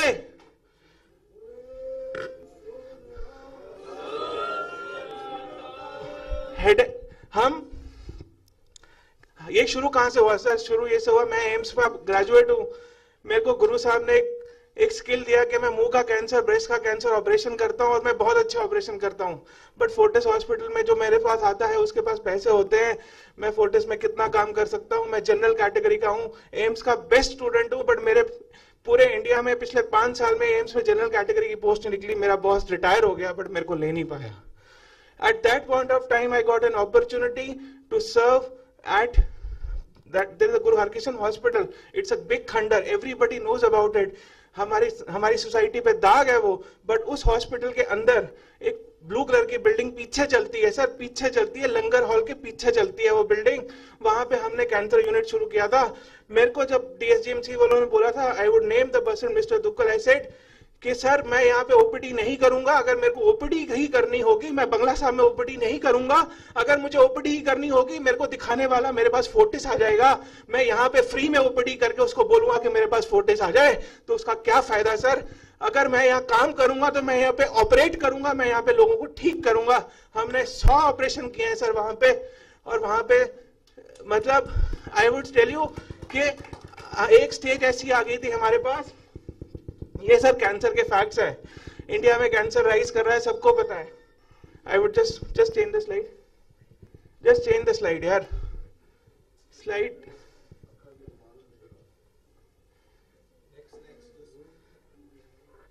Can I have it? Sir problem क्या है इंडिया में? सारी एनजीओ क्या कहती है? कैंसर अवेयरनेस, मैमोग्राफी, बस ये बस. अबे भैया जब कैंसर डायग्नोज कर दोगे उसको ट्रीट कैसे करोगे? ऑल इंडिया इंस्टीट्यूट में वेटिंग लिस्ट 5 महीने की है. राम मनोहर लोहिया LNJP में ट्रीटमेंट अवेलेबल नहीं है. लोग ट्रीटमेंट की वेटिंग लिस्ट में मर जाते हैं. तो अगर किसी को डायग्नोज करना है कैंसर तो उसका ट्रीटमेंट कर लेना, नहीं तो डायग्नोज मत करना. आप खुद सोचो कि आपको एक ट्रेन में बिठा दिया जाए जिसको पता है कि 5 महीने बाद ट्रेन, मतलब 4 घंटे बाद ट्रेन का एक्सीडेंट होगा और आप मर जाओगे. उस ट्रेन के अंदर आप 4 महीने कैसे बिताओगे, 4 घंटे कैसे बिताओगे? अगर आप किसी को कैंसर डायग्नोज कर दोगे और उसका ट्रीटमेंट नहीं कर पाओगे तो उसकी लाइफ क्यों खराब कर रहे हो? वैसे ही मर जाएगा, खुशी से तो मर जाएगा, यहाँ तो तिल तिल करके मरेगा वो. For every cancer NGO, every goddamn NGO who works on cancer, please consider treatment first. God damn it, treatment first. Their awareness से लोग मर जाएंगे, उसको पता नहीं चलेगा. कोई बात नहीं, जिसको पता है मेरे को कैंसर है उसको ट्रीटमेंट नहीं मिलता. 8-8 महीने की वेटिंग लिस्ट होती है. फोर्टिस में अफोर्ड नहीं कर पाते, अपोलो में अफोर्ड नहीं कर पाते. हेल्थ केयर की ट्रस्ट नहीं है आपको, आप हॉस्पिटल जाने से डरते हो. कोई भी एक पेइंग पेशेंट भी होगा वो हॉस्पिटल जाने से डरेगा कि यार मेरे को लूट तो नहीं लेंगे, मेरे को वेंटिलेटर में ज्यादा तो नहीं रख लेंगे. बाला प्रीतम में मेरा एक प्रिंसिपल हमेशा से रहा है, ना मैं पैसा लूंगा ना मैं पैसा दूंगा. मैं कमीशन पे काम नहीं करूंगा. आपको पता है एक पेट स्कैन जो गंगाराम 24,000 में करता है, बाला प्रीतम 8,000 में करता है. सिंपल कि हम कमीशन नहीं लेते हैं. हम कीमोथेरेपी किसी को देते हैं तो नेक्स्ट पीछे आ जाओ please. Sir cancer treatment extensive है, एक्सपेंसिव है, कॉम्प्लेक्स है। लोग हमारे पास आते हैं sir, middle class IT professionals, they come to us, they say that हमारे पास ना इंश्योरेंस खत्म हो गई है, अब जो कीमोथेरेपी ड्रग जो 1 लाख की मिलती है, मेरे पास पैसा नहीं है, मेरे पास मेरी तो 35,000 इनकम है, मेरी 50,000 इनकम है, मैं पर मंथ 1 लाख की इंजेक्शन कैसे लगाऊंगी? That is where I have some support from Good Smartens that, and we get the drugs directly from the company. We are also able to get directly sourced out. Last year Lionesses Club came forward and they supported us, so we gave free chemotherapy to that. But the problem is that Lionesses also raised fund on our names. The problem is corruption, the problem is transparency. कितना fund लगा, कितना fund लग गया, हमें पता ही नहीं लगा। एक टाइम में आके बोला गया कि अब हमारे पास फंड नहीं है। हमारी कमिटमेंट थी सर लोगों के साथ, हमने व्हाट्सएप पे, I tell you, the Sikh Chamber of Commerce, there are other people, Rajbir ji is there, we supported, we had committed patients that we will treat you, and they came on the name of my guru, and how can I dishonor my guru? I have limited funds, but at first time in the history, मेरी छोटी सी history है sir, आज AIIMS में professor बोलता है कि आप गुरु Harkishan hospital चले जाओ, वहां पे आपका ट्रीटमेंट हो जाएगा। आज मेरे को बाला साहब की, बाला प्रीतम की, आपकी पॉलिटिक्स का ही तेल लेने बॉस, मुझे कोई मतलब नहीं है उसका। आपने हॉस्पिटल बनाना है, किसने बनाना है, सतना ने बनाना है, मंजीत ने बनाना है, गॉड टाइम टाइम, मतलब मैं तंग आ गया हूं इस चीज से। अरे यार एक हॉस्पिटल नहीं बना सकते हम, शर्म आनी चाहिए हमें इस चीज के ऊपर। मैं बैठा हूं काम करने को, मेरा गुरु बैठा है मेरे काम करने को, बट हम एक हॉस्पिटल मुझे नहीं दे सकते। पूरी कम्युनिटी खड़ी है, एक हॉस्पिटल तो दे दो, मैं काम करके दिखाऊंगा आपको। I tell you the stuff of it. आगे चलो sir. Guru Harkishan hospital, the 3 ethics is which we work on it. Please stay in. It is sir, एक नेक्स्ट इंटरनेशनल स्टैंडर्ड। मैं गंदा काम नहीं करूंगा। मेरी प्रिस्क्रिप्शन अगर डलेगी गुरु साहब के हॉस्पिटल से, तो अगर वो यूएस में चेक होगी तो सेम होगी। ये बात नहीं है कि मैं चैरिटी में काम करता हूं तो मैं पुअर काम करता हूं, नहीं। मेरे गुरु का नाम का हॉस्पिटल है, वो मेमोरियल स्लोन केटरिंग से नीचे कैसे हो सकता है? अगर हमने बनाना है तो हमने वो बनाना है, तो नहीं तो गुरु के नाम का हॉस्पिटल मैं नहीं बनाऊंगा, और मैं आगे से गुरु के नाम के हॉस्पिटल पे काम नहीं करूंगा। आप लंगर हॉल के पीछे हॉस्पिटल चलाते हो। लंगर हॉल में जाके लोग जब लंगर खाते हैं पैसे लेते हैं क्या? लंगर हॉल के पीछे हॉस्पिटल चलाते हैं, और लोग जिसके पास पैसे नहीं होते उसको हम क्या कहते हैं कि हमारे यहाँ पे इतने पैसे लगेंगे, अब पैसे है नहीं, अब आप कहीं और चले जाओ। How can you make a hospital in the premises of Gurdwara against the principles of Sikhism? This is a bullshit. आप किसी से ट्रीटमेंट का, अगर उसके पास पैसे नहीं है तो नहीं तो पगड़ी उतार दो, नहीं तो उसके ट्रीटमेंट का इलाज कर लो, नहीं तो आगे से गुरुद्वारे में हॉस्पिटल मत खोलना। यार शर्म आती है मेरे को।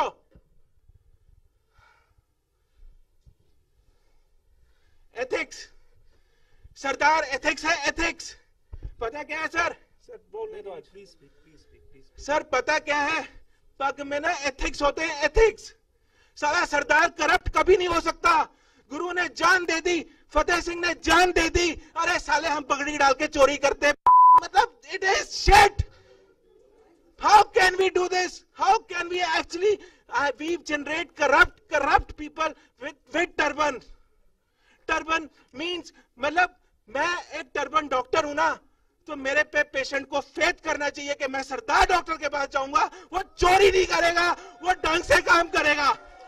That is where I want my Sikhism. नहीं तो साले अगर हम ये काम नहीं कर सकते तो हम गीदड़ बनाने बंद करें, या तो हम शेर बनाएंगे, नहीं तो हम खत्म कर देंगे। साले हम सब के सब गीदड़ हैं। 1.25 लाख से एक लड़ाओं की बात करते हैं ना हम, अरे 10 लोग आ जाए तो हमारी पेशाब निकल जाता है।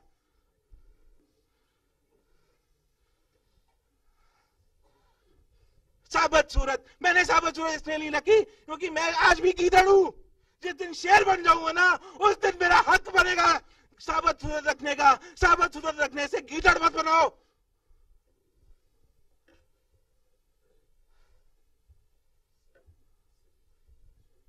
चलो सर, और आगे चलो sir. At present, we treated breast cancers, we treated head and neck cancers. This is the team of my doctors. We work there. We go to every Saturday there. We go every Tuesday there. We try to do things. In spite of all the politics, I have been doing it for last 3 years. And next, I don't. This is 98 patients. And और आगे चलो sir, और आगे चलो। ये list है sir, ये list है उन पेशेंट्स की जो गुरुद्वारे में ठीक होके गए हैं। And next, these are the faces of these patients. एक मुसलमान, एक हिंदू, एक सरदार, ये ठीक होके गए हैं सर वहां पे। और सर जब वो, पता है कितनी अच्छी बात है, दिल्ली में ना रहने की बहुत बड़ी प्रॉब्लम है। एम्स में कोई ट्रीट करा भी लेगा ना, तो जब रहेगा और खाना खाएगा तो बिक जाएगा। निजामुद्दीन स्टेशन के पास बाला साहब हॉस्पिटल है, वहां पे सराय में ना ये मैनेजर लोग पेशेंट को कमरा नहीं देते थे, रिक्वेस्ट कर करके कमरा लेते थे। सर पेशेंट है, कमरा दे दो। हजूर साहब तो संगत रोज आएगी चली जाएगी, इसके साथ वाले का कहाँ रहेगी। वो खाना खा लेता था सर साथ में, वो ट्रीटमेंट भी कराता था, उसकी बीवी रुलती नहीं थी, सेफ थी सर, रेप नहीं होता था एम्स की धर्मशालाओं में। उसके बच्चे रुलते नहीं थे, खाना खाते थे, लंगर में खाना खाते थे, सेफ्टी से रहते थे, लोगों का ट्रीटमेंट होता है sir. That is where we are. This is the immense power which I felt while working at Bala Sahib. That is the sole very reason I am here, that please save Bala Sahib. यार बाला प्रीतम, हम बाला प्रीतम गुरु हरकिशन की बात करते हैं। गुरु Harkishan sir वो आदमी है जो यहाँ बंगला साहब में स्मॉल पॉक्स ट्रीट करते करते मर गया, 8 साल का बच्चा सर। और वहां my knowledge of Sikhism is limited, I am sorry for that, but the epitome of medicine, he tried treating smallpox, he got smallpox, he died of smallpox, he is cremated at Bala Sahib. Please don't dishonor him. Please don't dishonor him. I remain associated with Bala Sahib or I don't remain associated with Bala Sahib.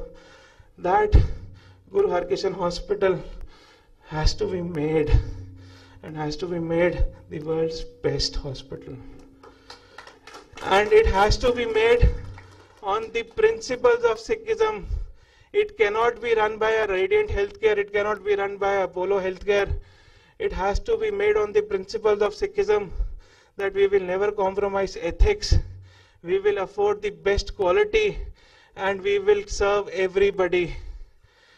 If we will not say कि आज तेरे पास पैसे नहीं है तो यहाँ से चला जाए। मैं सर मेरे को बचपन से ज्यादा सॉरी सर, मैंने कुछ ज्यादा बोल दिया था। आई am really sorry, I really could not control my emotions and I came here because now it is done for me. मैं यार तंग आ गया हूँ, वहां पे नहीं काम कर पाता, ऐसा लगता है मेरे को। वहां पे लोग आते हैं मेरे पास कि सर ट्रीटमेंट करा लो, मेरे पास ट्रीटमेंट करने के मतलब मेरे पास ऑप्शन खत्म हो गई हैं सर। और मेरा प्रोफेसर जिसने, he is a Hindu professor, my head and neck boy surgeon is a Christian, and when they say that you go to Mandeep, you go to Guru Harkishan Hospital, we don't have dates here, they will help you and we are not able to help. I Guru Harkishan hospital मत बोलो यार, तो मैं मतलब इस चीज पे बहुत दर्द होता है सर मेरे को। जब गुरु हरकिशन हॉस्पिटल के नाम पे लोग आते हैं ना सर, और गुरु हरकिशन हॉस्पिटल उसको ट्रीट नहीं कर सकता, उसको ट्रीट तो चलो थोड़ा सा रेफर तो ढंग की जगह कर सकता है, गाइडेंस तो ढंग की जगह दे सकता है सर, हम वो भी नहीं दे पाते हमें। Please, I am sorry, I am really sorry and I apologise for my limited knowledge of Sikhism. Doctor IPS Kalra senior physician cardiologist Guru Harkrishan hospital Guru Bangla Sahib ਨਾਲ 1968 ਤੋਂ ਐਸੋਸੀਏਟਡ ਹਾਂ। ਮੈਨੂੰ ਅੱਛਾ ਲੱਗਾ ਕਿ ਇਸ ਬੱਚੇ ਨੇ ਸਾਰੇ ਆਪਣਾ ਦਰਦ ਤੁਹਾਡੇ ਅੱਗੇ ਦੱਸ ਦਿੱਤਾ। ਇਹ ਸਾਡਾ ਹਸਪੀਟਲ ਬਾਬਾ ਜੀ ਨੇ ਬਣਾਉਣਾ ਸੀ। ਇੱਥੇ ਸਾਡੇ ਇੱਕ ਕਮੇਟੀ ਬਣਾਈ ਸੀ, Guru Harkrishan institute of medical sciences and research, ਜਿਹੜੀ ਕਿ ਸਾਡੇ ਗੰਗਾ ਰਾਮ ਹਸਪੀਟਲ ਦੇ ਪੈਟਰਨ ਤੇ ਸਾਰੇ ਡਾਕਟਰਾਂ ਨੂੰ ਇੱਕ ਕਮੇਟੀ ਉਹਨਾਂ ਨੇ ਬਣਾਈ ਦਿੱਤੀ ਸੀ, ਜਿਹਦੇ ਵਿੱਚ ਡਾਕਟਰ ਨੇਕੀ, ਡਾਕਟਰ ਮੈਨੀ, ਡਾਕਟਰ ਵਾਲੀਆ PGI ਚੰਡੀਗੜ੍ਹ ਦੇ, ਔਰ ਦਾਸ ਨੂੰ ਡਾਕਟਰ ਗਰੇਵਾਲ ਹੁਣੇ ਜਿਹੜੇ ਬੋਲ ਕੇ ਗਏ ਨੇ ਸਾਡੇ ਸੈਕਟਰੀ ਦੇ, ਮੈਨੂੰ ਸੈਕਟਰੀ ਜਨਰਲ ਬਣਾਇਆ ਸੀ। ਸਾਡੇ ਨਾਲ ਸਾਡੇ ਹਸਪੀਟਲ ਵਿੱਚ ਤੁਸੀਂ ਇਸ ਬੱਚੇ ਦੀ ਸਾਰੀ ਦੇਖ ਲਿਆ ਕਿ ਕਿੰਨਾ ਕੰਮ ਕਰ ਰਿਹਾ। ਸਾਡੇ ਕੋਲ ਡਾਕਟਰ ਇੱਥੇ ਟੌਪ ਵਰਲਡ ਦੇ ਡਾਕਟਰ ਇੱਥੇ ਕੰਮ ਕਰ ਰਹੇ ਨੇ। ਡਾਕਟਰ NP ਸਿੰਘ ਵਰਲਡ ਦੇ ਨੈਫਰੋਲੋਜਿਸਟ ਨੇ, ਮਸ਼ਹੂਰ ਜਿਹੜੇ ਬੰਗਲਾ ਸਾਹਿਬ ਸੇਵਾ ਕਰਦੇ ਨੇ। ਡਾਕਟਰ ਆਨੰਦ ਜਿਹੜੇ head of department of RML PGI institute ਹੈ ਇੱਥੇ, ਉਹਦੇ ਹੈਡ ਨੇ, ਉੱਥੇ ਆ ਕੇ ਸੇਵਾ ਕਰਦੇ ਨੇ। ਸਾਡੇ ਡਾਕਟਰਾਂ ਨਾਲ ਥੋੜੀ ਦੇਰ ਗੱਲ ਕੀਤੀ, ਉਦੋਂ ਹੁਣ ਗੱਲ ਕਰਨੀ ਬੰਦ ਕਰ ਦਿੱਤੀ ਗਈ। ਮੈਂ ਕੋਈ ਤੁਹਾਡੇ ਅੱਗੇ ਦੁਖੜਾ ਨਹੀਂ ਰੋ ਰਿਹਾ, ਤੁਹਾਨੂੰ ਇਹ ਦੱਸ ਰਿਹਾ ਕਿ ਇਹ ਪੋਲੀਟੀਕਲ ਦੇ ਵਿੱਚ ਇਹ ਨਾ ਕਦੇ ਮੈਂ ਬਣਾਉਣਾ ਜੀ ਮੈਂ ਬਣਾਉਣਾ, ਇਹ ਹਉਮੈ ਦੇ ਵਿੱਚ ਆ ਕੇ ਸਾਰੀ ਇਹ ਗੜਬੜ ਹੋ ਗਈ। ਬਾਬਾ ਹਰਬੰਸ ਸਿੰਘ ਹੋਰਾਂ ਨੇ ਇੱਥੇ ਲਗਾਇਆ ਸੀ ਟੱਕ, ਉਹਨਾਂ ਦਾ ਬੋਰਡ ਲੱਗਾ ਸੀ, ਤੇ ਬਾਬਾ ਜੀ ਦੇ ਬਾਅਦ ਫਿਰ ਬਾਦਲ ਜੀ ਦਾ ਟੱਕ ਲੱਗ ਗਿਆ। ਉਹ ਬਾਬਾ ਜੀ ਕਹਿੰਦੇ ਮੈਨੂੰ ਕਿ ਦੇਖ ਇੰਦਰਪਾਲ ਇਹ ਕੀ ਕੀਤਾ ਇਹਨਾਂ ਨੇ। ਮੈਂ ਕਿਹਾ ਮਹਾਰਾਜ ਤੁਹਾਨੂੰ ਕੀ ਹੈ, ਤੇ ਗੁਰੂ ਹਰਕ੍ਰਿਸ਼ਨ ਮਹਾਰਾਜ ਤੁਸੀਂ you are above all this thing. ਅਸੀਂ ਇਹ ਚਾਹੁੰਦੇ ਹਾਂ ਕਿ ਜਿਹੜੇ ਸਾਡੇ ਡਾਕਟਰ ਸਪੈਸ਼ਲਿਸਟ ਕੰਮ ਕਰ ਰਹੇ ਨੇ, ਇੱਥੇ ਸੇਵਾ ਕਰ ਰਹੇ ਨੇ, ਉਹਨਾਂ ਨਾਲ ਗੱਲ ਕਰੋ, ਬਹਿ ਕੇ ਡਿਸਕਸ ਕਰੋ। ਤੁਸੀਂ ਜਿੰਨੇ ਵੀ ਮਰਜ਼ੀ ਸਪੈਸ਼ਲਿਸਟ ਹੋਰ ਲਿਆਉਣਾ ਚਾਹੁੰਦੇ ਹੋ ਆਪਣੇ, ਉਹਨਾਂ ਨੂੰ ਲਿਆਓ, ਅਸੀਂ ਉਹਨਾਂ ਨਾਲ ਗੱਲ ਕਰਕੇ ਇਨਪੁਟ ਦੇਵਾਂਗੇ ਤੇ ਤੁਸੀਂ ਇਹ ਸਾਰਾ ਮੈਂ ਇੱਕ ਗੱਲ ਤੁਹਾਨੂੰ ਦੱਸਣਾ ਚਾਹਨਾ। ਮੇਰਾ ਜਵਾਈ ਡਾਕਟਰ ਰਮੀਤ ਸਿੰਘ, ਉਹਨੂੰ ਨੇਜ਼ਲ ਪ੍ਰੋਬਲਮ ਸੀ, ਉਹਦੀ ਸਰਜਰੀ ਮੈਂ ਉੱਥੇ ਕਰਾਈ, ਬਾਲਾ ਸਾਹਿਬ ਦੇ ਵਿੱਚ ਕਰਾਈ, ਔਰ ਟੌਪ ਦੇ ਉੱਥੇ ਹਸਪੀਟਲ ਦੇ ਵਿੱਚ ਇਤਨਾ ਕੰਮ ਹੁੰਦਾ। ਮੈਂ USA 'ਚ ਮੋਸਟਲੀ ਅੱਜ ਕੱਲ੍ਹ ਰਹਿਣਾ, ਉੱਥੇ ਡਾਕਟਰ ਦੀ ਅਪਾਇੰਟਮੈਂਟ ਲੈਣਾ ਉਸੇ 2 ਤੋਂ 3 ਮਹੀਨੇ ਲੱਗ ਜਾਂਦੇ। ਜਿਹੜਾ ਕੰਮ ਉੱਥੇ 4-5 ਮਹੀਨਿਆਂ 'ਚ ਕਰਦਾ, ਅਸੀਂ 2 ਦਿਨਾਂ 'ਚ ਕਰ ਦਿੰਦੇ ਹਾਂ ਸਾਰੇ ਟੈਸਟ ਕਰਕੇ। ਲੇਕਿਨ ਵੈਲਿਊ ਨਹੀਂ। ਇਹ ਕਾਕੇ ਨੇ ਬਿਲਕੁਲ ਕਿਹਾ ਕਿ ਤੁਸੀਂ ਗੁਰੂ ਹਰਕ੍ਰਿਸ਼ਨ ਮਹਾਰਾਜ ਦੀ ਨਾਂ ਨੂੰ ਖਰਾਬ ਨਾ ਕਰੋ, ਤੇ ਤੁਸੀਂ ਸਾਰੇ ਸਿਆਣੇ ਹੋ, ਮਿਲ ਕੇ ਇਕੱਠੇ ਕਰਕੇ ਅਸੀਂ ਡਿਸਕਸ ਕਰਕੇ ਇਸ ਨੂੰ ਫਰਦਰ ਵਧਾਵਾਂਗੇ। ਹਾਂਜੀ, थैंक यू डॉक्टर साहब, please. I am really sorry, please I am really sorry, मैं कुछ ज़्यादा बोल गया तो आई एम रियली सॉरी।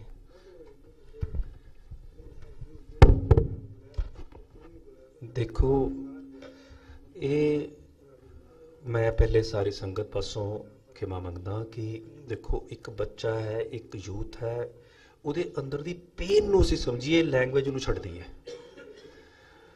ਉਹ ਇਹਦੇ ਵਿੱਚ ਇੱਕ ਐਥੀਕਲ ਸਿੱਖ ਡਾਕਟਰਸ ਦੀ ਕਲੈਕਟਿਵ ਪੇਨ ਪਈ ਹੈ। ਇਸ ਮੈਡੀਕਲ ਪ੍ਰੋਫੈਸ਼ਨ ਤੇ ਇੱਕ ਐਜੂਕੇਸ਼ਨ ਪ੍ਰੋਫੈਸ਼ਨ ਜਿਹੜੇ ਬਹੁਤ ਪਾਇਜ਼ ਸੀਗੇ, ਉਹਦੇ ਉੱਤੇ ਜੋ ਕਲੰਕ ਲੱਗ ਰਿਹਾ ਹੈ, ਇਹ ਉਹਦੇ ਦਰਦ ਚੋਂ ਬੋਲ ਰਿਹਾ ਹੈ ਕਿ ਅਸੀਂ ਇਲਾਜ ਨਹੀਂ ਦੇ ਪਾ ਰਹੇ ਗੁਰੂ ਸਾਹਿਬ ਦੇ ਨਾਂ ਤੇ, ਅਸੀਂ ਗੁਰਦੁਆਰੇ ਦੇ ਵਿੱਚ ਹਸਪਤਾਲ ਖੋਲ ਕੇ। ਔਰ ਇੱਕ ਇੰਗਲਿਸ਼ ਦਾ ਫਰੇਜ਼ ਹੈ, ਡੋਂਟ ਜੱਜ the book by its cover. ਅਸੀਂ ਸਰੂਪ ਦੇਖ ਕੇ ਚੰਗਾ ਮਾੜਾ ਸਿੱਖ ਕਹਿ ਦਿੰਦੇ ਹਾਂ, ਪਰ ਮੈਨੂੰ ਲੱਗਦਾ ਹੈ ਇਸ ਬੱਚੇ ਦੇ ਅੰਦਰ ਜੋ ਸਿੱਖ ਬੈਠਾ ਹੈ, ਕਈ ਸਰੂਪ ਵਾਲਿਆਂ ਤੋਂ ਜ਼ਿਆਦਾ ਵੱਡਾ ਬੈਠਾ ਹੈ।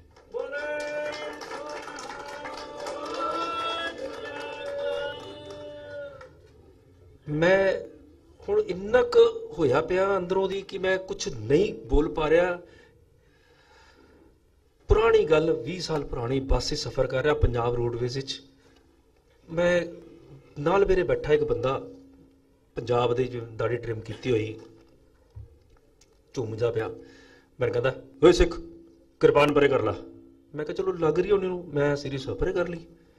10 ਮਿੰਟ ਬਾਅਦ ਕਹਿੰਦਾ ਕਿਤਾਬ ਬੰਦ ਕਰ ਦੇ, ਨਹੀਂ ਪੜ੍ਹਨੀ। ਮੈਂ ਗੁਰਬਾਣੀ ਦੀ ਸੰਥਿਆ ਪੜ੍ਹ ਰਿਹਾ ਸੀ। ਮੈਂ ਕਿਹਾ ਯਾਰ ਹੁਣ ਇਹਦੇ ਨਾਲ ਤੈਨੂੰ ਕੀ ਪ੍ਰੋਬਲਮ ਹੈ? ਮੈਂ ਤੂੰ ਗੁਰੂਆਂ ਦੀ ਬਾਣੀ ਪੜ੍ਹ ਰਿਹਾ? ਮੈਂ ਕਿਹਾ ਹਾਂ। ਕਹਿੰਦਾ ਮੈਨੂੰ ਸੰਗ ਆਉਂਦੀ ਹੈ, ਮੈਂ ਸ਼ਰਾਬ ਪੀ ਕੇ ਬੈਠਾ ਹਾਂ। ਦੇਖੋ ਹੁਣ ਉਹਦੇ ਅੰਦਰ ਕਿੰਨਾ ਵੱਡਾ ਸਿੱਖ ਬੈਠਾ ਹੈ, ਅੰਦਰੋਂ ਉਹਨੂੰ ਕਿੰਨਾ ਝਿਜੋੜ ਰਿਹਾ ਕਿ ਮੈਂ ਸ਼ਰਾਬ ਪੀਤੇ ਨਾਲ ਬੈਠਾ ਬੰਦਾ ਗੁਰੂ ਦੀ ਬਾਣੀ ਪੜ੍ਹ ਰਿਹਾ। ਪਤਾ ਨਹੀਂ ਉਹ ਬਾਣੀ ਪੜ੍ਹੀ ਦਾ ਮੇਰੇ ਤੇ ਕਿੰਨਾ ਅਸਰ ਹੋ ਰਿਹਾ, ਨਹੀਂ ਹੋ ਰਿਹਾ। ਮੇਰੇ ਨਾਲ ਗੁੱਟੀਆਂ ਖੋਲੇ ਦਾ ਉਹਦੇ ਤੇ ਕਿੰਨਾ ਅਸਰ ਹੋ ਰਿਹਾ, ਕਿੱਡਾ ਵੱਡਾ ਸਿੱਖ। ਮੈਂ ਉਹਨੂੰ ਨਮਸਕਾਰ ਕਰਤੀ, ਮਾਫੀ ਮੰਗ ਲਈ, ਬੰਦ ਕਰਤਾ ਗੁਟਕਾ। ਸੋ ਇੱਕ ਜਿਹੜਾ ਮੈਂ ਫਰੇਜ਼ ਪੜਿਆ ਸੀ ਨਾ, ਡੋਂਟ ਜੱਜ the book by its cover, ਮੈਂ ਉਹ ਐਕਸਪੀਰੀਅੰਸ ਉਦੋਂ ਦੇਖਿਆ, ਅੱਜ ਉਹ ਰਿਪੀਟ ਹੋਇਆ। ਅਸੀਂ ਸਲਾਘਾ ਕਰਦੇ ਹਾਂ ਜੇ ਡਾਕਟਰਾਂ ਦੀ, ਜਿਹੜੇ ਇੰਨੇ ਕੁ ਮਾਹਿਰ ਨੇ, ਇੰਨੇ ਕੁ ਗਿਆਨਵਾਨ ਨੇ। ਮੈਂ ਹੁਣ ਸੱਦਾ ਦੇਣਾ ਸਿਰਫ 2 ਮਿੰਟ ਵਾਸਤੇ ਸਰਦਾਰ ਹਰਜਿੰਦਰ ਸਿੰਘ ਜੀ ਨੂੰ, ਯੁਵਾ ਲਿਖਾਰੀ ਵਾਲੇ ਸਰਦਾਰ ਹਰਜਿੰਦਰ ਸਿੰਘ ਜੀ।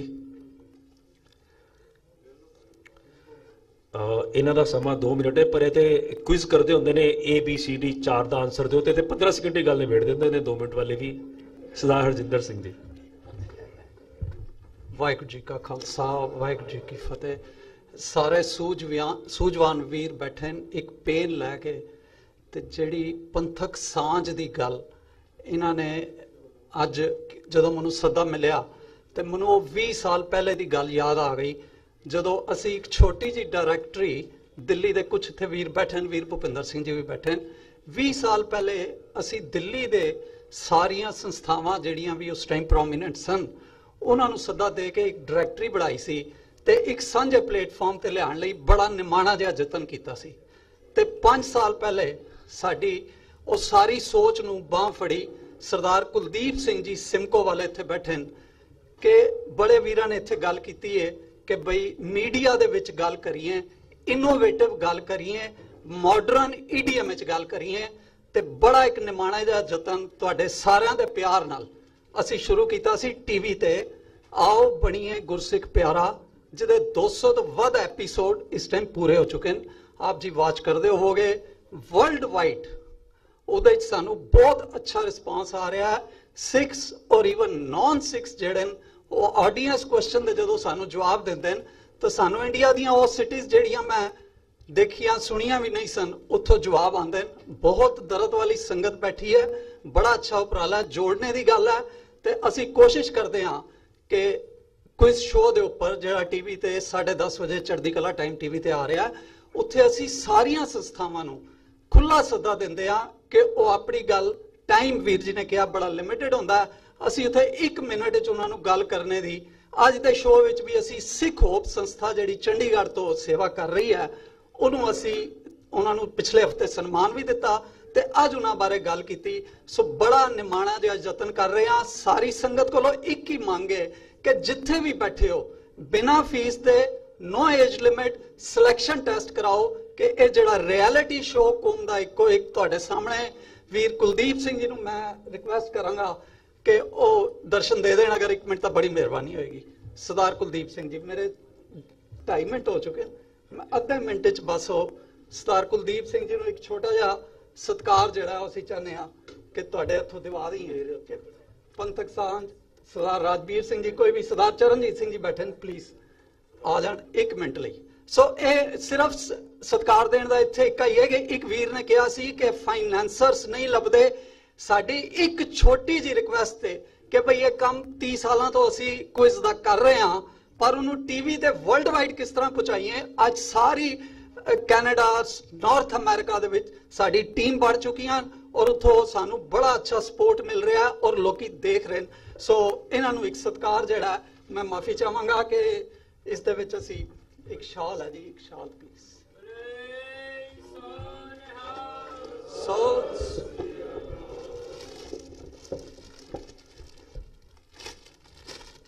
ਸਿਰਫ ਗੱਲ ਸੀ ਕਿ ਬਈ ਸਹਿਯੋਗ ਦੇਣ ਦੀ, ਹੱਥ ਪਕੜਨ ਦੀ, ਉਹ ਇਹਨਾਂ ਨੇ ਸਾਡਾ ਹੱਥ ਪਕੜਿਆ ਤੇ ਅੱਜ 200 ਤੋਂ ਉੱਪਰ ਐਪੀਸੋਡ ਪੂਰੇ ਹੋ ਗਏ। ਬਹੁਤ ਬਹੁਤ ਧੰਨਵਾਦ ਜੀ। ਅਗਰ ਟਾਈਮ ਜ਼ਿਆਦਾ ਲਿਆ ਹੋਇਆ ਤਾਂ ਮਾਫੀ ਚਾਹਨਾ। ਵਾਹਿਗੁਰੂ ਜੀ ਕਾ ਖਾਲਸਾ ਵਾਹਿਗੁਰੂ ਜੀ ਕਾ ਖਾਲਸਾ ਵਾਹਿਗੁਰੂ ਜੀ ਕੀ ਫਤਿਹ। ਮੈਂ ਸੰਗਤਾਂ ਦਾ ਸਿਰਫ 1 ਮਿੰਟ ਤੋਂ ਵੱਧ ਟਾਈਮ ਨਹੀਂ ਲਾਂਗਾ। ਇਸ ਗੱਲ ਵਿੱਚ ਕੋਈ ਦੋ ਰਾਏ ਨਹੀਂ ਕਿ ਇਹ ਪ੍ਰੋਗਰਾਮ ਵਰਲਡ ਵਾਈਡ ਬੜੇ ਪਿਆਰ ਸਤਿਕਾਰ ਨਾਲ ਦੇਖਿਆ ਜਾ ਰਿਹਾ ਹੈ ਔਰ ਇਸ ਦੇ ਵਿੱਚ ਸਿਵਾਏ ਸਿੱਖੀ ਦੇ ਹੋਰ ਕੋਈ ਵੱਖਰੀ ਗੱਲ ਨਹੀਂ ਹੁੰਦੀ। ਇਹ ਸਰਦਾਰ ਹਰਜਿੰਦਰ ਸਿੰਘ ਜੀ ਨੇ ਜਿਹੜਾ ਮੇਰੀ ਤਾਰੀਫ ਕਰ ਦਿੱਤੀ, ਮੈਂ ਇਸ ਦੇ ਕਾਬਿਲ ਨਹੀਂ ਹਾਂ। ਇਸ ਦੇ ਅਸਲੀ ਹੱਕਦਾਰ ਹਰਜਿੰਦਰ ਸਿੰਘ ਜੀ ਖੁਦ ਔਰ ਇਹਨਾਂ ਦੇ ਨਾਲ ਸਰਦਾਰ ਕੁਲਮੋਹਨ ਸਿੰਘ ਜੀ, ਮੈਂਬਰ ਗੁਰਦੁਆਰਾ ਸਿੱਖ ਪ੍ਰਬੰਧਕ ਕਮੇਟੀ ਵਾਲੇ। ਮੈਂ ਉਹਨਾਂ ਦੋਵਾਂ ਦਾ ਜਿਤਨਾ ਵੀ ਸ਼ੁਕਰੀਆ ਅਦਾ ਕਰ ਸਕਾਂ ਸ਼ਾਇਦ ਪੂਰਾ ਨਹੀਂ ਹੋ ਪਾਏਗਾ। ਵਾਹਿਗੁਰੂ ਜੀ ਕਾ ਖਾਲਸਾ ਵਾਹਿਗੁਰੂ ਜੀ ਕੀ ਫਤਿਹ।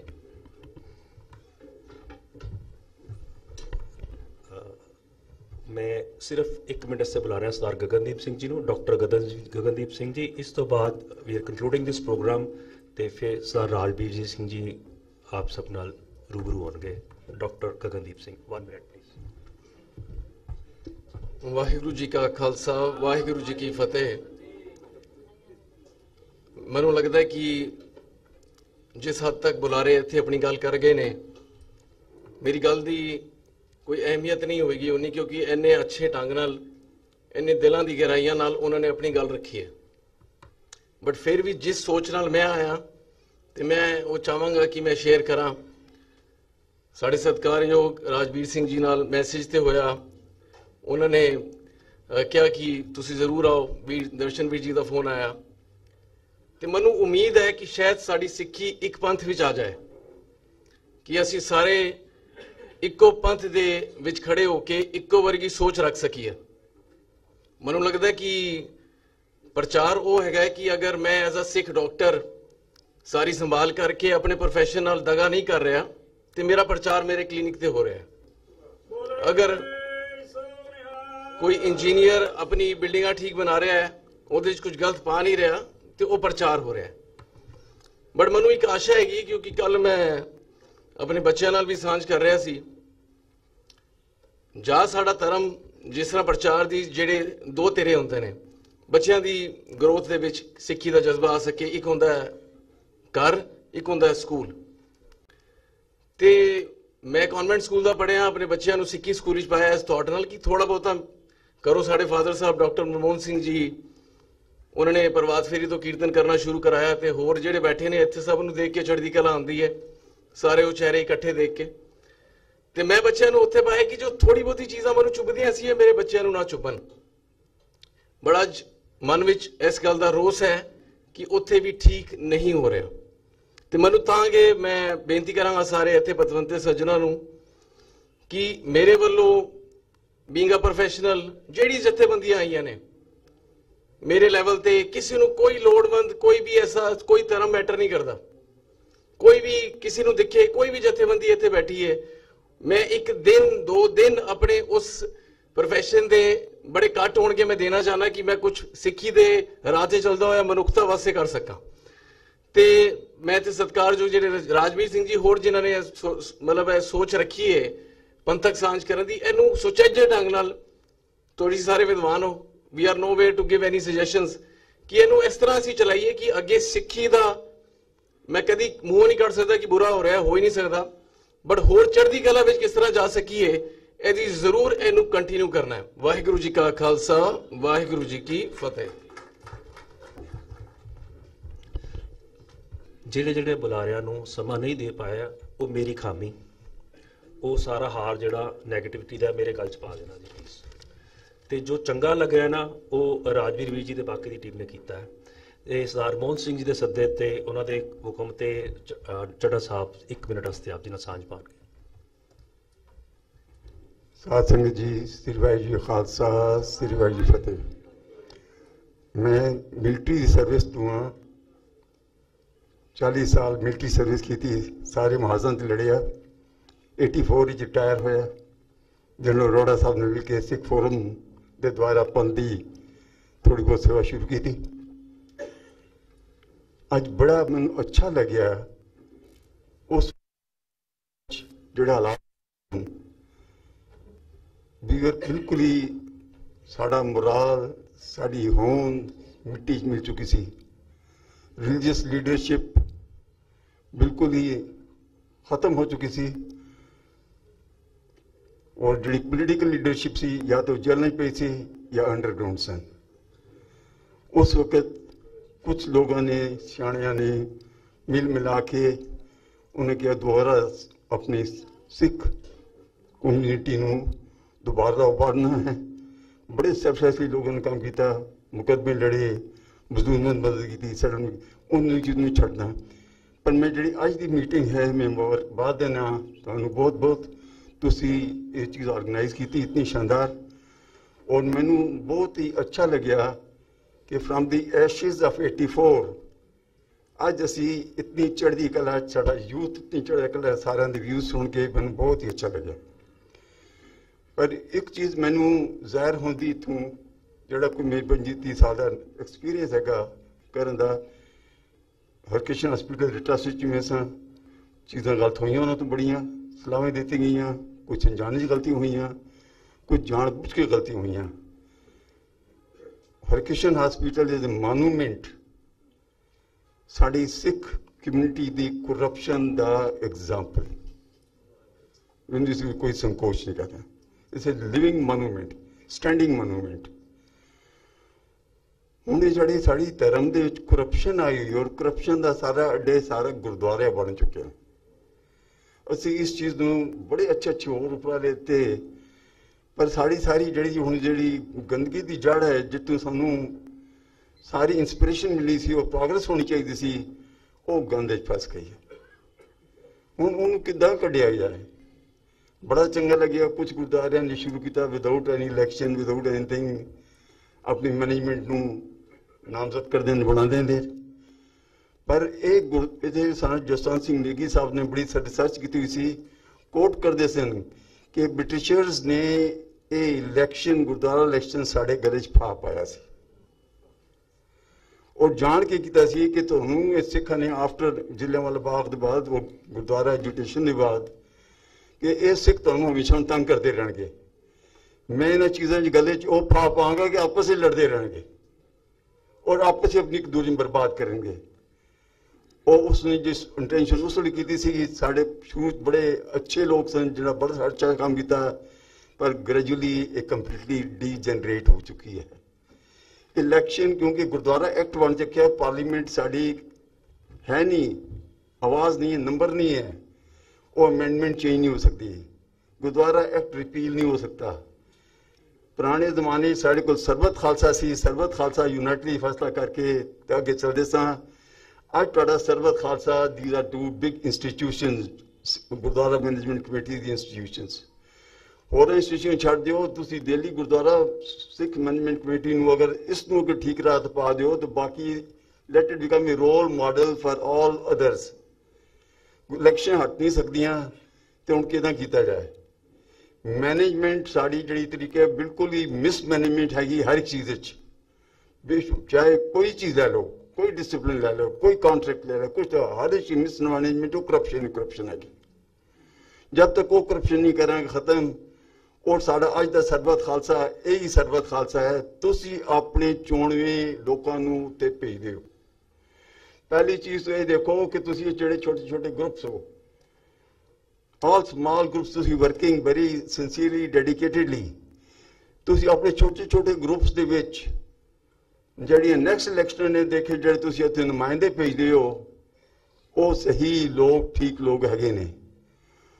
और जब गुरुद्वारा मैनेजमेंट कमेटी बन जाती हैगी है, उस तो बाद इन्हां नूं बाई रेजोल्यूशन पास करते हैं, कोई पार्लीमेंट एक्ट नहीं चाहिए, कुछ नहीं चाहिए, 3-4 ऑटोनोमस बॉडीज बना रहे हैं, एक एजुकेशन कौंसल बना रहे हैं, एक मेडिकल काउंसिल बना रहे हैं, एक फाइनेंशियल कंट्रोलर और मैनेजमेंट द ट्रस्ट बना रहे हैं, और चौथा है तुहाडी रिक्रूटमेंट ऑफ कंप्लीट स्टाफ, भावें स्कूलों का है, कॉलेजों का है, उनका रिक्रूटमेंट वास्ते तो पर्सनल मैनेजमेंट का एक छोटा जा कौंसल कमीशन कुछ बना दें। इन 4 बाड़ियां दे जितने भी नंबर फिक्स करने 4, 5, 6 वो 50% नंबर आ जान इलैक्टेड मैंबर, बाकी जेडे 50% मैंबर ने एडवर्टाइज करके सेवा करने वाले जो साढ़े ने, चाहे चार्टर्ड अकाउंटेंट ने, चाहे वो डॉक्टर ने, चाहे वो वकील ने, चाहे वॉट एवर एजुकेशनल्स ने, ਉਹਨਾਂ ਨੂੰ 50% ਉਹ ਹੋਣੇ ਚਾਹੀਦੇ। ਇਹ 4 ਜਿਹੜੀ ਬਾਡੀਆਂ ਨੇ ਇਹ ਸਪੈਸ਼ਲਿਸਟ ਪ੍ਰੋਫੈਸ਼ਨਲ ਹੋਣੀ ਚਾਹੀਦੀਆਂ। ਔਰ ਅਗਰ ਇਸ ਚੀਜ਼ ਨੂੰ ਅਸੀਂ ਇਨਕਾਰਪੋਰੇਟ ਕਰ ਸਕਦੇ ਹਾਂ ਤੇ ਤੁਹਾਡੇ ਸ਼ਾਇਦ Delhi Gurdwara management committee early election ਤੋਂ ਬਾਅਦ ਸ਼ਾਇਦ ਠੀਕ ਰਸਤੇ ਤੇ ਆਏ ਰਾਸਤੇ पे आ जाए। ਇਹ ਸੁਜੈਸ਼ਨ ਸਾਰੀ ਮੈਨੂੰ ਟਾਈਮ ਬਹੁਤ ਜ਼ਿਆਦਾ ਲੱਗ ਰਿਹਾ। ਸ੍ਰੀ ਵਾਹਿਗੁਰੂ ਖਾਲਸਾ ਸ੍ਰੀ ਵਾਹਿਗੁਰੂ ਫਤਿਹ। बहुत धन्यवाद। मैं इस पौड़ी तो आ जाओ। बहुत नम्रता सहित सिनमर सदा देना सरदार राजवीर सिंह जी नूं बहुत धन्यवाद। दर्शन आ जाओ आगे। बलजीत, स्वरण, इंद्रजीत, गुरविंदर दोनों, दलजीत आप सब अगे आ जाओ और ऊपर चढ़ जाओ। यह फंक्शन भाई साहब जी इन्हां सारियां दा है, इन्हां ने सब ने कीता है। You deserve the applause. इत्थे जी मेरी सिर्फ कमले की आवाज़ सी, इन्हां दा काम है। How they made it happen I don't know. कित्थे बाकी देखो ये सिख जी अगे भी आने डरते हैं, काम करन नूं राजी ने पर अगे आने डरते। बाइसन जी आ जाओ, अगे आ जाओ। सानू इहो ਜਿਹੇ लोग चाहिए है ਜਿਹੜੇ नज़र ना आन सेवा करन। मैं आप सब का बहुत धन्नवादी हाँ। एक कमले की आवाज़ से तुसीं इकट्ठे हो गए। यह कमलापन ही है। असीं कहते हैं, लोग कहते इलैक्शन बिना कुछ नहीं होना, असीं कहते हैं इलैक्शन बिना ही होना, अपने प्रेम की सांझ नाल होना। पहले असीं इकट्ठे होइए। Election is dividing us every day. हुण मैं जी इलैक्शन की गल अगर भाई साहब इत्थे करा, इत्थे 4 ग्रुप हो जाएंगे। यह बड़ी वड्डी प्रॉब्लम हो गई। We have to manage gurudwaras. सेवा करनी है, लंगर करना है। सानू की लोड़ है लड़न की आपस में? ਉਹਦੇ ਲਈ एक प्रेम की सांझ पानी है। सानू गुरु ने कहा भाषा किहड़ी है रब दी, वो भावना है। बिना भावना दे ना सिमरन है ना सेवा है। असी भावना विच जाना है। We go back to love, प्रेम, आपसी सांझ। We have to reidentify our centres of love for each other. एक अमरीका विच एक शामियन ट्राइब है, वो बड़ी प्यारी गल करते हैं। वो यू नहीं कहते, यू आर दी अदर मी। तुसी मेरे ही हो। थोड़े और मेरे विच कोई भेद नहीं, सिर्फ अज्ञान का भेद है। और अज्ञान महाराज ने नाम नाल सानू ज्ञान बख्शिया, शब्द नाल जोड़िया। वो साडे आपसी वितकरा हटांदा है। फाउंडेशन ले करनी पेगी शब्द दी दोबारा, शब्द दे आसरे ते सांझ, शब्द दे आसरे ते प्रेम। ये जिहड़े वीर ने, मैं आज संकोच नहीं करता। कुछ साल पहले, कई साल मेरे नाल 2:30 बजे 3 बजे हनेरे च शब्द कीर्तन अभ्यास करते रहे। ये उत्थों फेथ बनिया, ये उत्थों प्रेम बनिया। और मैं तो सिर्फ यह बेनती कर रहा पंथ नूं कि अपने सलूशन अपन हथी अपना आपे ही काज सवारी। ये डॉक्टर्स का पैनल है, ये सब डेडिकेटेड लोग ने। ये कोई कमिशना नहीं खाणगे, कोई धोखा नहीं करनगे। वी हैव द सॉफ्टवेयर, असी खंडना पिछे भजते जाते हैं। We have given too much importance to building and forgotten the software. शब्द साडा आधार है। असी तो शब्द के आधार ते ढहंदे गुरुद्वारे भी खड़े कर ले, पर अज खड़े गुरुद्वारियां तो शब्द की इंस्पिरेशन नहीं ले पा रहे। सांझ पानी पेगी सानू शब्द की, सेवा की, और उत्थों एक जथेबंदी खड़ी करनी पेगी। आप नूं मैं रिक्वेस्ट करदा कि जिहड़ा यह यतन है, इसनूं असीं स्ट्रक्चर देईए। एक डॉक्टर्स का पैनल, एक CA का पैनल, एक लॉयर्स का पैनल, नाल जिहड़े गुरमत विचार, गुरमत प्रचार करने वो पैनल, एक वर्किंग ग्रुप सिख संगत का बन जाए विदाउट पॉलिटिक्स। और मैनू तुसी बाहर बिठाना जुत्तियां दे उत्ते, मैं जुत्ते साफ करा। मैनू कुछ नहीं चाहिए। पंथ की दर्द बहुत हो गया। साडे गुरु ने सानू ये नहीं सिखाया जो असी सिखिया। साडे गुरु ने सानू प्रेम सिखाया, साडे गुरु ने सहन सिखाई। और अज उस विरसे नूं भुल के असी किधर आ गए हैं। सानू होश आनी चाहिए। हुण भी नहीं होश आएगी तो कदों आएगी होश? अज दिल्ली की संगत एक एग्जाम्पल बन जी। दुनिया के जयकारा बोलीए, एक गुरु हरकृष्ण हॉस्पिटल मुड़ खड़ा करिए, ਪੰਥ ਦੇ ਜਿਹੜੇ ਦਰਦੀ ਨੇ ਉਹ ਨਾਲ ਲੱਗਣ। ਇਹ ਡਾਕਟਰਸ ਤਿਆਰ ਨੇ ਕਰਨ ਲਈ ਕੰਮ। ਕਿੰਨਾ ਦਰਦ ਹੈ ਇਹ ਡਾਕਟਰ ਮਨਦੀਪ ਸਿੰਘ ਦੇ, ਕਿੰਨਾ ਦਰਦ ਹੈ। ਮੈਂ ਇਹਨਾਂ ਨੂੰ 1 ਵਾਰੀ ਬੁਲਾਇਆ, 6 ਵਾਰੀ ਆਏ ਮੇਰੇ ਕੋਲ। ਭਾਵਨਾ ਕਿੰਨੀ ਹੈ। ਉਸ ਭਾਵਨਾ ਦੀ ਘਾਟ ਨਹੀਂ ਹੋਣੀ ਚਾਹੀਦੀ ਸਾਨੂੰ ਉਸ ਭਾਵਨਾ ਵਿੱਚ we have to dwell deep within us and find the love for each other and Guru and stop dividing the community into small pieces. ਅਲੱਗ-ਅਲੱਗ ਇਸ਼ੂਜ਼ ਦੇ ਉੱਤੇ ਅਸੀਂ ਆਪਸ ਵਿੱਚ ਲੜ ਪੈਂਦੇ ਹਾਂ। 2 ਦੀ ਤੀਜੀ ਗੱਲ ਹੁੰਦੀ ਹੈ ਤੇ ਹੋਰ ਹੀ ਕੁਝ ਮਾਹੌਲ ਬਣ ਜਾਂਦਾ ਹੈ। ਅਸੀਂ ਤਾਂ ਸਾਂਝ ਪਾਉਣ ਆਏ ਹਾਂ ਔਰ ਸਾਂਝ ਪਾਈ। ਮੈਂ ਆਪ ਦਾ ਸਭ ਦਾ ਵੱਡਿਆਂ ਦਾ ਧੰਨਵਾਦ ਕਰਦਾ। ਤੁਸੀਂ ਆਏ, ਇੱਕ ਕਮਲੇ ਦੀ ਗੱਲ ਤੇ ਆ ਗਏ, ਪਰ ਇਸ ਤੇ ਮੈਂ ਚਾਹੁੰਦਾ ਦਿੱਲੀ ਸੰਗਤ ਇਕੱਠੀ ਹੋ ਕੇ ਇੱਕ ਪਲੇਟਫਾਰਮ ਖੜਾ ਕਰ ਲੇ, ਇੱਕ ਵਰਕਿੰਗ ਗਰੁੱਪ ਖੜਾ ਕਰ ਲੇ। ਫਿਰ ਉਸ ਪ੍ਰੇਮ ਦੀ ਸਾਂਝ ਤੋਂ ਅਸੀਂ ਸਭ ਸੋਲੂਸ਼ਨਸ ਲੱਭ ਲਾਂਗੇ। ਕਾਮਨ ਪਰਸਪੈਕਟਿਵ ਹੋਣਾ ਚਾਹੀਦਾ ਹੈ, ਤੇਰੀ ਔਰ ਮੇਰੀ ਵਿੱਚ ਫਰਕ ਨਹੀਂ ਹੋਣਾ ਚਾਹੀਦਾ। ਇਤਨੀ ਬੇਨਤੀ ਪ੍ਰਵਾਨ ਕਰਨੀ ਮਹਾਰਾਜ। ਕੁਝ ਅਸੀਂ ਰੈਜ਼ੋਲੂਸ਼ਨ ਬਣਾਏ ਆ, ਇਹ ਪੜ੍ਹ ਦੇਣਗੇ ਤੁਹਾਨੂੰ। ਜੋ ਅਸੀਂ ਅੱਜ ਦੀ ਮੀਟਿੰਗ ਤੋਂ ਸਮਝਿਆ ਉਹ ਰੈਜ਼ੋਲੂਸ਼ਨ ਆਪ ਨੂੰ ਪੜ੍ਹਨ ਲੱਗੇ। ਇਹਨੂੰ ਅੱਗੇ ਕਿਸ ਤਰ੍ਹਾਂ ਲੈ ਜਾਣਾ।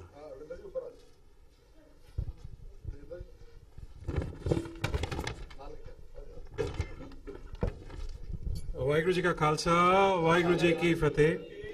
ਜੋ ਵੀਰ ਜੀ ਨੇ ਗੱਲ ਕਰ ਰਹੀ ਸੀ ਰੈਜ਼ੋਲੂਸ਼ਨਸ ਦੀ, ਅਸੀਂ ਉਹਨਾਂ ਨੂੰ ਆਪਸ ਵਿੱਚ ਪੜ੍ਹ ਲਈਏ ਤਾਂ ਕਿ ਪੱਕੀ ਹੋ ਜਾਈਏ ਜਿਹੜੀ ਸਾਡੀਆਂ ਅੱਜ ਗੱਲਾਂ ਹੋਈਆਂ ਨੇ, what we have heard about, what we have spoken, ਅਸੀਂ ਉਹਨਾਂ ਨੂੰ ਪੂਰਾ ਇੱਕਦਮ ਰੈਜ਼ੋਲੂਟ ਕਰ ਲਈਏ ਕਿ ਅਸੀਂ ਇਹ ਵੀ ਕਰਨਾ ਹੈ। So we are starting with the following resolution adopted in a meeting of Panthak Sanj held at Bhai Veer Singh Sadan today, that is 24th of February. Resolved that working non-political group known as Panthak Sanj will be under the guidance of Shri Guru Granth Sahib Ji and Guru Panth, that is you, all of you, and the issues will be addressed in the light of Guru Shabad. That is our resolution number 1. Resolution number 2 is that Sikhs belonging to Delhi and NCR will collaborate together as Panthak Sanj, a networking organization which will work towards Gurmat Prachar through Gurmat camps. Asi badi der to gal kar rahe se, Gurmat camps are very much important. So Gurmat camps, youth and children will be associated there. Promotion of Punjabi language in our hearts, in our houses and among each other. Asi hun bhale English vich gal zarur kar rahe hain, but Punjabi language is our mother tongue, we should remember that. And Kirtan. The group will also promote seva in the field of medical, education, legal matters, career networkings, and other fields which the group will think is going to be fit for us. Various affiliated organizations, jithe aap sare alag-alag organizations to aaye hoye ho, will be resolved to network, discuss, dialogue, and work together the collaborative environment to form a core group. This core group will be an organization structure of Panthak Sanj. A committed time schedule. Every commitment has a time schedule that has to be done. And interactive sessions. The sessions is not one way. They have to be interactive among ourselves. With, interactive session will be finalized. Apart from that, the group will be working towards the Doctors for Seva, Gurmat Prachar, Gurmat camps, career networking, CAs and lawyers for Seva. Other networking groups also will be formed in few weeks. Separate coordinators will be made for these groups to make them effective. It is also resolved that various Seva organizations will work collaboratively and not in competitive fashion. We don't want that a single Seva should be held in a way that we are competing with each other. Bar, we will not talk about same Japji Sahib part to be done. We will be talking about Seva doing togetherness. To mark the 550th birth anniversary of Guru Nanak Dev Ji, Paath Bodh Samagam of Japji Sahib, which is the common ground of Sanj for Sikhs, will be arranged in all parts of Delhi NCR with the support of various Singh Sabha Gurdwaras and religious organizations. And lastly and mainly, we welcome all of you, any participation in form of Sikh religious groups, Jathebandis within Delhi NCR, hope to further enhance the practice of Naam, Seva and Simran inspired by Guru Nanak Dev Ji.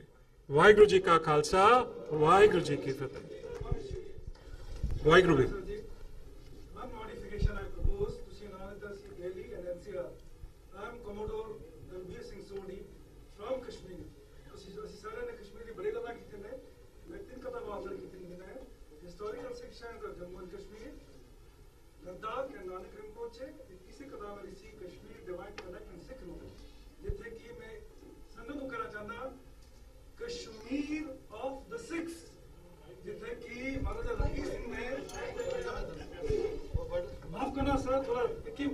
ਕਰਾਂਗਾ please navy ਦੇ ਵਾਹਿਗੁਰੂ ਜੀ ਕਾ ਖਾਲਸਾ ਵਾਹਿਗੁਰੂ ਜੀ ਫਤਿਹ। ਸਾਧ ਸੰਗਤ ਜੀ, ਮੈਂ Indian navy ਦੇ ਵਿੱਚ 34 ਸਾਲ ਸਰਵਿਸ ਕੀਤੀ ਹੈ। ਮੈਂ ਕਸ਼ਮੀਰ ਦਾ ਰਹਿਣ ਵਾਲਾ। ਕਸ਼ਮੀਰ ਦੀ ਗੱਲ ਕਾਫੀ ਹੋਈ ਹੈ ਤੇ ਮੈਂ ਗੁਰੂ ਨਾਨਕ ਦੇਵ ਜੀ, ਗੁਰੂ ਹਰਗੋਬਿੰਦ ਸਾਹਿਬ, ਗੁਰੂ ਹਰਰਾਏ ਸਾਹਿਬ ਦਾ ਜਿਹੜਾ ਟਰੈਵਲ ਸੀ ਕਸ਼ਮੀਰ, ਜੰਮੂ ਕਸ਼ਮੀਰ ਤੇ ਲਦਾਖ ਦੇ ਉੱਪਰ ਕਿਤਾਬ ਮੇਰੀ ਸੀ, historical 6 shrine of Jammu and Kashmir. ਫਿਰ ਮੈਂ ਕਿਤਾਬ ਲਿਖੀ ਸੀ ਲਦਾਖ, ਗੁਰੂ ਨਾਨਕ ਦੇ ਉੱਪਰ ਹੀ ਲਦਾਖ ਐਂਡ ਨਾਨਕ ਰਿੰਪੋਚੇ। ਤੇ ਮੇਰੀ ਤੀਸਰੀ ਕਿਤਾਬ ਦਿੱਲੀ ਵਿੱਚ ਰਿਲੀਜ਼ ਹੋਈ ਸੀ 30 ਤਰੀਕ ਨੂੰ। ਉਹਦਾ ਨਾਮ ਹੈ Kashmir divine connect and Sikh rule. ਪਿਛਲੇ 7 ਦਿਨਾਂ ਤੋਂ ਮੈਂ ਬੜੀ ਟੀਵੀ ਚੈਨਲਸ ਦੇ ਉੱਪਰ ਡਿਬੇਟ ਕੀਤੀ ਹੈ ਤੇ ਇੱਕ ਪਹਿਲੀ ਦਫਾ ਇੱਕ ਐਸਾ ਮੁੱਦਾ ਜਿਹੜਾ ਸਿੱਖਾਂ ਦੇ ਨਾਲ, ਕਸ਼ਮੀਰ ਦੇ ਸਿੱਖਾਂ ਦੇ ਨਾਲ ਸੀ, ਉਹਨੂੰ ਮੈਂ ਨੈਸ਼ਨਲ ਲੈਵਲ ਤੇ ਲਿਆਇਆ। ਉਹ ਇਹ ਸੀ ਸਰ, ਅਸੀਂ ਸਾਰੇ ਮਾਰਟੀਡਮ ਦੀ ਗੱਲ ਕੀਤੀ ਹੈ। ਜੰਮੂ ਕਸ਼ਮੀਰ ਜਿਹੜਾ ਹੈ ਉਹ ਇੰਟੀਗਰਲ ਪਾਰਟ ਜਿਹੜਾ ਬਣਿਆ ਹੈ ਸਾਡੇ ਹਿੰਦੁਸਤਾਨ ਦਾ, ਉੱਥੇ ਕਸ਼ਮੀਰ ਦੇ ਹਜ਼ਾਰਾਂ ਸਿੱਖਾਂ ਦੀ ਮਾਰਟੀਡਮ ਹੋਈ ਦੀ ਹੈ 1947 ਦੇ ਵਿੱਚ। ਉਹਨੂੰ ਕਿਸੇ ਨੇ ਵੀ ਅੱਜ ਤੱਕ ਅੱਗੇ ਨਹੀਂ ਲਿਆ। ਤੇ ਮੈਂ ਸਰ ਤੁਹਾਨੂੰ ਸਿਰਫ ਇतना ਕਹਿਣਾ ਚਾਹੁੰਦਾ ਸਾਂ, ਕਿਉਂਕਿ ਤੁਸੀਂ ਕਿਹਾ ਦਿੱਲੀ ਐਂਡ NCR, ਤੇ ਮੈਨੂੰ ਲੱਗਦਾ ਉਹ ਥੋੜਾ ਮੋਡੀਫਾਈ ਕਰ ਦਿਓ। Just keep it 6, that is, ਉਹ ਅੱਗੇ ਤੁਹਾਡੀ ਮਰਜ਼ੀ ਹੈ ਸਰ। ਤੇ ਇਹ ਮੇਰਾ ਸੀ ਵਿੱਚੋਂ, ਮੇਰੇ ਦਿਲ ਵਿੱਚੋਂ ਆ ਗਿਆ ਸੀ। ਅਸੀਂ ਵੀ ਜੁੜਨਾ ਚਾਹੁੰਦੇ ਹਾਂ। ਮੈਂ ਇਹ ਵੀ ਕਹਿਣਾ ਚਾਹੁੰਦਾ ਸਰ, ਜਿੰਨੇ ਵੀ ਇੱਥੇ ਆਰਗੇਨਾਈਜੇਸ਼ਨਸ ਨੇ, as a naval officer, career prospects ਦੇ ਵਾਸਤੇ ਜਾਂ ਹੋਰ ਕਿਸੇ ਗੱਲ ਦੇ ਵਾਸਤੇ ਅਗਰ ਮੇਰੀ ਜ਼ਰੂਰਤ ਹੈ, ਬਲਜੀਤ ਜੀ ਮੈਨੂੰ ਜਾਣਦੇ ਨੇ, ਮੈਂ ਜਦ ਵੀ ਤੁਸੀਂ ਬੁਲਾਓਗੇ ਮੈਂ ਹਾਜ਼ਰ ਹੋ ਜਾਊਂਗਾ। ਵਾਹਿਗੁਰੂ ਜੀ ਕਾ ਖਾਲਸਾ, ਵਾਹਿਗੁਰੂ ਜੀ ਕੀ ਫਤਿਹ। ਪੰਜਾਬੀ ਵਰਜ਼ਨ ਇੱਕ ਇਹ ਮਤੇ ਦਾ ਪੰਜਾਬ, ਪਲੀਜ਼ ਸੰਗਤ ਪਲੀਜ਼ ਆਪ ਜੀ ਇੰਨੇ ਟਰੰਬੇ ਨਾਲ, ਇੰਨੇ ਸਬਰ ਨਾਲ ਬੈਠੇ ਹੋ। ਇੱਕ ਐਗਜ਼ਾਮਪਲ ਪੇਸ਼ ਕੀਤਾ ਤੁਸੀਂ, ਵਰਲਡ ਵਾਈਡ ਹੈ ਲਾਈਵ ਟੈਲੀਕਾਸਟ ਹੋਇਆ ਹੈਗਾ, ਕਿ ਸੰਗਤ ਦੇ ਵਿੱਚ ਲਿਸਨਿੰਗ ਕਿੰਨੀ ਹੈ, ਦਰਦ ਕਿੰਨਾ ਹੈ, ਪੇਨ ਕਿੰਨਾ ਹੈ ਤੇ ਰਾਹ ਕਿੰਨਾ ਲੱਭ ਰਹੀ ਹੈ। ਉਸ ਨੂੰ ਆਪਣੇ ਰੂਹ ਦੇ ਹਾਣ ਦੀ ਖੁਰਾਕ ਨਹੀਂ ਲੱਭ ਰਹੀ, ਉਹਦੀ ਤਲਾਸ਼ 'ਚ ਹੈ। ਇਹ ਤੁਸੀਂ ਸਬੂਤ ਦਿੱਤਾ ਹੈ। ਤੇ ਦੇਖੋ ਜਿਹੜੇ ਹੁਣ ਅਸੀਂ ਰਾਜਵੀਰ ਵੀਰ ਜੀ ਨੇ ਸਾਰਾ ਕੁਝ ਸੋਚ, ਸਭ ਕੁਝ ਉਹਨਾਂ ਦੀ ਹੈ। ਉਹ ਆਪ ਸਟੇਜ ਤੇ ਨਹੀਂ ਆਏ, ਸਾਨੂੰ ਸਾਰਿਆਂ ਨੂੰ ਸਟੇਜ ਤੇ ਚਾੜਤਾ, ਆਪ ਨੀਚੇ ਰਹੇ ਹੈ। ਇਹ ਕੀ ਸੰਦੇਹ ਹੈ? ਅਸੀਂ ਪੰਥ ਕਿੱਥੇ ਜਾ ਰਹੇ ਹੈ ਔਰ ਪੰਥ ਹੈ ਕਿੱਥੇ? ਆਪ ਪਲੀਜ਼ ਇਹ ਪੰਜਾਬੀ ਵਰਜ਼ਨ ਸੁਣ ਲਓ ਮਤੇ ਦਾ ਪਲੀਜ਼। ਵਾਹਿਗੁਰੂ ਜੀ ਕਾ ਖਾਲਸਾ, ਵਾਹਿਗੁਰੂ ਜੀ ਕੀ ਫਤਿਹ।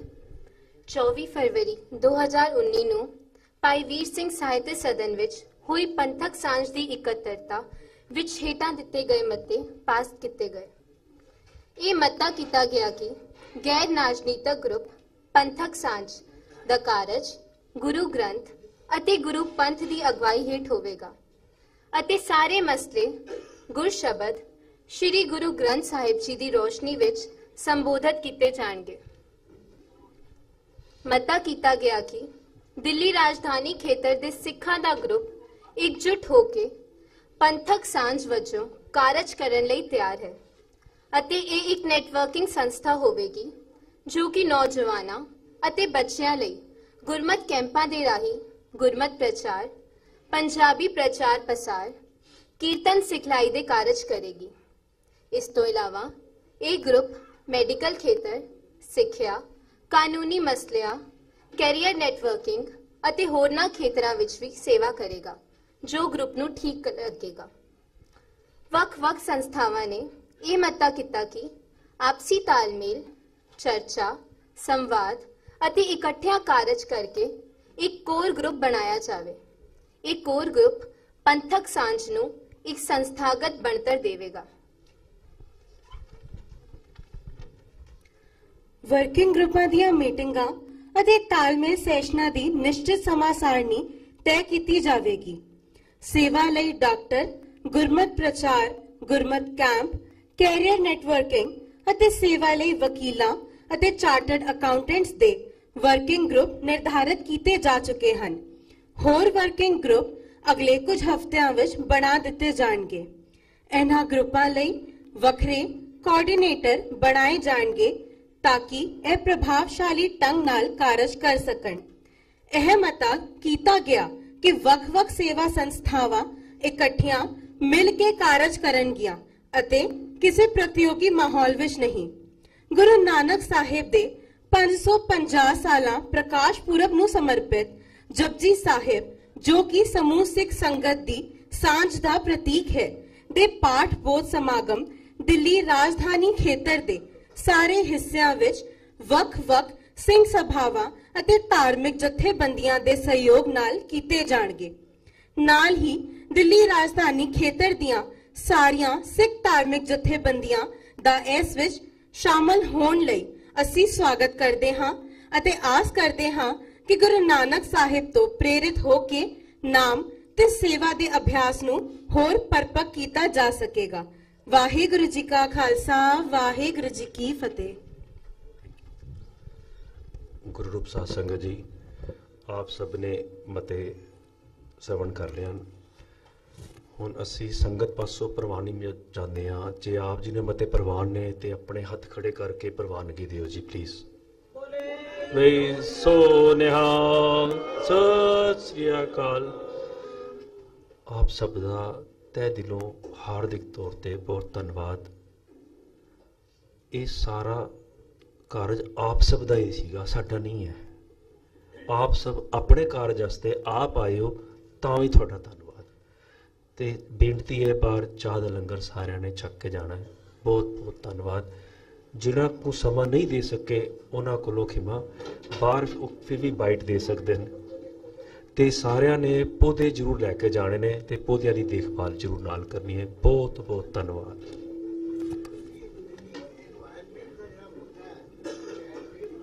ਉੱਤਰ ਤੋਂ ਲੈ ਕੇ ਦੱਖਣ ਤੱਕ, ਪੂਰਬ ਤੋਂ ਲੈ ਕੇ ਪੱਛਮ ਤੱਕ, ਸਿਰਫ ਖਬਰ ਨਹੀਂ ਬਲਕਿ ਖਬਰ ਦੀ ਤਹਿ ਤੱਕ, ਉਹ ਖਬਰਾਂ